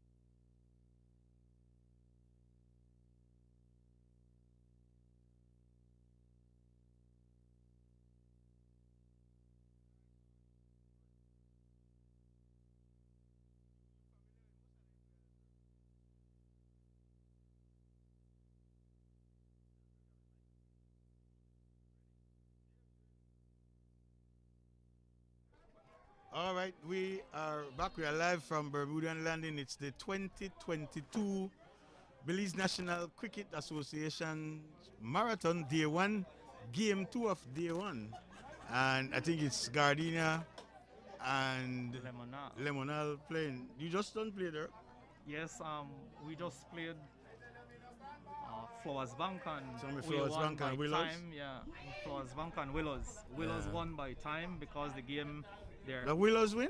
Yeah, they are playing by time. Okay, so they went 52 to 51. Yeah, and the time expired. With, so that is how come, I was asking. won the game. I was asking Conway earlier if we were playing by time, and he said it was 10 overs. Yeah, So it's 10 overs. 10 overs, or 10 overs or an hour?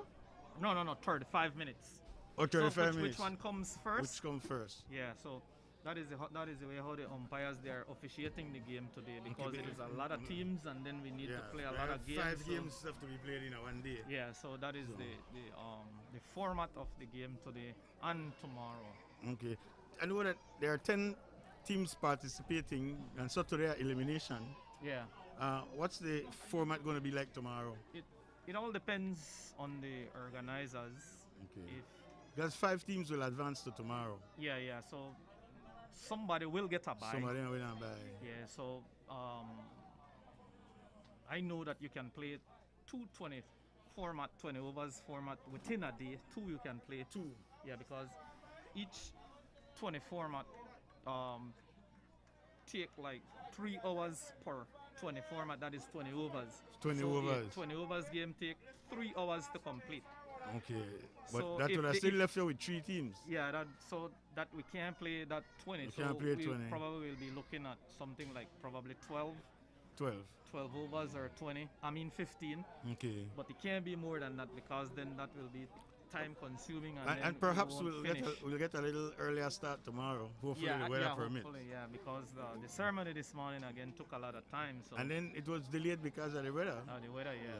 So But we have gotten off to an excellent start, at least for the return of cricket after the pandemic. yeah, after the pandemic, in the Belize River Valley area, cricket is the only sport other than Softball. that the males take part in. So, because of the pandemic, we could not have played cricket for I think almost 2 years. Yeah. So- Since you come back from Mexico 2019. Yeah. So everybody's all hyped up and the teams they're all ready and want to play cricket. Now they want to get out. Everybody want to get out. Yeah. So People tired of the cabin fever. yeah. And if you look around the ground right now, it is very crowded. We have a nice crowd base out here from all the villages. Well, all the villages, Yeah, so people who are at home and listening to us, they can still come out because we will have at least 2 more games for the evening. Or three more games, yeah. for the evening. So they can still come out and be a part of it. And if you're not able to make it today, well, tomorrow you can. Yeah, tomorrow it's still going on. Yeah. So with the return of cricket, what's your assessment of how we are performing today after returning? A lot of teams are rusty. So and this is cricket, marathon going into the season. Everybody is hyped up, but cricket is a game. It's very fast. The ball is very hard, and you have to be quick on your feet. So it will take sometimes probably like 2 months to get sharp. Yeah, get To sharp. sharpen Get up. your feet, your arm, your eyesight, everything back. Yeah, because it's conditioning, it's agility. Yeah. Eye-hand coordination. Yeah. A lot of stuff that, Yeah, a lot of that stuff. comes So- into play. So right now you will see some awkward plays, you will see some miscatches, but eventually whenever the season starts, then you will see better performance. So rust and butterflies. Yeah. So, but it is a format that we have always been playing, and right now, to me, it's not that bad. It is organized, and that is what we want. We want to play an organized cricket, because from these tournaments and from the regular season, we have our national team. Yes. And a lot of people might not know that our national team participate in tournaments to reach the World Cup. Okay, World Cup in qualifiers, cricket. world qualifying yeah, tournament. and the World Cup cricket comprises of 2 ODIs. The ODIs, One Day International Cricket ODI. Okay. And with the One Day International Cricket, you have 2 formats. You have the 50 overs, and Okay. you have the 20 overs format. Okay. The 50 overs is much longer. It's a longer game. The 20 overs is like what I told you, 3 hours, and then that is completed. So that is what these games are gearing up for us to participate in those international tournaments. And when we look around, I can see a lot of youths with potential, and that is what we are trying to harness at this time. As a country, we won the Central American Games a few years ago. Yes. And then we went to Antigua, which is the Caribbean. Yes. But when I know that cricket, our West Indian sport. Yes. And the West Indies and India are powerful when it comes to cricket, clubs, right? yeah. Powerful cricket clubs. So we'll try to meet up or face off with some of those. See those guys. But Yes. let me say that those guys are they're professional cricketers. Yes, They are yes. millionaires from cricket. Yes. Right? The West Indies. Especially the West Indies. And Australia and India. Yes. Those crickets there are at the associate level, then they are the highest level, within the International Cricket Council, ICC. Yeah. So that is their profession. that is their profession. That's correct. And they are millionaires, like what I said. That's correct. And the team that went last year played the US national team, and the US national team is not at the level of the India cricket team, India, Australia. West Indies. But recently they have been accepted as the associate level too. Okay. And the Belizean national team played against them in Antigua. Okay. And most of their players are professional too. Because when I went there 2018 and played with the Belize national team, I played against the like of Ali Khan. And Ali Khan is a professional cricket player. He's a fast bowler. He plays in the CPL, that's the Caribbean Premier League. Okay. He plays in the IPL, the Indian Premier League.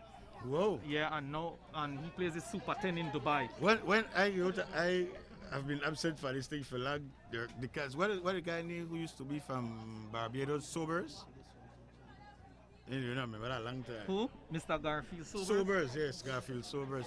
Did he come to Belize? I'm not sure, but I'm trying to recall if he had come and conduct a clinic once. I'm not sure. Yeah. I know we have, when Mr. Elston Wade was the president, we had Clayton Lambert. Okay. He came here as my coach. He was my coach for the national team for years. Clayton Lambert. He's an Lambert from St. Lucia? Yes, he's an From St. test Lucia. cricket player. He's Correct. a test cricket player. He's a professional cricketer. Yeah, right. fan. But he doesn't play ODIs. Okay. You know, you have okay. different players who play ODIs, the One Day International, Okay. and you have players who play the Test cricket. Okay. The Test cricket is a different format. So Clayton Lambert, he was a professional but Test cricketer, and he came to Belize and he coached us for years. Do we have players or coaches from Belize that are going out to be trained and certified? Yes, I don't know if Conway had told you, but Conway spent, I think it is almost a year in Argentina. Wow. Attending. Well, he lived there then for almost a year, attending coach sessions, training. coaching sessions and training. So Conway is a professional trainer and cricket coach. Cricket coach. Yeah, he can coach the national team. He can. Well, his local club is the champion right now. The defending champs. The defending champs. Yeah, Summer Fever, the landing squad. Yeah, the landing squad. So there have been a lot of dynamics with cricket over the past few years, but it have really and truly risen to good heights. As is indicated here today. Yes, in Belize. The Belize national team, we are at the affiliate level. We are not at the associate. We are Okay. one level below. We Below. are at the affiliate level. But still, the affiliate level, ICC donates like $120,000 a year to affiliate members. Well, they give.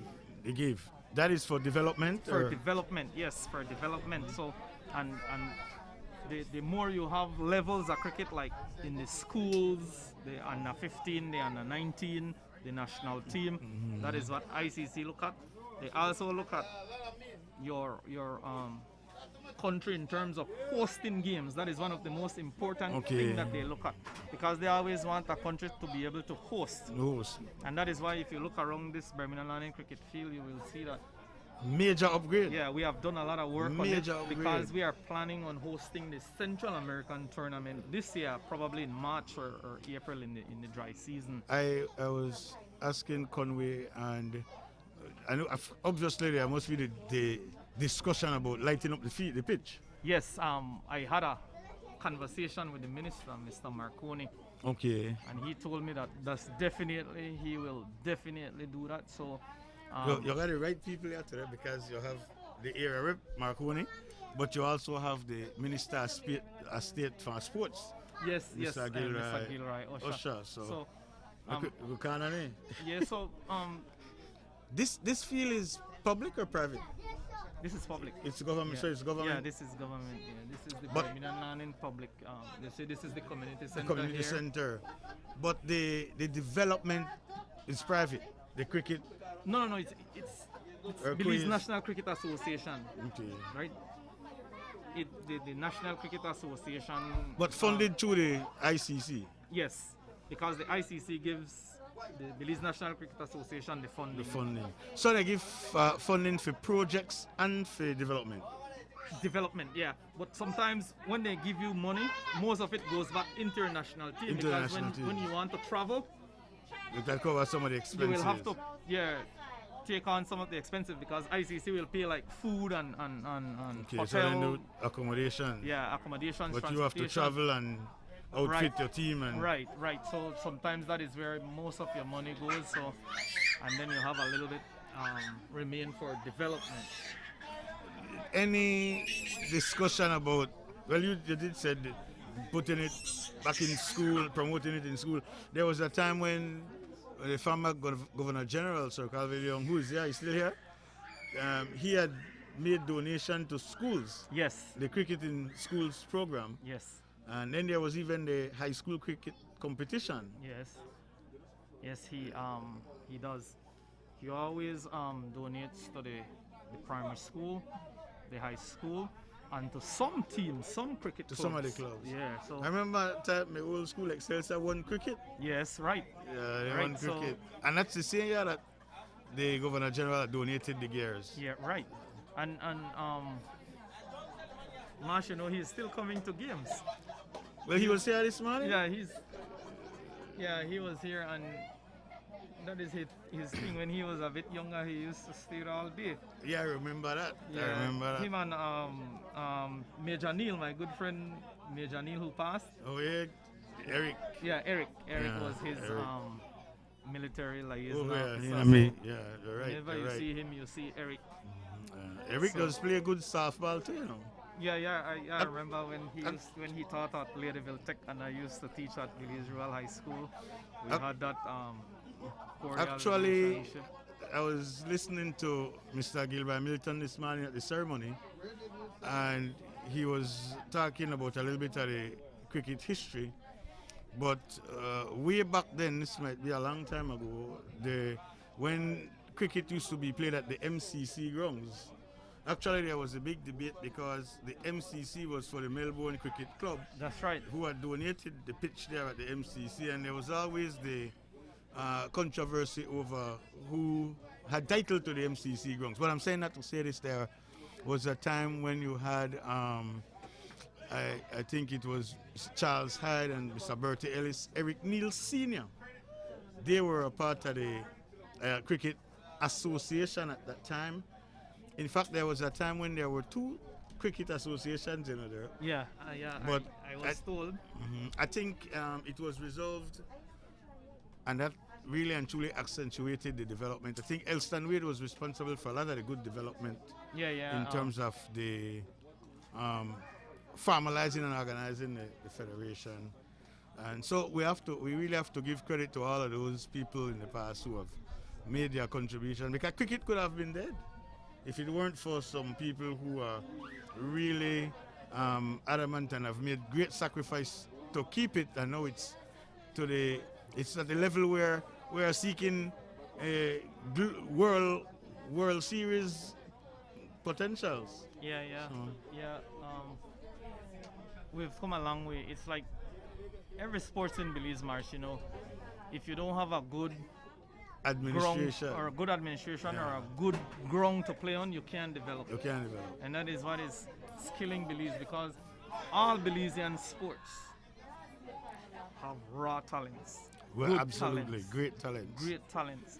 But because we don't have the facilities and some of the best administrations to administrate, we always fall short.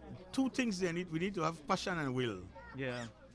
Passion and will. Back when I used to coach, the thing is that everybody have talent, equal talent. It's just what you put in.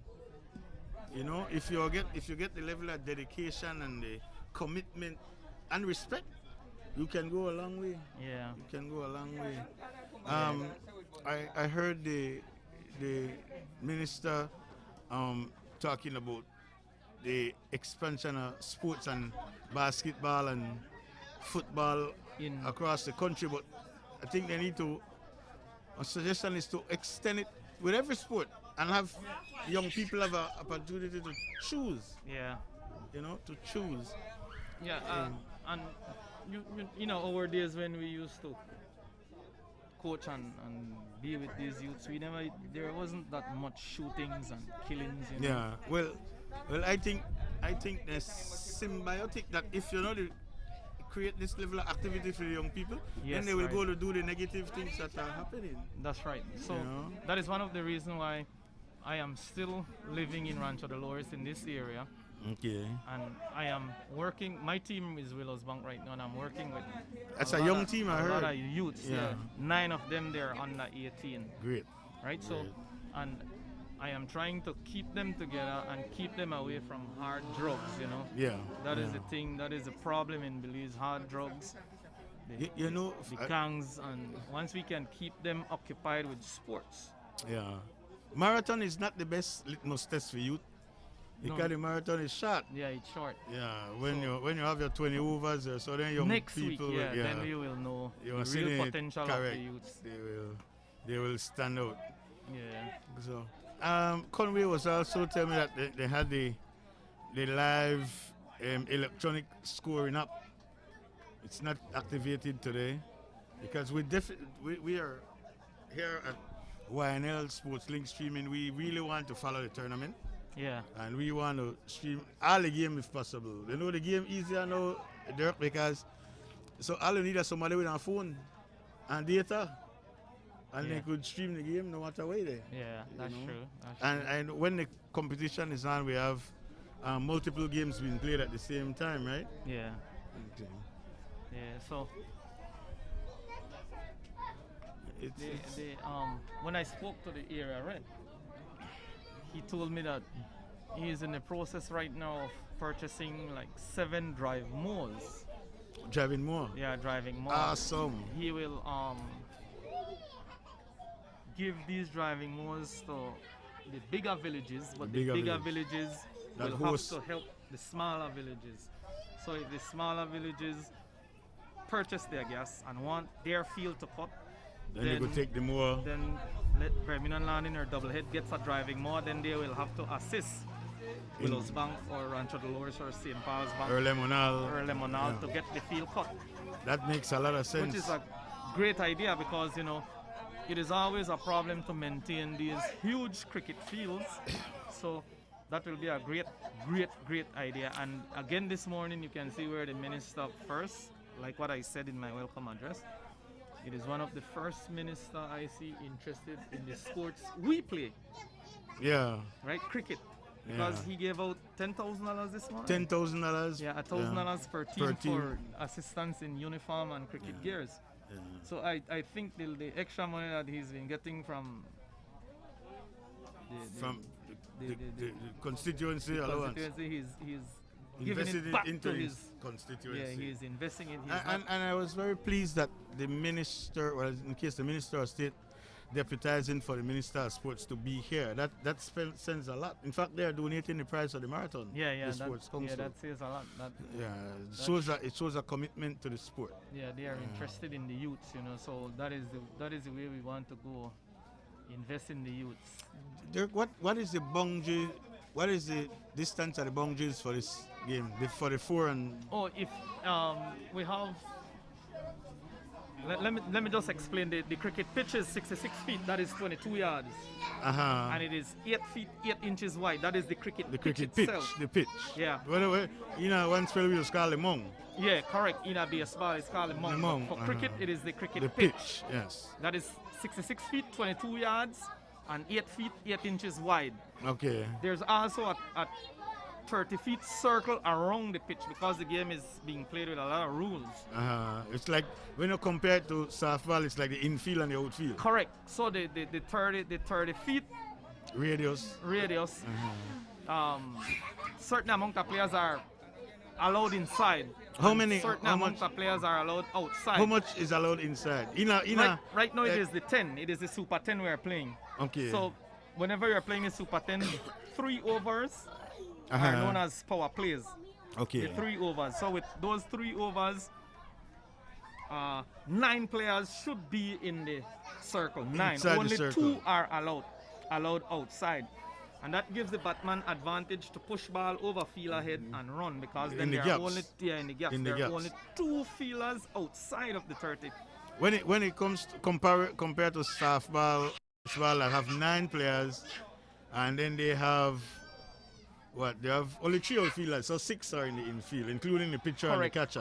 Correct. So for this one, you have 9 inside that and is 2 out. That is for the first 3 overs. They call the first 3 overs power play. All right. After the first 3 overs finish, the umpire signal that the 3 overs is finish. complete. Right, so the captain can put now 5 players outside of that 30. Okay.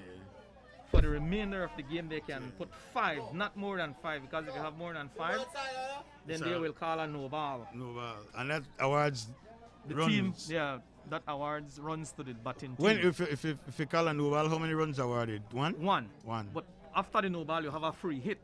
Okay. Which means you cannot out by catch, LB. You only can only out by 1 out, which is run out. Okay. So you can swing, you can do anything with the ball that is called free hit. Okay. But normally a batsman would take their time and hit the ball out of the park for the free hit. For the free hit. All right. So whenever And it then comes over the boundary, it's 6 points. Out of the park is 6 runs. Yeah. Rolling on the ground across, it is 4 points. Okay. And then within That- the line, you can run 1,000 if you want within the line. Once you lost the ball down the there. distance where if you roll over for the 4, how far is that distance? Okay. Some fields varies. Some international field varies. Okay. The white line, the 30 what I'm telling you about, that is the 30 yards, that's 90 feet. This field right here now is like 150 feet this way to us. And it's like 150 feet that way to the community baboon sanctuary. So the entire field is like 150 feet long. Okay. But you could have you have some fields that are bigger. Okay, like Lord's Bank? Like Lord's Bank, Lord's Bank. I probably is almost like 200 feet or more. Lord's Bank is big. Yeah, that is huge. And then you have some smaller fields. And then you have some smaller fields, right? Okay. But this one here is average, and this is good enough. Okay, it's good. You know why we got this discussion here, Dirk, because for the people who are viewing, we want to make them get a understanding of what the game is. Because we want to develop interest over this, over the coverage. Yeah. How long the competition runs for? The cricket season? Like 4 to 6 months. Okay, because so then you have playoffs included.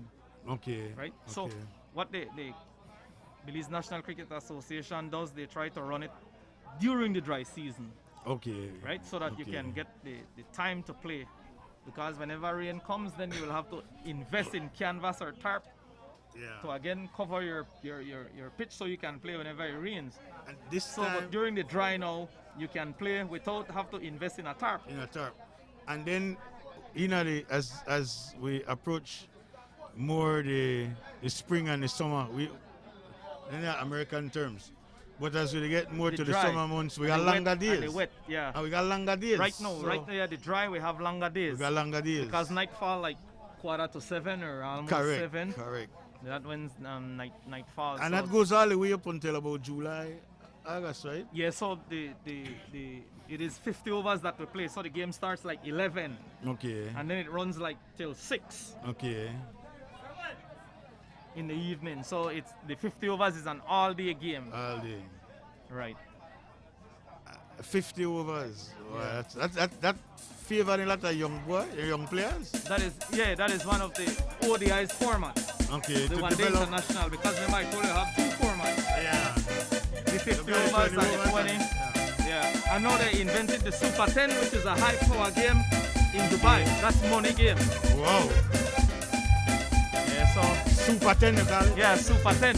Like what we're playing here. Alright. As I was passing, then yeah, break the first half.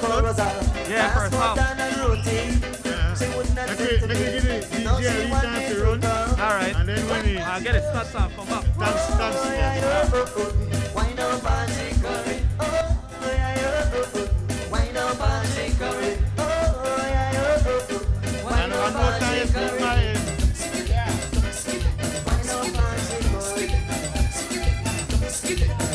The music and all of it can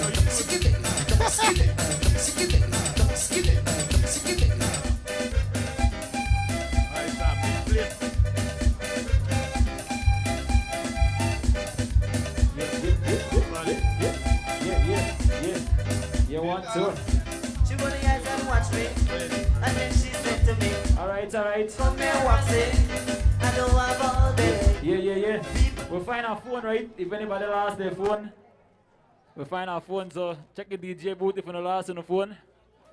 The picture of the person face step on the phone, but we can't bring out the whole. So if you lost on the phone, check the DJ booth. Wind up and shake it. Wind up and shake it. Yeah. Check the DJ booth for the phone, right? The picture up on the phone, but we can't bring out the person beside a who.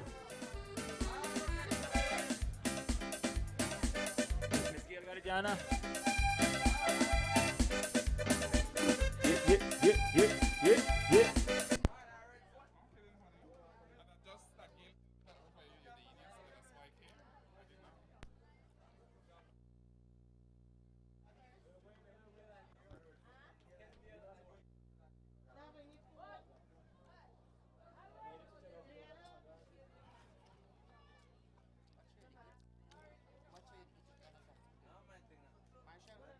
How are you? Adela? How are you? Catch your voice. Mm-mm.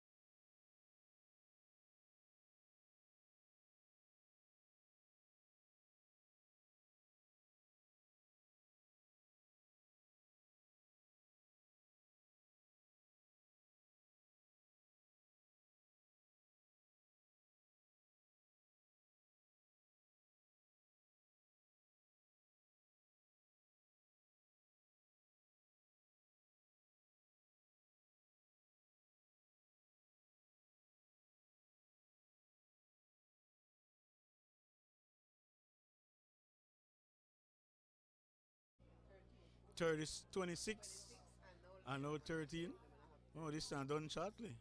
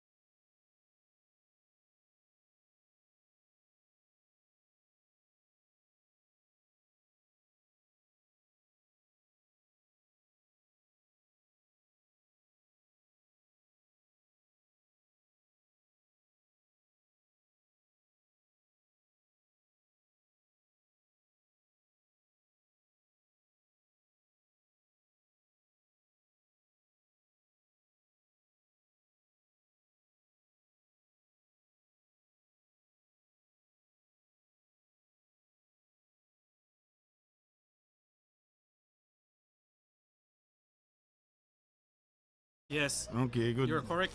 Gardena made 26 runs in the first half, and now Lemonal has 15 runs with 1 wicket down. 1 wicket down. Yeah. And this is the third overs now. So they how much I have? 15. This is now 16. 16. So 11 runs to go with 7 overs. Yeah, with 7 overs and 9 stumps. Okay. So it- this one will be a short game. Yeah, you should finish in a short few. game. Who is the next game? Conrad told us. I'm not sure who is the next game. I know that There's another boundary hit, another 4 runs. so another 4, so that is 19. Yeah. No, 20. So it's 7 runs to go. Yeah. If we're correct. I think we're correct. I think Yeah, we're correct. Yeah, I think we're 7 runs to go. This should be easy. This should be quick. But Conway had told us earlier that in this match that Lemonal should have won this handily, and it's coming to pass. Indeed. Yeah. It's coming to pass. Gardena is one of the new teams that entered the competition. So Okay. It's a returning team or just new? New. New. So it will take them quite some time for them to get back into the sport develop. and develop to the level And of Conway was the other teams. also indicating to me that there are 2 groups, and then the top teams are in the A group. Yeah, and then you have the And so you have relegation. Yeah. Okay. So that's good. So it's for development. Yeah, for development. For development. The B group play, and then though the first 2 teams on top of the B goes to the A. Promoted to A. Promoted to the A group, and then the last 2 teams from A drop is back relegated down to B. Relegated to the B. That is good for competition. Yeah, because you don't only must play to develop to win. go up, but you play to stay. That's right. Yeah, so that's really good. Conway was also saying that some teams are not participating in the marathon today, but will be in the competition. In the competition, that's right. Yeah. And still the BNCA select national team players from the A and B group. From so the it A doesn't and B. matter, from the A and B group. Well, it's an excellent developmental plan. Yeah. Because while you'll have many of the experienced guys, I believe, in the A group, you will also be looking at those who are emerging from the B group. Yep. And also given an opportunity to try out for the national team. That's right. That's right. So that is good. That's an excellent plan. Yes. It's an excellent plan. Yes, Game is over? Yes, it's over according to the official score. So that 7 runs to go was easy. Yeah, that was easy. Lemonal always produce good players. Well, they were a championship village one time. Yeah.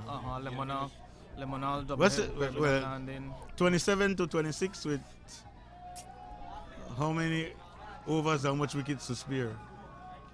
It don't really matter. Can they move to the winners bracket? Just one person from Lemonal lost the wicket, so that's For real? yeah. And then he's the Mark Dawson who was bowling again, was bowling his 4th, so it completed within 4 overs. 4 overs. Yeah. And they lost 1 wicket. Wow. That's dominant. Yeah, that's dominant. That one was dominant. fast. Yeah. I think the 3rd game is between Rancho Dolores and St. Paul's Bank. No, I think landing the play now. I'm not sure. Sunrise, because that's what Conway was telling me, that he has 3rd game. Oh, 3rd game? Yeah. Okay. So it might be, I think it might be St. Paul's and Sunrise. I'm not sure. But yeah, I know that Conway's team will be playing now. The defending champs. Yes. Bermuda Landing is the defending champs. Bermuda Landing have 3 teams. That's what I heard. Yeah. And one of them is a new team. A new team. Yeah, that's progressive. The guy, Sean Nicholas' team, you know. Sean. I know Sean, the former chairman of the village. That's right. And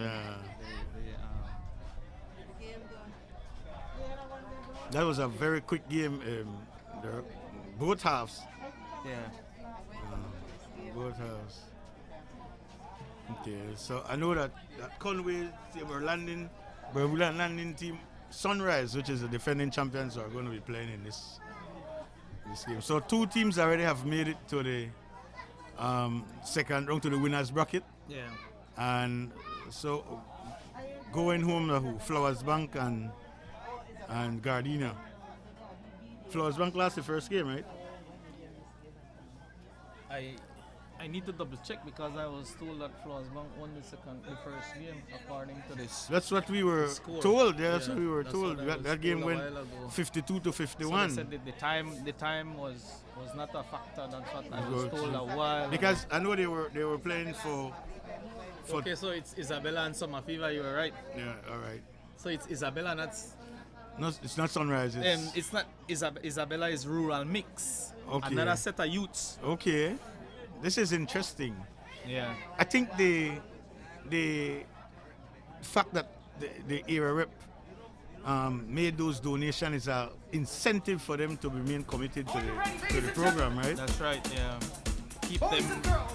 So it's Isabella and Landing coming up next. Landing Summer Fever. Summer Fever? Yeah. Summer Fever. The champ. The champion. The defending champs. Yeah. So they should demolish St. Paul's? Huh? They should win handily. Against Rural Mix. Against Rural Mix? This little team Rural Mix. They are going up to A level. From the last time we played, they came second in the B level. Wow. So this little team is good too. they will go up to the A level. Awesome. Crooked Tree and them. Crooked Tree, brilliant from Crooked Tree. Since the music down, I take a little break from the audio. Alright, good. Alright. Summer Fever. We need to name over this side here. Isabella, we need to list. Isabella, we need the names of the list. We need a list, Mr. Young.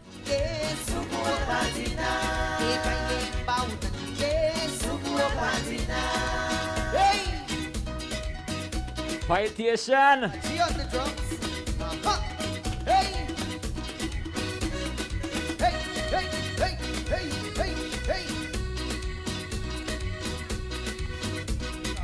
Inside Dr. Rhythm Studio, Dynamic standing up.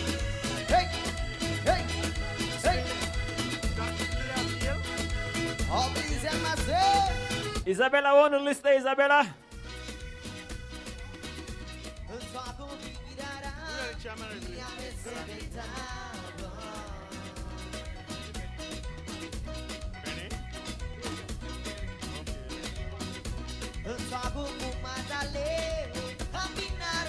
From my neck to my front, turn it around and push it like that.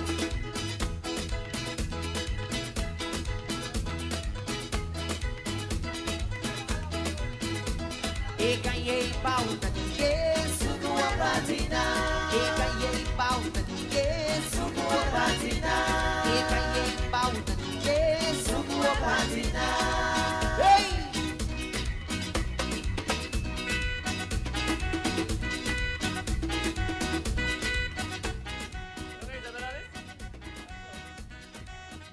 Isabella, they need to list. Isabella. They need to know the feelers and name.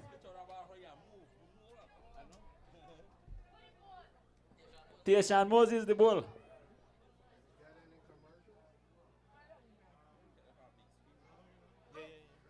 Keegan, you call Larry Flowers. Call on my no got no signal. Yeah.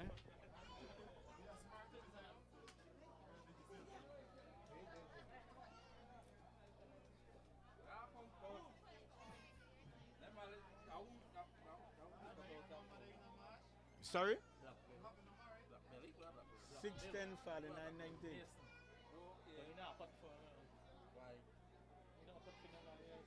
If you get on tell I don't got no signal, so I can't reach out.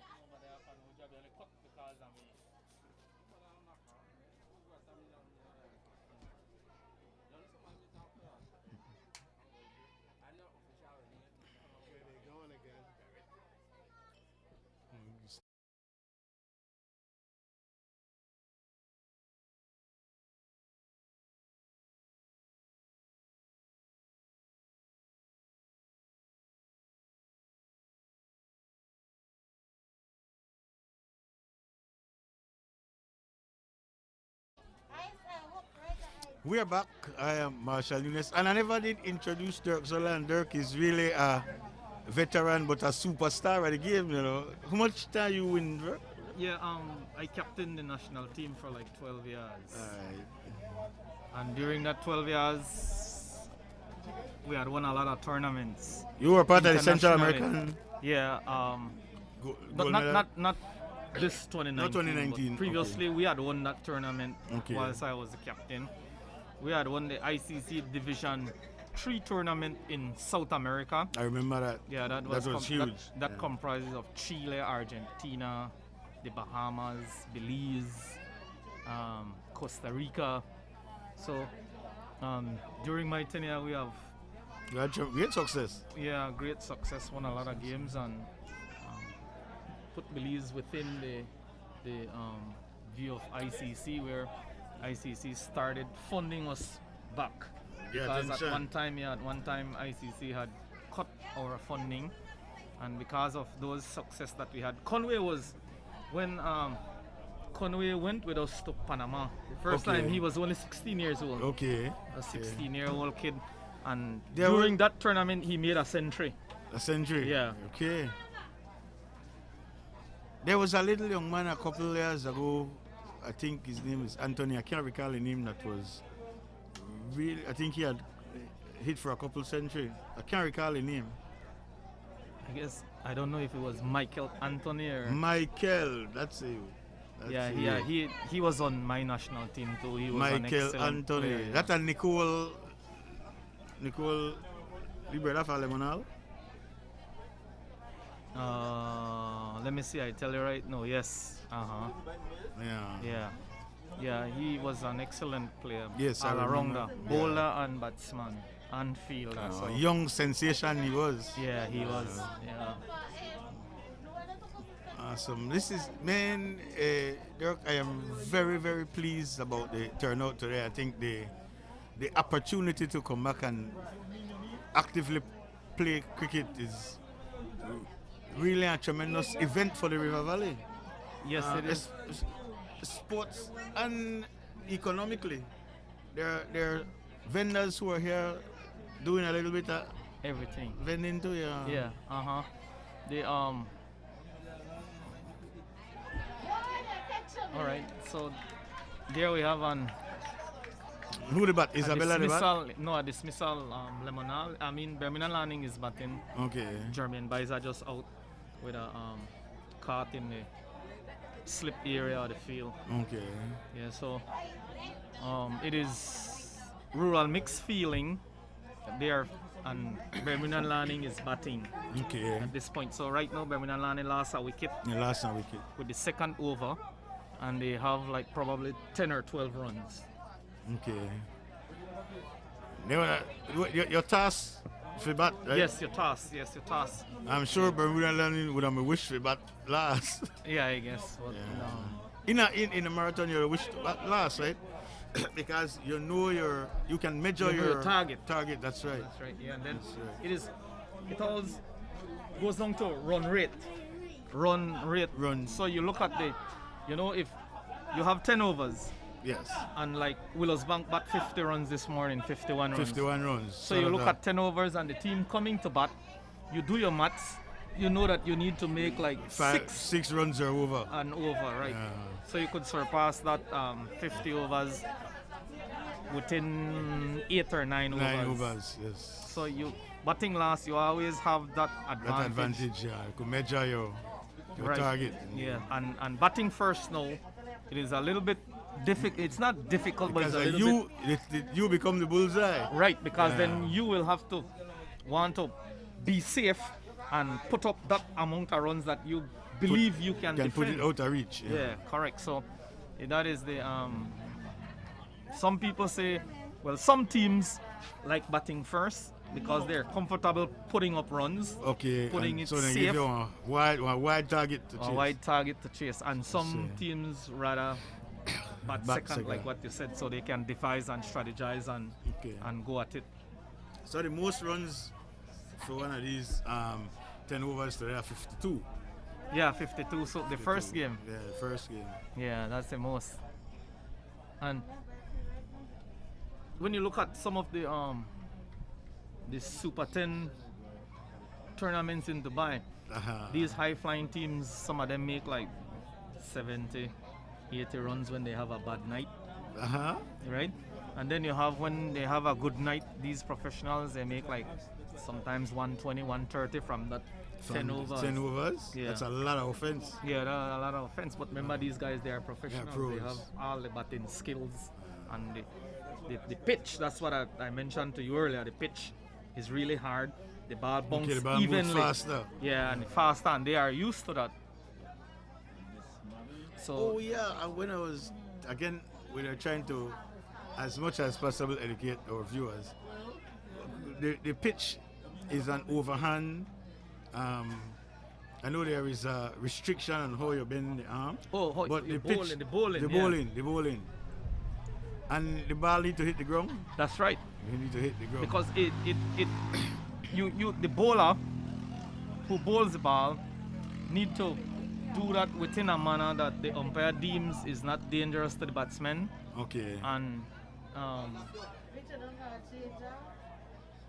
within reach of the batsman to score the ball. Okay. Because when you prepare the pitch now, that's the thing that you bat on, you play on, you run on. That is correct. That Yeah. is central.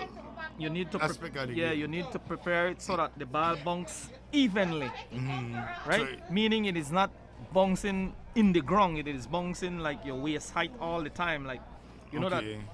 for and over there are 6 balls, right? So you want at least 5 out of that 6 balls to be bouncing at your waist height. How what distance from the wicket you know on the ball? It depends. Some bowlers they prefer Yaka. Okay. You know, the Yaka is a ball that is well. Let me explain first. The full toss is like soft ball. You're pitching the ball straight from the pitcher to the batter. To the batter. That's in cricket. That is called a full toss. Okay. Right. So if the bowler bowls it straight to the batsman, that's a full toss. But then they also have another ball that they call a Yaka. Okay. It comes all the way right until it reaches the popping crease. The popping crease where the bats, because there's a crease that they call the popping crease. Popping crease. It is 4 feet away from the wicket. In a soft ball, it'll be like the batter's box. Correct, like the batter's box. And it is 4 feet away from the wicket. And the batsmen normally stand up and bat on the popping crease. Okay. So that Yaka would come right down there at his bat and go underneath and hit the wicket. So in a baseball, it'll be like a slider. Like a slider, right. It's a dangerous ball. Yeah, like a slider. So, and that is what they call a Yaka. So the ball have movement on it. Yes, and the bowler can bowl that, and the bowler can bowl full toss deem that is not above the waist height, because if you bowl a full toss and it's above the waist height, the umpire can call a no ball. Okay, And that's and a then no free ball hit. or penalty. Yeah, penalty. And the bowler again can bowl the ball. First half done? Yeah, no, first half still. The batsman just hit a big 6. So they're trying to. How much score? How much are the score? I'm not sure. I will have to get the statistics in a few. Alright. As expected, we expect this to be a quick game. No, it's going to be a nice game. Oh yes, you're saying that. It's going to be competitive. It's going to be a nice game. Let me take a little break here. All right, good.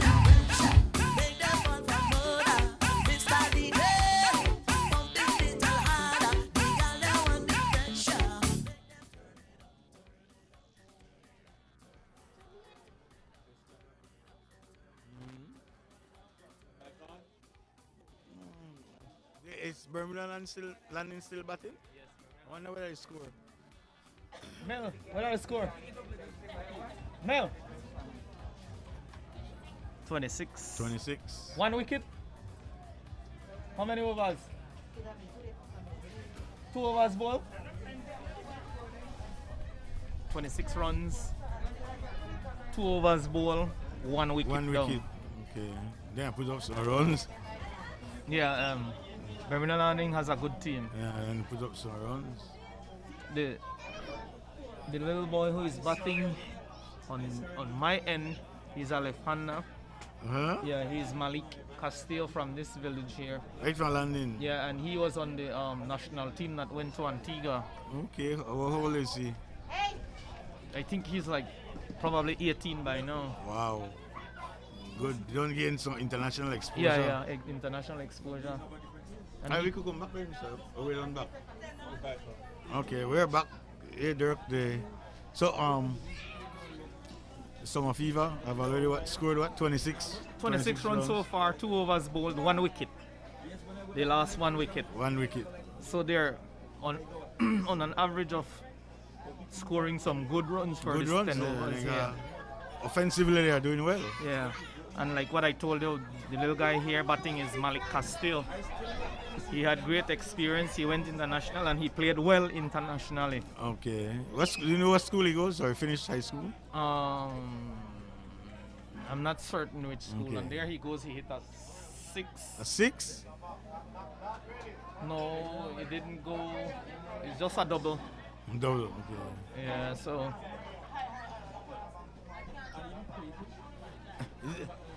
The cricket is the game for the region. How often, I know that the pandemic had restrictions, but these young men are very fond of practicing, and when they get the opportunity, they come and play a lot. Yes, yes. You practice a lot, and like now the season will start. This is all they do. These little youths who goes Sharpen to up. high school. You know, after classes during the day, they would come and practice, and then thereafter. Conditioning and muscle strength plays a role. Yeah, right. In cricket, because you know, it is the arm. Like for example, if the bowling is the arm. It's the arm. So you need to condition and strengthen your arm if you want to be a fast bowler. Or if you want to be a powerful hitter, you know you have to condition your arm again and the upper body. And your abdomen, wicked abdominal strength it requires. Yeah, and like me, I can't go hit to this fleet of where I got beside home. You need for diesel, right? Yeah, and then it also has the movement of the feet. Yes. You have to be able to. Because it's eye-hand coordination. That's right. You have to be able to do that. So if you can't do that, then you won't be able to be an excellent batsman. So hard, Mr. Young, our audio technician, want to know why the ball is so hard. Oh, I don't know why they made it so hard, but I know inside of it there's a cork. A cork. Yeah, and it is wrapped with string. Yeah. And then on top of that it is leather, pure leather.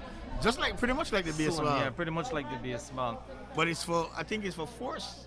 Because if the ball come with speed and you make contact, then yeah, the ball, the flight is rapid, yes. So yes.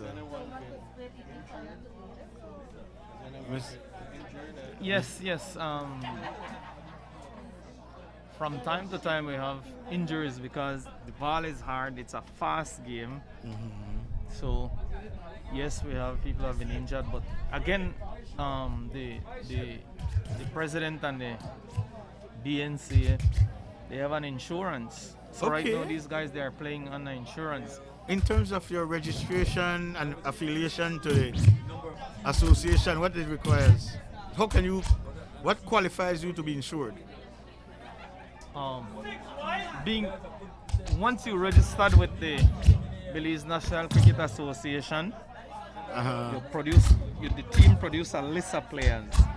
So you are a registered member.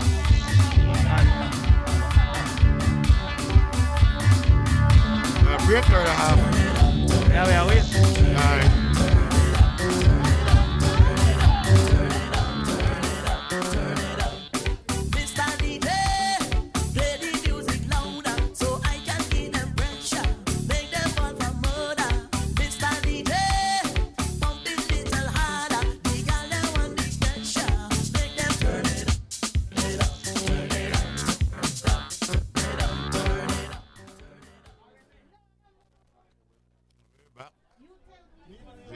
The music man really have a hand on the trigger.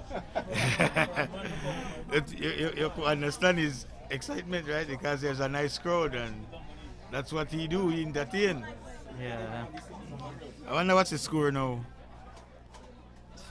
So we were discussing the insurance policy. Yes. So the team registered is $200 registration fee per team. And then you have the list comprises of your names of your players. How the roster is open to how many players?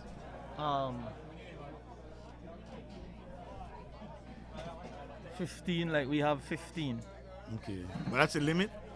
15 players with your coaches and managers. Right? Yeah, and only 11 playing. Correct. Per game.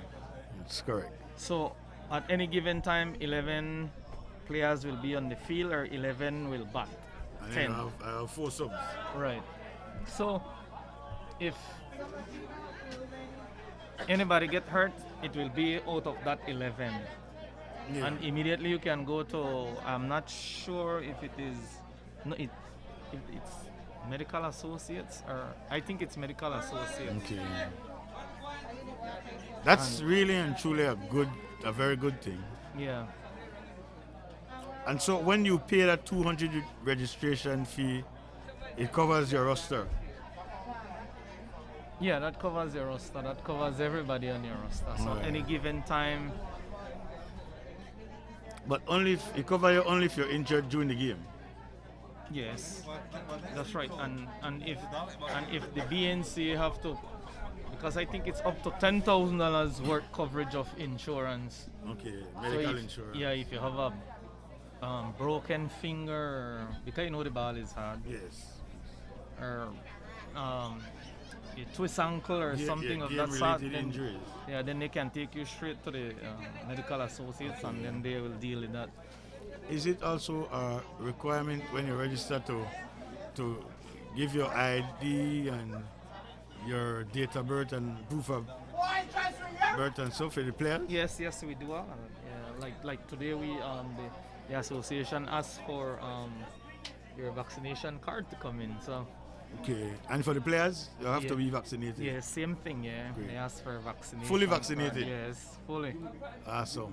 Yeah, so it is not just cricket per se, but it's being administered the way Under it the should. protocols. Yeah. The ICC require that you register your players with them as well? As a association, as a Belize association? No, national team, yes. National team? Yes. Okay. So Yes. they have to get accredited before they to participate in the international. That's right. That's right. In the ICC, because we would send a list because we have a pool. If we have a pool of 26 players, then they would want to know everything about that. About that pool of players. That pool of players. Then from that pool of players, we will select 14 to go. Okay. But then they don't have that pool of names, so whenever they see the 14, they already know that they just go eliminate the next. Correct. For now. Next 8 now. Because then we try keep that pool of players together. Correct. It's interesting.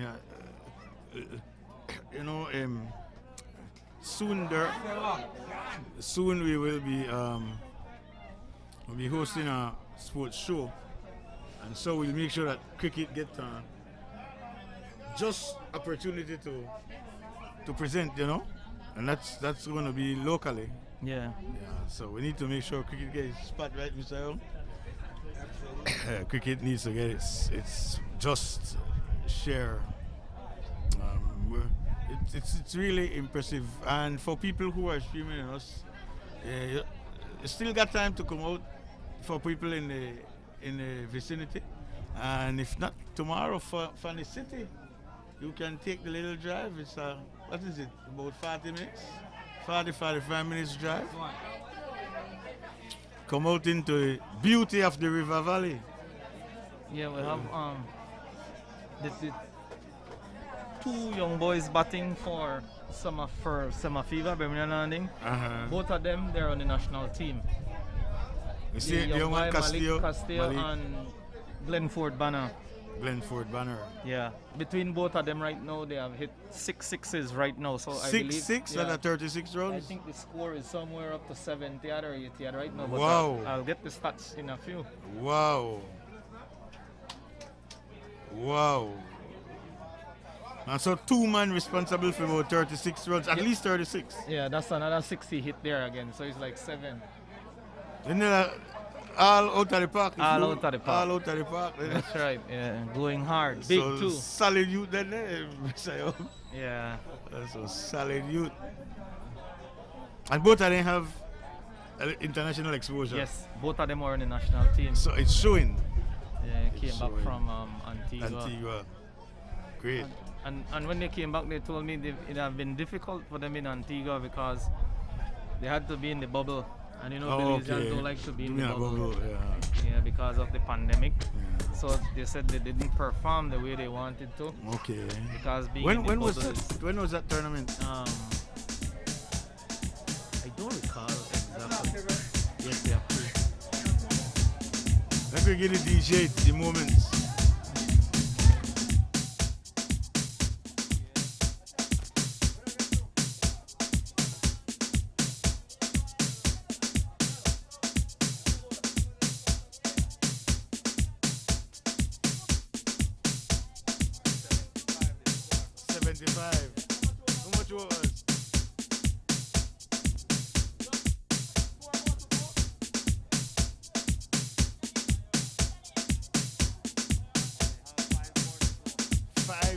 go.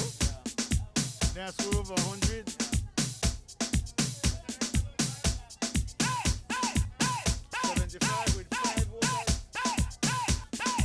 Nunca pasa todos los strikes, putala. Nunca pasa Byron and the Dragon style. Nice one. Leve la main, leve la main, leve la main, leve la main, leve la main, leve la main, leve la main, leve la main, leve la main, leve la main. Come up to my bouncy boy and ay ay ay. Come up to my bouncy boy and ay ay ay.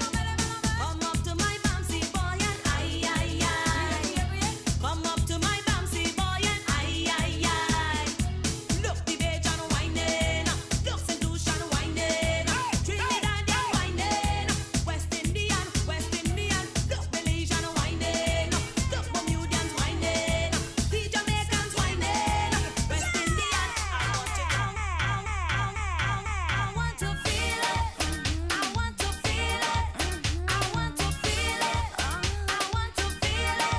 Push the bass up hard, hard. Push the bass up hard, hard. Push the bass up hard, hard. Push the bass up hard, hard. I want to feel it. I want to feel it. I want to feel it.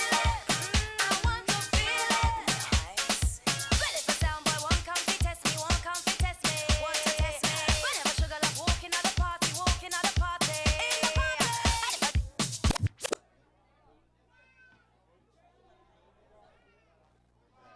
Okay, we're back. We're back to action already. Summer Fever has put up 75 runs with 5 wickets. It's a dominant performance. So it's still on next 4? Yeah. So that 79. 79, yeah. Wow. They are score over 100 runs. That's a very hard target for set.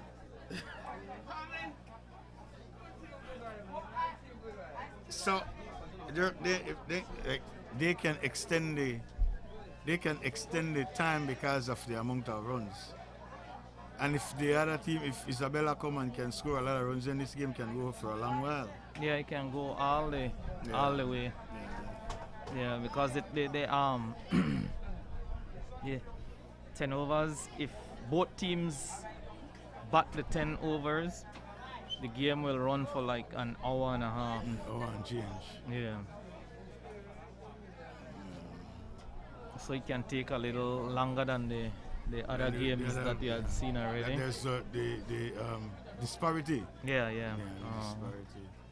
What will be the next game? The 2 more games we have. This is the 3rd game. Yeah. I am not certain, but I heard Rancho and St. Paul should play. Okay, then there are 2 neighboring villages? 2 neighboring villages. Yeah, 2 neighboring villages. St. Paul's Bank. Yeah. Remember when you had to go to St. Paul's by Dory? You remember that girl? Huh? Yeah, the old river pass The right old river, there. yeah, we had to go. That's St. Paul's by Dory. I used to go there, go umpire softball. Yeah. I have to go crossing that Dory. It was a long time ago, you know, Mr. Young. And then you come across Inadori and then go by mile 25, right? Yes. In a vehicle and then straight back to Straight city. back to city, correct. Yeah, that's the shortest route. That's the shortest route. That is way back then.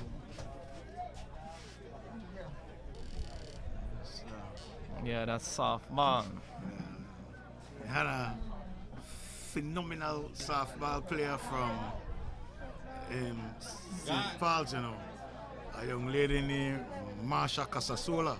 Yeah, she lives in Burrell. She still? She's Yeah. here, yeah. She was the shortstop for the national softball team at one point. Yeah, she lives in Burrell. Yeah. Was really a great player. Yeah. A lot of good softball ladies come from the River Valley River too. Valley, yeah. A lot. I think they are the ones keeping the city competition going. Well, all the players from indeed from rural, rural here, Belize district, and then from Cayo. Well, Cayo is the mecca. Yeah, a lot of players from Cayo play in the Belize City competition. So if if those girls would go back home in Belize City don't have no. Belize City now have Belize no City team. has 3 teams. Belize Rural, Belize District Rural have about 10 teams. Yeah, Well, in Cayo have senior and junior softball competition. They're just at a different level. Yeah. Not much football players come out of the River Valley. No, football is not being played here. Yeah. Football is not played here in River Valley. Cricket and softball. Cricket and softball only. How the women cricket they come? Again, because of the pandemic, it was coming around very good. Yeah, they were making international travels too, right? Right. Yeah. But because of the pandemic, well, I haven't heard anything from the president regarding the female The women competition for this 2022, but I believe that should come up shortly too, though. Because the females, they like it too, you know. In terms of, we'll just deviate a little bit. In terms of infrastructure development for the River Valley, how has that been? For the River Valley, well, I know the roads have been improved. You have data and yes, telephone. Everything in the River Valley. in the River Valley. Tourism right is now. coming to the River Valley. Yeah, we have the Baboon Sanctuary. We have Ainha. Ainha is from Lemonal. Yes, Lemonal. That is Lemonal. So Ainha gets a lot of tourists from the ship. Yeah, they provide they sell a lot of gifts to the ship, to the cruise passengers on the ships as well. Yeah, so a lot of locals who has pledged to assist us in this broadcast today.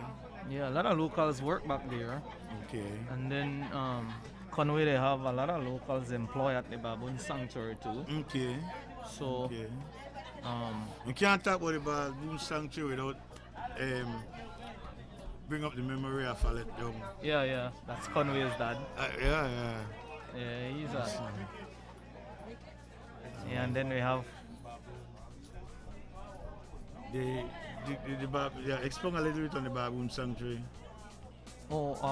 It's Mrs. Jessie Young and her women group. It's a women group, that runs that sanctuary, the Baboon Sanctuary. It's a tourist attraction. It's a tourist attraction, and they get tourists. They have been established. Tourists come here for visit. Yeah, whilst I was working out here, whenever you have cruise, they get a lot of visits. A lot of visits. They still got the track that you can go on. Yes, they have the trails, everything. So that is what they are doing. Successful. Okay. So that is one bright spot within Belize River Valley, the Baboon Sanctuary. Okay. Well established, well known internationally. Yes, very. Yeah, so that is what they do. While we are talking about the economic activities in the River Valley, the Ruta Maya. Yeah, the Ruta Maya. The Ruta Maya is coming up in March 4th to the 7th. Yeah. Back when there was no pandemic, Bermuda Landing and Doublehead used to be good spots, right? Yeah. When you used to stop here first. Yes. When the Ruta used to overnight here. Here in Bermuda Landing. No, it's in Doublehead. In Doublehead, so it overnight there. So Doublehead hosts that, and then it's at one point in time, Miami was at that side of the road. Yeah. And then you have Gilhari at the other side of the road. So it's a lot of people. Yeah, a lot of people. So it's like it was a clash. Yeah, a lot of people. We did these superstars playing music Saturday night when Doublehead hosts La Ruta. Yeah. A lot of people. You know that the La Ruta Maya is a 4 days river race, but it has attracted a lot of participants and spectators. Yeah. And from all over. But Belizeans, the local teams have their support cast, and so people out there, right? There are people out there in their T-shirts with their nice makers, and when you're right, when you used to stop in Bermuda Landing, No, it stops in double head, and it's a mega overnight thing for the spectators because the paddlers have to rest. That's right. The paddlers have The to paddlers rest and then spectators enjoy themselves. With the food. With the food and the partying and the scenery. Yeah. The partying. Bring a lot of traffic to this area. Yeah, a lot of traffic. Yeah, so that is coming back again. I will make River Valley surely. So the stops are Banana Bank and then Banana Bank to Double Head. That's the longest leg of the. That is one of the main reasons why they take it to Double Head. Double Head, yeah. Because coming in Birmingham is still longer. Yeah. So what is it, about 60 something miles? Right. And then from Double Head now to Barrel Boom. Yeah, it's no Double Head to Barrel Boom, and then from Barrel Boom to City. To City. Yeah. By Civic Center. That's correct. Yeah, so that is huge. That is huge, and that is well sponsored. So huge. Yeah. Huge. You know, it's 20 years now. Yeah. It's 20 years. It started out as a little experiment, just like the cross country. Yeah. The cross country started as an experiment. It's cross country will be what now? 90 years, 84 years, I think. And that is coming back too, right? That's coming back, yes. The annual cross country is the largest one-day race in the Western Hemisphere. So those are big things, Mr. Elm. And they're coming back. They're returning. Just before we started talking about the races, the guys they got out, the guy who was hitting the sixes. Yeah, he was Castillo? bold. Yeah, no, Banner. Okay, Banner. His wicket was Glenford bold. Banner. His wicket was bold. Okay. Yeah, so he's gone now. So the sixes slow down a bit. Sixes slow down, but you still have just doubles, doubles, singles. So I wonder what's his score now? I'm not sure. I was checking a few. They were already at almost 80 runs. Yeah.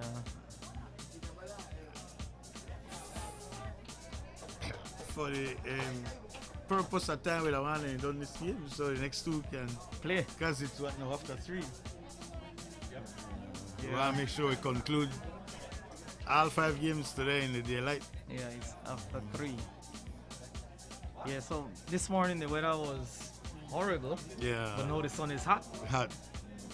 No, it's good time to play. Yeah, good time to play. Yeah, good time to play. When it rain, how it affect the pitch?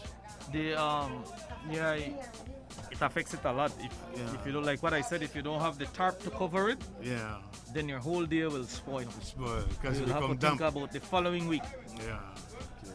Yeah, and the tarp, they are really expensive. Okay, I can imagine. Yeah, right?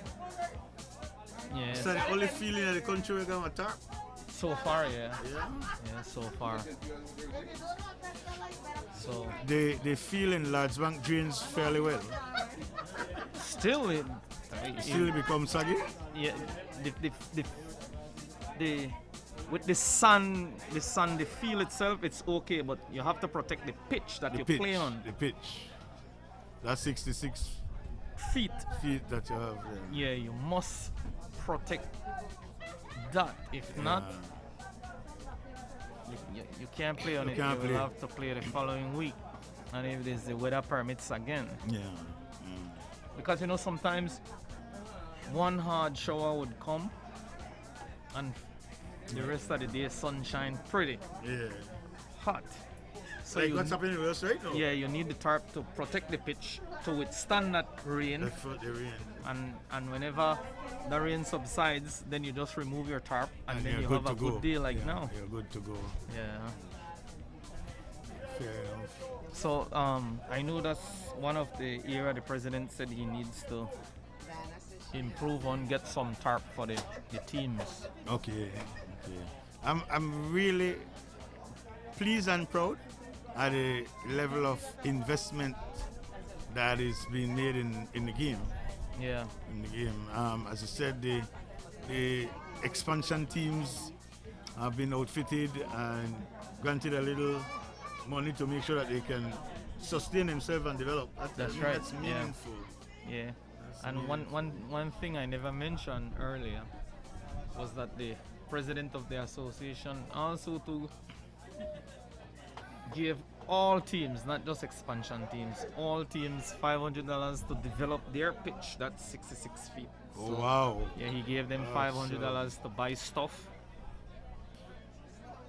put it on there, and then level it, and then roll it properly, and have green grass grow on it. Excellent. And as I said, if the area rep, the Honorable Marconi Leal will invest in those driving moors, it's going to really do a lot to the maintenance of the field. That's right. Yeah. Yeah, and then he told me he will try and get some of the floodlights so we can. So stadium lights. Yeah, stadium lights. So we could play at night. Play at night. Then economic activity will come back to Bermudian Landing. That's right. Because you could go dance after the game. Well, after bash. After bash, yeah. If they want to do that. Yeah. I mean, for economic purposes, it would be great because people come. Remember when it was dance right there? Right at the center there. Yeah. Yeah, we just go way up profit party. Yeah. I back in the days, remember, I can't give out my age, but back in the late 80s, I used to regular here, you know. Uh-huh. Yes, man. I used to regular here. Actually, remember Gail and Paula used to teach with us. Okay. With me at Excelsior. Yeah. And then the Joseph sisters, not Gail, but Audrey and Pamela, who were national team softball players. They were my friends. Diana, Dan Wood, who is Paula. They were my friends, and so we used to come up here a lot. Yeah. Okay. One time softball was height, I think it was the Bermudian Landing Arrows. The Arrows of Bermudian Landing. And some good players. So Paula Gray was a good pitcher. You're well familiarized with Bermudian Landing. Yes, man. I was going to visit the River Valley well, quite a lot. When I taught high school, I was bring school trips to Doublehead and to Bermudian Landing. Okay. Yeah. I had my time, like. I had my times. Man, I have a lot of good friends from here. There a lot. Yeah. Good. Sorry. Yeah, great memories. We used to enjoy the river. Let's go eat the Miss Jer. Okay. Yeah. But Miss Jerdata is the cheerleader here. Okay. When Rennie Joseph. Okay. When he teach? She's a teacher, right? I think she's a banker. I think she Oh, works at one of the banks. Okay. Yeah. Yvette is her sister. Yvette, correct. No, Yvette, they're St. Paul's. St. Paul's. Yeah. St. Paul's, yeah. I taught Yvette in high school. Okay. What? I was going to Miss Jerry for eat. Who gonna land in and not gonna Miss Jerry go eat? I know. Yeah. Yeah, Yvette, they are their business McPherson. people, the McPherson boss, yeah. I got me ears for the ground there. Yeah. Okay, I know Rennie.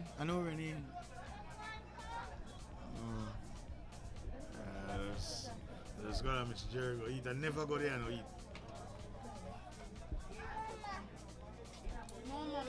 Never go there and eat. So then, still the first half? Yeah, still the first half. It's How much- supposed to almost finish What now, is the though. score?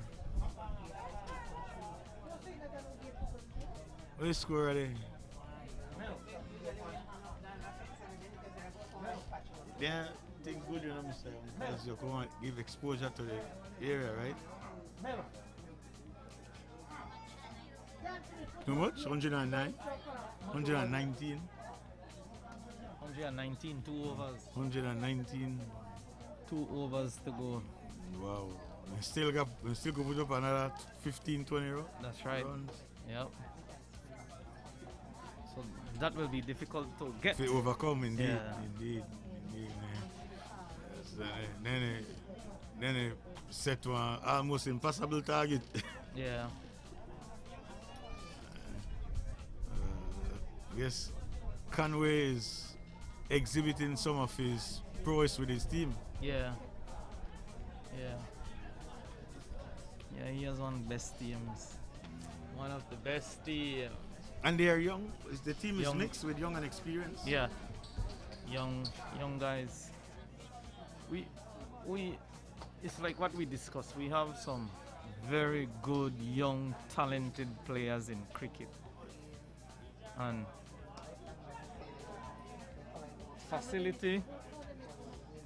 cricket facilities is one of our downfall right now, and that is what we're trying to improve on.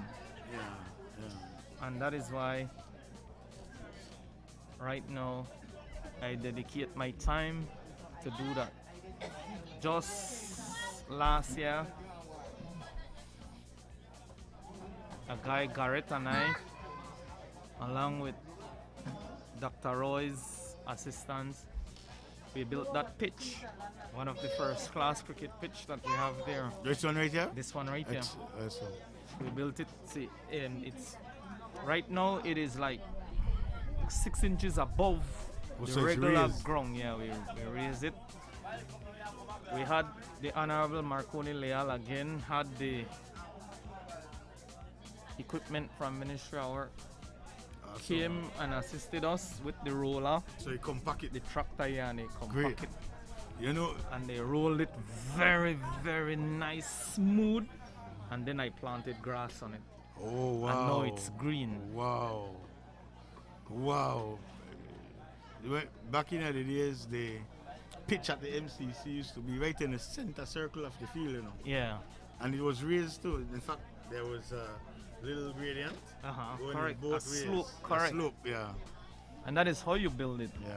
When I went to North Carolina 2018 to play that tournament, I spoke to one of the organizers there, an Indian. Oh yeah. Yeah. In the Mecca. Yeah, in charge of the national team there, because the U.S. national team comprises are mostly Indians. A lot of Indians, and they have some Caribbean players too. Okay, so they got Stephen Indian and Taylor, West like Indian. a guy like Stephen Taylor, who is from Indian the and West Caribbean. Indies. Yeah. And Ali Khan, who is from The British play a little bit too, right? In the UK. The British? Yeah. England has one of the best teams Yeah, right England, now. England.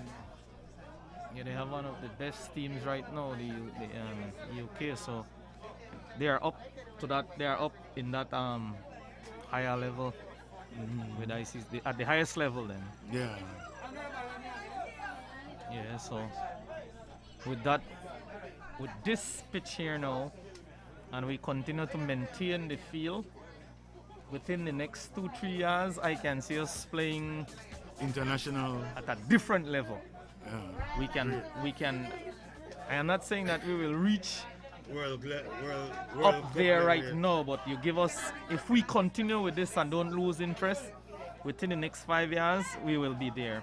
And once you are there at that level, if you are at the associate level, the Yeah. International Cricket Council gives the US, and I spoke to the little Indian, and they just get accepted to the associate level. Wow. They are receiving a little over $3 million US a year from the ICC. Wow. Wow. Just to regulate their competition and Wow. level of playing, and that's why when I spoke to him, he told me that we just built our pitch and we just construct our field, and it cost us $5 million US to do that in North Carolina. in North Carolina.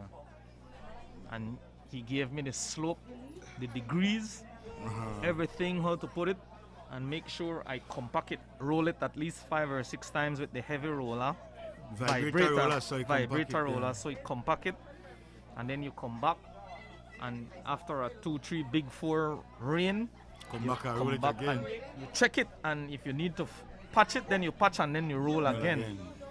It's like when you're going to pave What is that? the street. with the hot mix. Correct. You need to Correct. set it It's the properly. same type of method that you will use, and then I plant it with grass.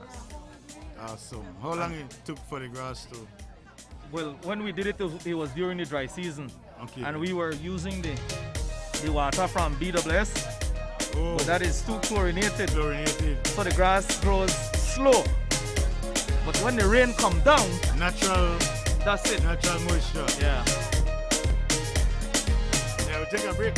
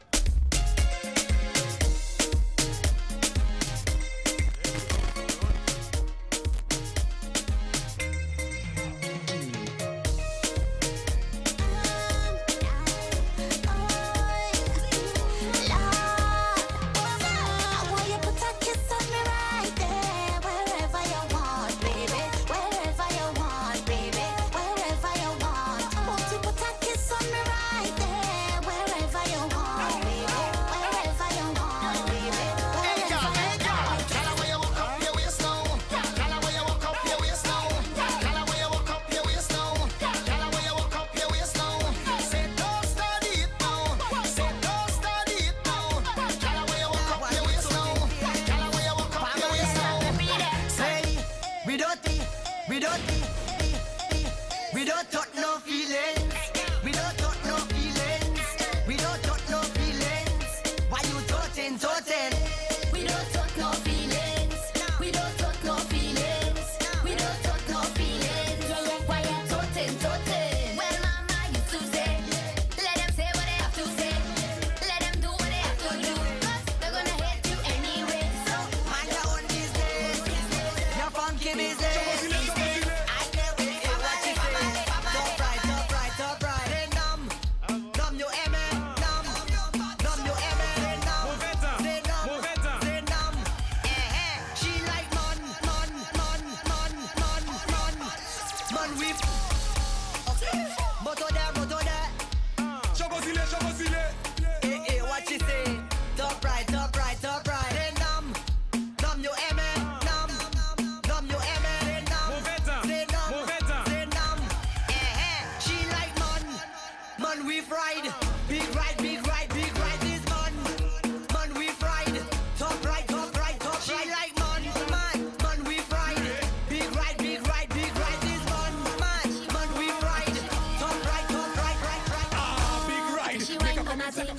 She wine back time for nothing. She wine back time for nothing. She wine back, hey you can't pull up. She wine for nothing. She wine back time for nothing. She wine back time for nothing. She wine back. Back it up, can't sit down, walk it and do down, walk it and do down, walk it and do down, walk it and do down, do down, do down, do down, do down, do down. Bend your back, bend your back, bend your back, girl. Bend your back, bend your back, bend your back, girl. Whoa, girl, turn it around, flip that waist, girl. Drop to the ground, girl. Bend your back, bend your back, bend your back, girl. Bend your back, bend your back, bend your back. Splash, body wet up, wet down, ready man them to fall.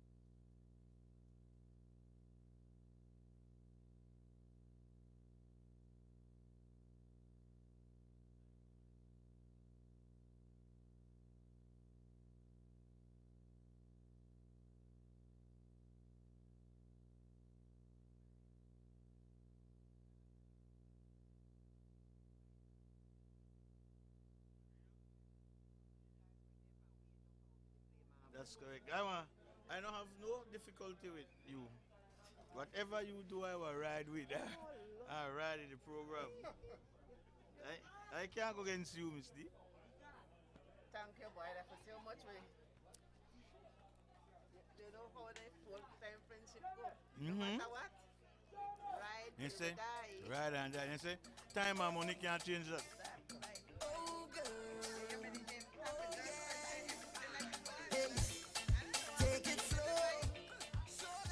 I mean, hearing it talk, see? Marshall Lewis, the one right there in the white mask. I mean, listen, I could multitask, you know? I could multitask.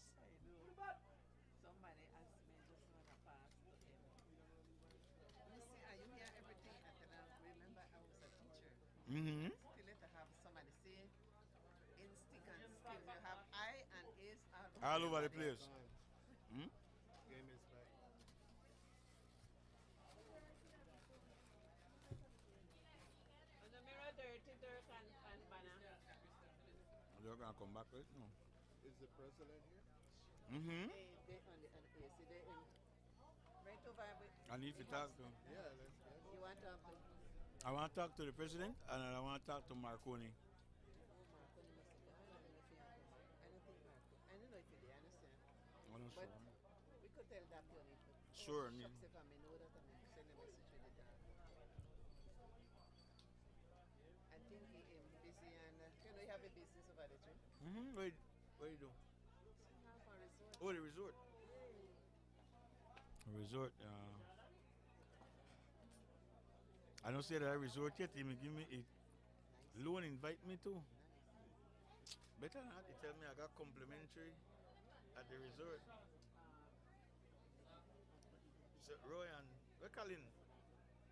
I know see Colin live the car of Colin a big man. Colin a big time. bigger. Yeah. Yes, yes. Colin a big time. The president, brother, he's in charge of the Caribbean Community Climate Change Center. Yeah. He's big, but I know those guys. When I used to come around here, I knew them for a long time ago, from they were young. So. Okay. Hey, young, they're easy, you know. You see that who you're there with? Mm-hmm. They stay young too. I tell Dirk that I used to do it, I never knew. I just see a lot. What? I was up there a You lot. know who too? Jeannie used to debate with Jeannie. me a lot. We do Yes. all kind of sleep in a chair till morning. All kind of thing we do. Stop the Russell there after cricket. Uh-huh. And used to have a club. And we not come for stay. But party kick up after game because we're going to cook like pile up and this and that. Just to tell Dirk I was. Then here the time. Take it slow, so that we in control. Goes one.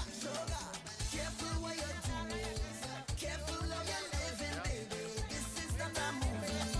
Live your life, but you could take it slow. Take it slow. Patrice again, oh, nah,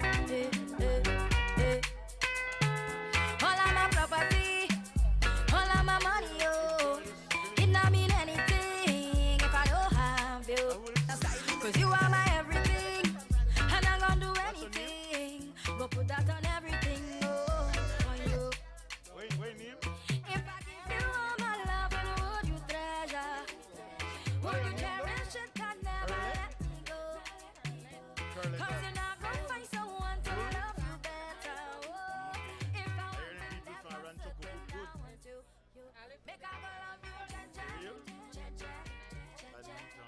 Make I go love If you tell me yes, but they got the talk, I can't eat, I don't enjoy it. How my friend Lynn? Lynn there?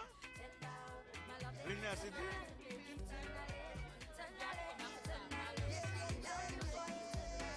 Lynn, my friend.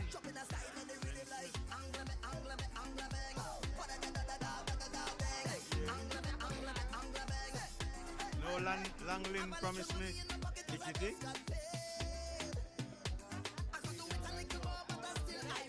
Yeah, do it. Huh? Lynn? It's alright? You know what I mean? That's alright? you do? You work? Okay. Savala start back now too. You done?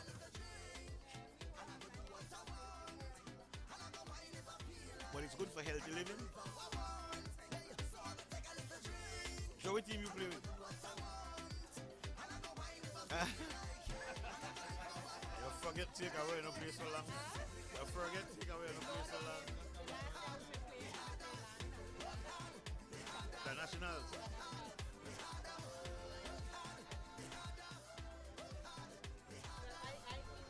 You play? Well, you go still, so you could be 50 and still play.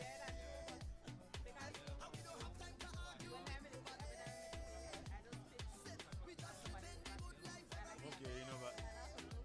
Y'all children? Y'all children? Big girls, boys?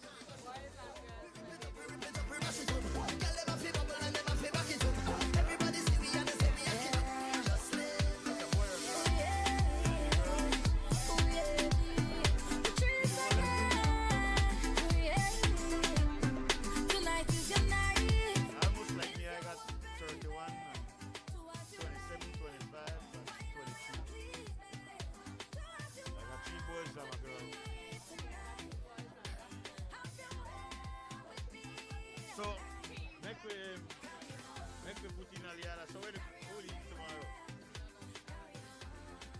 But you have to cook. You have to cook before you come.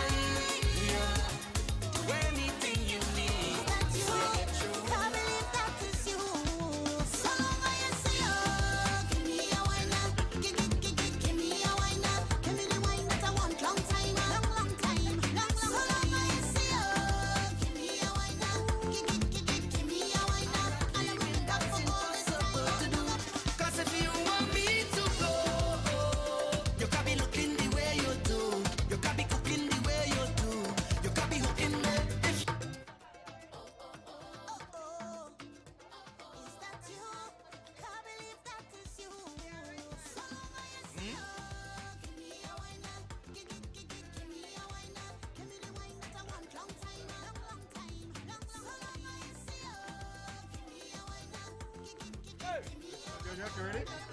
Right now. I tell the music, man. Alright. Martin! Music man entertain. Yeah, very quick.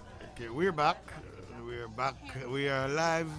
This is YNL and Sports Link streaming the 2022 National Cricket Association's opening marathon.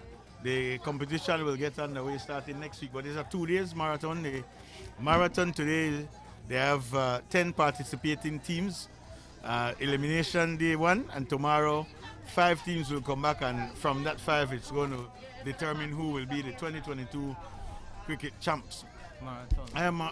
Marathon champs. I am Marshall Nunes, and I'm with cricket phenom Dirk Sutherland, who has been a very prominent person in cricket, especially over the last few years, right there. Yes, sir.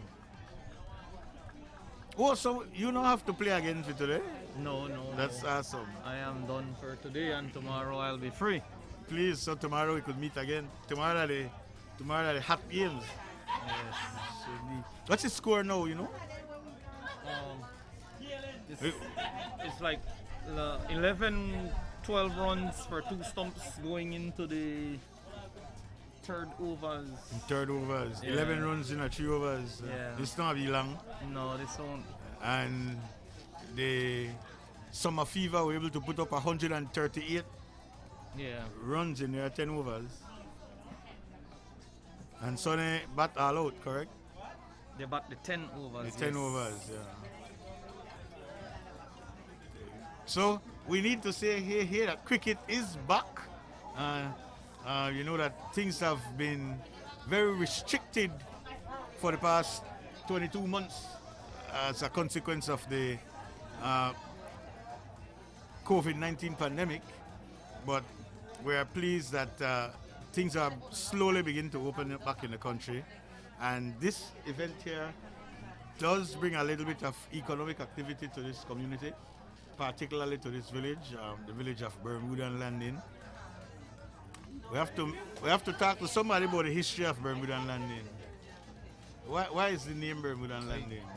I saw Colin a while ago. Colin Young is here. The president? No. Oh, Colin, Dr. Colin. Dr. Colin Young. Okay, he must know he's a... Oh, he's going home. Where? He's on the road going home. Okay. Yeah, he probably could shed a light on the history of Yeah, absolutely. Earlier I was telling Conway that because we were talking about the Baboon Sanctuary, we can't discuss that without highlighting Mr. Follett. Yeah. Hopefully before our broadcast is concluded today, we may get an opportunity to talk to Dr. Roy Young. But it's really and truly impressive what is taking place out there. Yes. What I can tell you right now, we have more people coming out. The place is crowded right now. The weather was a deterrent this morning, but now that it's held up, we just want to encourage people to be protective of yourself, wear your mask, wash your hands regularly, and watch your distance. I mean, we know we could protect ourselves. I can say to people, get vaccinated. It's the safest way. It's the safest way to fight this pandemic. So it's going decent. You know who will be the next game there? I don't get the information. I don't get the schedule. We're going on another out. Somebody's appealing for a catch. Yes, he's out, so he's gone. That's the third stump now. That's the third wicket gone. And the music man starts again. As the crowd grow, you want to entertain more. Yeah.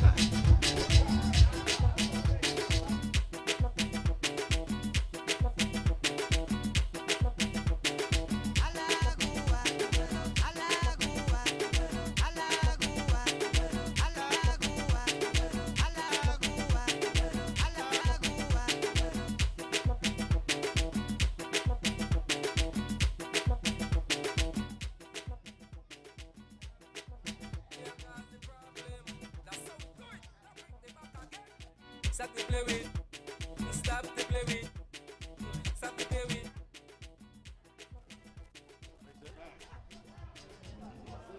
All right, we're back.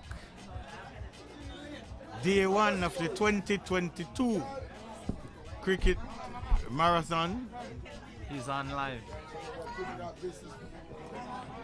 Who's that?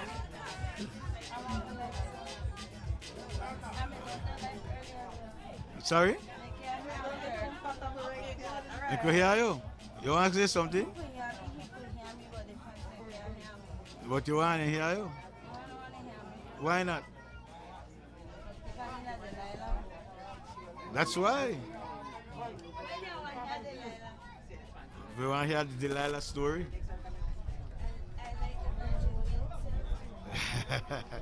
Take care, Delilah. Yes. And they got Mr. Delilah will make Samson cut the hair.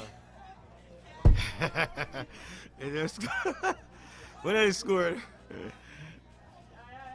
What are they scored? Anybody know?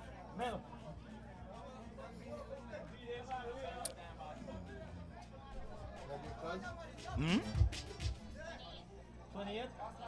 How much overs? Can't be the third.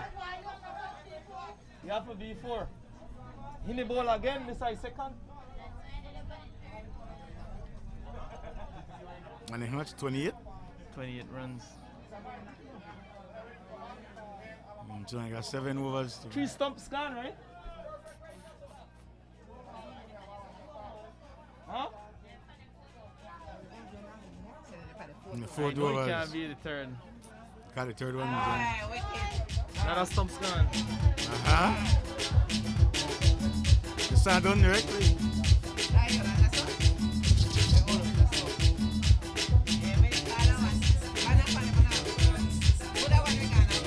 That for Isabella, I don't know.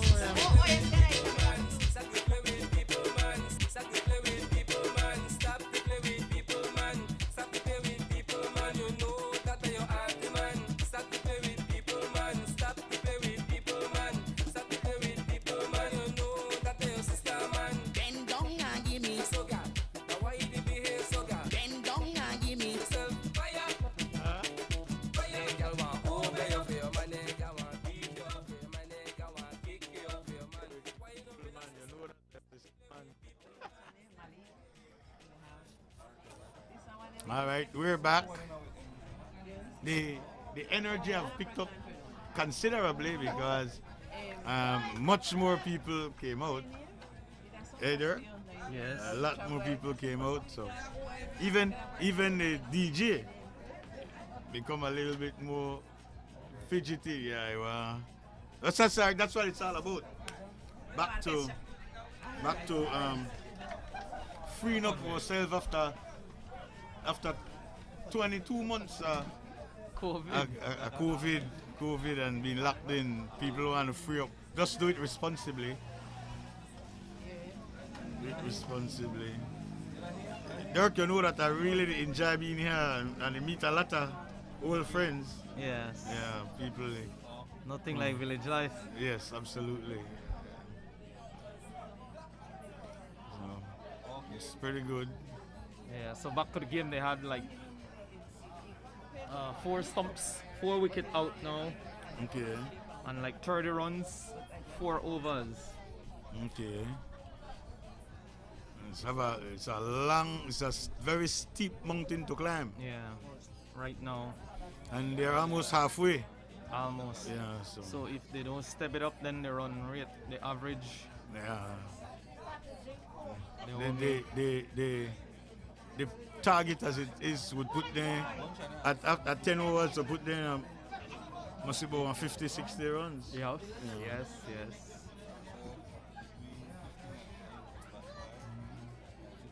We never find out who will be the next game. No, not as yet. The umpires there on the field, so they are the ones who know who will play next. Will play next. They had the teams in a basket. And Yeah, then they selected. you select- Actually, Conway had told us what the 5 games were. Yeah, okay. Guess the score, you know. We hope that the other 2 games won't be as long as this one, because we check Mr. Young. Don't want to. Let's go. Sorry? Yeah. What's going on the field there?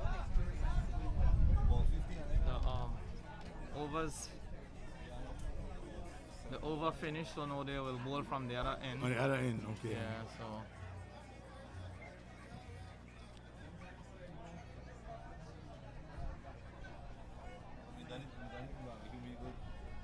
It's good. Keegan no got portable camera. No, I don't want to take a lead. Glance at what's going on outside. It's a nice event. Yeah. Sorry? That would be good, show Mr. Yo. I could see what the event look like today. And make some people at home feel jealous. And they miss out. No, I know he far away.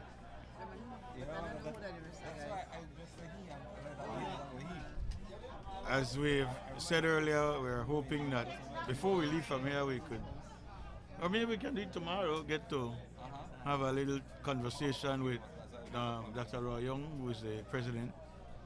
And earlier, the area rep, the Honorable Marconi Leal was here earlier, but I don't know if he's still around.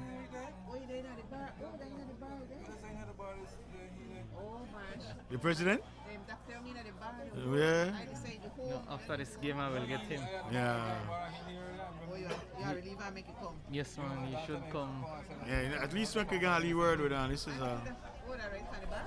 No, well, he probably got it soft there. Can't see that thing over there. But on like left side, but the next side, I'm giving it there. Oh, okay. Mr. Gilroy Milton around still? Yes, he's still. So the team lost another wicket. Wow.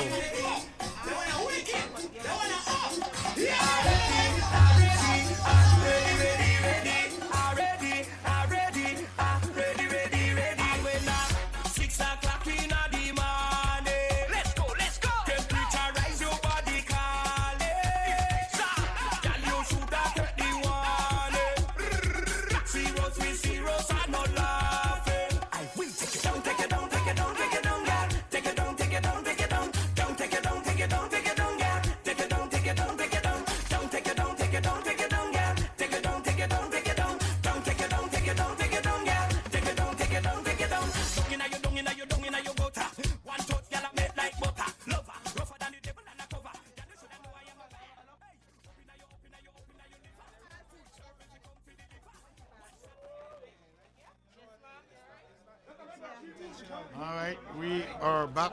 Y and L streaming live the 2022 National Cricket Marathon. Today is day one, and tomorrow we'll return. And after the end of tomorrow, we'll crown the 2022 National Cricket Champion Marathon champs. 10 teams are participating today. 5 will be eliminated, and so we return tomorrow with those who will make it to the next round. The competition commences in the subsequent week, and there'll be, according to officials, about 15 participating teams. Bermuda and London have 3 teams, including the defending champions, who are right now demolishing the opponents from Isabella Bank. The score right now is about 138 to about 30, and I think they have about 5 overs to go. So the projections is that they will not be able to reach that 139 to win. There are 2 other scheduled games. We will get the schedule, and I will tell you which 4 other villages will be participating in those 2 games. And then once those are over, today we'll go.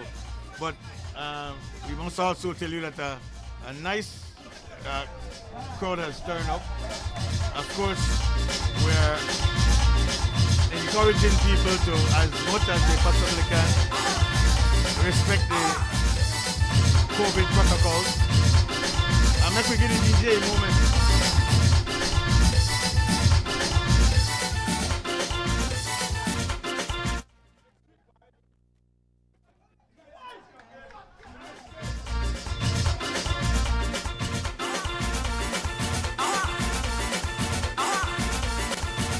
Yeah, yeah. You see like how the whole BDF cricket team there, make a party now. Every girl does, wine pan it, girl, wine pan it, girl. Tell you, straight niceness. Alright, so now, I want to show the people at the boat, see why? Come down front, boy. Come down front,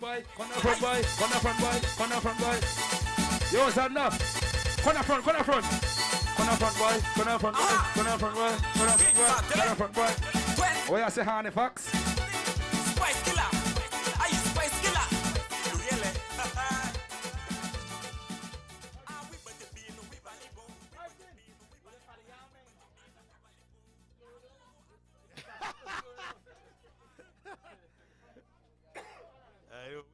Bad spot. We're back. Okay. How things in progress, sir? Just now another wicket. This is another one. So the game So they got supposed, about 6 or 7 wickets now. Like 3 more to go. 3 to go. Yeah. So Conway is playing out there too. He made a magnificent catch just now. too. Conway gonna play? Yes. I think is Conway playing. show himself. Yes. Then Marsh, one of our sponsors, Boyne and Boyne. We forget to mention Boyne and Boyne. Yeah. He's one of our mega sponsor for. It's a Boyne and Boyne Harrison Parks competition. That's right. At the ending of the tournament, they will normally, I think, if I'm not mistaken, something like $5,000 first prize. Okay. For the first place team and for the competition. For the competition. Okay. Yeah, For this marathon, trophies and for this like marathon, the $1,000 cash prize is donated by the National Sports Council. This morning, Miss Vincent Parks was here. Yeah. And Edison, able to talk to Edison. Yes. Edison is still playing, you tell me? Yes, Edison, he won't play this one, but the regular competition, regular tournament, he will play. And he's still excellent. He's a good batsman, yes? And bowler. And Because, bowler. Oh yeah, yes, he used to bowl. He's not in a haste to do anything. He always takes his time. Very, very controlled. Yeah, very You controlled. know that Edison Parks was Edison Parks one time was a member of the male national softball selection, you know. Uh-huh. Yes. I was a part of that with Edison.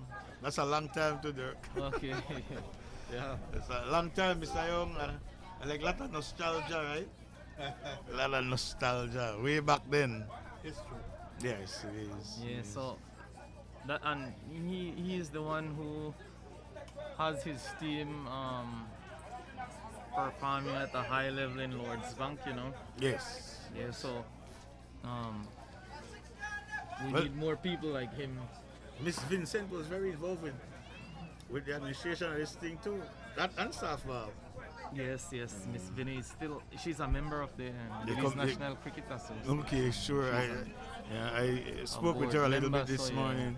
So she's still involved. She still have a passion for it. So yes, and she's right across, right in front of the field in Lord's Bank.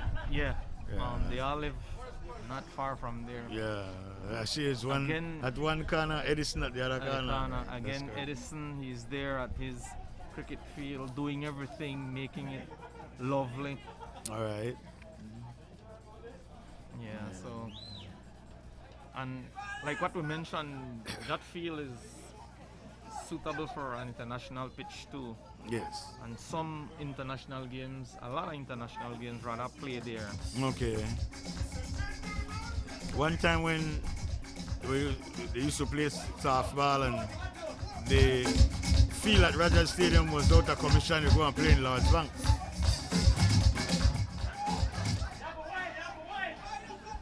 The guys, they want to get loose. Yeah, I can't run on. There's a nice crowd on hand, so you want to entertain, right? Yes.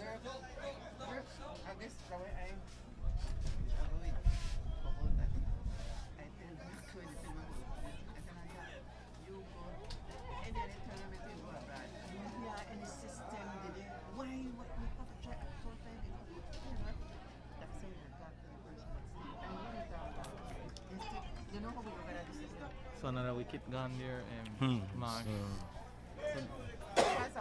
You know what I score now? Man, what are the score?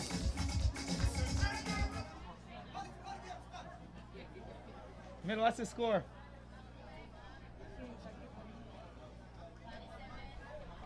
Forty-seven. How many overs left? 3. How many man out? Remember the 3 questions there all the time for the time here, look. Huh? 8. 2 Eight, more. not out, 2. 2 more remain. So 2 or 3 yeah, so overs. that's 48 runs, 3 overs remain, 2 overs remain, and no, 3 overs remain, 3 2 overs men and left. 2 out, yeah. 2 batsmen left to bat.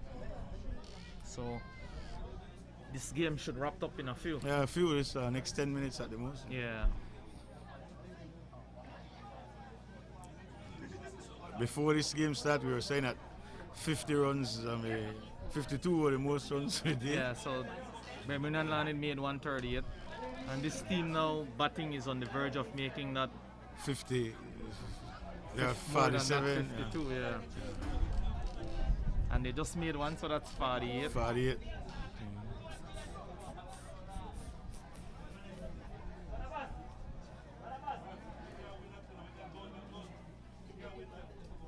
Yeah, so you will find out, and River Valley people, the youths, they love to party, so you will find out. That's a culture youth now. Yeah. Back in the days when you come to village, they know they play no dance hall and while the music goes, play local music, right? Okay, so a 4 was hit there, so that Okay, is that's 53. Yeah. 52? 52. 52.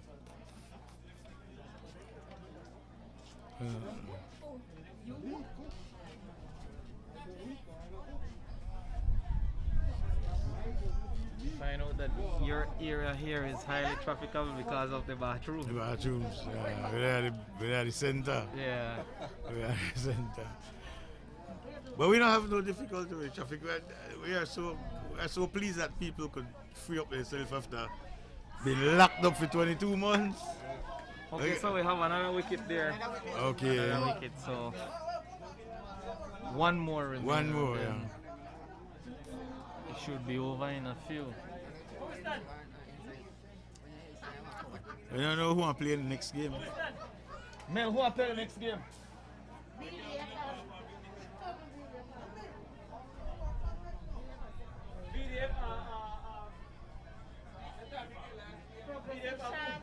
BDF and Boom? No, Shan team, progressive, something. Oh, progressive. And they're the next landing team. Mm-hmm. 3 teams. Right now, hold on. No, with the stream live on Martin.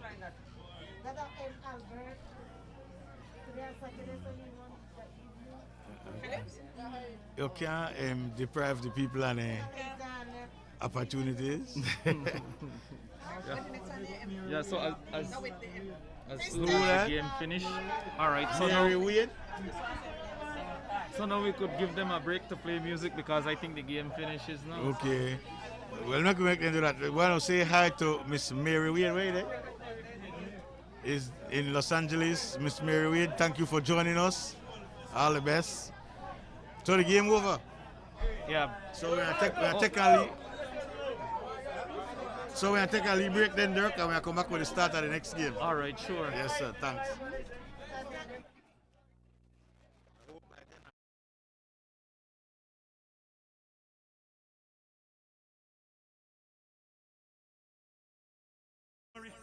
Kagusa bumari, anukuralu matumari. Kagusa bumari, anukuralu matumari. Kagusa bumari, anukuralu matumari. Kagusa bumari, anukuralu matumari. Eh, oya huwa bana mule, oya diguna mule, oya huwa bana mule, oya diguna mule, oya huwa bana mule, oya diguna mule, oya huwa bana mule, oya diguna mule. Igira bo teiba, igira bo teiba, igira bo teiba, igira bo teiba. No care where you do, she was still left you. No care where you say, she was still left you. Eh, oya huwa bana mule, oya diguna mule, oya huwa bana mule.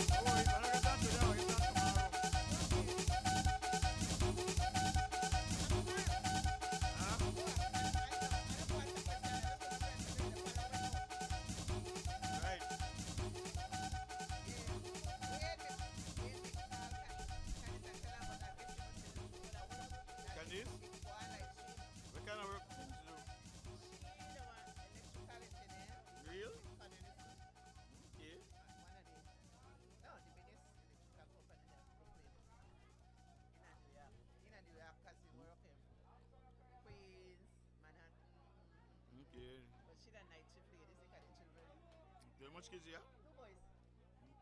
4 and 1. 4 Okay. and 1 and what? 1 November. Can this? What about turn big people boy? Mm-hmm. Late bloomer. I'm thinking now, guy. Alright. Yes, Mark, thanks.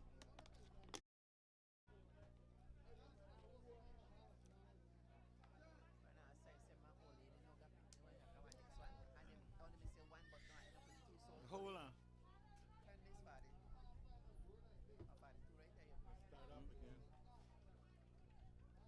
What's on the next game?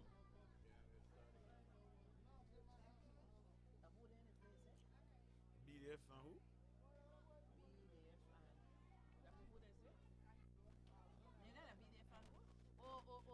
Progressive something. Oh, progressive. Yeah, next landing team. Progressive. I don't know what the name is. Sean. Nicholas. Yes, landing a 3 team now, man. 3? Uh-huh. Yeah. Where is that big? I don't know where you get players from, but you know what? We have a lot of young children in the area, so they don't necessarily have to be all from Birmingham. Yeah. Next brother. That sounds good, but if you want to hear it, Pine Password. Oh. Pine Password? I don't know.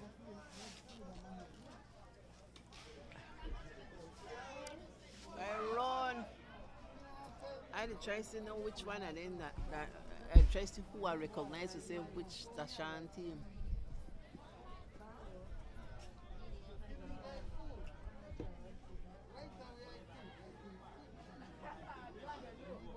I think BD after the blue one. I think that time for the uniform last year. Or the yellow one. You see, we by the way, we talked to this morning, right? So, 14. Which the ball We are now at the fourth match of the day, and this match is between the BDF and the name might be Progressive Youth, which is a third team from out of Bermuda Landing. I think Bermuda Landing have Summer Fever, Borland, and now Progressive. We don't know what's the official name, but they're now. This is now the fourth game. Let me see who all have made it to the winners bracket. Flowers Bank. Then we have Summer Fever. And the other team was Lemonal, who won. So Willow's Bank, Isabella Bank has fallen out, as well as Gardena. And so we are now at game 4. As soon as they could, Dirk will find his way back. That game just now went 138 to about 53, I think. But it went for the team from Bermuda Landing played for their 10 wickets, and they scored 138 runs in the first half of the game. And they were able to hold Isabella Bank to, I think it was 53 runs. And that's the way it's going. As well said, Mr. Young, the energy has picked up considerably. The weather has held up appropriately, and we are here to bring you the events as appropriately as we possibly can. In a few moments, we'll be rejoined by Dirk Sutherland, and then, maybe we can get back Conway Young to come back and have a little conversation with us. As I said, 3 teams have already made it to day 2. This is game 4, and then there is one other game after this one And those 5 teams are going to make it to the second round that will be played tomorrow. I'm not sure what time we'll start tomorrow. I believe it's at 10 o'clock. Normally 10. And then we'll see. We'll see. There still needs to be a decision as to the duration of the games for tomorrow.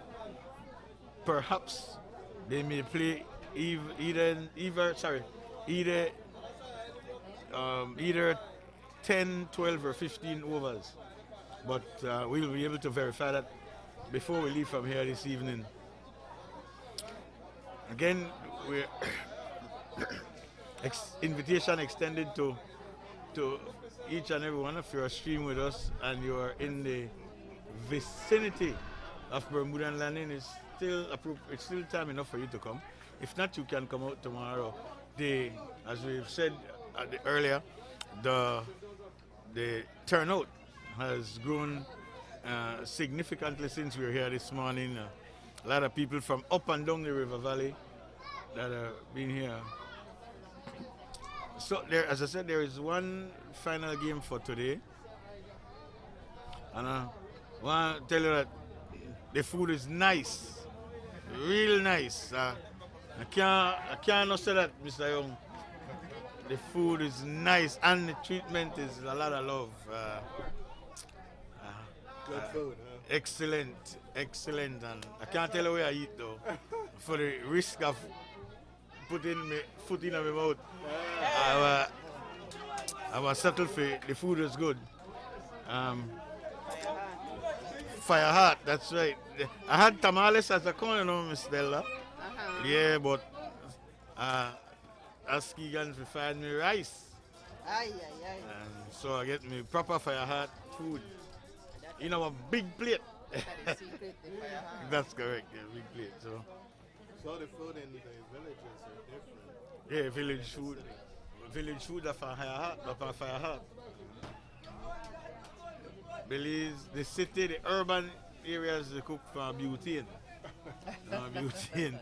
They cook for butane. So the butane burn hotter, last longer, but the Fire Heart make it nicer.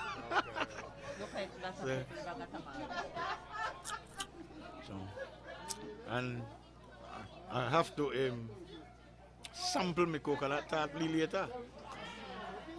I got my dessert here though. Well, I had one. It was very good. Coconut tart. I don't want to play with her. Excellent. Miss Della restrict me from eat me coconut tart until she gets hers. Huh?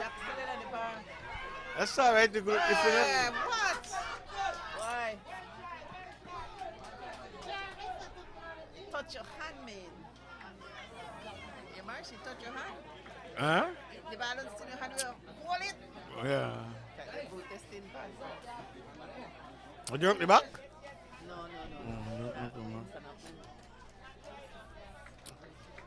So, who the bat first?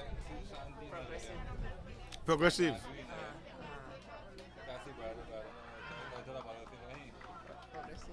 Progressive the bat first.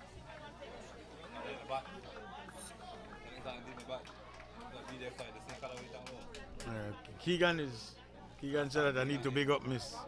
What name? Mary Wade? Mary Wade in Los Angeles. And who else Lagano could big up? We want to make sure. 6? LB, leg before wicket. That's an out. Oh. Ken Flowers, where is he?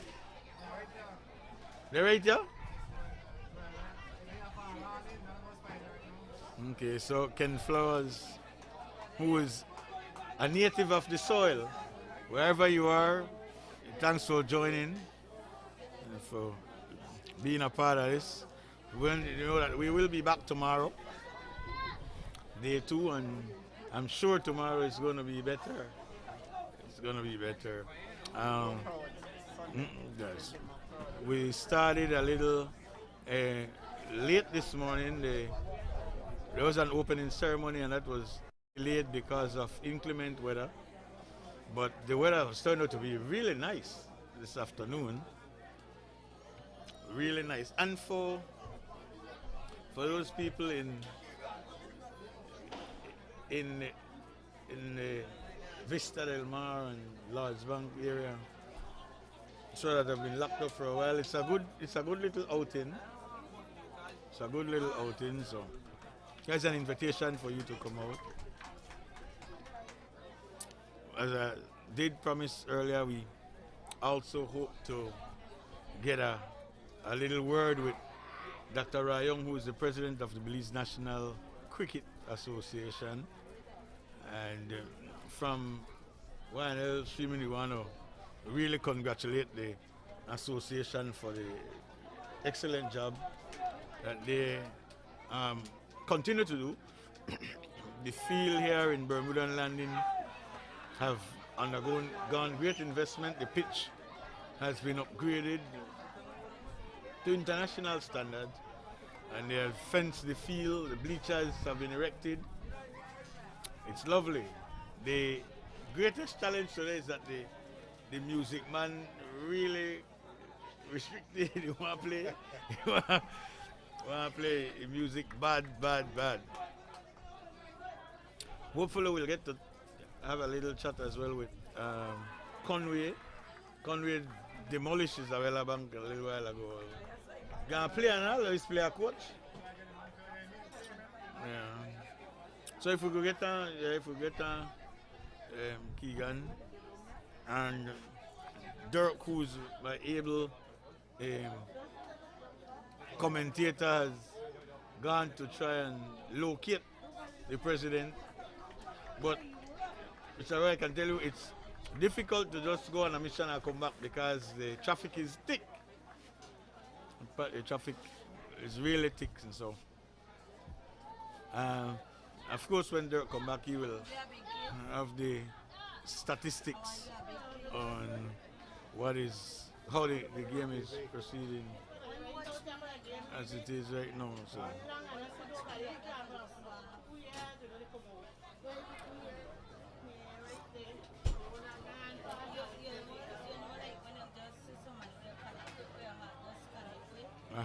Who that? Which man?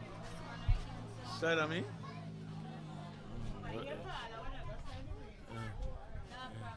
Yes, it is. Because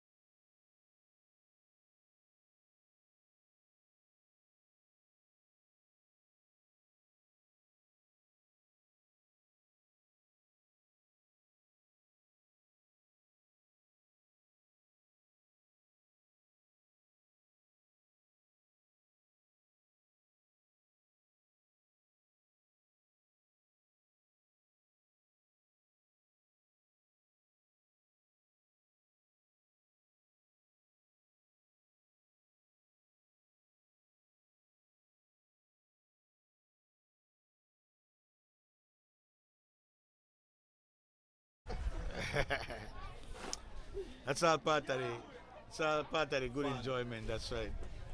Good, clean fun. I feel bad for the DJ. Hey Keegan, I feel bad for the DJ because the DJ will let it off bad, but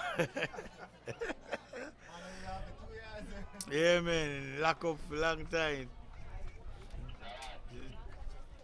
Tired of the juggling of private. And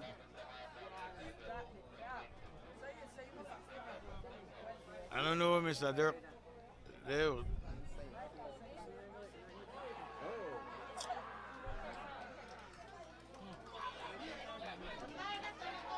I need Dirk to make me get his stats.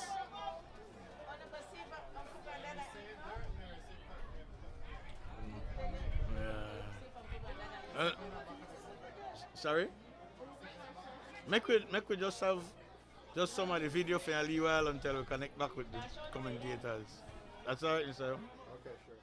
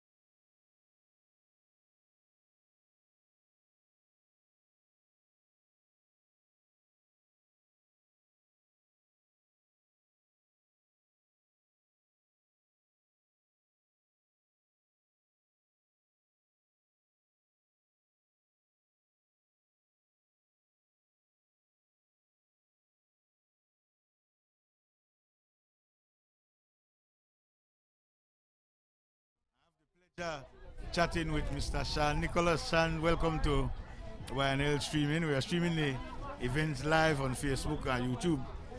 Okay. How have it been? Well, I started, we got a young team here, which very young team. First time in the competition. Actually, today is the first day So my the some of the first players are playing. progressive then, eh? Yeah, progressive. That's just progressive or progressive youth or? Progressive cricket. Progressive cricket. We were contemplating, if you notice my uniform have on it 8867. That's the square miles. Square miles. 8,867 square miles. We were contemplating with progressive or the defender 8867. 8867. But we went with progressive because. You know when I refer to Belize a lot nowadays are the 501. Yep. For area code, right? Yeah. Well, that's good. What's the average age of youth? I have 11. We have 2 senior players, which is my captain and vice captain, Michael Wade. They are Okay. 2 Ola and Charles Stamp. Okay. To teach youth. But I got youth 11 years old, which is my son Adil Nicholas. Yes. He's in standard 5. And he Okay. play. Right up here? Yes, right up here. We have and we have another youth 12 years. Most of our players are youth. And this morning I came and the area rep has made a contribution. Sorry, there is a league contribution for development to your team. I do not believe I was one of the team that. Oh, you didn't get one? No, I received some gears from the gears. Because actually I have my uniform from last year and I Okay. understand the area rep Okay. sponsors some assistance towards uniform. Okay. But we had our uniform. Actually, we had a uniform I think from 2020. Okay. But last year we had some setback. Because of the COVID pandemic, there's been a lot of inactivity. But you think the youth, you expect great things from them as the season progresses? I believe it's a start. Well, I like my start today. I like my team where I got today. Okay. And I feel good. I feel good Okay. about my team. I think they have what, about 20 odd runs right now for 4 wickets and about 5 overs. I'm not. That's what I had the last one, the stats. Okay. And I have the stats right now. But they are doing well with the BDF. Yeah, I feel good to say I'm David, you know. This BDF is Goliath. The Goliath. Yeah. The Goliath. So I feel good today. I like the batting. I like my team there. Okay. So Okay. It's good. That's the right place to start. Yeah. In 2-3 years when they mature, they'll be a force to reckon with. Exactly, and that's why we start with youths. And we ask youths, the players that I have, ask them to sign with the team for at least 3 years. So it's a Yeah, so when we develop, program. we're going to get with chemistry. We don't want to block it. Okay. So we could look at where we're at after 3 years, and then we see how we need for Peter just while we go along. I understand that there is the promotion and relegation rule, so you can test your youth, because I guess they will be in the B League. Yeah, we all new teams are understanding in the B League, so they will be able to test themselves and see how quickly they get ascended to the A League. How you're feeling about the whole event today, since we have been confined to our homes for the past 22 months. So this meets your expectation? But Marshall, I feel good for the out. I know. Yeah. I know. You feel good for be playing cricket. It is indeed a pleasure. I don't know how many people know, but cricket at the backbone of River Valley. Absolutely. So I feel good for the out today. I feel good for got my team out. I feel good for seeing my youths name out here today. That is great, and congratulations, because I mean it takes great courage and foresight and initiative and innovation to go that way. To go that way, it's an investment in the future. Yes. An investment in the future. Well, sorry. Anyway, Brother Marshall, I want to get back Get back to your game. team tomorrow. So, tomorrow your team might know the outside could join me tomorrow. All right, We'll be I back appreciate. tomorrow. I appreciate. Tomorrow Thanks is a better very day. much, Sean. Yes, man. Yes, man. Really appreciate it. Mr. Sean Nicholas is the owner of the Progressive Cricket team. You want to get all the help there? Huh? You want to get all the help there? You want to give me a help? Yes, man.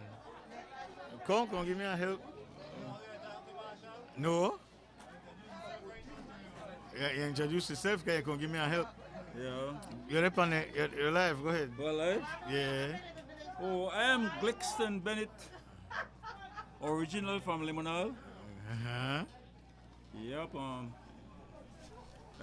I have been into cricket. Your name the run cricket for long? Yes, I'm around cricket from when I was a kid, and I have learned that cricket has been part of a culture that was descended from the English to us as Creole. Yeah. Yeah. Way back. Way back. So I can give you a little bit of our history because our cricket history is not written. This rich. Go ahead, tell us a little bit. It's not written. You can hear it from this person or that person, and many of the people who could give you quite a rich history of cricket, like Dean Lindo and whatnot, has passed. Yeah. So I will give you a little bit of what I know. Please. Yeah.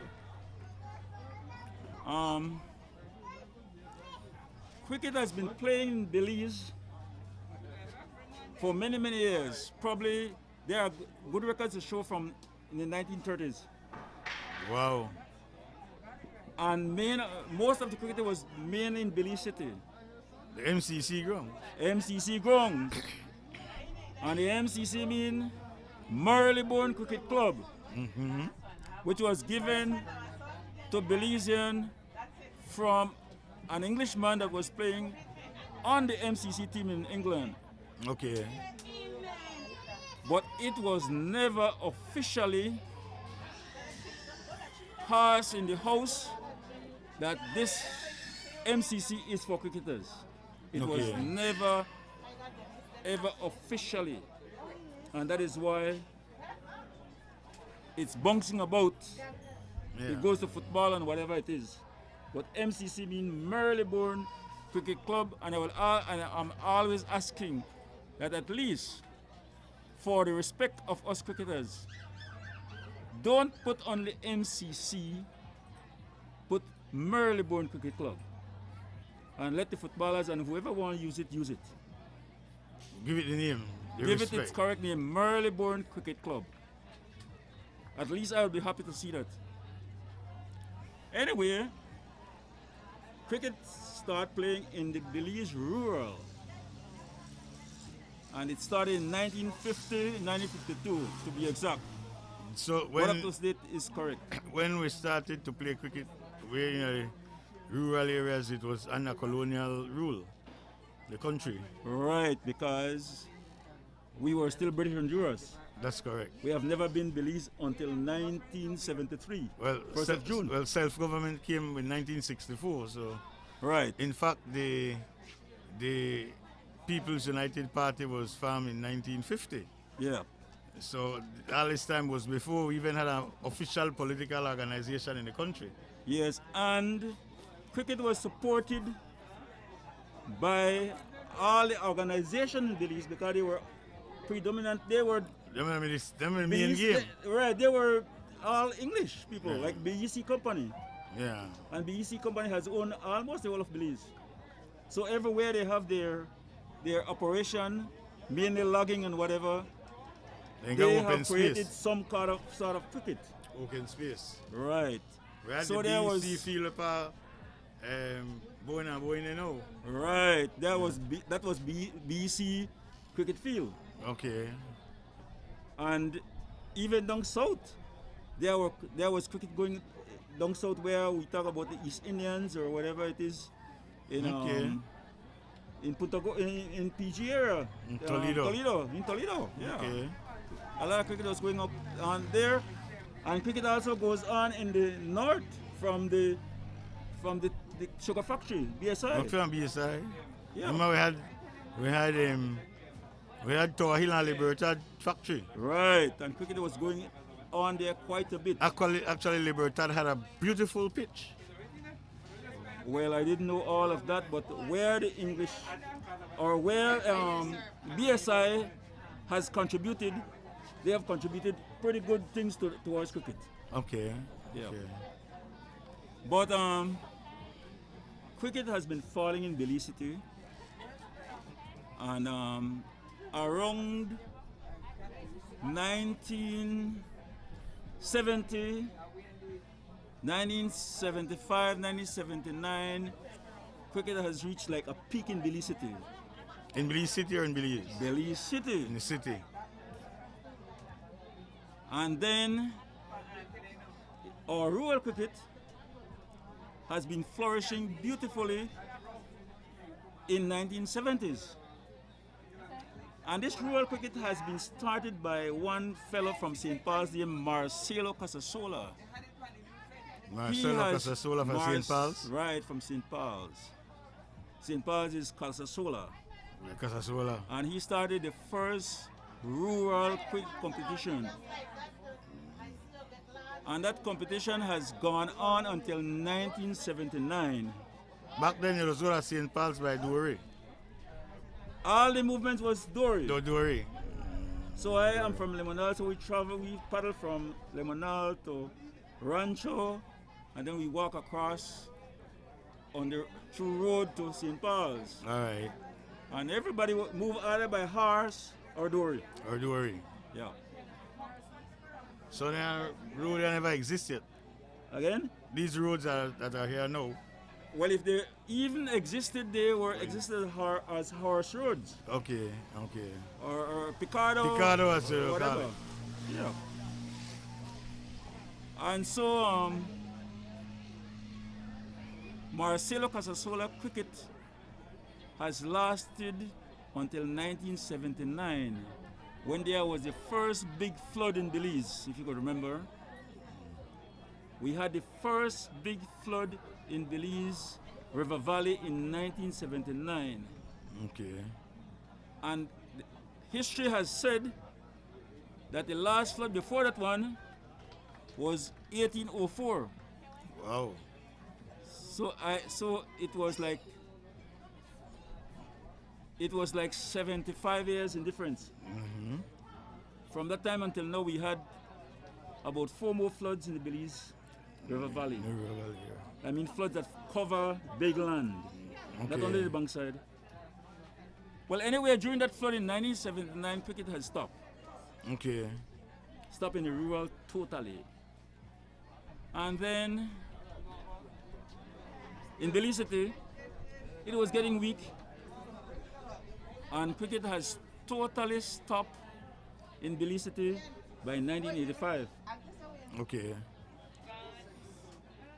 But in 1984, I personally, Glixton Bennett, has organized a little group and said, let's get cricket started. And in 1984, myself, Glixton Bennett, and Tansy Young, and Bonnie Joseph. Then I River Valley men. Right. Bonnie Joseph is late now. Tansy Young is in Chicago. We organized ourselves and we got the first game playing in 1984. And we started with 3